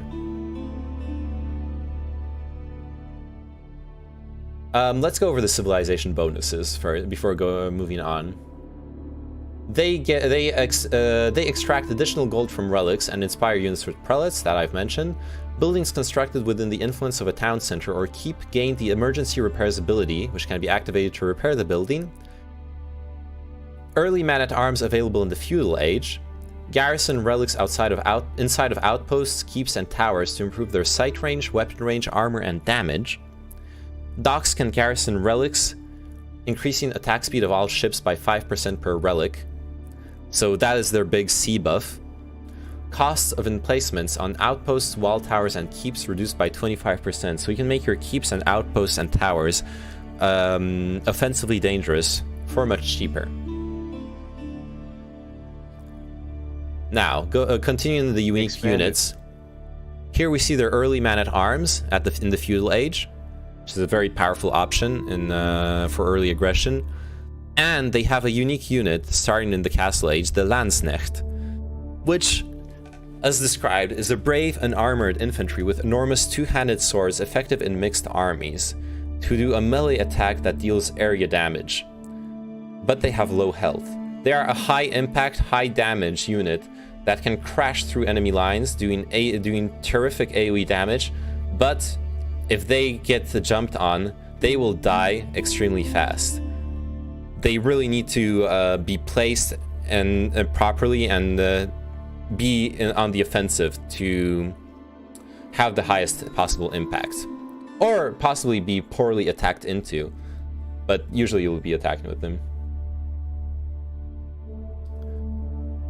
Now, for the landmarks, in the Dark Age, you have a blacksmith, where technology research costs 25% less, an excellent choice, or the Aachen chapel, which inspires units in a large radius so long as a prelate is garrisoned, which is more of an economical choice. Inspiring units, I'll remind you, is when the prelate increases the villagers' gathering rates. So this will definitely buff your economy strongly in an AoE around the chapel. But having a blacksmith right off the bat with the cheaper research is definitely a powerful choice. Once again, depends on how long you think the game will be, what kind of timing you're going for. In the feudal age, your landmarks are either the Regnitz Cathedral. Relics placed within the cathedral generate plus 200% gold every minute. It can hold up to 3 relics. Much better revenue from your relics if you're playing around those. Or the Burgrave Palace, which acts as a barracks that produces infantry 5 at a time. Huge unit production from the Burgrave Palace. Obviously, extremely powerful military choice. Will allow you to macro very strongly with huge unit production. Honestly, the way I play, I'm probably almost always going to pick the Burgrave Palace when choosing between the two. But I could see a more economically oriented, slow in the sense of the game timing player opt for the Cathedral for more revenue. Especially on an archipelago type map. Finally, in the Castle Age, your 2 landmarks will be either a town center that produces villagers 75% faster and 75% cheaper, as well as, please note that this landmark is 20% cheaper. Excellent choice to zoom straight into the Imperial Age with another town center, which is always extremely powerful for your economy. Or the Elsbach Palace, which acts as a keep with plus 50% health, and that influences all buildings around it to take 33% less damage. Main menu.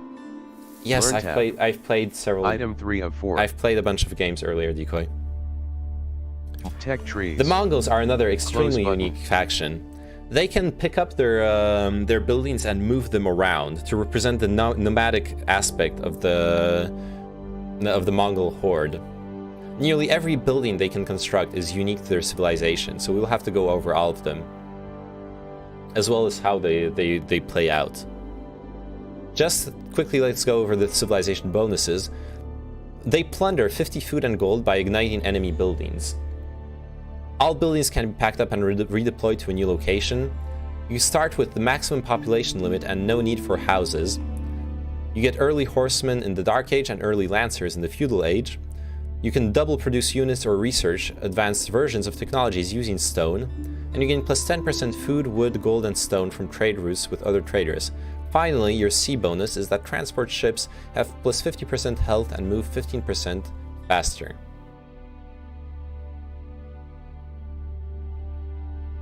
So, what are their unique buildings? Expanded, collapsed.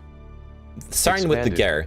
The Ger is your one-size-fits-all resource building. All of your resource gatherers will gather them towards a Ger or obviously a town center.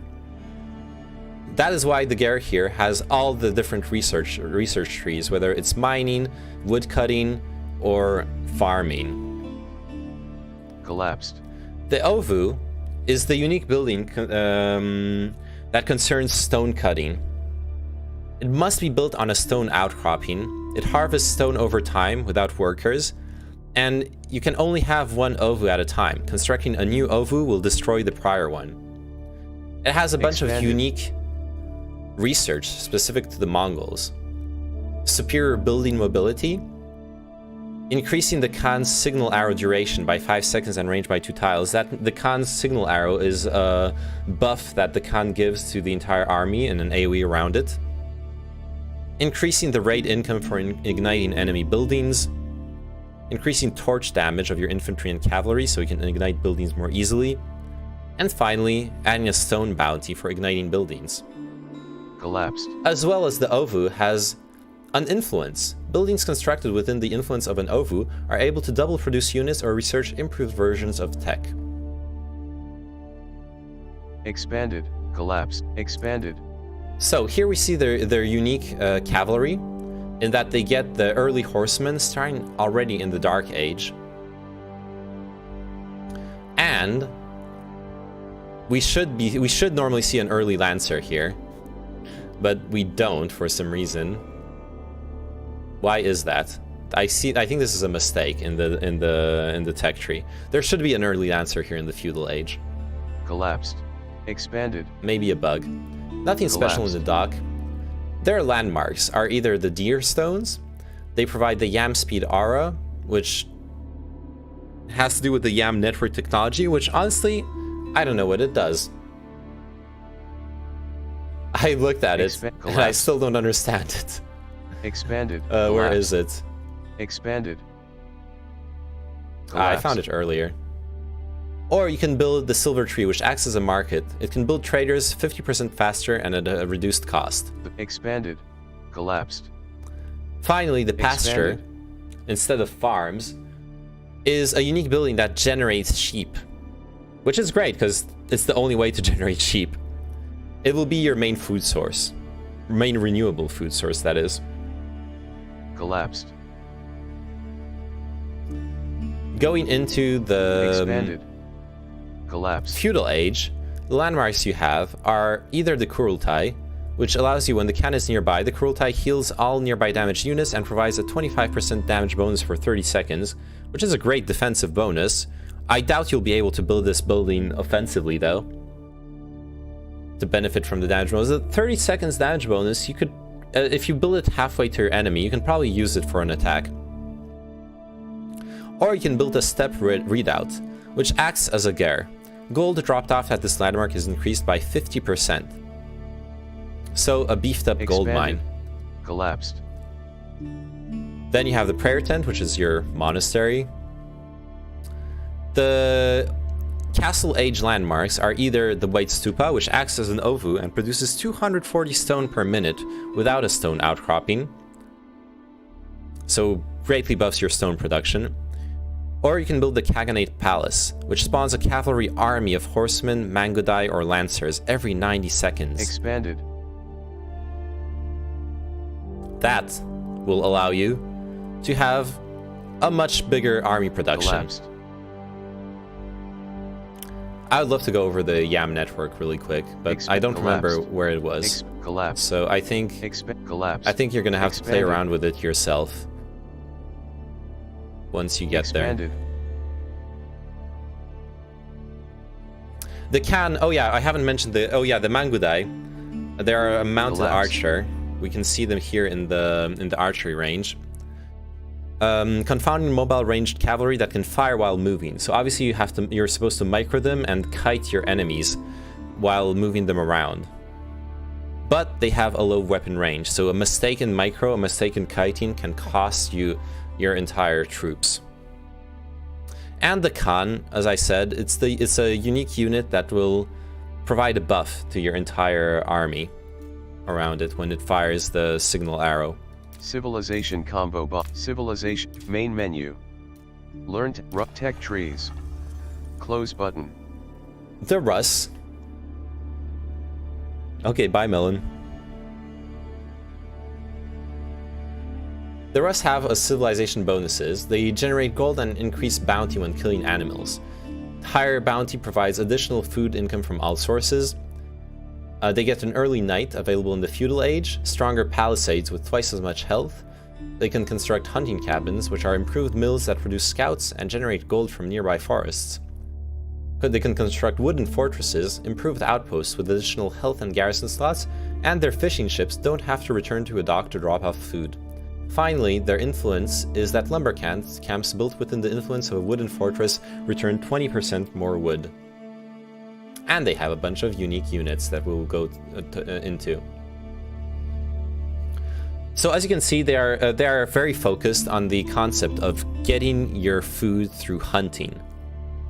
That is why they can produce scouts from the hunting cabins. Usually, you have to interrupt your villager production to build scouts, which makes it impossible for you to truly field a lot of scouts, or at least economically disadvantageous.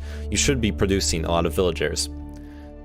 By being able to produce them from your hunting cabins, you can most definitely afford to research professional scouts, which will allow them to carry animal carcasses and hunt wild animals. Get those deer, those boar, those wolves, carry the carcasses back, and give you that much more food to harvest. Collapsed. That much more increased bounty and gold generated for killing animals. As far as their unique units are concerned, nothing special here. Expanded. All of their ships can be converted to any other type of ship that you have access to here.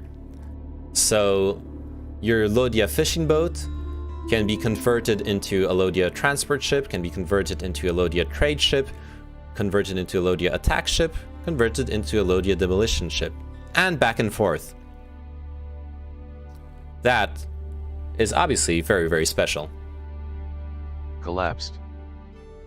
The wooden fortress, their unique defensive building here, can build castle turrets and a castle watch, basically act as a wooden castle. Keep in mind the fact that it's wooden means that it can be very quickly destroyed by infantry.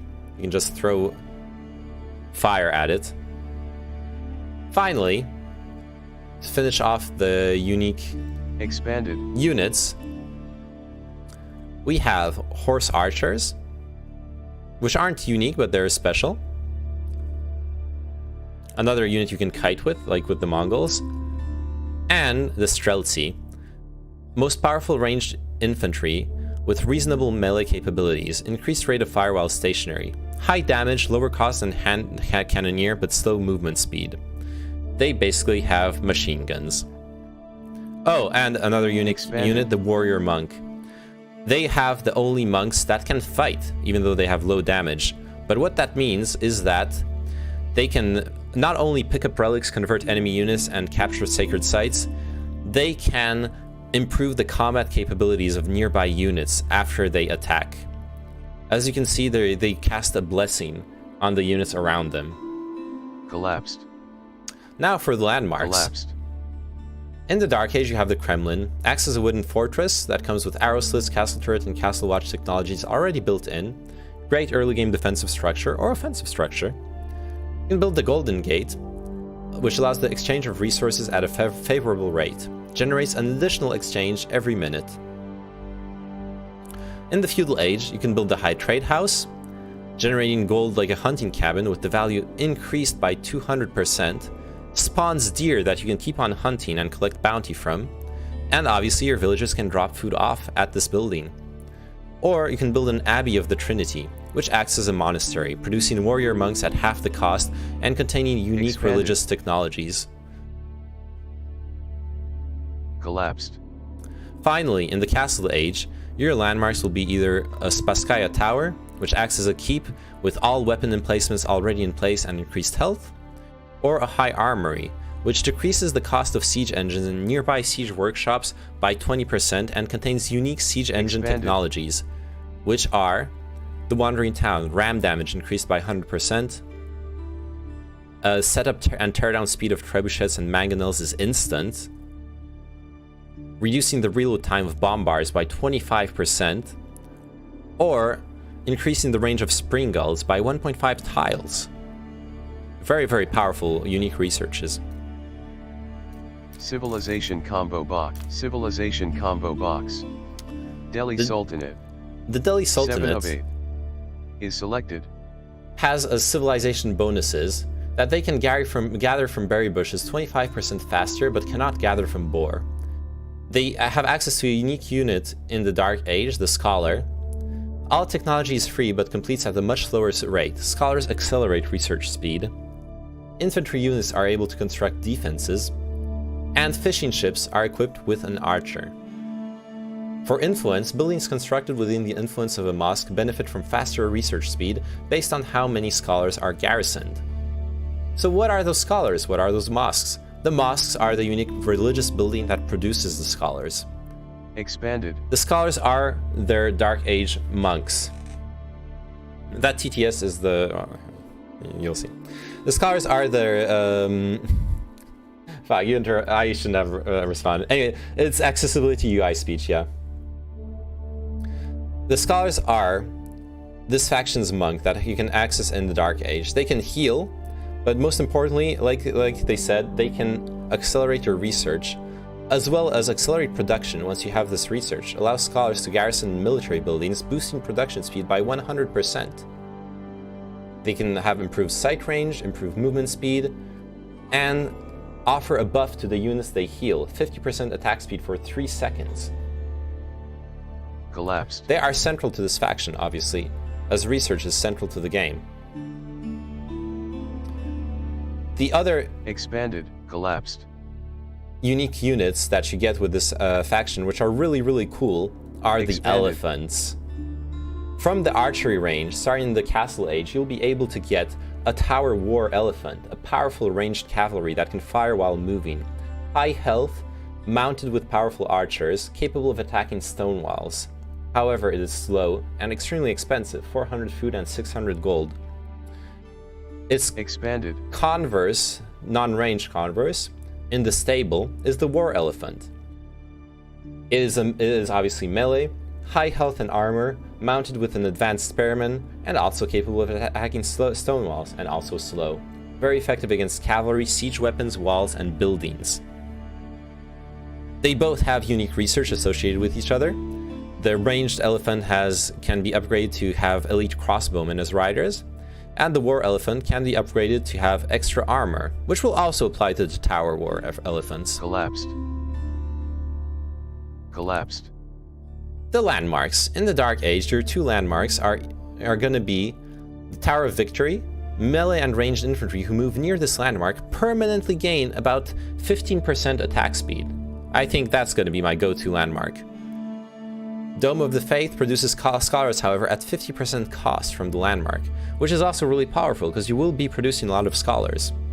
Choice is hard, but a 15% attack speed buff seems really, really strong, especially since it's permanent. You're going to just rally your units to this building and have them all benefit from the buff before you send them into battle. In the Feudal Age, you can choose between the Compound of the Defender, which allows your infantry units to build stone walls, gates, and towers, and reduces the stone cost of buildings and their emplacements by 25%, or the House of Learning, which contains many unique economic and religious technologies, which are an additional 5 maximum population to your houses and town centers, +1 health to nearby friendly units restored every second by mosques, increasing the sight range of outposts, and in the Imperial Age, increasing carrying capacity of villagers, huge economic buff by 5, or Honed Blades, increase the melee damage of men-at-arms and knights by 3. As much as I think it's cool to have infantry units build stone walls and towers, unless you're tower rushing your opponent with stone towers, I think I'll usually go for the House of Learning. Finally, in the Castle Age, your choice will be between the Hizar Academy, constantly generating food based on total number of technologies researched, strong economical option, or the Palace of the Sultan, which automatically produces tower war elephants, and you can garrison up to 4 scholars in the landmark to increase production speed. Expanded. I like production buildings. Where gameplay in Civilization about combo 2-3 box. minutes once I'm done with this last Dynasty. faction. 8 of 8 is The selected. Abbasid Dynasty has for civilization bonuses the same. The first one is the same as the Delhi Sultanate. Gathering from berry bushes 25% faster, but cannot gather from boar. Infantry, however, the rest are different. Infantry units are able to construct rams and siege towers without researching siege engineering. You can advance in ages by building wings from the House of Wisdom. Nearby buildings gain +5 fire armor. I'll go more into detail on that in a second. And you can enter a golden age to speed up resource gathering rate, research times, and production speed. Finally, docks are 50% cheaper. So, let me get a drink. I'm almost done, So Chicken. This is the last one. No, there will be gameplay. This is the last one. I'm not stalling.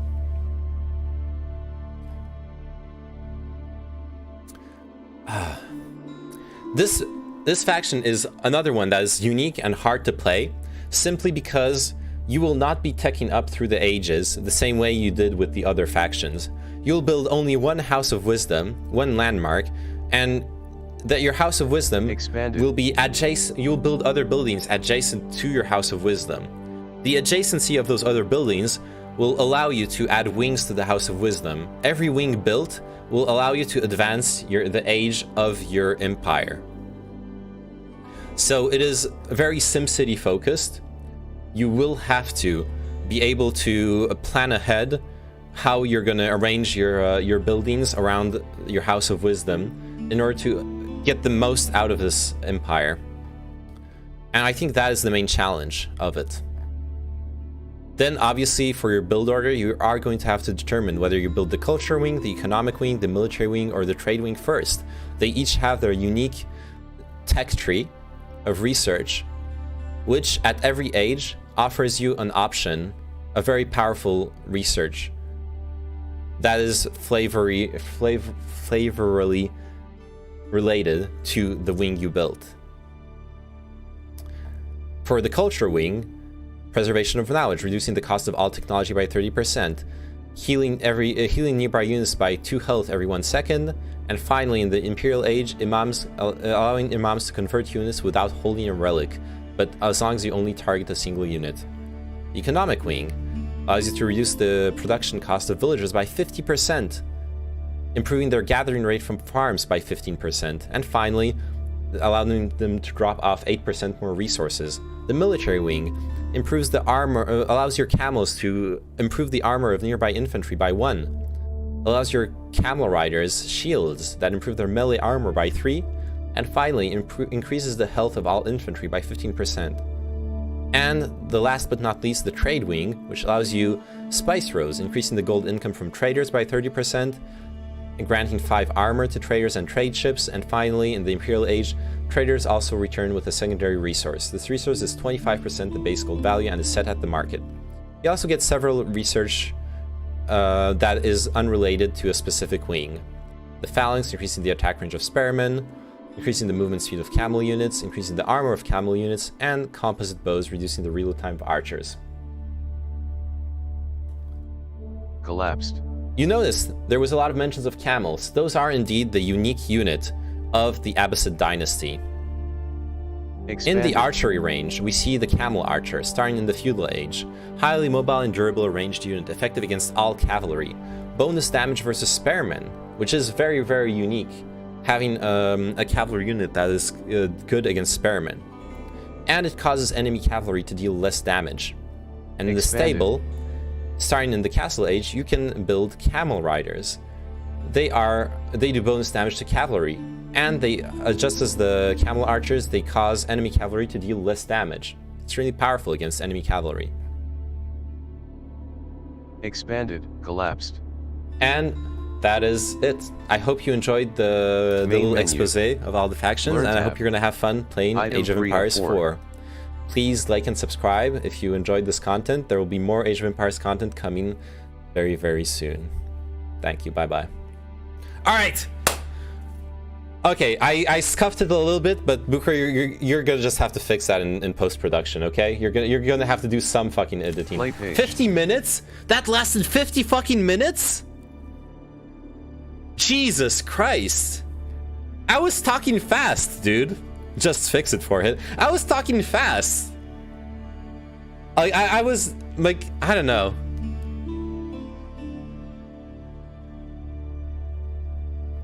Yeah, it was too long, my man. Fuck. Then cut it up. Okay, you know what? 2-3 minutes spent 10 minutes talking about camels.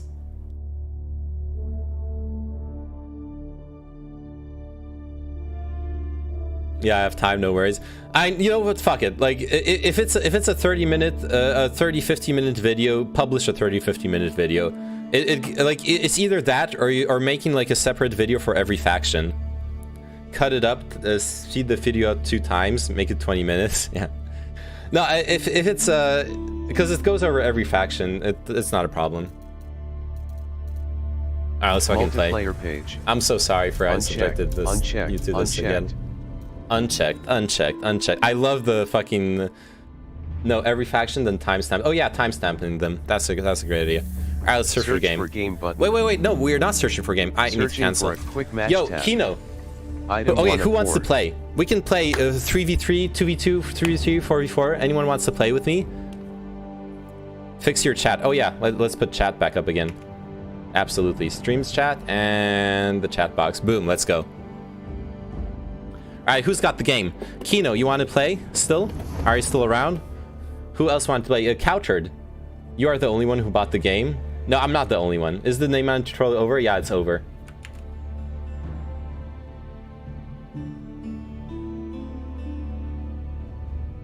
I wanted, but not ready. Okay.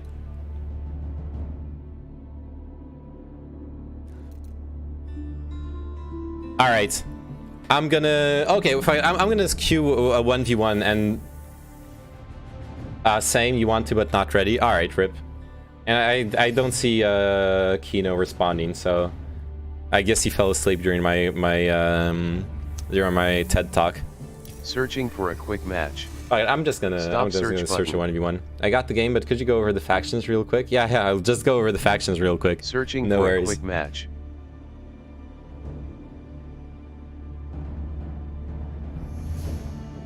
Searching for a quick match.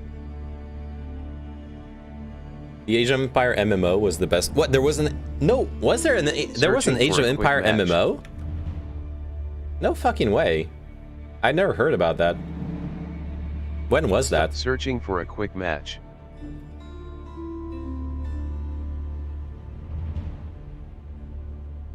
Searching for a quick Age of match. Empires Online. 50 minutes stunlock talking about factions. I'm the king of the stunlock, dude. I'm gonna Searching for a quick match. I'm gonna dethrone Hassan. No instant queue, no. No streamer queue. Searching for a quick match. Age of Empires Online is a multiplayer online real-time strategy game developed by Robot Entertainment and Gas Powered Games, Searching for a which quick released match. in 2011. The game was free to play. It was free for users to play, though premium content could be earned or purchased, such as access to special items and blueprints, and more quests and features. Ratham has joined the match. Interesting. Quick match. Players list. Civilization combo box. Chinese. Civilization combo box. What are we trying? Is selected. I think I'm going to play the French again, but it would be nice to try some different stuff. Yeah, let's try the Mongols. Mongols. 5 of 8. Should have said ad break after every faction, yeah. Oh, it's the Sardaukar chant. Loading screen. Loading in progress. Alright, let's see what we can do with the Mongols. Oh, he's playing the Mongols too, fuck. Loading screen. Loading That's in gonna progress. be awkward.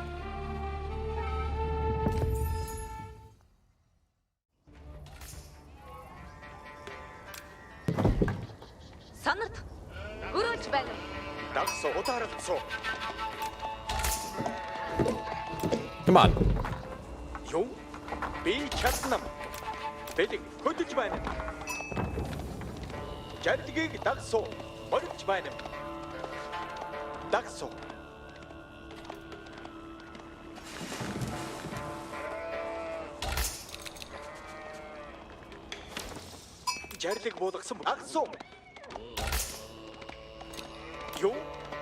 I don't have to worry about population cap, that's so cool. If you stream again this weekend, we should definitely get a SWAT game. Gotta bust through a few campaign missions to get the hang of it first. Yeah, sure. No worries. Let's do that then. I will be playing this weekend. This is such a small map.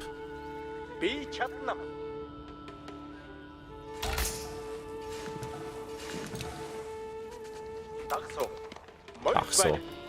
Let's steal some sheep. That's what I'm all about. Stealing sheep. Hide your sheep. Hide your wives. I'm coming for you. How are we gonna pillage the others' buildings, though? Eh?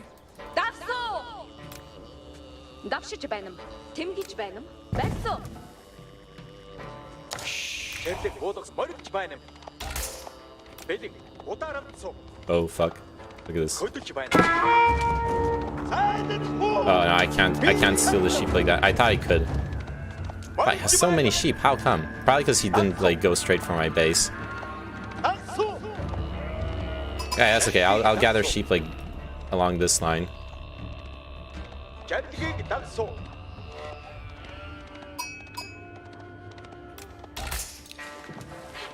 Ah, there he is.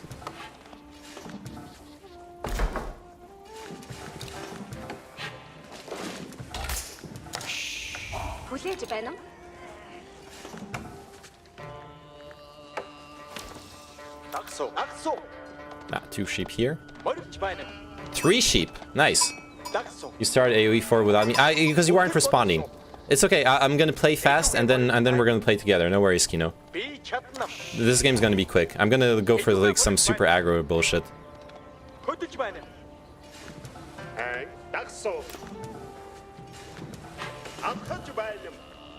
Let's move people off food here. Now we got a relic over here.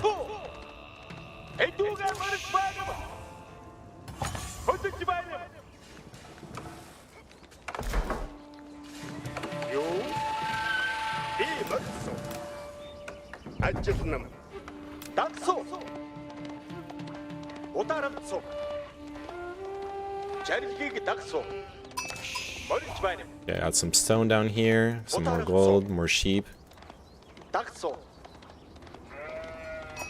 Berries. Cool.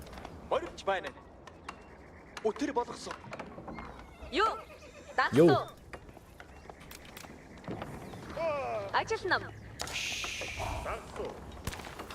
Oh fuck, I'm not building villagers. What am I doing?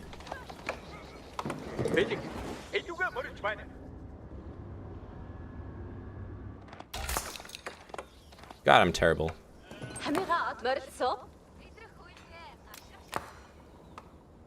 Oh, yeah, I need to build my ovu. I completely forgot about that. Alright, that's like the first big unique building too. Alright, let's get the ovu going.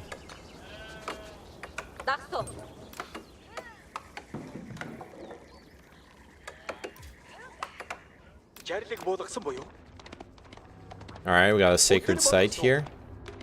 Another trade post.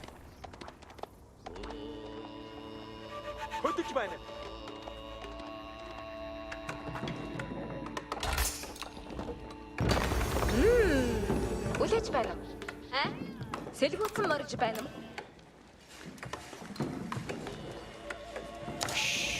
Энаруу байна уу? Байна уу? Бэлэн, би зорчно. Хөдөлж байна уу? Охнам.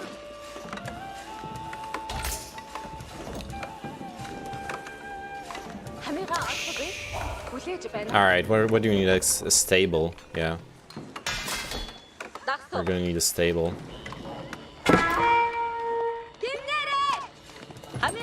Did he just bait? Is he fucking baiting a fucking wolf into my... What a nerd. What a fucking nerd.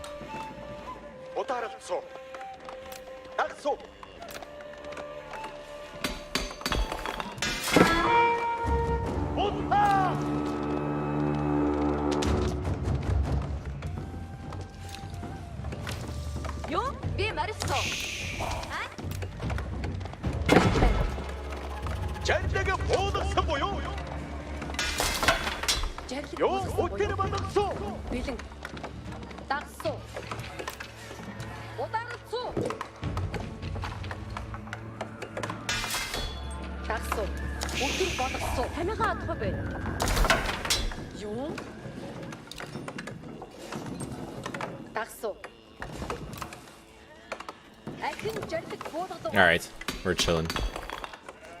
We're cool now. It's about not producing villagers! More gold. That's what I need. More gold on... more villagers on gold. I got lots of wood.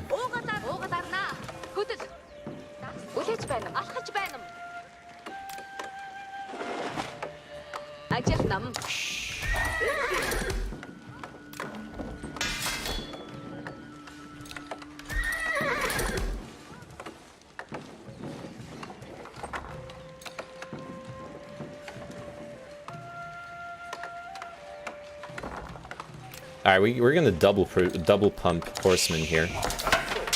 Get ourselves a sick army. That's what we're gonna do. Get some early spearmen as well. Yeah, that's gonna be good shit.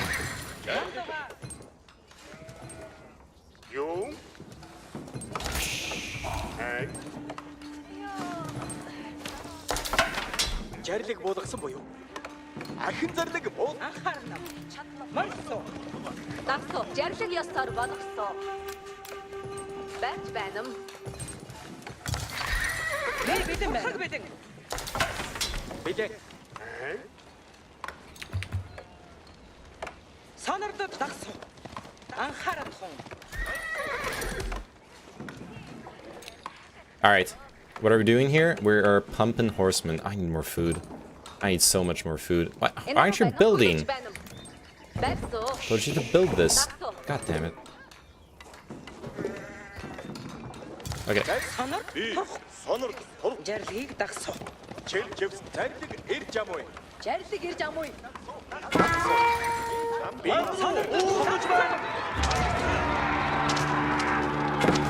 Fuck, he already killed one of them. Fuck. Fuck is that micro, dude? Oh, he's got the high ground here.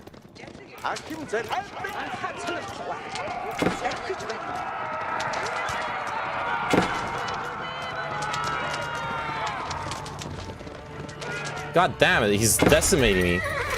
Yo, what is that guy's micro? What are those units? Light range cavalry. Because he's cheered up. Okay, I'm suiciding my army to him. I fucking lost. The opponent defo newbie strats. He has some early sperm in. Applying some pressure, but looks like he's going. Nah, I lost. I fucking lost. He's harassing me with the Mangudai, and there's fuck all I can do. I should have moved out of my army. I should like stayed safe. I should have cheered up. That's what I should have done. I should have cheered up like years ago. Pause menu opened. All right, I'm surrendering. Are you sure? Pause menu. This is not how you play the Mongol horde. This is not how you play them. I needed to. He cheered up early, and he got those archers, and those archers are really strong. Not using your own strats, yeah. I got wrecked, yeah. Screen. Defo FC from the fast. I told you to play the Chadison Empire. I'll try them out. I expect to lose, honestly, with those factions as well, because they're not multiplayer. That's what I talked about. They're different from the others. Unchecked. I can't just copy what I play as the Americans. If I make Gunneers, the Cannoneers, then I'm playing as the Americans, right? Because I'm playing with guns. That counts, right? Anyways, Kino, where are you? Pause champ. Widget opened. Gilgamesh in game. Minimize friends oh list my with god. Input text to chat.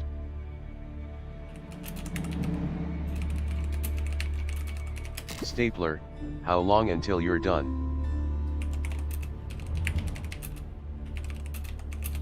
Stapler, I'm finished with my game. Stapler, UURR. Oh no, he doesn't do the meme with the UURR. Wait, no, it's UURR. Stapler, UURR. Oh, that doesn't work either. Oh no.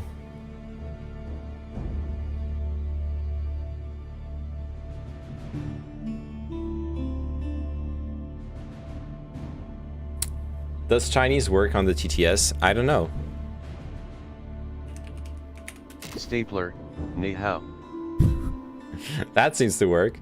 But if I copy paste some Chinese?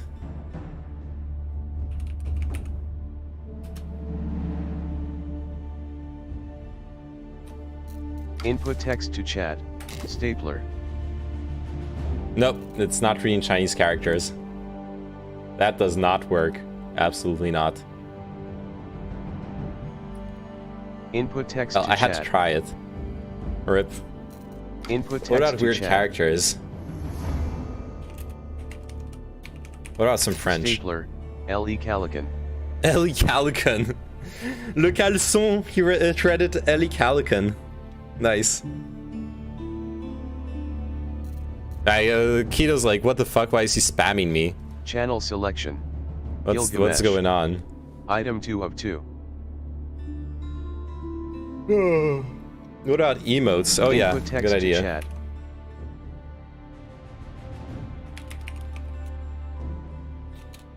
chat. Wait, what's the...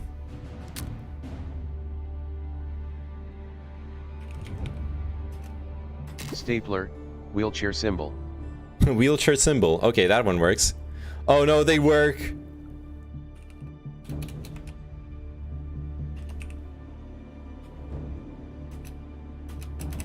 What? I can't enter it. Oh, there it is. Stapler, detective female sign, detective female sign, detective female sign, detective female sign, detective female sign, detective female sign, detective male sign, detective male sign, detective male sign, detective male sign, detective male sign. Poor Kina. I'm so sorry for spamming you with this.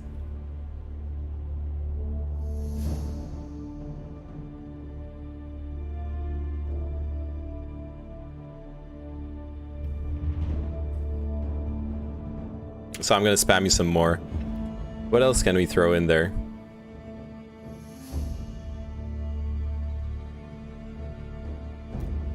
Stapler, thread. Finally, quality options. I can watch Neyman Network. Oh, nice. Got them quality options going. That's cool. Stapler, Firecracker. Wait, no, the funny ones are the like long ones. Where's the... Do that blush emoji, does that work? Yeah, I'll try that out in a second. Oh yeah, this one. Stapler, magnifying glass tilted right. Yeah, magnifying glass tilted right. Stapler, magnifying glass tilted right. Oh, you're ready. Cool. Invite to group button. Gilgamesh accepted. Notifications toggle. Cool. My group. Checked. Searching for a quick match. Alright, let's fucking search go. Button. Oh, Discord. Hop on Discord, Searching Kino. for a quick match. Oh, you're already there. Gilgamesh. Nyat. Searching for a quick match. Gilgamesh. Nay. Stop search button. Searching for a quick match. Input text to chat. Channel selection. Gilgamesh. Item 2 of 2. Searching for a quick match. Hello? What's up? Yo. I got stomped. I tried to play the Mongols and the guy just went fast feudal age, got the Mangudai, and they're absolutely devastating. Searching for a quick match. If you yeah, they're really powerful. I mean, especially against spearmen, and then I'm sure like if you upgrade them. I've been looking at like Delhi. Searching for a quick match with their war elephants, because apparently they have archers as well, and they have these like sick crossbows as well that you can upgrade. Yeah, but that's really late game, and they were really slow. Like the thing with the Mongol archers, you can kite with them. Like what I had like a bunch of horsemen and a bunch of 110 degrees civilization joined the match. Gilgamesh has joined the match. Is selected. God, this fucking voice. I had a bunch of the like spearmen and a bunch of the what's their name? The basic cavalry. I was like, yeah, I'm gonna go slap some buildings and get that pillage bonus and stuff. And then he arrives with just like 7-8 archers, and he just kites my entire army and kills everyone while taking 0 damage. Loading screen. Nothing I can do. Loading in progress. Loading screen. So we got English Loading in progress. and Russian. Yeah. I'm just gonna play the French because I can actually play Loading them. in progress. I think I'll try the other factions by myself. I feel pressured to play Loading something screen. where I feel like I have a chance Loading to win. in progress. It was Loading interesting screen. though. Like first game, Loading like we in won, progress. and then it's been it's like it. Whatever MMR system is. Oh yeah, of course.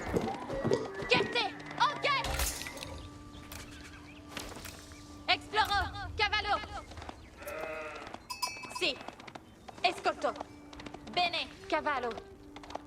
Cavallo. Yeah, the MMR is well. There's no MMR. It's just random players. At the end of the day. Well, it has to be some like sort of system in the background, like not necessarily that it counts towards anything, but they're gonna place you with players that actually know what they're doing. Like if I really don't think so. I think it's just pure randomness at this point. Yeah. Yeah. Cavallo. Vado. Spero, ambulo. Taburo. Ensala. Chierte. Si. Esploro. Escolto. Vado. Searching for a quick kiss. You want to play a quick game for a quick what? Si. Are you okay, Chinchilla? Cavallo. Ensala. Si. Esploro. Vado. Si. Si. Ma sono. Parat. Escolto. I need to bring those sheep back. I'm too far away from my base. Run out of food. Mandes? Si. There's like no sheep down here. Escolto. Cavallo. No sheep. Bene. There's a trading post down here. Vado. Vado. Bene. Yeah, I'm just gonna head back. Escolto. I guess I could. Okay, I know what I'm gonna do. I'm gonna build a mill early on. Oh, this guy's doing nothing. Edifico.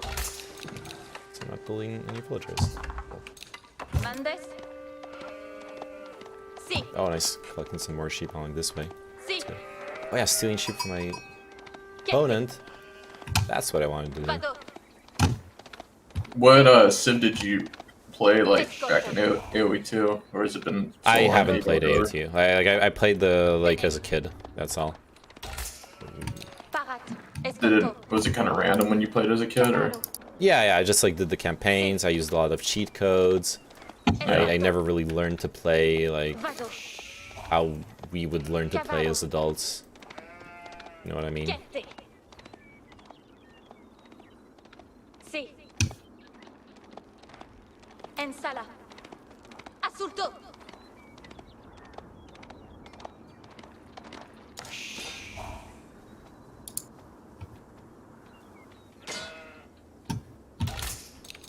I'm murdering this guy's sheep. Nice. Si. Vado. Nice. Vado. Get fucked. Escolto. Si. Mandement. Quitamos. Do you think they'll do like basic like Exploro. just like improvements to graphics over time, like arrows not being like letting them stick in the ground, or like basic animations like that, or is it pretty much, you know, this is the best it's gonna get? What do you think? I don't know. I don't know. Exploro. Si. What? Okay. So I've been like watching the subreddit for a while, but yeah, it's just nothing but prospects. Escolto. Yeah. Escolto. Si. Cavallo. Yes, I think walling off this middle valley is gonna be a pretty good meme soon. Vado. You have extra wood, Si. at least on my side. Bene. I'm gonna start Escolto. upgrading the tier Bene. or second age. Yeah. Cavallo. Oh yeah, that's a good idea. I should be able to do so as well. Ubi vado. I just need gold. I'm not mining gold. Yeah, I forgot about the gold memes.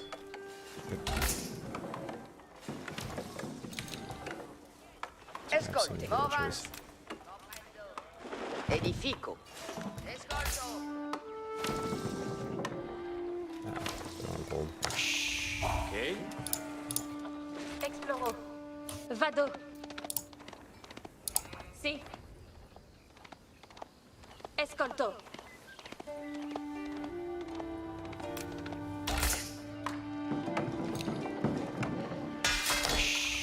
Si.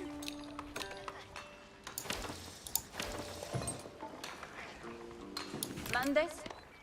So 200 gold to get to the... Chiette. Oh, Cody rushed it. I found a scout here. Cavallo. No sheep. I already gathered all his sheep. Vado. Si. I'm kind of walling myself off here, but Yeah, be careful with that though. Escolto. Spero. Escolto. Laburo.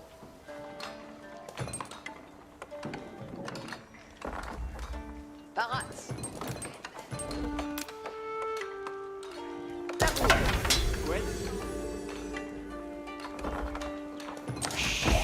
Escolto. Finit. Ubi comprendo. Assono. Assono. Parat. Cavallo. Escolto. Vado. oh, one of my villagers says nya. Escolto. Yeah. When it comes to the complexity of a game, do you think they'll bother with animations? And there are animations already, but like with more complex animations, I don't know.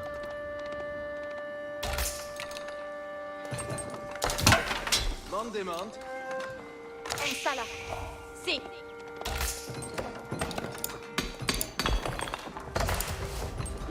Exploro. Querte.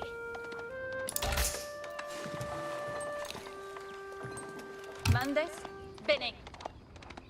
Bene. Si. Vado. Vado. Oh, we're reaching fuel age. I'm reaching it soon. I'm not worried. Mandemans.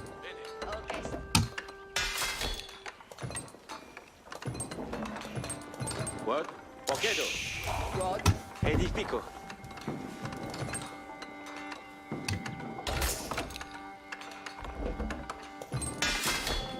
Ensala.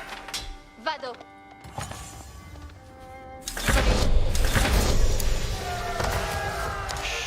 Nice. Mais plec. Et chez les mandemans. Tente de retournar. Cos'è sarà massonata? Alright, I'm gonna do the triple stable build. I love it. Yeah, I think opening with stables is pretty solid.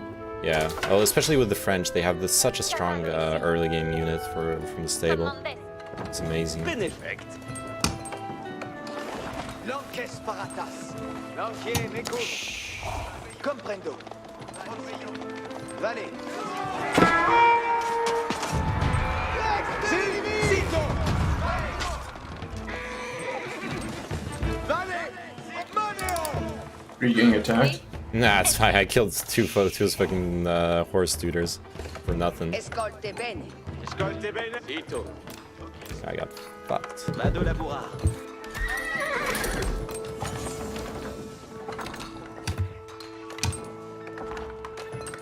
I need to ramp up my food production though. Quoi de labour? Toutes sont dictées, comme me. Capéré? Bene.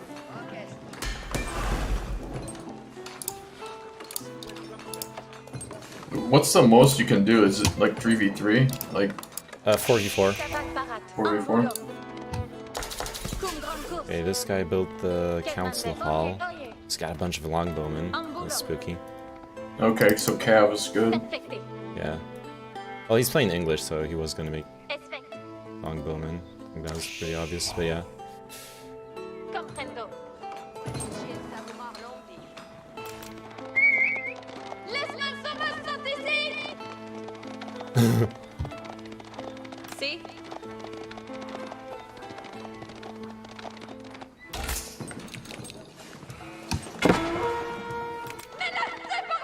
Oop. That's fine, it's fine. Nothing's happening. I assure you.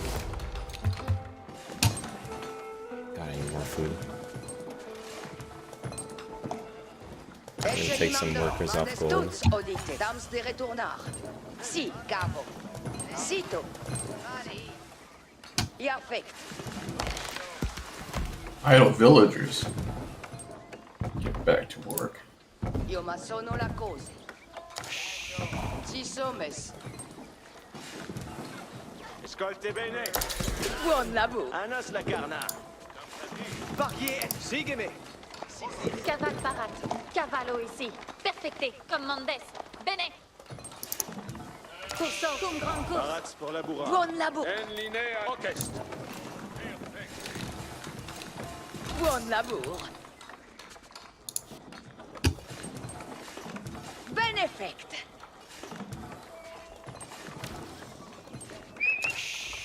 Labour Spérance. Presente la Equites. Avalamus, equites. Si, Zito. Bene. Perfecte. Equici, comprendo. Comprendo. Perfecte. You wanna roam a little bit? Yeah, this guy's fucking killing my deer and thinks he can like carry them away with impunity. Bene. Fuck him, dude. Parate, equites. Equites, quitte. C'est karaté equites. Enline Sivalier. L'enquête Denier, Valet. Good job. Equites at second mandement. Passage Sinabant. Come Mondes. Get him. Assault equites. Nice. Got him. Fucking got him. What are those French helmets? They have like triangles on them. Well, they're, I don't know, triangle heads. Eceli mandement. Ah, Félicette Beat. Vado labura.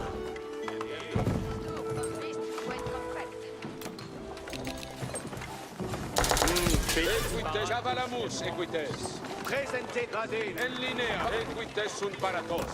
Orchest.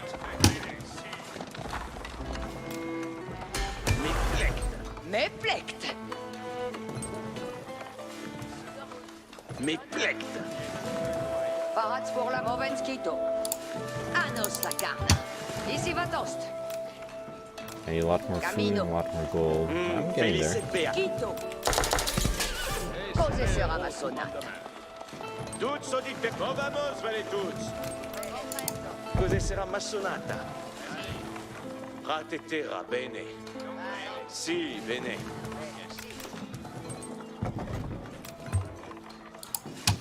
Come sono la cose? Alright, let's because I'm almost castle age. If you want to like clear out an area, then I could build a castle somewhere. Like close to them? Do the thing they did to us? Sure.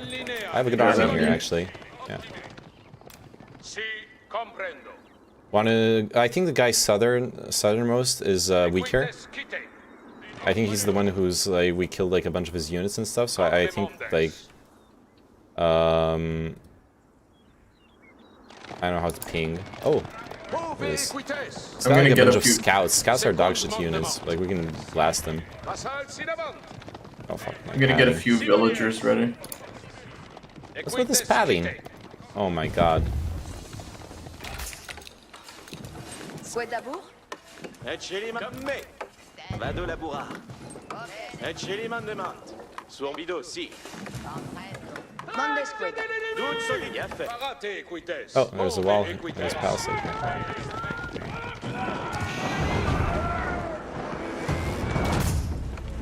Parats pour la Vido, si.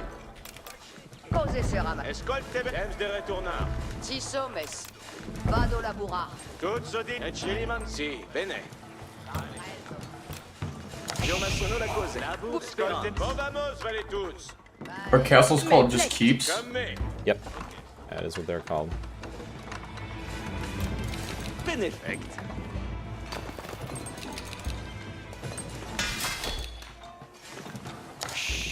Fouet de labour.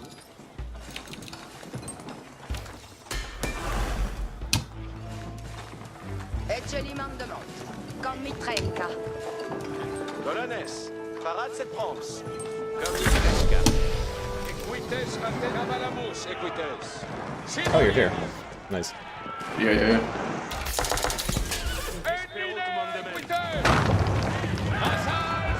Lots of tight things, but it's okay with that.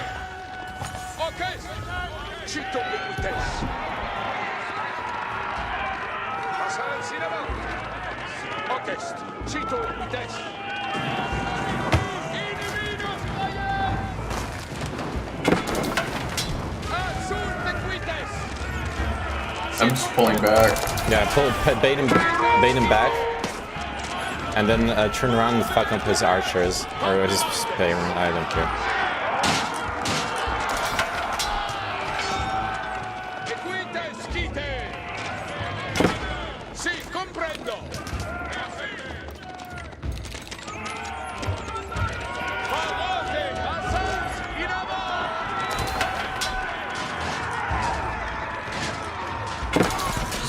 This is town center shooting stuff.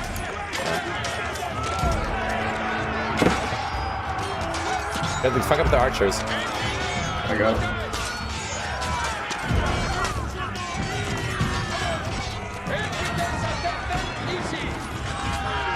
Alright, back off to your castle, it's almost done. They're like defending from the outposts and stuff. I got more reinforcements from, okay. Yep. Just gonna heal back a bit here. They're gonna go after villagers. Oh, you got more. I got him. Reinforcement here.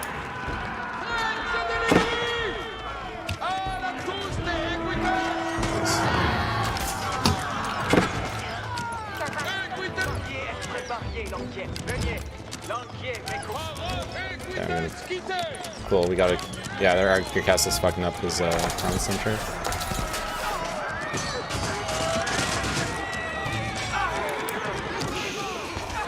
Cool. Okay, I'm parking. I need to manage my shit a bit.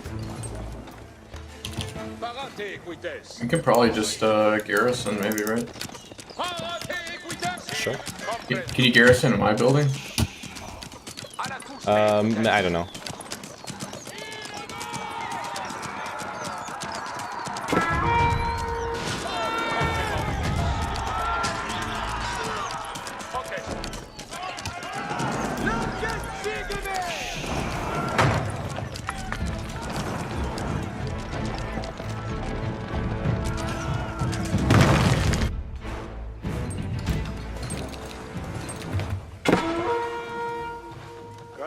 Sì, comprendo.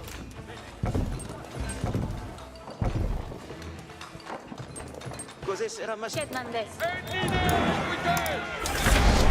Okay, we destroyed a town center here, so that's huge.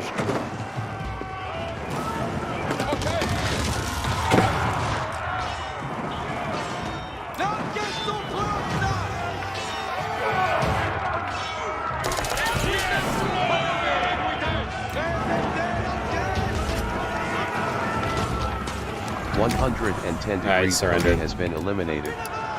Zodi Slays has been eliminated. Alright. That was 2v1. Oh, they surrendered. Okay, we fucking blasted them. I'm telling you, those knights are so fucking strong. Mm-hmm. The early game. Yeah, and then you like you having the castle to plop up there, super strong. Match screen. I'm just pumping out the knights. Did you know that the soldiers for the Delhi can build has left the play again button. They can build walls too, so you don't even have to page. like we can start quick match pushing up on enemies, you know, while building defense back, you know. 70%. Yeah. 50%. So like you're not losing the ground that you just made up, you know. Yeah. Yeah, I hadn't thought of this ground. I usually don't have like resources to spare for that kind of stuff, but yeah. Save button. Good game, but minus 50 social credit for not using the Chinese faction. Okay. Greycloak 2595 has joined the match. Gilgamesh has joined the match. Bacon. Crispy bacon. has joined the match. Civilization combo box. Chinese. Alright, do I go for the French cheese again? Is selected. Yes. Oh, yes. I'll be right back. 1 second. Alright. 3 of got 10 seconds. Is selected.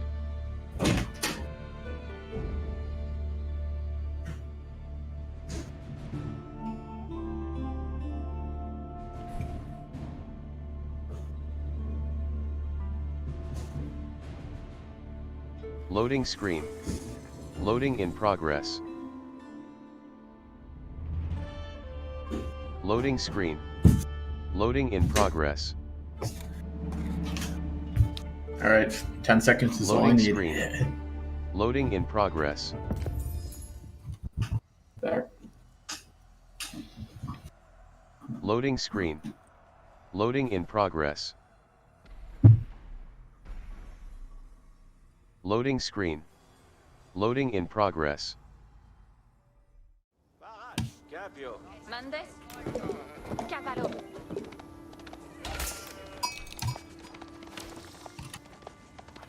Exploro. Escolto. Bene.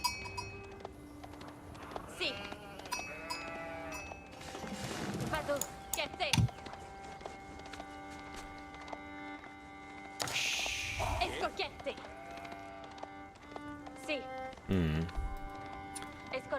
I didn't look at the map template. What? Yeah. How do you queue up maps, like, for example, or not maps, but like buildings? Oh, shift.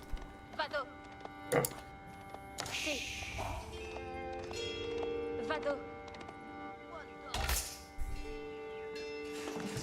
Mais, un boulot. Laburo. Oh, there's water here. Okay. All 1. Grey Cloak 2595. Chat window open. Greetings. All chat. Chat window closed. All 2. Stapler. GLHF. All 2. Gilgamesh. GLHF.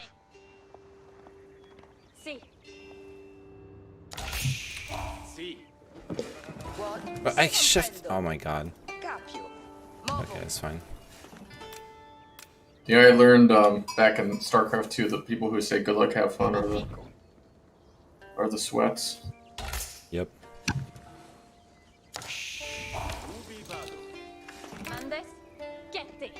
All 1. Grey Cloak 2595. GLHF. Drop that GLHF. What the fuck? We're gonna fuck him up. That's what we're gonna do. How dare he?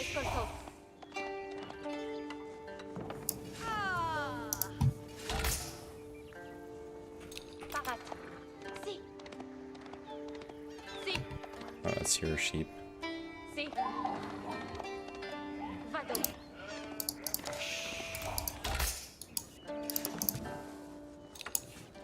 Me comprendo. Ma sono. That's my sheep.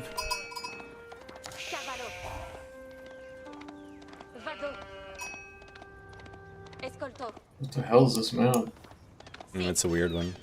Should have looked at the template, honestly. I think they're gonna be on the all the way on the east side. The map, you know what I mean?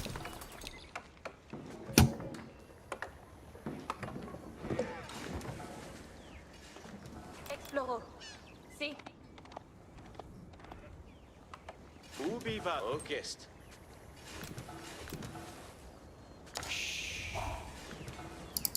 Edifico. I almost feel like a dock is in order now. Yeah, definitely. With this kind of fishing and stuff, yeah.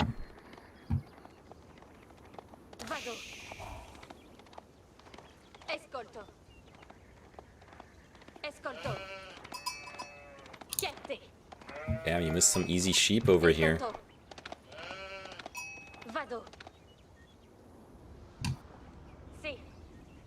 I got the bush bonus. Oh yeah, true.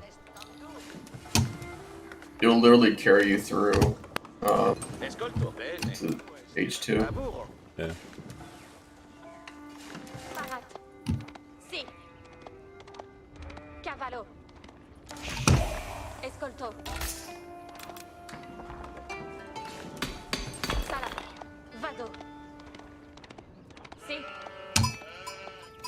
Oh my god, I have so many sheep on my ass. It's a fucking menagerie.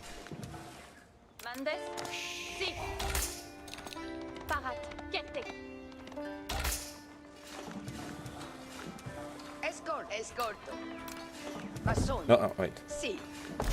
Spero. Vado. Ensala. Vado. Bene. Cavallo. There's town center. Okay, I found. Yeah, that's what I thought. Si. They're here. Escolto. Alright. Mandema, mova.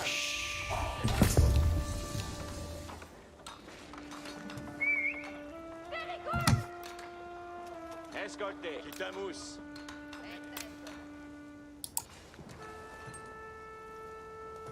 Masono. Exploro.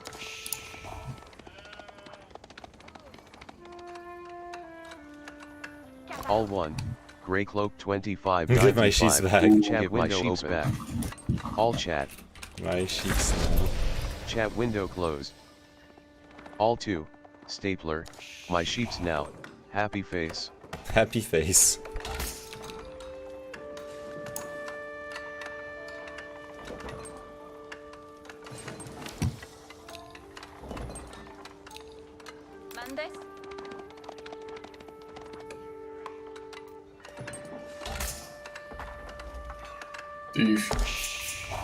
All 1, Chris.P.Bacon, these are property of the Empire, thief.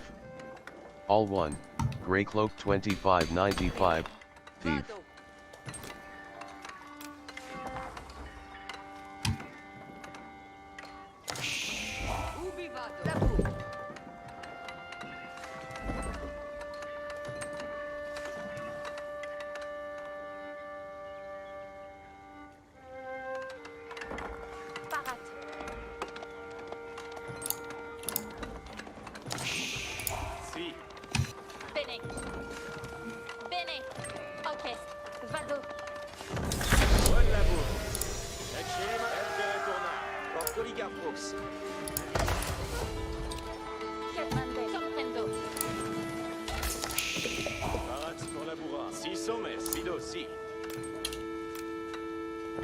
Benefect. Vado laborar. Parat borbecito. Vado laborar.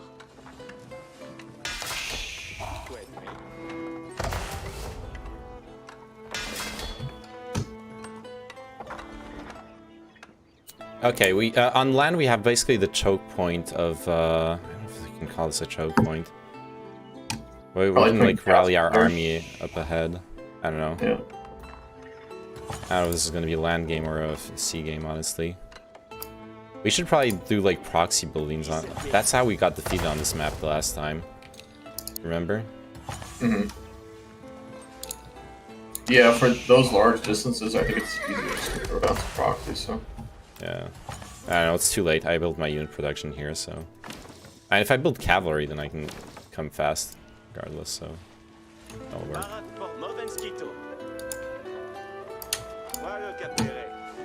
Parat pour laborar. Si, bene. Capere? Bene.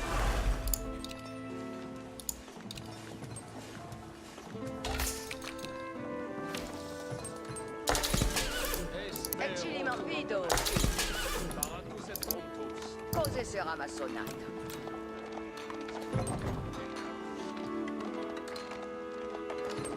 En linea equite.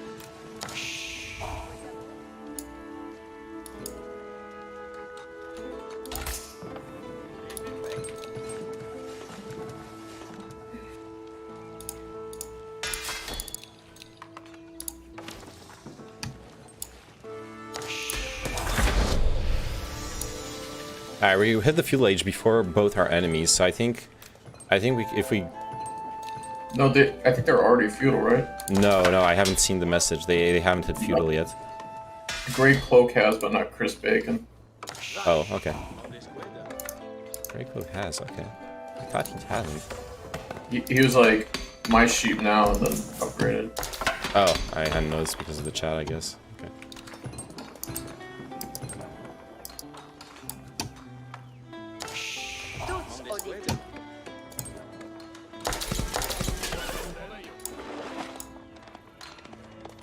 Parate equites. Equites sunt paratos.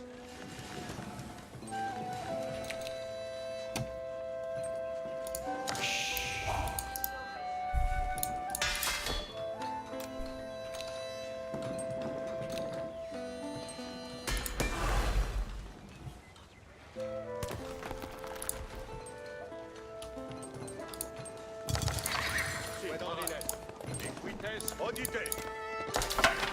Flanquier parat.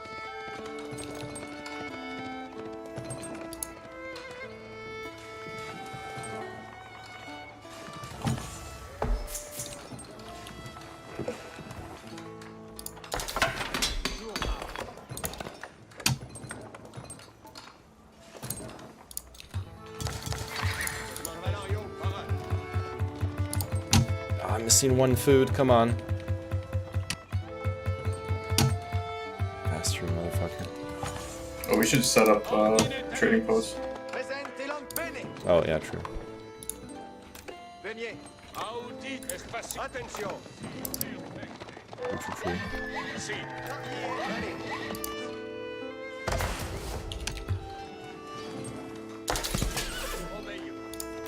Attention.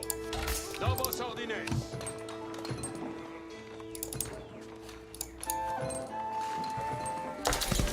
I think I'm just gonna go straight into castle. All Sure, one. we can take up Grey when Cloak we get our sheeps back. 2595. When will we get our sheeps back? Okay. Escolte bene. Perfect. Si, cavo. Movamos, vale. All 2. Gilgamesh, soon Kappa.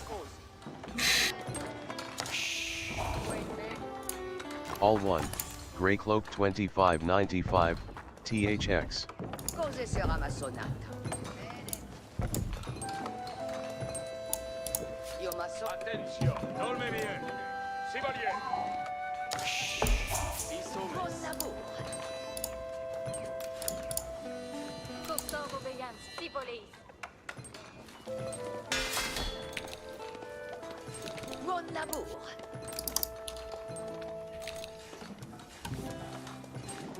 My merchantmen are gonna be coming soon. I haven't anything for trading. I'm sorry. They'll just hang out there. It's not been my priority. So villagers, that's what I need.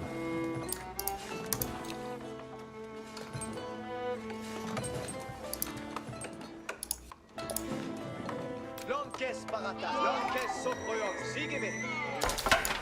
Audite, mi quites. In avant. Second commandement. I'm moving out with my cavalry soon. Quid ordine, equites sunt paratos. Ordine tenex. Now you know we have a lot of army. That's for sure.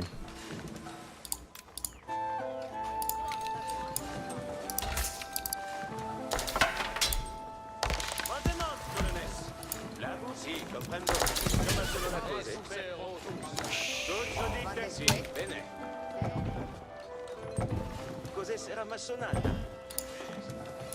Felice et beat. Parats pour la prière si poex. Felice et beat. Parat pour venir. Felice et beat. Et ci li mandement comme me. Oh, fight. What was it? I was constructing the wrong building.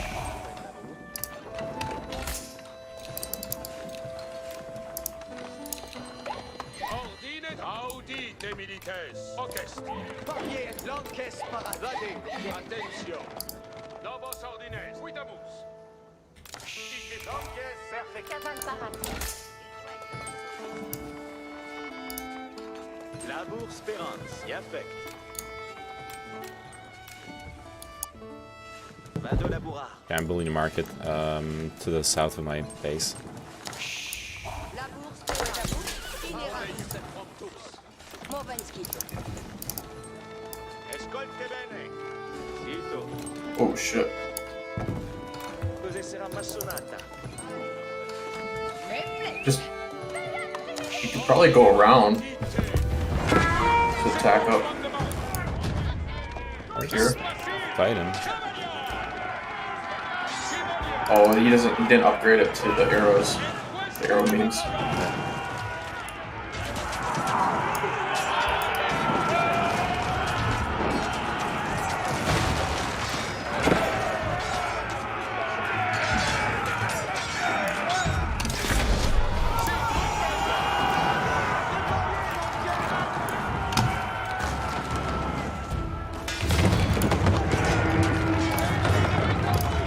I'm gonna throw 2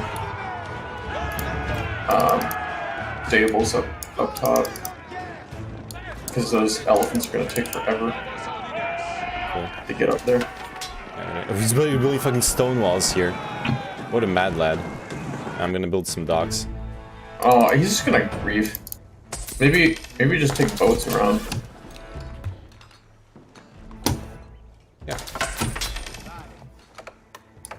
Where's your market? Oh, there it is.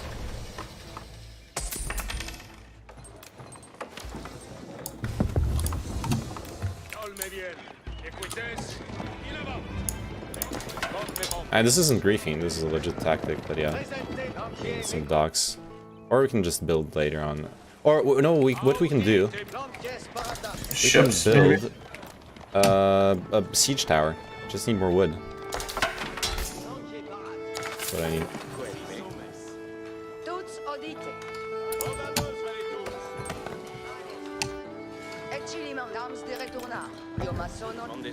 Sì, comprendo. Quito. Buona ciel pour la materia.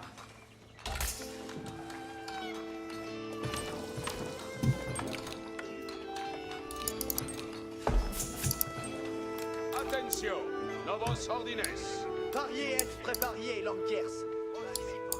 Sígueme. No big deal.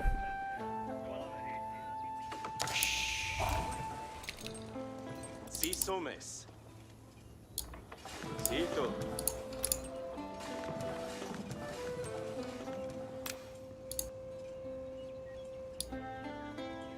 Io ma sono la cose.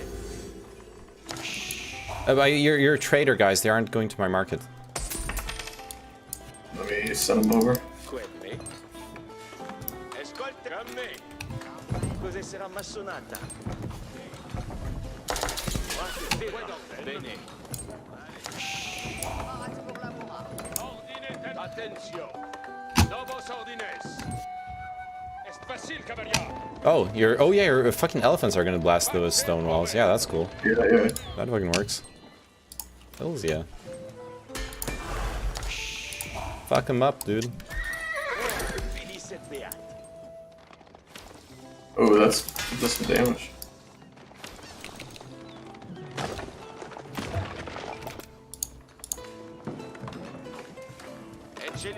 Temps de retournar. Vado laborar.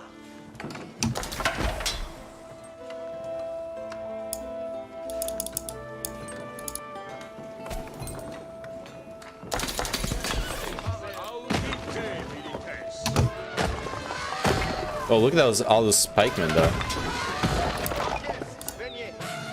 We need more, I need, like, archers for this shit. Right? They're gonna fuck up our cavalry a little bit.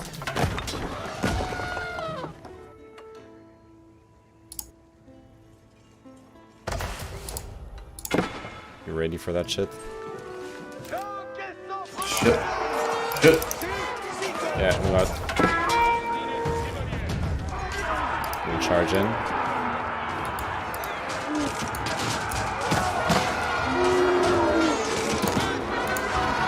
Oh, there's a fucking castle here. This is like fucking 300.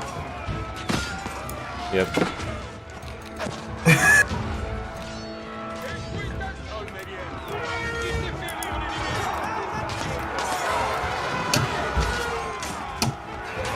Can't even destroy the rest of the castle, like we actually really need to fuck it up. Because your elephants are just like circling around, not doing anything. The rest of the wall, you mean? Yeah. Yeah, because we're like stuck in the fucking death trap here.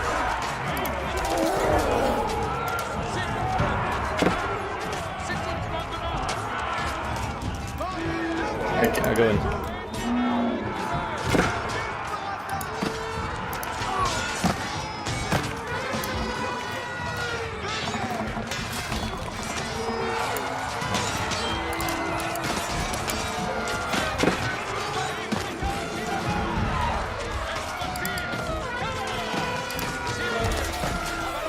Fuck. They'll build the right unit composition to fuck us up, and like we should have destroyed the whole wall. It was a disaster, but it's not a terrible one. You can just build up again.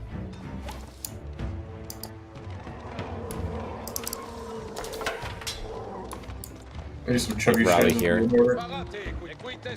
So and we need to like build different units. This is fucked up. What makes trebuchets siege? Siege, yeah. Parade pour venir. Tom pour vous servir. Puissant women. Il trace sans arrêt. Que va y bastir?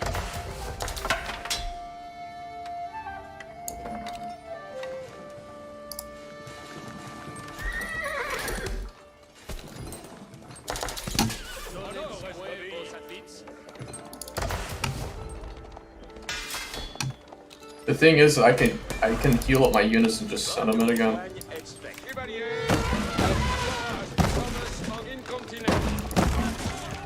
I can't. No, I can't actually. They heal by themselves, but.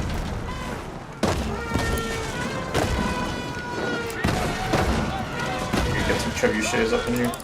Yeah, that's what we need.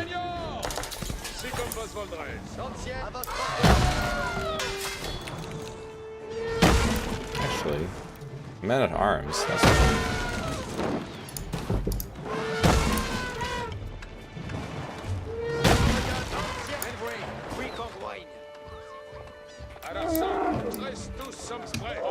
like the power of the strong cavalry you have is maneuverability, but we can't maneuver around the stone wall. Trebuchets are almost complete. Cool. Alright. See, there's a castle there. I'll just take that one out.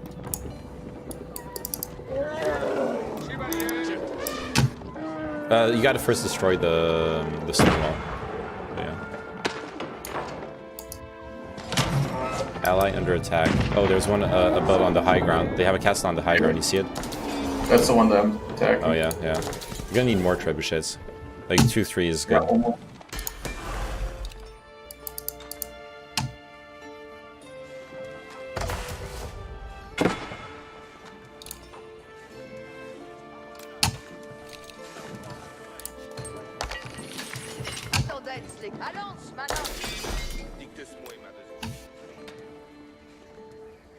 oh, they're gonna come out.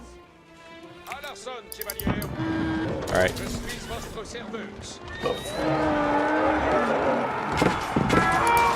Gotta defend the trebuchets.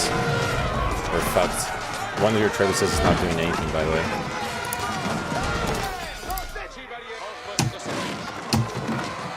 Rip. They have the right unit composition. We're like fucked.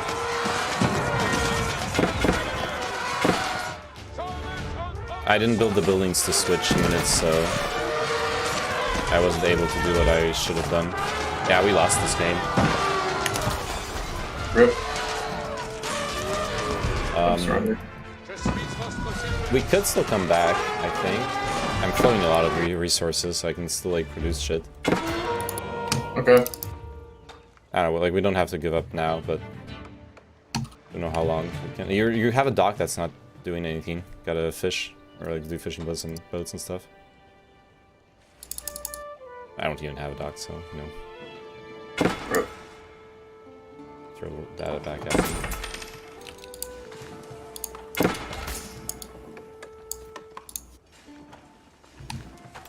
Let's see, what would be good against probably siege, right? Like, I don't know. I know, but we're about to get attacked by a huge army, and we have like no army. And I don't know for you, but I have a little army problem here. Yeah. Oh, he's backing off. That's good for us. Alright, I'm just gonna do siege.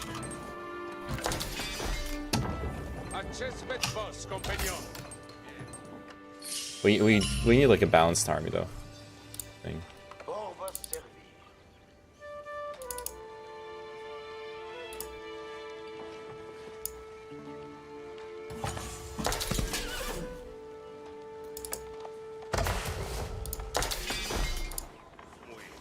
Advertance tout le monde.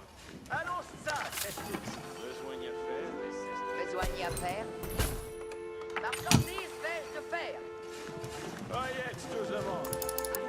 Yeah, some man-at-arms would be good. Vanance, des guerres puissantes, Vanance. Vequier, Meriens.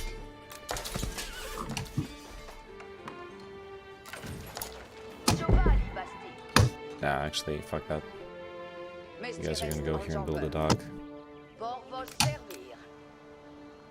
Lors Bastille, Oh, yeah, we're back.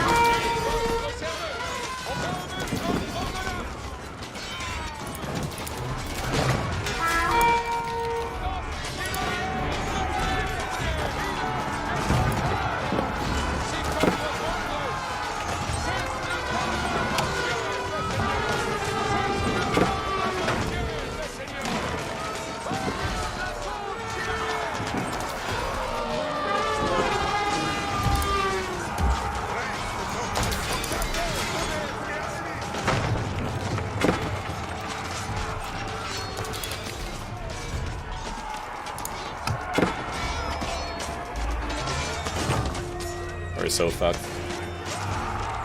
Yeah, those archers are, and they're veteran. They're all upgraded. Yep. Yeah, we just don't have the right units for this. We like don't have our own archers. We he counters our cavalry with his archers because they have the like spikes in front, and he has a shit ton of pikemen. Like he scouted our unit comp early on, and they just countered what counters it. I'm surrendering. Pause menu open. Okay. Are you sure you want to resume Alright, menu has been eliminated? Menu chat window open. Chat window closed. They were nice. Pause menu open. All 2. State. Are you sure you GGW? Pause menu closed.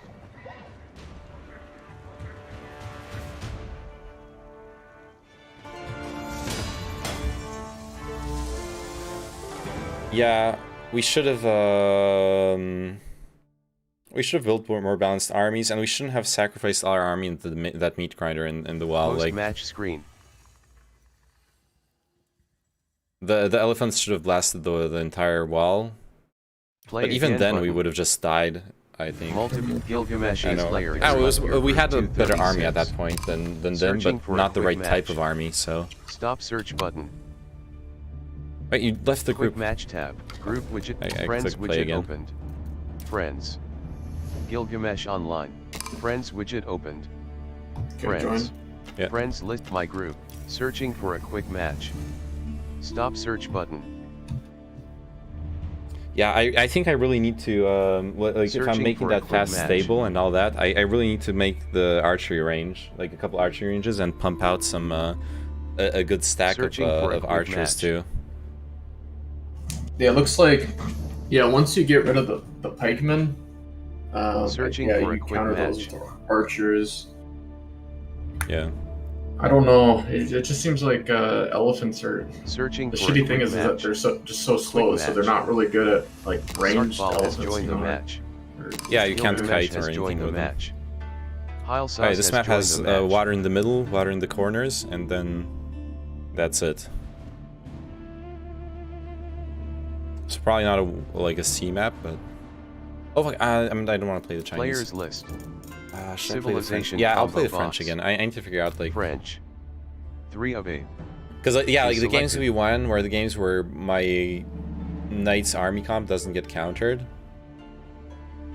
Maybe I'll just go archers then, just to help supplement your knights. I should have good archer units, so I think I'll try to do that. Like the Loading screen. Loading in progress. Oh, he's playing French too. Loading screen. French and Loading in Chinese. progress. Okay. Let's see. Let's see what happens with that. Loading screen. Loading in progress.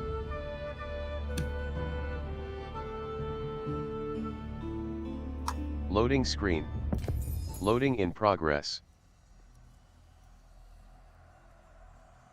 Loading screen. Loading in progress. I like how everyone was complaining that I was doing the Loading screen. like describing the factions Loading in thing. progress. But yeah, they still are watching. Loading screen. Loading in And progress. Twitch or Oh, in streams and in Twitch, I guess. Loading screen. Heil Sauce is Loading going to in crush you for progress. the social credits. Nah, no, no, no, no. Parat. Si.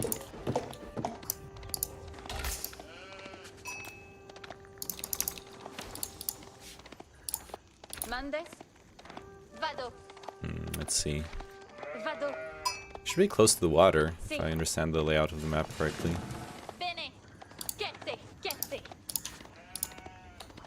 Bene. Bene. Cavallo. Escolto. Oh my god, I got a trading post right here already. Cavallo. Escolto. Incredible. Good shit. Vado. What? Si. Vado. Si.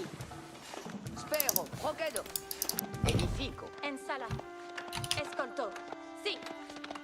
Escolto. Cavallo. Vado. Escolto.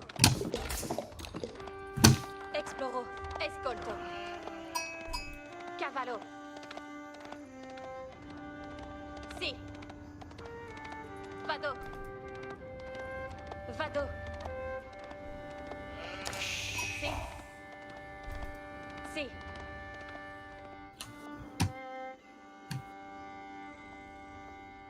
Bene. We're just gonna grab this sheep and I'm not gonna go come closer to you. Oh fuck, never mind. I am gonna grab more sheep. There's scouts right here, so they're gonna steal your sheep if I don't do anything. So they must be pretty close by then. Yeah, well they're right across the map. It's always symmetrical. Mandes. Kete. Just yoinked all my sheep. Nah, there are the sheep in the middle of us, so chill. Okay. Escolto. Vado. Passone.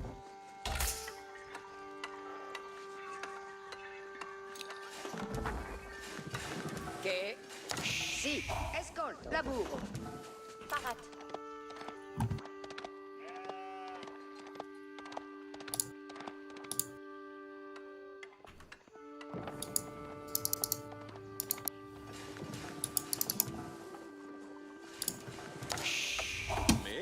I like how there's more elevation in this game. 'Cause remember the original Age of Empires is just kind of flat for the most part. True. Parat. Bene. Do be like that. Si. Escolto. Spero. Mandes. Vado. Oh, there's a relic here. Kete. Cavallo. Here's a relic. Si. Vado. And a boar. I have no clue how to deal with the boar, though. Oh, that's my sheep now. Cavallo. Kete. Dude thinks he can just send his sheep AFK back home. What the fuck? Escolto. 2 relics. Vado. Parats. Quitamos. Edifico.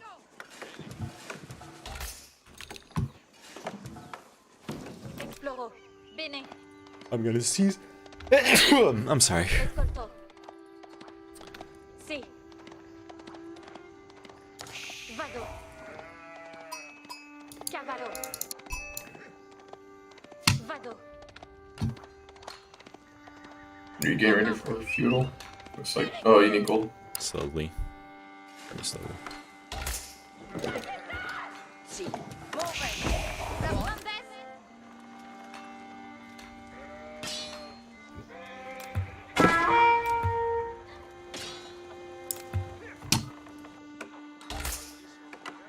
Exploro. Cavallo. Si. Si. Si. Vado. Vado.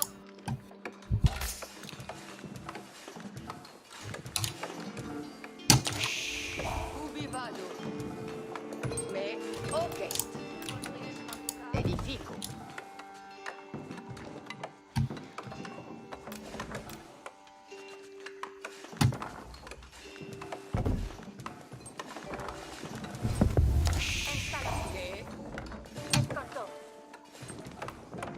Finit.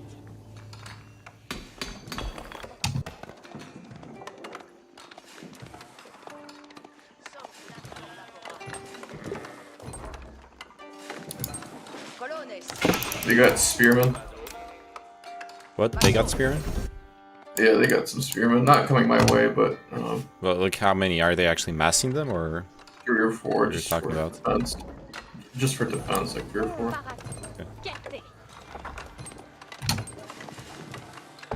But I'm thinking might be good too. Would be good. Not straight calf. Yeah, yeah. Yeah, It seems like it's an spearmen. obvious French strategy too. So like they have strong cav, so you build anti-cav, and then they're like, what you doing?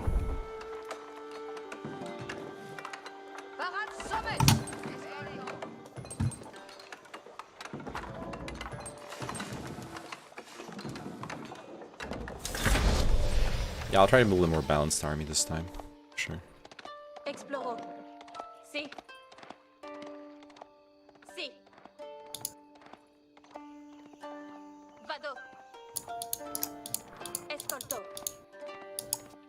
Cavallo.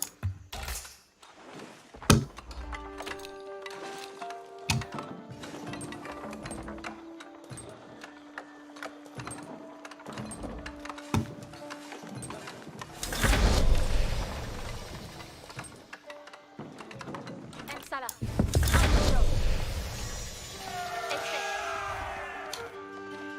Oye, oye. Comprendo. Commande. Perfecte. Cum granco. Cavallo ici. Cavallo ici. Si voleis. I think the play is like I always remember like throwing like at least one like stone mine, you know, with just even 1 or 2 villagers down, because you don't really need stone until later on. But you know that way you're not pulling that many resources out just to immediately build a castle. I tend to remember fast enough to build it, so I just wait until I actually need it. But like I'm close to needing it. But yeah, that's a viable strat. I think I did that last game, like having 1 villager on stone for a while, just to make sure I had some. Ambulo. Cum grand course. Oye, oye. Ambulo. Comprendo. Cavallo ici.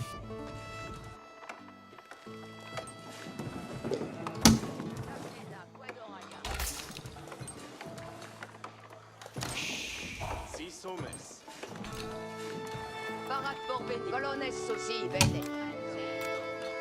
Alright, 2 stables. Oh fuck.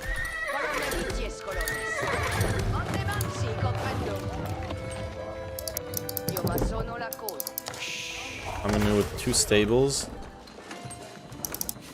and 2 archery ranges.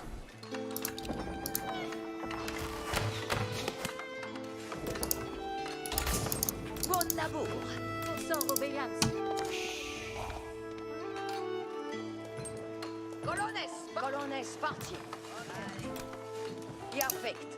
Vado capere.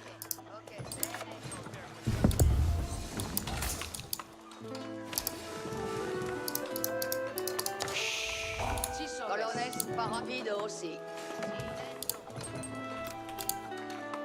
Vado laborar. Colones, sito. Io ma sono la cosa.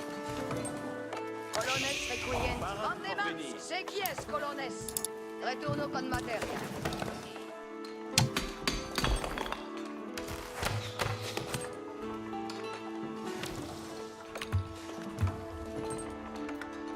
Qued, me. Squad. Comme me. Scoligans bagas. Caval parat. Esfect.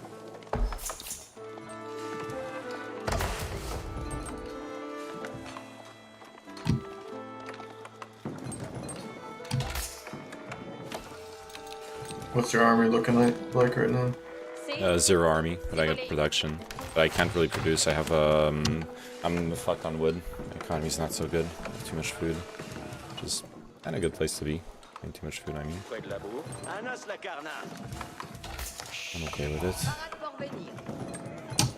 I'm be able to tech up off of this like really fast.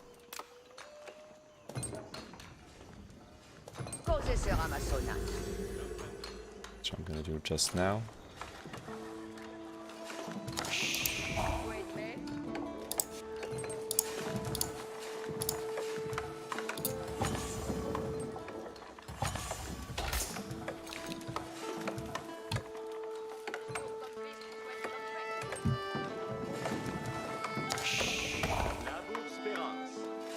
Ascolte bene.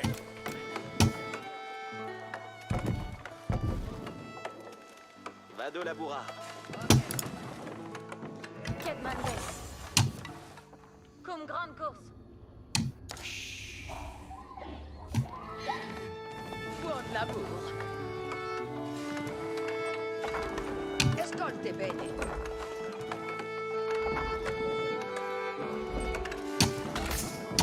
Felice et beat.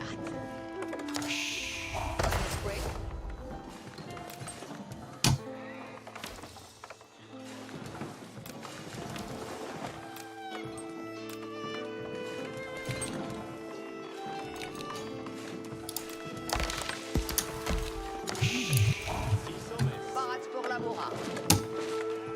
Tuts auditams de retornar. Io ma sono la cose. Okay, I'm gonna go Castle Age. Vado laborar. Yeah, I'm going Castle Age as well. I'm almost done. Cose sera massona. Had so much food and gold, I was just like, Laborans okay, en les mans. let's go and do this. Ecce li mandement. Escolte bene. Fidos. Citos. Vado laborar. Io ma sono la cose. Age begins. À œuvrer aux chances.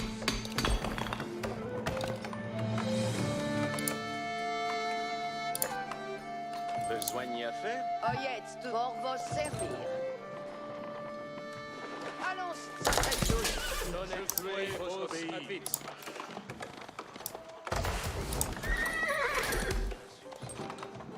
Oyez, vives exploitières. Lors bâti de s'estuie.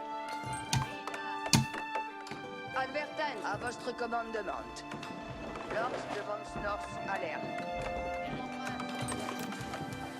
Si, comme volets. Pouvons savoir, mestière de bois. Que faut-il donc besoigner? What do you get from castles again? Let's see, research building, influence mosque. You just get the defensibility. Research. Yeah. Tous sommes à l'arson, chevalier.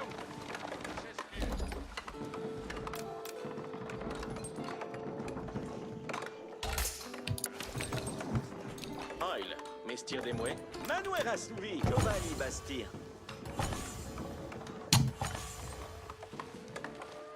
There's a neutral trading post here. I don't have a market yet. Just send it to the neutral trading post for now. Your camel.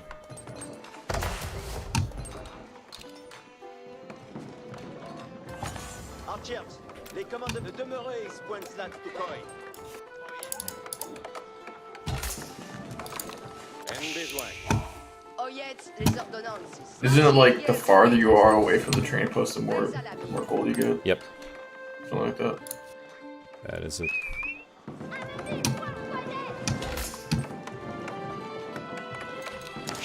Advertens, lors de von Snorf à l'air. Giovanni Basti.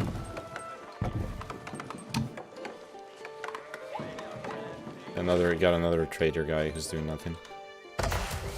It's idling.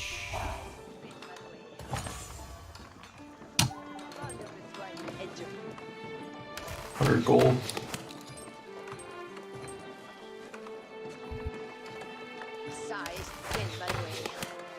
I mean, traders, like, It's just one trip and they pay for themselves. I mean, in just gold, what's kind of unlimited. What's the relics? What's the symbol for the relics on that? Oh yeah, this. I was trying to pick them up earlier on, but it's only the castle age that you can. Yep, it's only with what you call them? The monks. Or my scholars.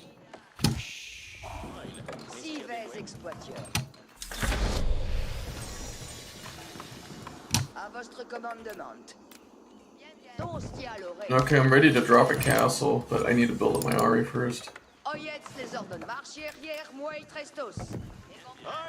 Allons ça, Trestuts. Marche derrière moi, Trestuts. Tous de Yalowheads. I have another trader who's doing nothing.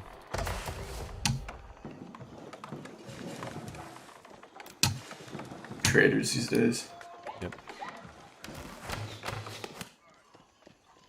Oh, I never said the garrison.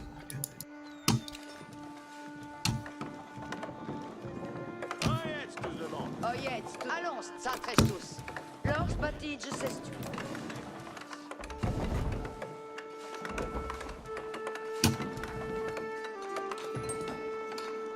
Bien vos oeils. Or le ferai. Elle sait Your rally point's just like not. It's in the middle of nowhere. You can rally directly to where you're targeting. It doesn't work. Like I've tried rallying it. That's weird.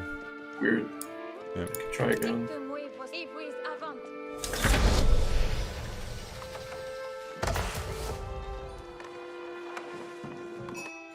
I need more gold mines. Oh, there's one here. Cool.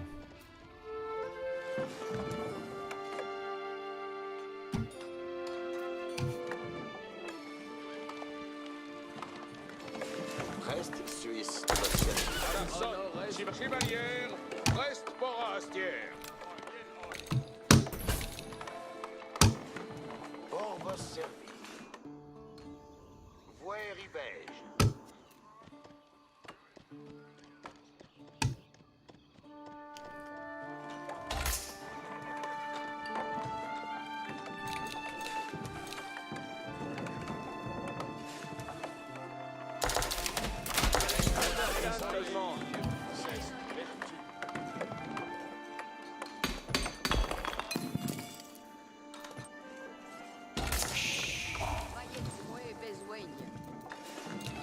En besogne.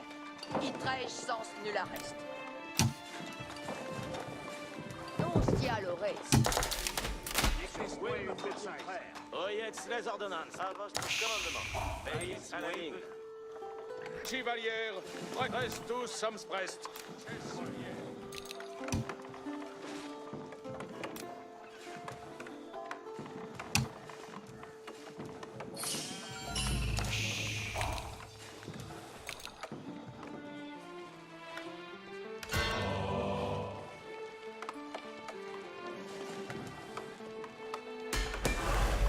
Oh, yeah.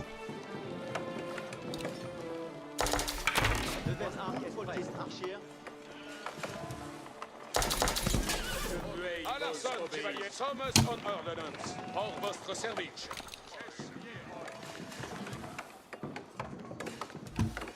Besogne nos mestier reste enjambeur.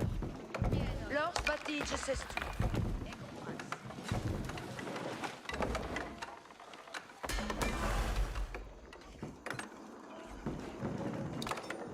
Manouer assouvi. Belle œuvre. Homme fa au trail. Pour vos servir. Oh, they're a little late on that. And so am I.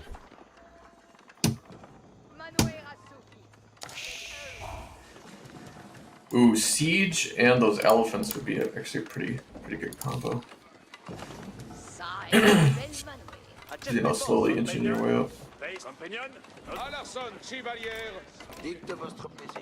Okay, where's more relics? I'm gonna. Si le ferait un toast.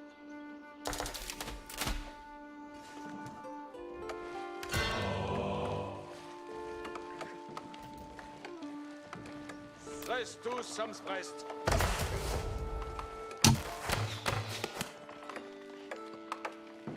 Attendez les commandements, Manans. Manans, restez puissance, Manans. Dos dialores. Cureur à la ceste vos commandements. Tivway. Long oil.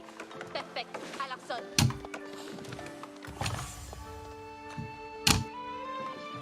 Belle œuvre. Manuel assouvi. Belle œuvre. Oyez tous le monde.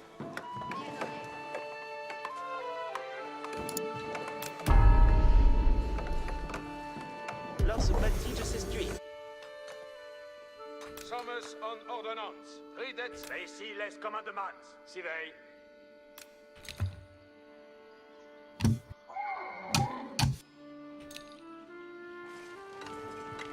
Oyez les ordonnances. Allons, s'adresse tous. Lors bâti, s'estuie.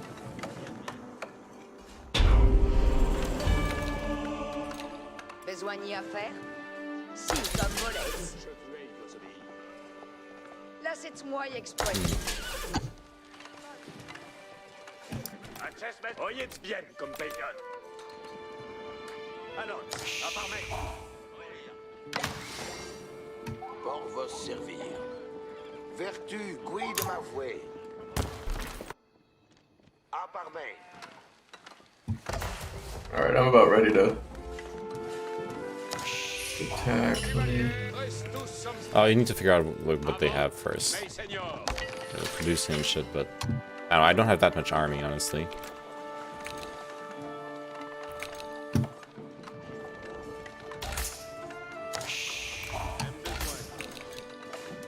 Que faut-il donc de... Oyez les ordonnances.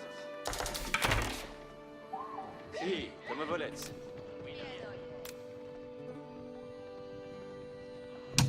Okay, I'm gonna build a castle near a gold mine because that's like my objective here. The resources.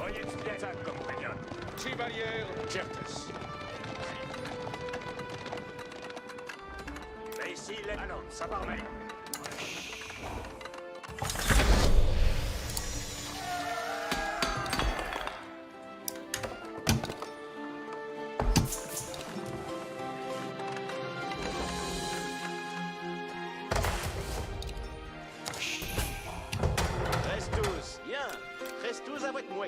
Ce sera moult bien assouvi, verrez. De bonne maîtrise de ce cas.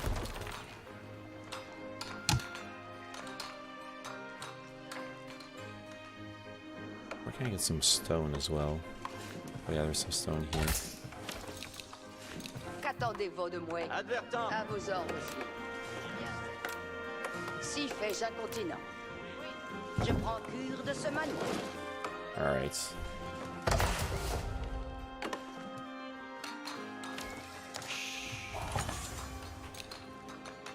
Alright, I got 11 elephants. Nice. I'm making some dang siege. Avez-vous commandement pour moi? Oui, gilet bas. 1 trebuchet, Je me mets en la voie. 2 trebuchets, 2 Mongols, or whatever the hell. Mongrels. You fucking mongrels.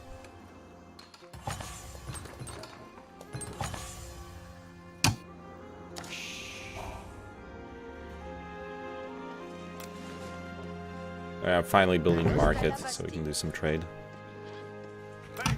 Un continent aurait des commandements.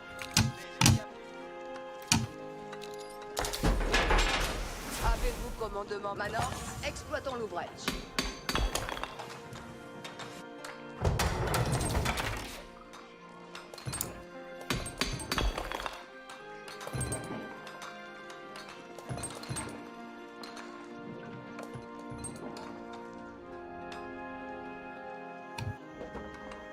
Je marche optimé par de la neige. Optimé, j'y vais. J'attends vos avis. Bien, bien, je le vais faire. And I would be scared if I were the opponent. Votre plaisir est ordonnance. Yeah, I don't know. We'll see.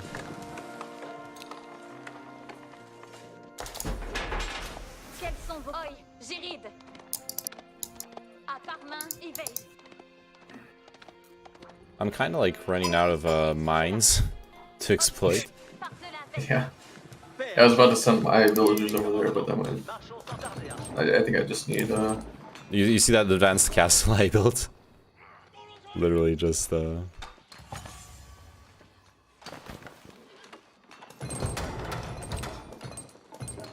Présuis pour vos édiers. Oui, j'y l'ai pas compris. Where's your market? Can't fucking recognize your buildings. Oh, there it is.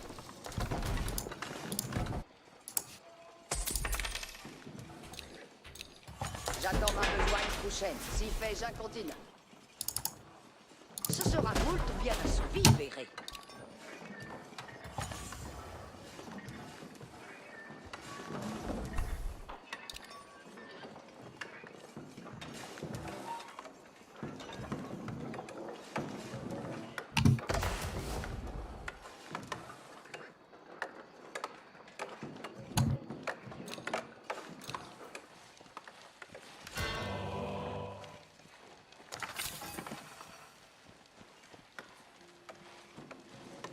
J'obéirai. Any relics you haven't picked up? So I've been picking them up. Yeah, I haven't been really picking them up. Probably should, but Yeah, they're pretty good. That's alright. I'm gonna go for this one. Get back. Oh. Starting to run out of wood, man. There's a good thick forest to exploit. Let's go here. Qu'attendez-vous de moi? Optimiste. J'y vais. Un hostel à Bastille.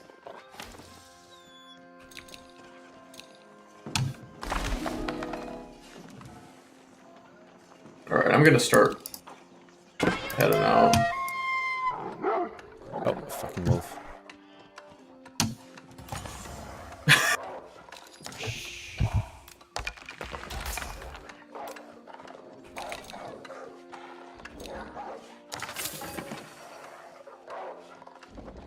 Damn. It's actually killing my loot pretty slowly, so sort of okay. Avez-vous commandement pour moi? Well, j'y l'ai pas compris.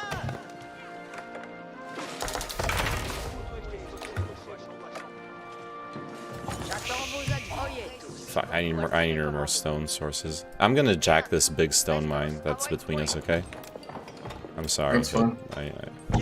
I've got like 2,500 stone. I'm okay.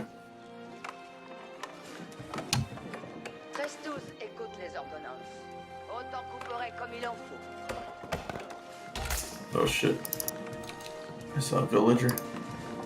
Advertance. Voici les commandes.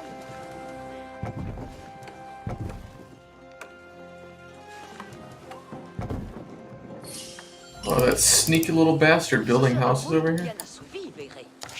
What the fuck? What's he doing? That's insane. Oh, you have a big ass slow army moving up. Nice. Soudard, soyez en aguette. J'ai pour moi. Le champ noir. Soudard, ne clamez pas. Tout est ordonné. Ça, engin, en la voie. Nous accomplissons vos ordonnances. Nous envoyez, chevalier. Si le fait à toute titre. Chevalier, en ordre.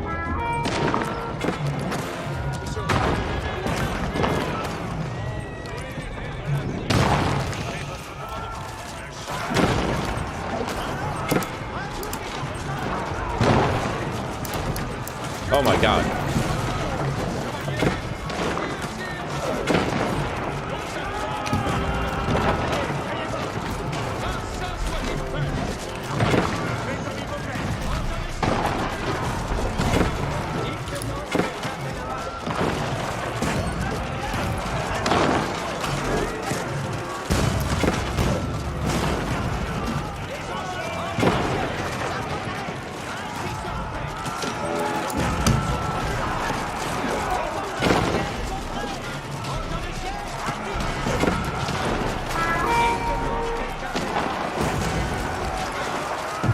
my god, this guy has such a fucking big army. He's got like 200 army. I'm so fucked, dude. I'm like panicking here. Oh, I see. Not even producing shit. Should I send him over your way or what? Yeah. He's now gonna advance on me and I'm like have nothing to defend. I just killed all my army. Literally. Okay. I'll be there in like 10 minutes.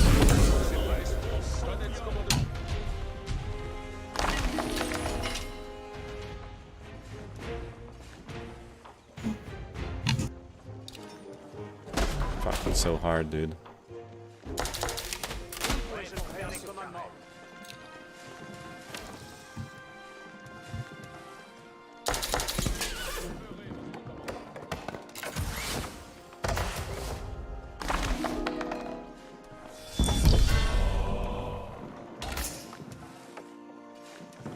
I can just build a castle here.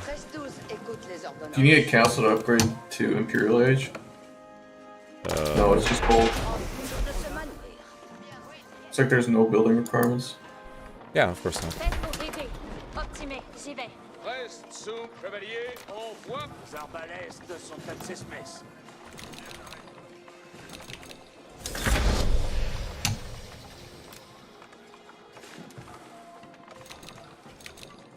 Point de repos pour Oyez tous. votre plaisir est ordonnance.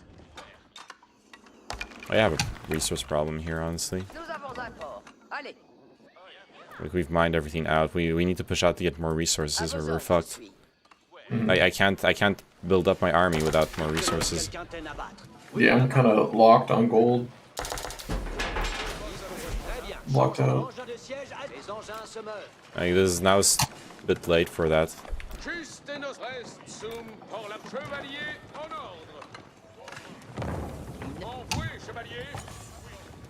Advertance. Voici les commandements.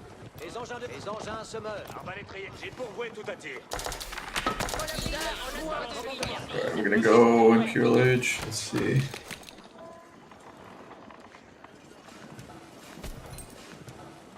Oyez tous. Allons, sans intermoyer. Oh, you sent your army. It's so slow. You shouldn't have. It's, like if he'd attacked me, he would have already defeated me. He just didn't attack me, but it would have been too late. Yeah, we're out of every single mine on our side. Oh no, you still have some stone mines. Why did you mine the mine that was in the middle of this when you still had a bunch of stone mines near you?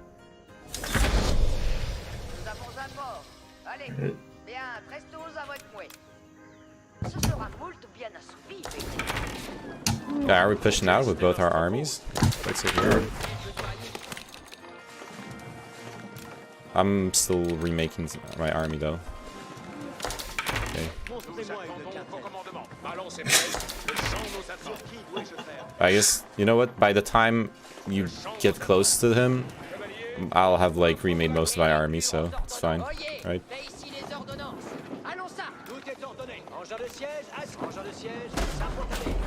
If he counters me, I'm screwed, but... I don't think he does. Not from what I've seen. I need like more production buildings, honestly. That's what I need.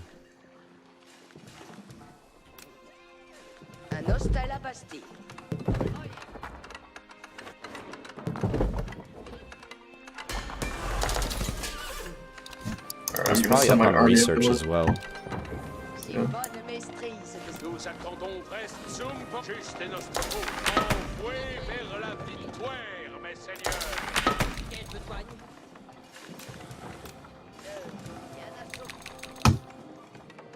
Ayez cure, oyez, point de mignardise. En bataille. Restsum envoué, chevalier.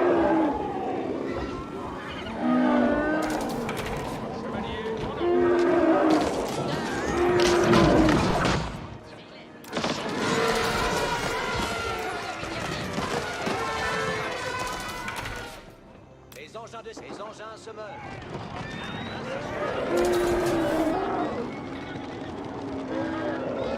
Juste notre cause, chevalier.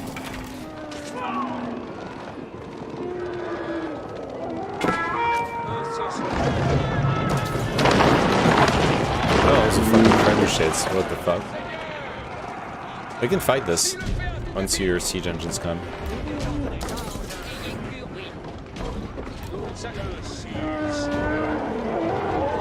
We got this.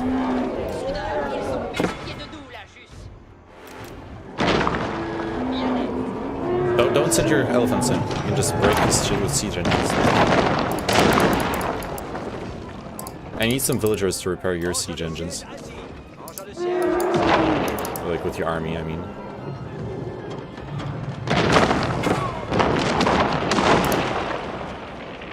Your siege engines are not doing anything? There we go.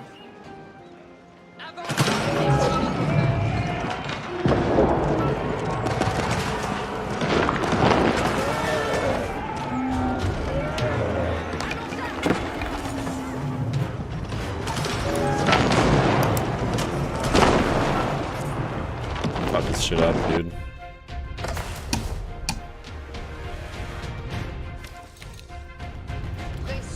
Are you repairing mine? What? Okay, took out one wall.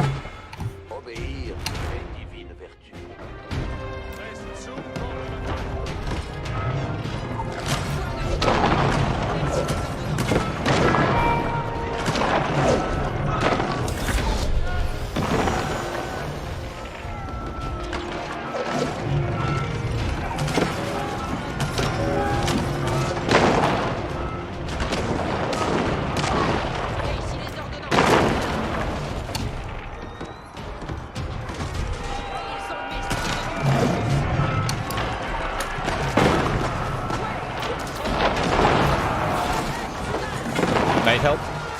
They're flanking my mid-range units. Alright. Fuck.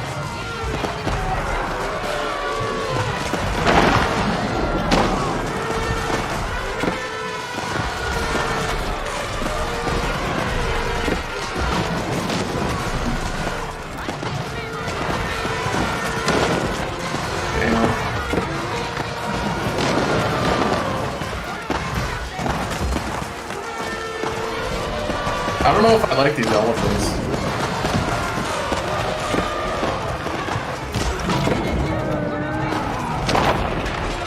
They got your trebuchets.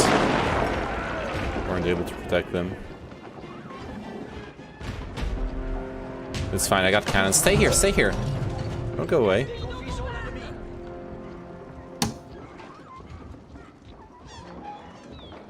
Why'd you go away? Alright.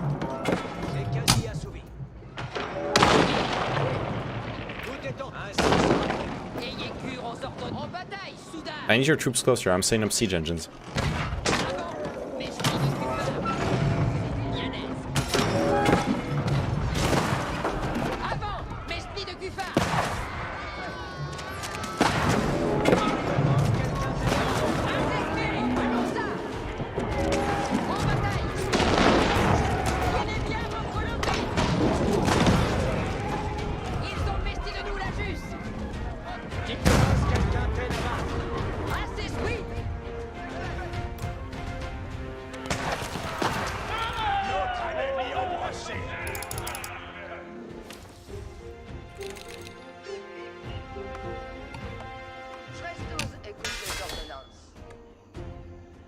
Control 8.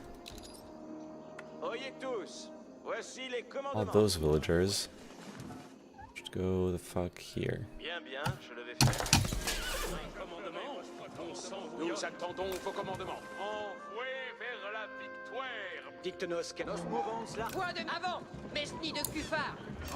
I'm advancing. Oyez, mais ici les ordonnances. Advise pour vos... C'est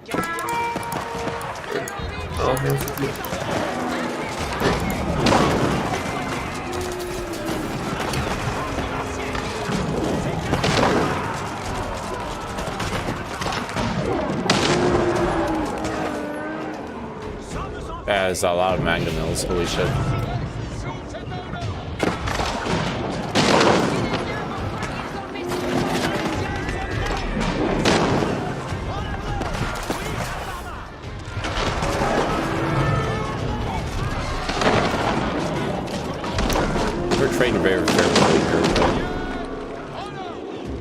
Holy shit, they have so much resources though. Oh fuck,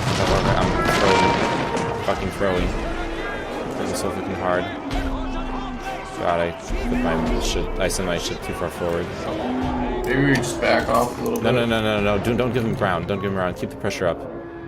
They're just as struggling just as much as us. That's the important part.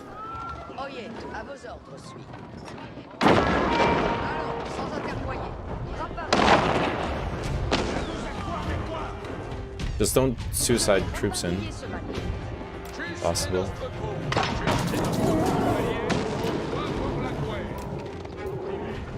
Here, I can heal up my elephants now. I sent a scholar over.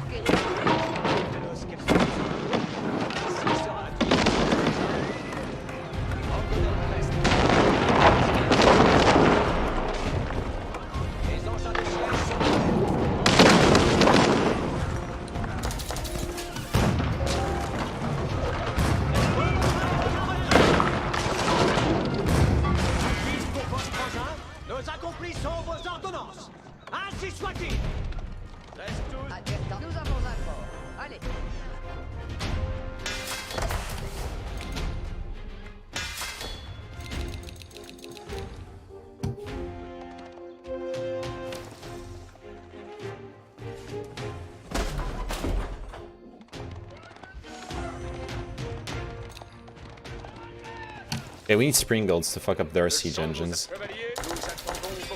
as well.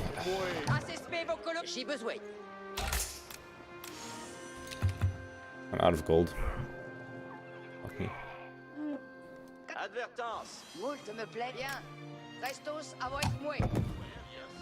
the last of the gold that's here. That's it. Nous attendons un saint soit-il fait.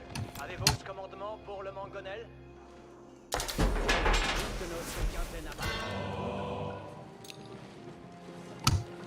Point de repos pour les hardis. Je me mets dans la voie. Nostel la Bastille.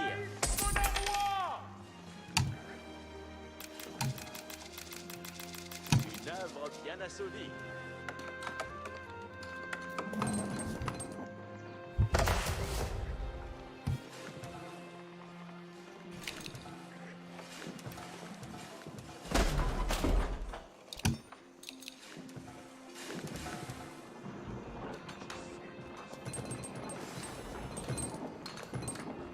I feel like one of them went like AFK or something. Les soudards sont prestes pour un zoom pour la bataille. En soudard, soyez prestes. Assesmez vos pot-au-feu, soudard. Colevrine, nous. Mangonel preste. Tout est ordonné. Tout est ordonné. Nous accomplissons vos ordonnances. Engins de siège. Ces engins de siège sont prêts. Ça, engin. En l'avoué. Dicte-nos quelqu'un t'en a. Will, à part main. Nah, they're there, aren't they? Engin de siège. We need vision here. We need like a scout. I'm gonna put like one scout. Or two.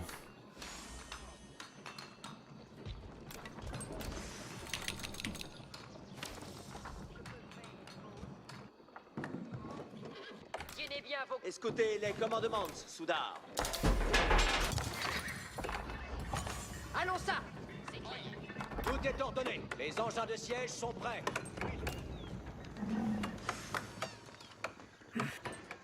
Ils vont bâtir de notre ligne. Point de paille votre retraite.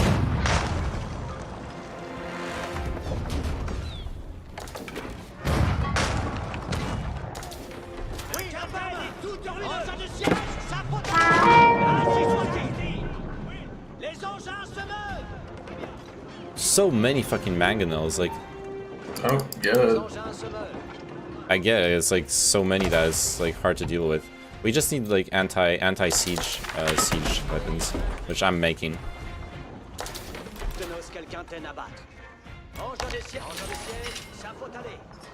Ainsi sera fait.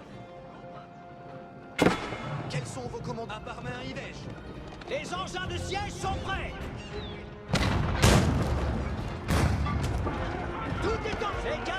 They're attacking.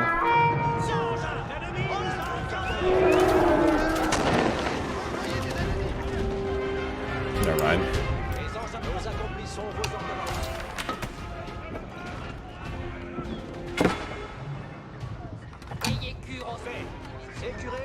siège, envoyé.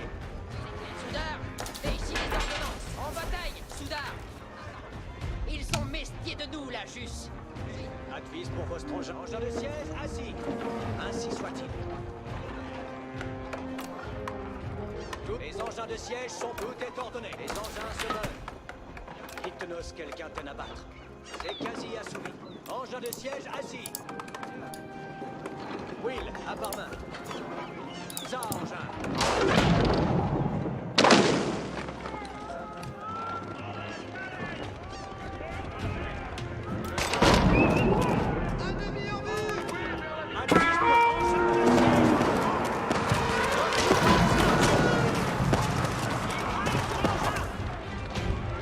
Festus écoute les ordonnances.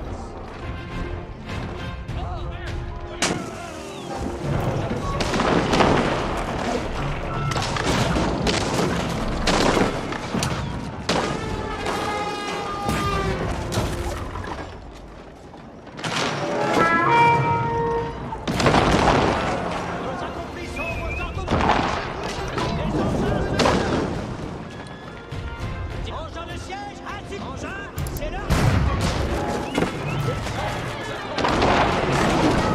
Let's fucking go. This time for the chaos.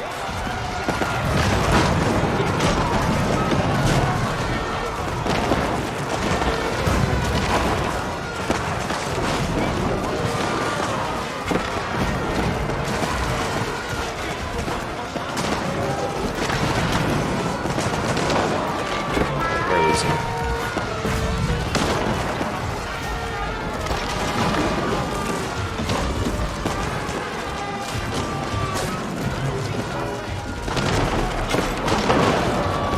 I wasn't using my manga at all. I fucked up.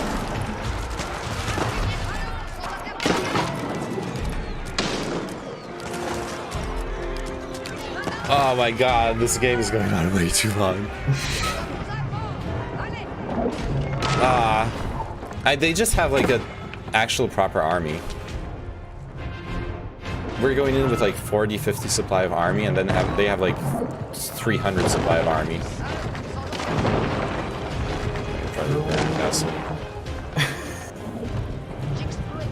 I don't want to surrender because, like, I don't know, they don't want to attack, which is weird. Well, they're slowly attacking now, but yeah. It's kind of weird.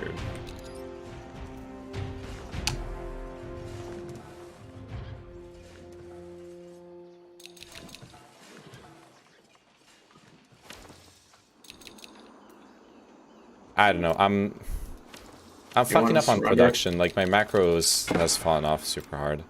I have 31,000 food. No. Even worse than mine. 17,000 wood. I'm gonna back off from here. But there's no even, we're not even fighting over resources here, by the way.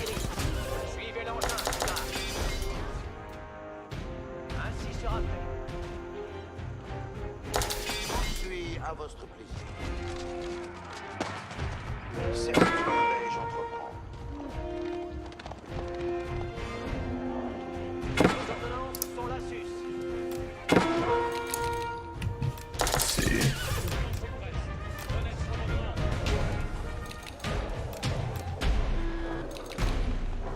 You could just do. I'm just gonna spam all the horsemen I can possibly get. Sure.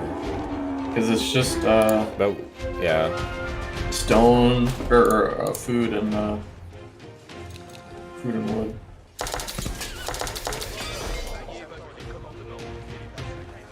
And they have a bunch of already... anti-siege, by the way, towards the end. Did you see that?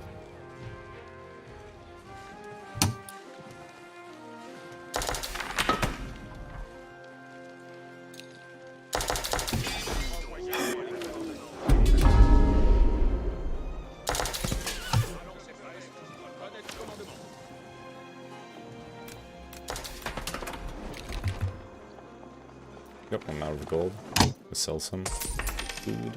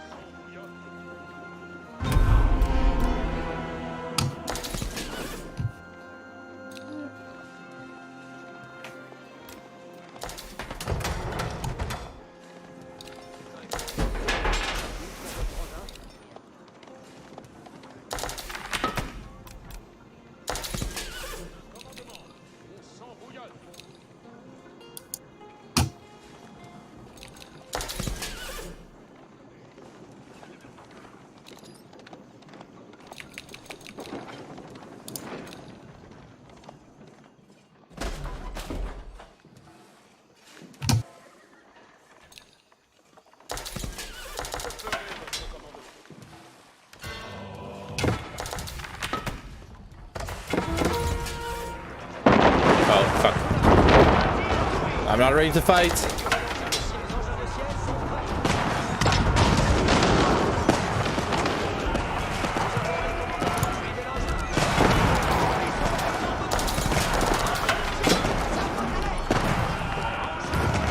You're gonna see the most cows ever existed.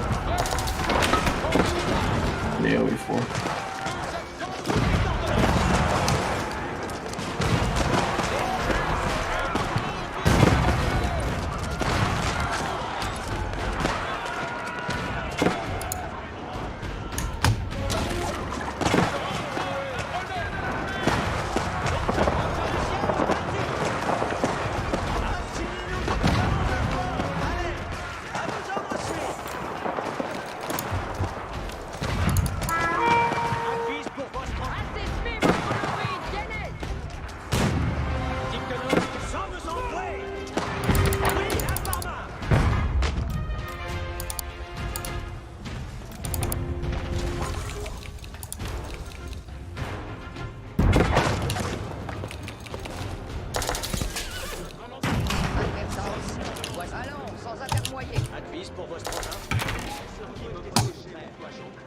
Ma lance custe et notre envoi. Dites-moi si quelqu'un peut n'abattre. Très bien, changeons d'assiette. Il y a qu'un radien à l'ancienne. Allons. Laissez-moi pour lutin. Yeah, give me 5 minutes. I'm gonna upgrade to a veteran horseman, and then we go.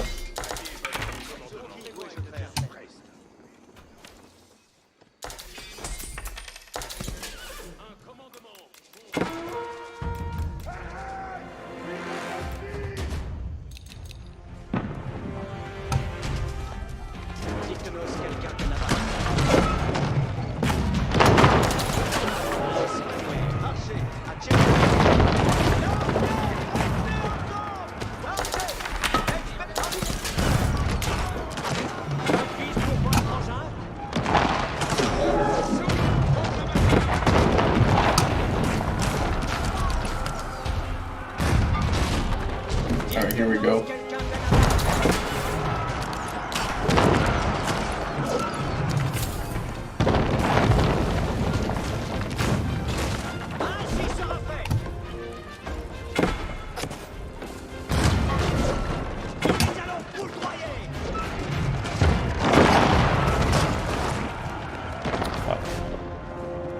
Okay, you gotta attack, or we're losing the castle.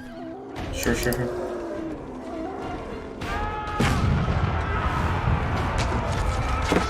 Oh, sorry, I have no army. Oh my god, the choke point. Oh no. God damn it.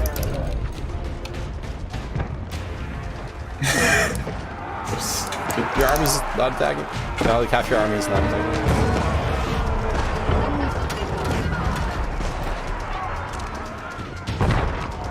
Go.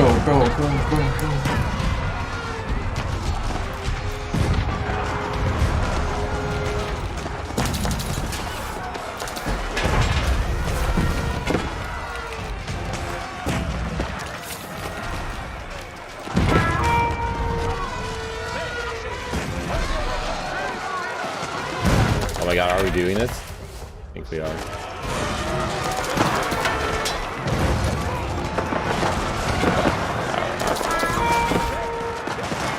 It'll only take me a few minutes to replenish these, because I probably...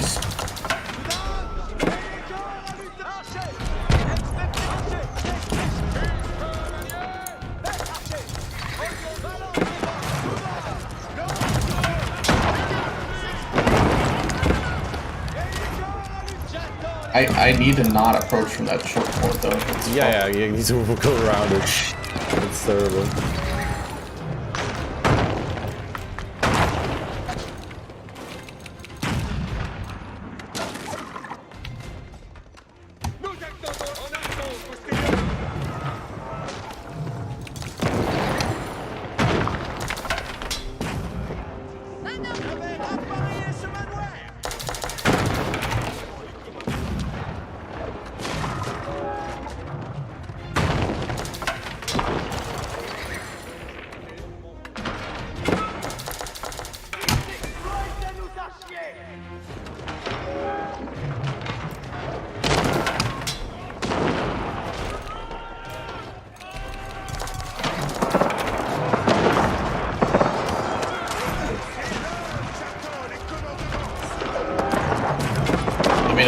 charge.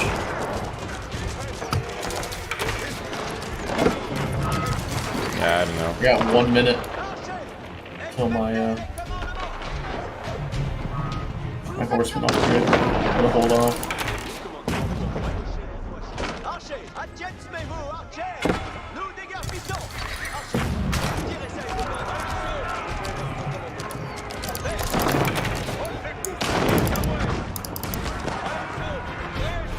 Just like baiting them around.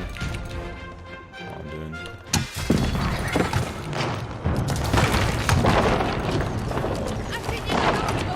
Shit, I wasn't preparing. I fucked up. No, I got my castle. Oh no. 20 seconds.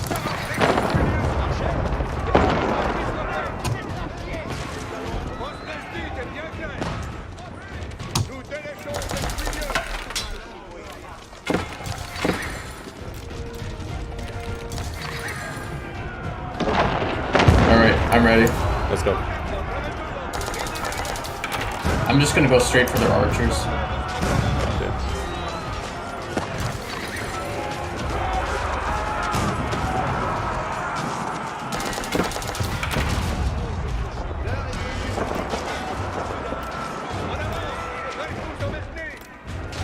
Okay, keep up production and we can win here.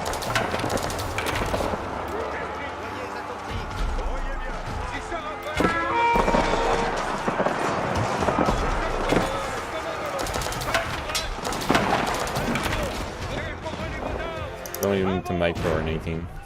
Fuck it.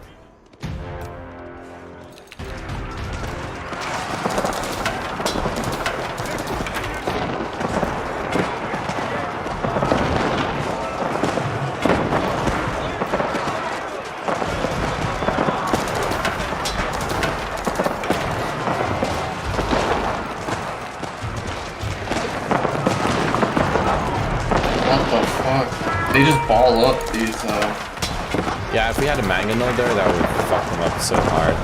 But we don't. But we took out, like, a significant, like, closer forces. Yeah, we did.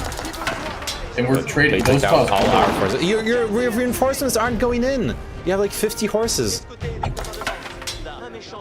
We would have killed the rest of the archers with those horses. We'll kill them now. They don't have any cap. You gotta keep sending him in, like if we're in a long engagement like this. It's really important. Okay, then just rally points and shit. I think formation is important. Maybe wedge. You're backed off. Tell me if you back off. My troops are alone now. Like, I'm just suicide them because you're backed off.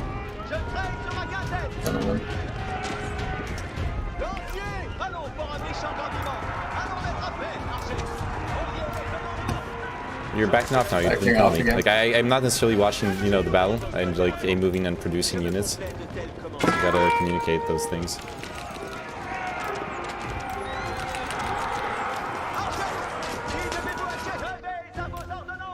Okay, you got reinforcements. You can send them in.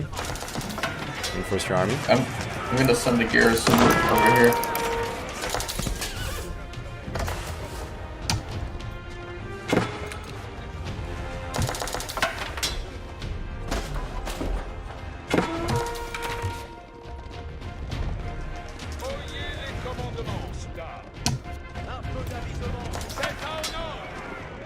Alright, let me know when you're attacking. I'm ready. Producing shit. Let's go. Okay.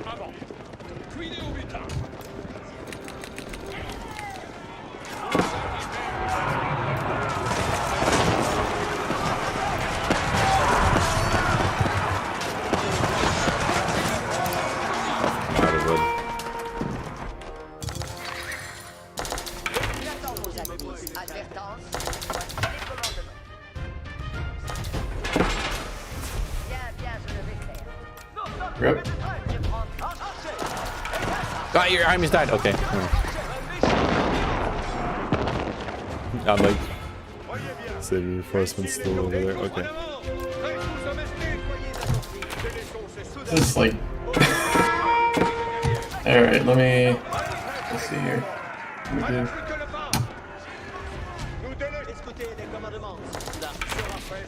votre commandement. Oyez bien les commandements.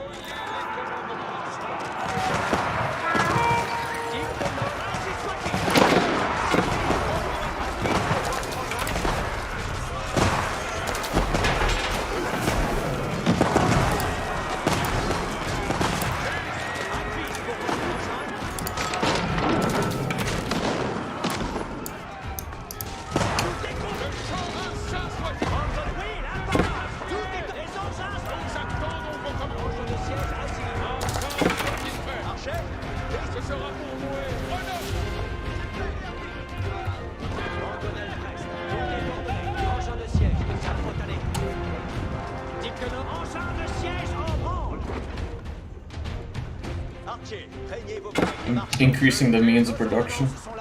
Yep, that's what we gotta do.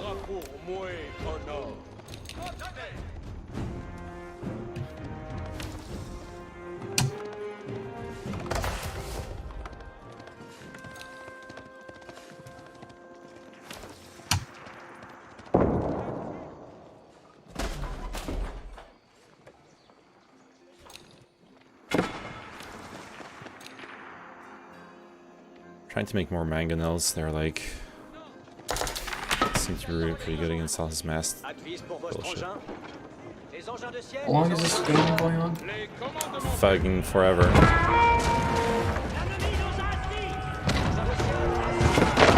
Fighting. Nice. Attacking.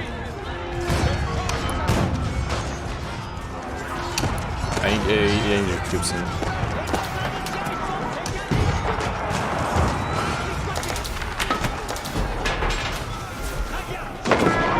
We're also making lower quality troops, to be fair, than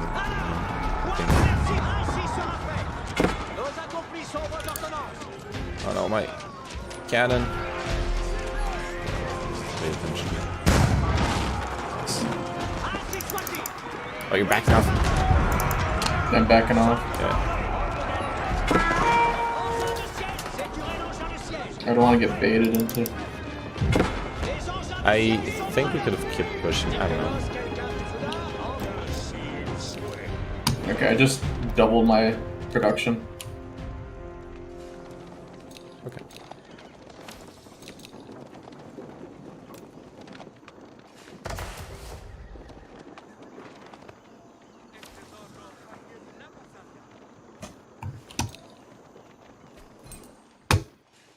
I'm population cap now. Oh, nice. Start sending him in. Not population cap.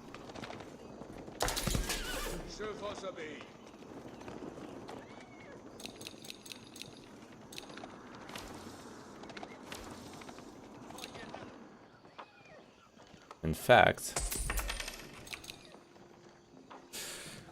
I'm kind of population fucked.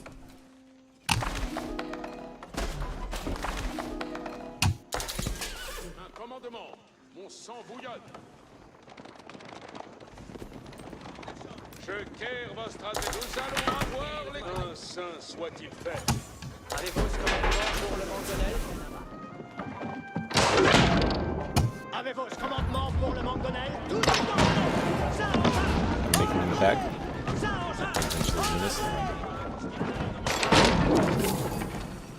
Alright, I'm ready to suicide these guys in. Okay. I don't know what's the best formation, maybe the wedge or staggered? It depends on what he's doing. If he's got like a bunch of AoE units, then you should be spread out. If he's got, if you're charging in, probably the wedge. It really depends on what he's got. The army comp and how he set it up.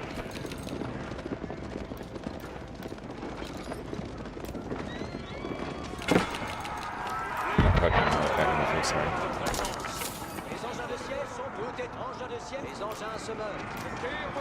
You got a chunk of your army that's not coming with you.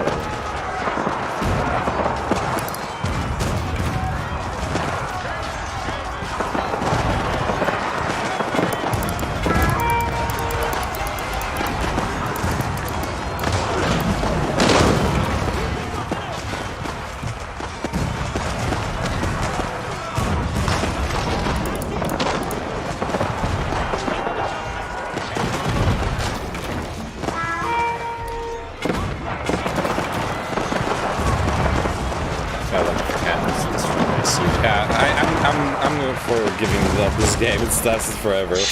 I can't. We gotta get out of here, dude. This is not healthy. Yeah, this is not healthy. It's Not a almost 4 healthy gamer. a.m. How long has this game been? Or is it there is a timer? Pause menu open. I see settings. Settings. Game. Game button. There's no Item timer 3 of 8. option. Online button. Okay. Audio button. Graphics button. UI button. Game button. Camera mesh has been eliminated. Yeah, we're just like Resume grinding button. our troops Pause in the menu middle closed. there. Pause menu. Are you sure? It's a meat grinder. Pause menu closed. Yeah. They would have won. Holy shit, that's a lot of archery. Yeah, they would have won ages ago if they just attacked. That's why like I don't want to play anymore. It's kind of dumb. Like they literally just don't know how to end the game, even though it would have been it's so easy. They have a shit ton of siege. They have a bunch of army. Like they wiped out our entire army several times, and they still have army left. So like just keep attacking. But then they stop.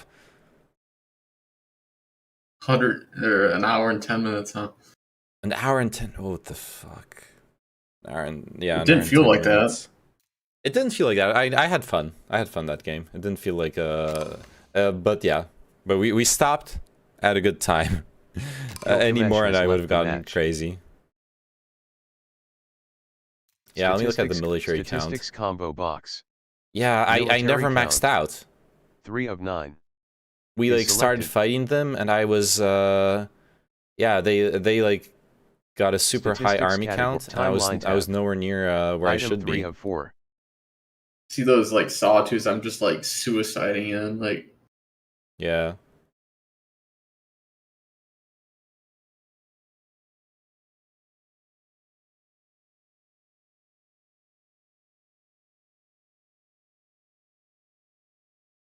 Yeah, So it's 4 a.m. It is. I traded well, considering I fought like against both his armies there. I lost so much of my army, like all my army, but they lost a bit, quite a bit.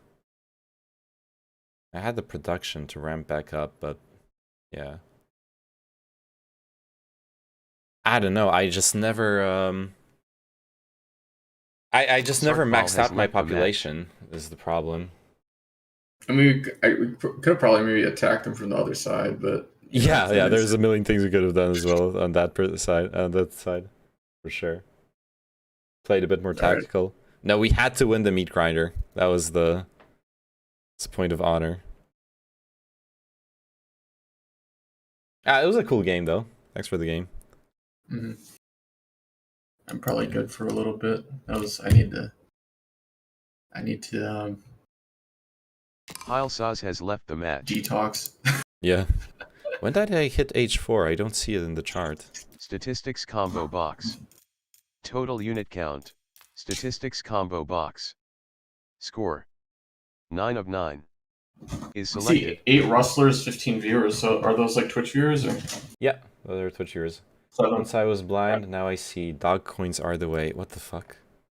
Statistics combo box. Alright, thanks for the games. You're gonna sign thanks on. for the games. See ya. Bye bye. Is selected. See ya.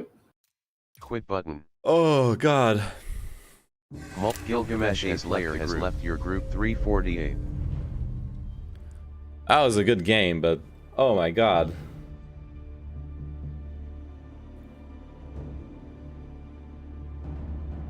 Way too dang. Way too much Age of Empires. I need to stop here. Fucking 11-hour stream, dude. What's going on here? Are you sure you want to quit? Quick. Are you sure? Amazing. Fucking balling out. I'm just gonna go crash and pass out. That's what I'm gonna do. Thanks for dropping by, Magic Turtle. You can see my fucking eyes. Those are not the eyes of someone who is at peak capacity.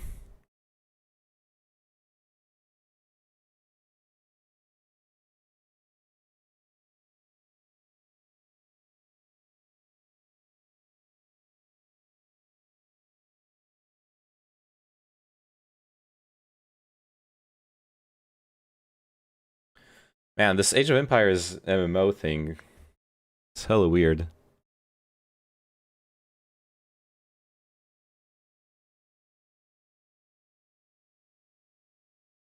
That someone told me about. It looks like some shoddy pay-to-win bullshit in the end. Oh, I'm gonna go sleep. Alright, thanks for watching. Bye-bye. Thanks for everything. Clash of Clans looking, yeah, even the graphics are Clash of Clans looking for sure. Yeah, I'll, what day is it? Friday. That's because it's 4 a.m. Yeah, thanks, Countered. Thanks for watching. See you next time. I'll stream tomorrow. Hopefully shorter games. More memes. And yeah. Nothing special planned right now, but we'll see what we do tomorrow. Alright, thanks for watching. Bye-bye, everyone. Or will you? Or will I? Yes.